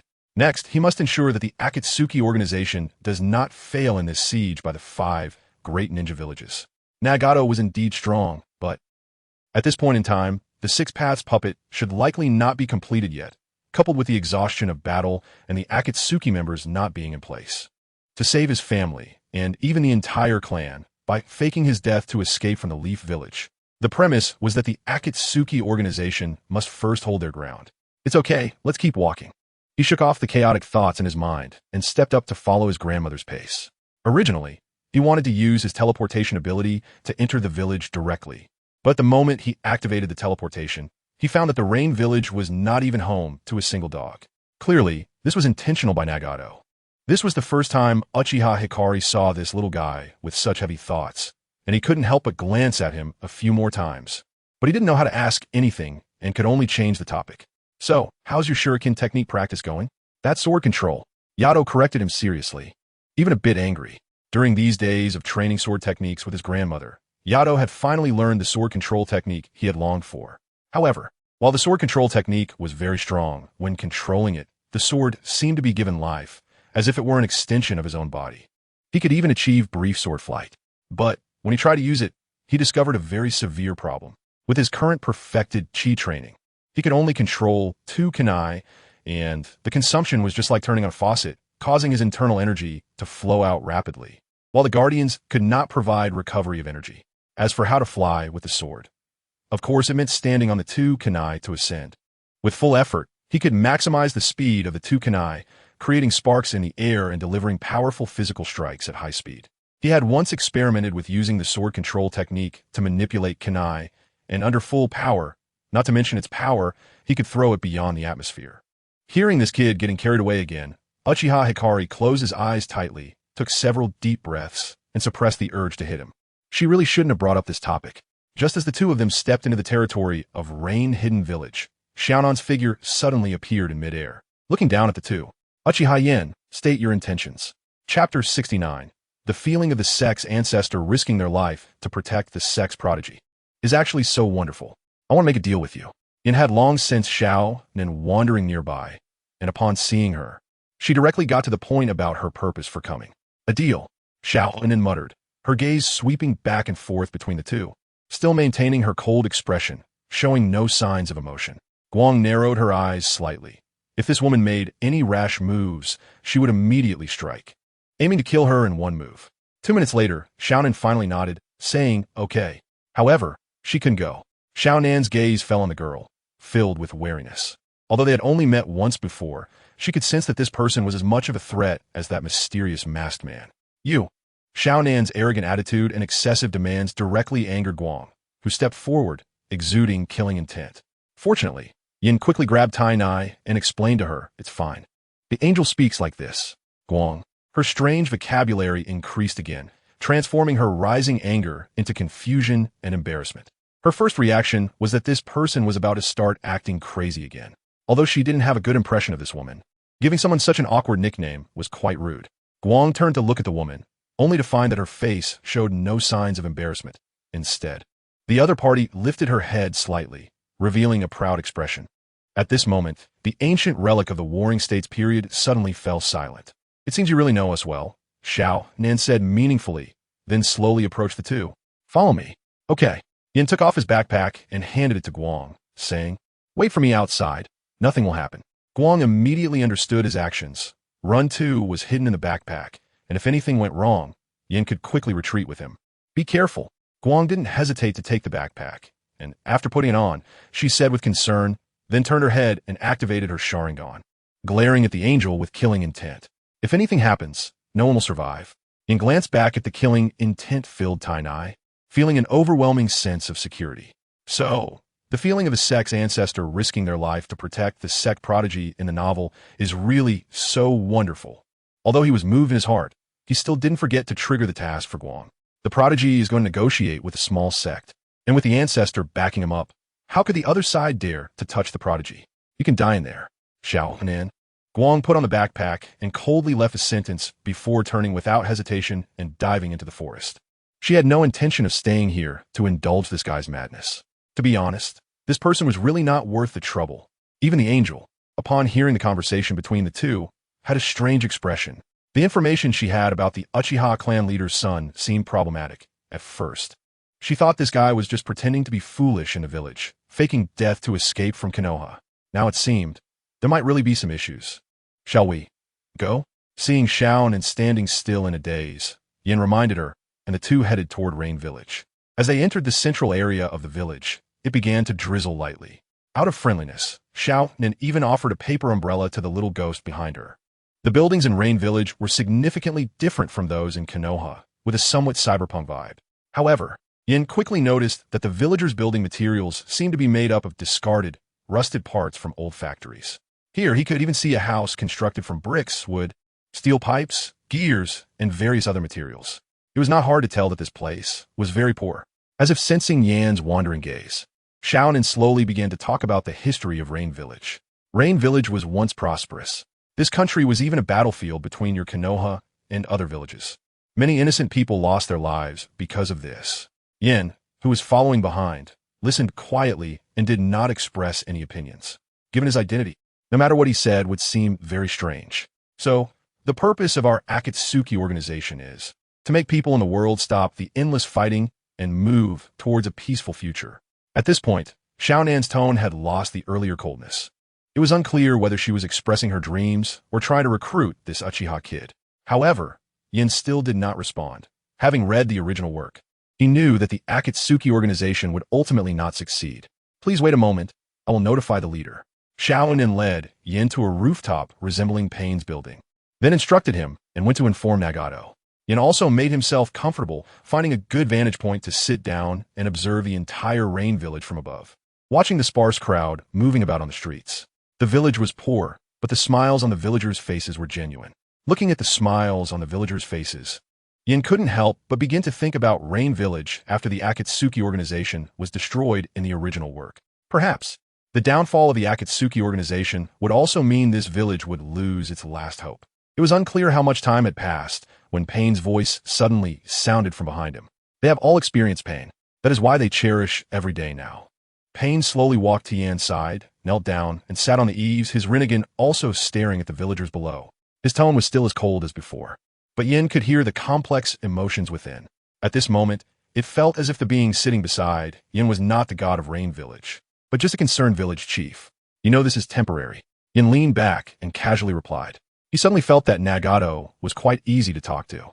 At least not like he had imagined, always throwing around terms like a bag of rice and Kamida. We are working hard. Pain's tone was firm and resolute, as if in the future, the entire shinobi world would become like Rain Village. However, he misunderstood Yan's words, thinking he was just talking about other villages attacking Rain Village, and continued, all intruders will be buried here. Pain revealed his killing intent, both as a response to Yin and as a warning to him not to have any inappropriate thoughts. This time, the Uchiha clan will participate in the battle.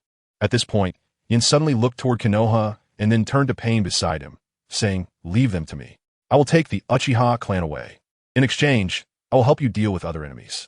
Pain stared expressionlessly at the scenery below, and after a long while, he slowly spoke. If they seek death, then I won't blame myself. Okay, Chapter 70 Nagato. Are you sick? How about joining the Akatsuki? I can see that our ideals are the same. The map of the Land of Rain has finally reached its end, and after their conversation, Nagato immediately invited Yin to join them. If at first he was just angry to find someone impersonating Kakuzu in Sasori, causing trouble under the name of the Akatsuki, Nagato felt that the dignity of God was being provoked. However, as time passed, he gradually realized that this guy's so-called provocation of war was simply uniting the people of the ninja world against the Akatsuki.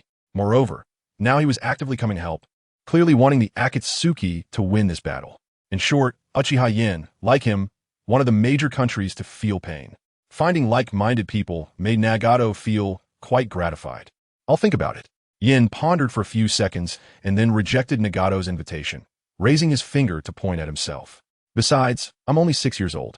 Let's talk about it later.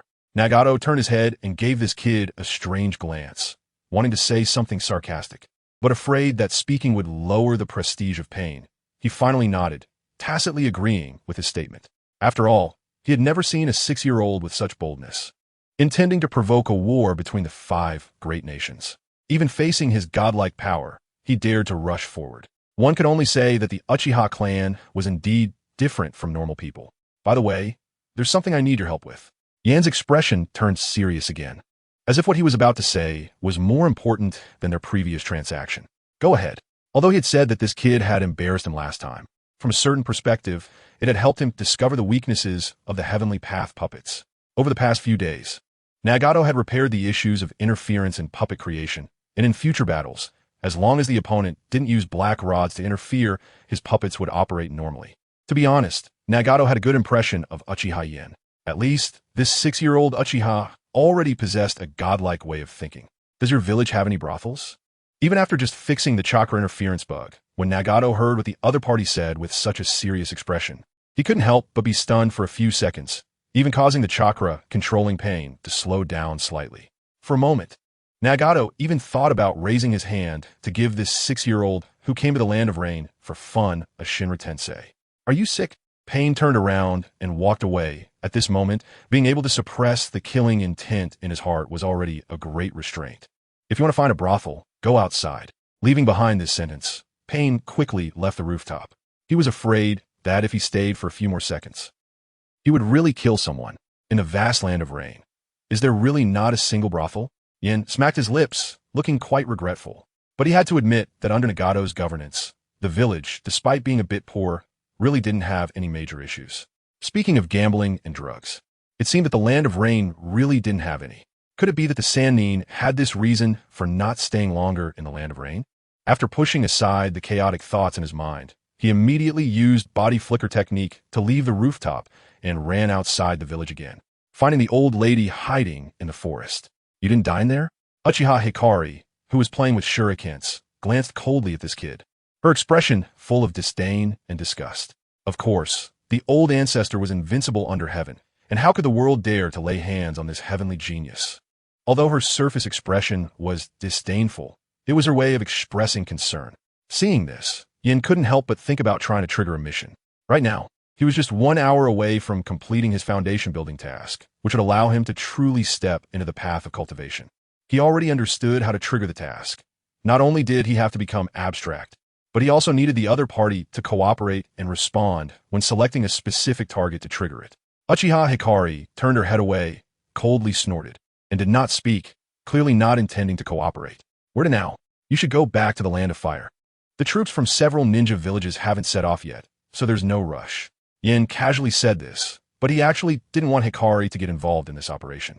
After all, Uchiha Hikari had suffered inhumane persecution from the Uchiha clan. Seeing the Uchiha clan again was almost like reopening her wounds.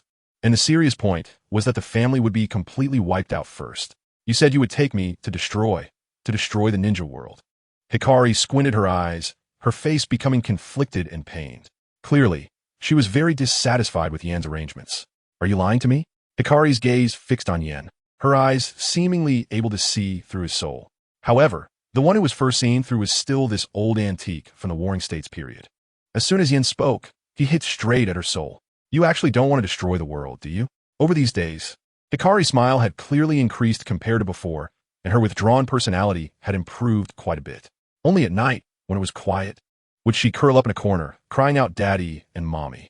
To say that such a person would destroy the ninja world, he didn't believe it. No, it's impossible. Hikari's eyes were flustered, her responses a bit stuttered, but her voice was quite loud, just like her fish-lipped cousin. She always used loudness to cover up her guilt. I hate this world, especially the Uchiha clan. I hate them to death. You fool. Do you think this will make me give up? As she spoke, Hikari's eyes turned a bit red, and she turned away, unwilling to let this fool see her embarrassing state. She kept saying she wanted to destroy the ninja world, but deep down, she was still a kind person. Yin, after all, didn't believe that someone who had been repeatedly scammed while going out shopping for fun would really want to destroy the world. He didn't speak, fearing that if he provoked Hikari, he would get kicked again. The two strolled through the forest for a long time, when suddenly Uchiha Hikari spoke up. Yin, you don't really want to destroy the ninja world, right? I just want my family to live. That was all his wish, but it was incredibly difficult to realize. Because even if the Uchiha clan separated from Konoha, it would be easier in the short term, but over time they would face attacks from various forces. Moreover, with Obito's Moon-Eye plan and the impending invasion of the Otsutsuki, he had to take all of this into account. At the very least, he didn't want his brother to die at the hands of the Otsutsuki clan, ending up in a miserable fate. This was the first time Hikari had heard Yin speak so seriously about this matter, and she quietly murmured behind him, well, I won't destroy the Uchiha clan for now. Although she found this 6-year-old brat very annoying at times, she had to admit that Yin was different from those people in the past. As a result, her impression of her clan was slowly changing. She still hated them, but it wasn't as if she had to destroy the entire clan. It's love after all. Shut up. If you say another word, I'll kill you too. The two exchanged a few serious words, and the topic started to go off track again. The next second, Uchiha Hikari picked up a stick by the road and chased after the bratty disciple ahead. Only smiles appeared on both of their faces. Chapter 71. Uchiha Hikari with a heart full of love that night. The 4 ninja villages in the Land of Iron all arrived at the outskirts of Amigakure. However, Amigakure did not participate in the action against the Akatsuki organization due to being cut off from the outside world. Konohagakure dispatched half of its root ninjas, dozens of jonin, and 100 chunin and genin. Of course, there were also all members of the Uchiha clan, as requested by Danzo, including those who had just graduated from the Ninja Academy. Even those still doing D-rank missions in the village were all assigned to the battlefield. This meant that some entire Uchiha families went to the battlefield together, with some even spanning 3 generations. Danzo became the highest-ranking battlefield commander in this operation. Sunagakure seemed to be trying to regain its dwindling prestige and nearly dispatched 70% of its forces, with even the 4th Kazekage joining the battlefield. Iwagakure and Kyomogakure also sent large numbers of troops to seize the legendary eyes of the Sage of 6 Paths, with the 2 Kages setting up their command centers in the rear of the battlefield. If the vanguard made any mistakes, they would rush in to take action themselves. In short, aside from the 3rd Hokage stationed in the village, other villages were pulling out all the stops to obtain the legendary eyes. It was hard to understand what the clan leader was thinking. Clearly, our Uchiha clan possesses great power. Why not directly attack the village? Exactly. Now is the perfect time when the village is vulnerable. We should turn back. At this moment, at the back of the Uchiha team, several radical clan members, even though Fugaku had agreed to their plan to stage a coup later, remained discontented, calling the clan leader a useless leader and expressing their desire to replace him. It must be said that the Uchiha clan equally looked down on everyone around them, their arrogant attitude almost written on their faces. Itachi stood at a distance, moving his ears slightly as if he had heard something amusing, his mouth constantly curling upwards. A few seconds later, he slowly walked up to the radical clan members. You all, come with me to scout the situation ahead. The several clan members who were being instructed immediately shut their mouths upon realizing it was the clan leader's son, but the disdain in their eyes never faded. They believed that Uchiha Itachi only reached his current height because of his good lineage and the resources provided by his father, the clan leader. Besides, who doesn't have a 3-tomo Sharingan? They just lacked an opportunity to prove themselves. Oh, it's the clan leader's son. In that case, we have no reason to refuse. Ha ha. The 3 or 4 of them exchanged glances and burst into laughter, whereas others would have already taken action against them. But Itachi was different. He listened to their laughter, walked ahead alone, leading them to the border of Amigakure. That was the meeting point he had agreed upon with the masked man. On the other side, at the Akatsuki organization's base, Hikari was holding her leg in pain, while Uchiha Hikari had a dark expression as he helped the boy massage his foot. Uchiha Hikari, I suspect you're lying to me. You're already at 3-tomo. How can you still sprain your foot? Hikari was nearly grinding her teeth, and with every word she spoke, her expression darkened. Just moments ago, she had only kicked the boy a few times, and he had collapsed on the ground, clutching his foot and wailing. He was still yelling about his foot being sprained. Hikari was also confused at the time, instinctively checking his condition, only to find that his foot had only slight bruising and a scraped area, with no bone injury. Yet the boy continued to scream in pain. In desperation, Hikari began to massage his ankle and applied some medicine. But after doing all this, the idiot was still shouting in pain, claiming he needed another 14 minutes and 54 seconds of massage. Upon hearing this, Hikari's face darkened completely. Even she, who knew nothing, began to sense something was off. I'm only 6 years old. My bones haven't fully developed yet. Hikari leaned back in her chair, speaking seriously, occasionally grimacing to prove he was really in pain. However, his thoughts were entirely on the task progress. Every time the elder pressed on his foot, the task progress bar jumped quickly. You're really too weak. Hikari's words were quite reasonable, making Hikari feel something was off, but also somewhat justified. She cursed softly, worried that this boy might have some hidden injuries. Wait a moment. I'll apply more medicine on you. It might hurt a bit, so bear with it. Hikari picked up a bottle of alcohol from the table, opened the lid, and poured it directly onto his scraped wound. Damn! The stimulation at the wound immediately made Hikari's scalp tingle, his calf twitched, and he barely managed to let out a sound before quickly shutting his mouth, fearing that he might reveal his little thoughts to the elder. Ding!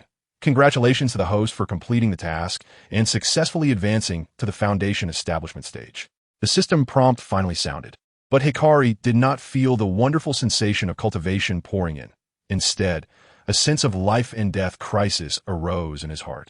Before he could figure out what was happening, a system prompt popped up in front of him. The Foundation Establishment Body Refinement Thunder Tribulation is about to arrive. Would you like to proceed now? Heavenly Tribulation Countdown. 6 hours. Hikari's mindset was very calm. He was not surprised at all by his system acting up. However, in a few minutes after seeing the prompt, he repeatedly opened his status interface to check. Cultivation, Foundation Establishment Stage, Body Refinement, Heavenly Tribulation not yet passed. Once he confirmed that his cultivation was at the Foundation Establishment Stage, he stopped breathing for a moment while lying in the chair. Damn, I'm at the Foundation Establishment Stage, not the Tribulation Stage. Why does the first set of Taoist elementary school foundation establishment technique immediately come with a body refinement heavenly tribulation? Hikari found it hard to accept for a moment because he did not know whether the so-called foundation establishment body refinement thunder tribulation would turn him into ashes. As is well known, in the cultivation world, crossing the tribulation requires prearrangements, collecting treasures, talismans, purchasing spirit stones, and so on. But he seemed to have nothing apart from a spirit pet made of chakra metal. Damn! Hikari sat in the chair, his expression alternating between seriousness and worry. After applying the medicine, Hikari noticed this boy's expression was not good and began to suspect whether she had been too harsh just now. Hey, are you okay? I'm Fina. Hikari shouted loudly, putting on his shoes and slowly standing up. He gazed out the window for a long time, then said helplessly, just stay here. It seems the enemy has arrived. This time, you shouldn't need to take action. Hikari, just moments ago, someone was saying he was weak and needed the elder to support from behind. What a fool. Hikari didn't know how strong the Thunder Tribulation would be, but as he felt the large number of troops outside Amigay-Cure, he suddenly realized he might not be completely defenseless. At the very least, he could let everyone accompany him through a Thunder Tribulation, which could be considered helping the ninja world complete their body refinement. But before that, he had to quickly withdraw his side's personnel. No, I'm going with you.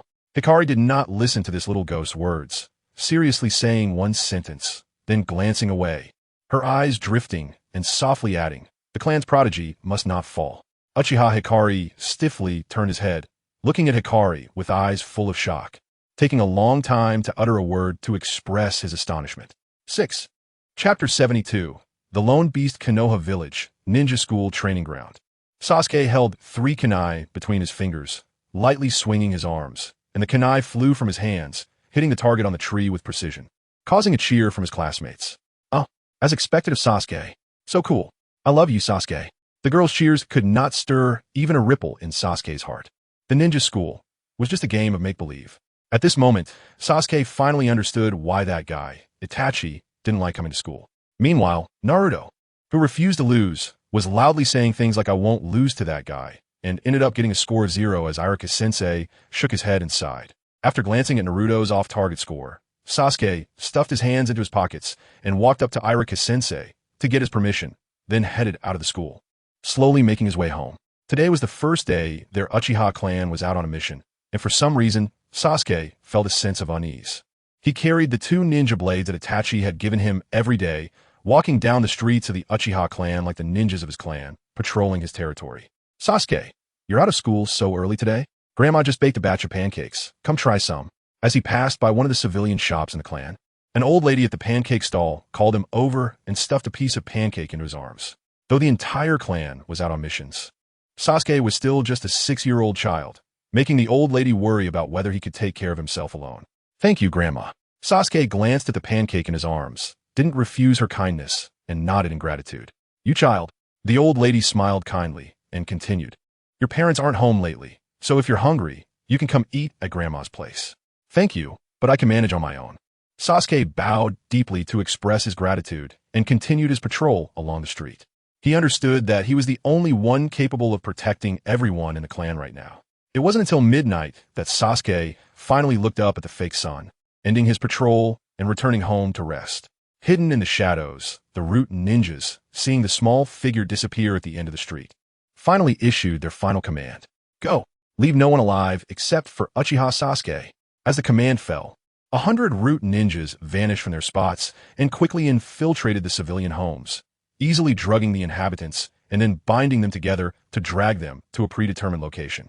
Recklessly slaughtering civilians would eventually bring trouble. The root ninjas would surely be pushed to the forefront of criticism. And even Danzo wouldn't dare to openly wipe out the Uchiha clan. Therefore, Danzo ordered them to drug the civilians and then gather them, binding them beneath a power pole to electrocute them to death. Though the method of death was somewhat absurd, considering that the clan leader's son had died from lightning under a power pole, it made sense for these civilians to imitate it. Don't ask. It's just the Uchiha clan's special training method. Strangely, why was it so quiet tonight? Lying in bed, Sasuke suddenly frowned and instinctively reached for the 2 ninja blades by his pillow. Normally, at this time, there would be some sounds of babies crying and couples arguing nearby. But tonight, there was nothing. Realizing this, Sasuke quickly put on his clothes, strapped on his 2 ninja blades, and opened the door to check the situation. However, at the moment he pushed the door open, 2 or 3 shadows suddenly flashed before him, charging straight at him. Sasuke instantly activated his double Tomo Sharingan, and with his enhanced dynamic vision, he clearly saw the assailants approaching, holding a piece of white cloth. I see. Sasuke's eyes widened slightly, his body crackling with electricity. Just as the 3 were about to reach him, he leaped high into the air, kicking out his legs and accurately striking the face of the person attacking from the left rear. Swish! Then he turned, drawing his blade, raising the blue ninja's sword, and infusing it with lightning chakra. With a sizzling sound, lightning flickered across the blade's surface, and at a speed almost invisible to the naked eye. It pierced through the chest of the enemy before him. Bang, bang, bang! The 3 figures dissipated, leaving behind wisps of smoke, clearly all shadow clones. Damn it! What is happening? Sasuke had already drawn both ninja blades from their sheaths, leaping onto the rooftops and quickly running along the eaves. The sudden attack, combined with the growing unease in his heart, made Sasuke anxious. While running and investigating, he quickly discovered that at this moment in Uchiha territory, there were no other clan members in sight. Have they all been captured? The root team leader, coldly glancing at the hundreds of bound Uchiha civilians before him, asked his subordinate indifferently, "Is everyone here except for Sasuke and the ninjas who left the village?" The root ninja paused for a moment, feeling the memories transmitted from the shadow clones. He awkwardly said, "Sasuke seems to have discovered something and is heading our way. However, I've already sent someone to intercept him." Hearing this, the root squad leader snorted in dissatisfaction but didn't blame him too much. Electrocute them. Let them experience the death of Fugaku's foolish son. Yes. Following the squad leader's order, the ninjas nearby began pulling out 2 power lines, ready to electrocute the 100 people on the scene. The civilians, still under the influence of the drug, were unaware of everything happening around them. Perhaps, having such a death could be considered Danzo's mercy for them. 2 root ninjas, holding thick power lines, stepped closer, but just as the wires were about to make contact, the 100 or so root ninjas suddenly heard a faint crackling sound of electricity. Then came the sound of metal clashing. Clang! A ninja blade fell from the sky, pinning one of the power lines firmly to the ground. "You, bastards! What do you want to do to my clan members?" At the end of the street, a roar suddenly rang out, filled with a powerful killing intent, charging towards the 100 root ninjas. Sasuke's small figure stood unsteadily in the center of the road, his clothes tattered, blood staining his face and soaking his clothes. Each movement caused him to tremble slightly, clearly reaching the limit of his physical endurance from the earlier battle. His figure was so thin. On one side was a 6-year-old child, and on the other were 100 powerful root ninjas. If it were any other child of the same age, they might not even dare to act like Sasuke did. Facing 100 adult ninjas alone was almost akin to seeking death. However, Sasuke didn't think about that now. His gaze was fixed on the elderly weak, and women and children behind these people.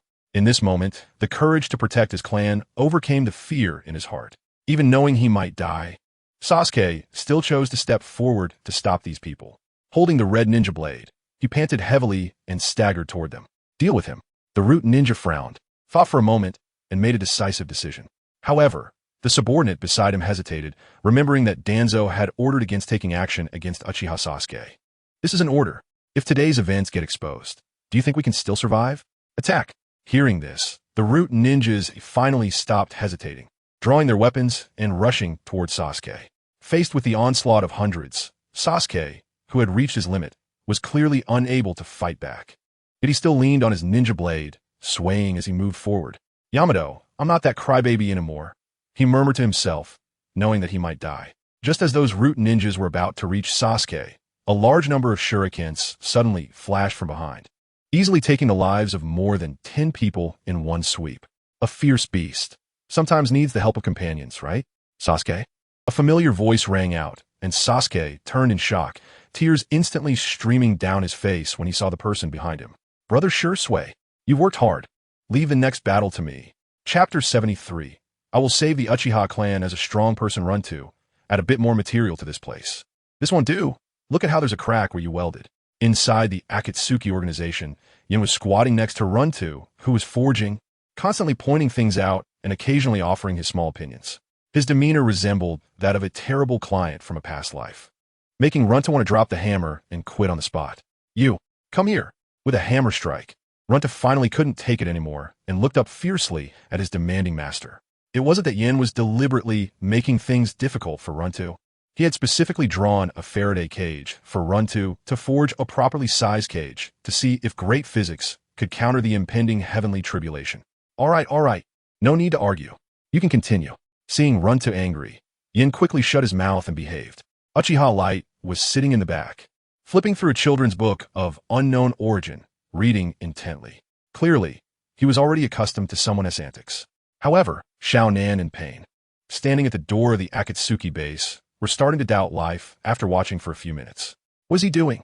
Pain didn't speak, but Xiaonan couldn't help but ask about the girl on the sofa. They had clearly agreed to cooperate and deal with the enemies of Amage Cure together. How did that guy suddenly start forging? Just let him go crazy every day. Don't mind him. Light flipped a page of the book and, with a casual glance toward the person and dog not far away, replied in a very calm tone, "He'll be fine in a bit." Nagato, Xiao and Nan. They were just about to head out when Yin insisted on making a 9th grade magic weapon to prepare for the impending crisis. Uchiha Light didn't understand, but let him go. After all, this guy had been acting up for quite some time. Done. At that moment, Yin, who was squatting in the room, exclaimed joyfully, and then everyone saw him wearing something resembling a rectangular birdcage. The two at the door fell silent again. If that guy was making armor or something, they might have felt a bit better, but looking at what he had actually made, it resembled a birdcage, yet it still maintained the shape of a coffin. Uchiha Yin stood inside, able to stretch his hands and feet through the welded pillars. But what was the use of this? If it was armor, this thing was just an iron frame with several welded pillars, offering zero defense and even restricting movement. "I'm leaving," Pain said coldly, turning to leave with a dark expression. He felt that standing at the door was wasting the most precious 10 minutes of his life. Xiaonan pursed her lips, looking at that guy with a hint of sympathy. As expected, the intelligence Konoha obtained was indeed flawless. "Uchiha Yin, don't tell me you're going to the battlefield like this." Just seeing the guy donning his drafty armor made Light's voice turn sharp with anger. Wasn't he this just asking for death? "You don't understand." Yin crossed his arms over the cage and gently lifted it up, then released the 2 guardian spirits standing on his shoulders. "Right now I am very strong." After saying this, Yin turned his head towards the window, clasped his hands together, and prayed earnestly. "Heaven, I was wrong before. I won't defy the heavens anymore. I hope you'll show mercy this time and not strike me dead with a lightning bolt." As he spoke, he slapped the 2 sunflowers on his shoulders. "What are you waiting for? Help me pray together." Suddenly, 3 strange prayer sounds echoed in the room, and Light's corner of the eye twitched violently. With veins popping on his forehead, the drafty armor, the 2 sunflowers on his shoulders, and the inexplicable prayers, Uchiha Light truly felt that the honor of the clan was completely lost on this guy. What exactly is he trying to strengthen? Are you leaving or not? Light's fists were clenched tight. Her patience was truly limited. If this guy pulled any more stunts, she really might just give him 2 amaterasu to eat. Calm down. I'll leave immediately." Yin awkwardly smiled while patting his Faraday cage, then grabbed Light's sleeve with one hand and hugged Run-To with the other, teleporting to where the Uchiha were. At this time, within the Konoha Command Center, an Umbu ninja stood before Danzo, speaking in a hurried tone. "Lord Danzo, the Hokage commands you to return to the village immediately." The Umbu ninja worried that Danzo would neglect the Hokage's order again, and added at the end, "This is already the 13th order. Danzo, sitting in the main seat, squinted his eyes, thought for a moment, and angrily waved his sleeve. Find him for me. The frontline battle is imminent. I will return to apologize later, but right now. Let the Uchiha clan attack. Danzo directly ignored the Umbu ninja's order and instructed 4 subordinates to bind the Umbu member and imprison him first. He didn't care about Hizen's orders. Right now, he just wanted the Uchiha clan to die. He was still waiting to bring back those Sharingan for transplanting. The root ninja received the order and immediately ran towards Uchiha Itachi. The reason he didn't inform Fugako first was that Lord Danzo intended for Itachi to take action.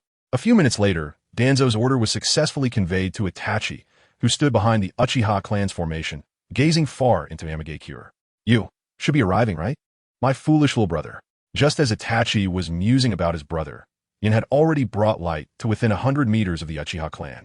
The two hid in the bushes, and Yen adjusted his cage again, then seriously instructed his ancestor. Light, forget it, I'll just call you ancestor, it sounds smoother. Yen thought since it was formal, it should be proper, but as soon as he said it, he felt quite awkward. Later, you sneak onto the battlefield and just plant the mark on them. At this point, Yen looked down at his outfit. I want to go. My disguise is a bit too conspicuous. Light took a step back, her face full of disdain. This is not just a little conspicuous. It's clearly very conspicuous. Light wanted to scold him, but considering the upcoming plan, she impatiently nodded. Since you've asked me, then rest assured. As the two talked, the sound of crows suddenly echoed in their ears, and Yan's expression darkened instantly. His perception was always on, but he had focused on finding Uchiha Itachi, neglecting the presence of crows on the battlefield. 1 against 7. Come out. Yen looked up and shouted loudly at the crows. To be honest, he most hoped not to see this guy at the scene. A dozen crows seemed to understand Yan's words, flapping their wings, and moments later, Itachi appeared in front of the two. My foolish brother. Just as Itachi opened his mouth, preparing to say what he had in mind, his gaze landed on Yen, causing him to pause for a few seconds. Yen ignored what this guy was preparing to do and instead stared intently at him. Uchiha Itachi. Family. Village, which one do you choose? Hearing his brother's question, Itachi glanced at the girl in the distance, a faint smile appearing at the corner of his mouth. Family. His answer came without hesitation, but in the next moment, his gaze fell on that girl, and he began to question his brother in return. Then how would you choose, my foolish little brother?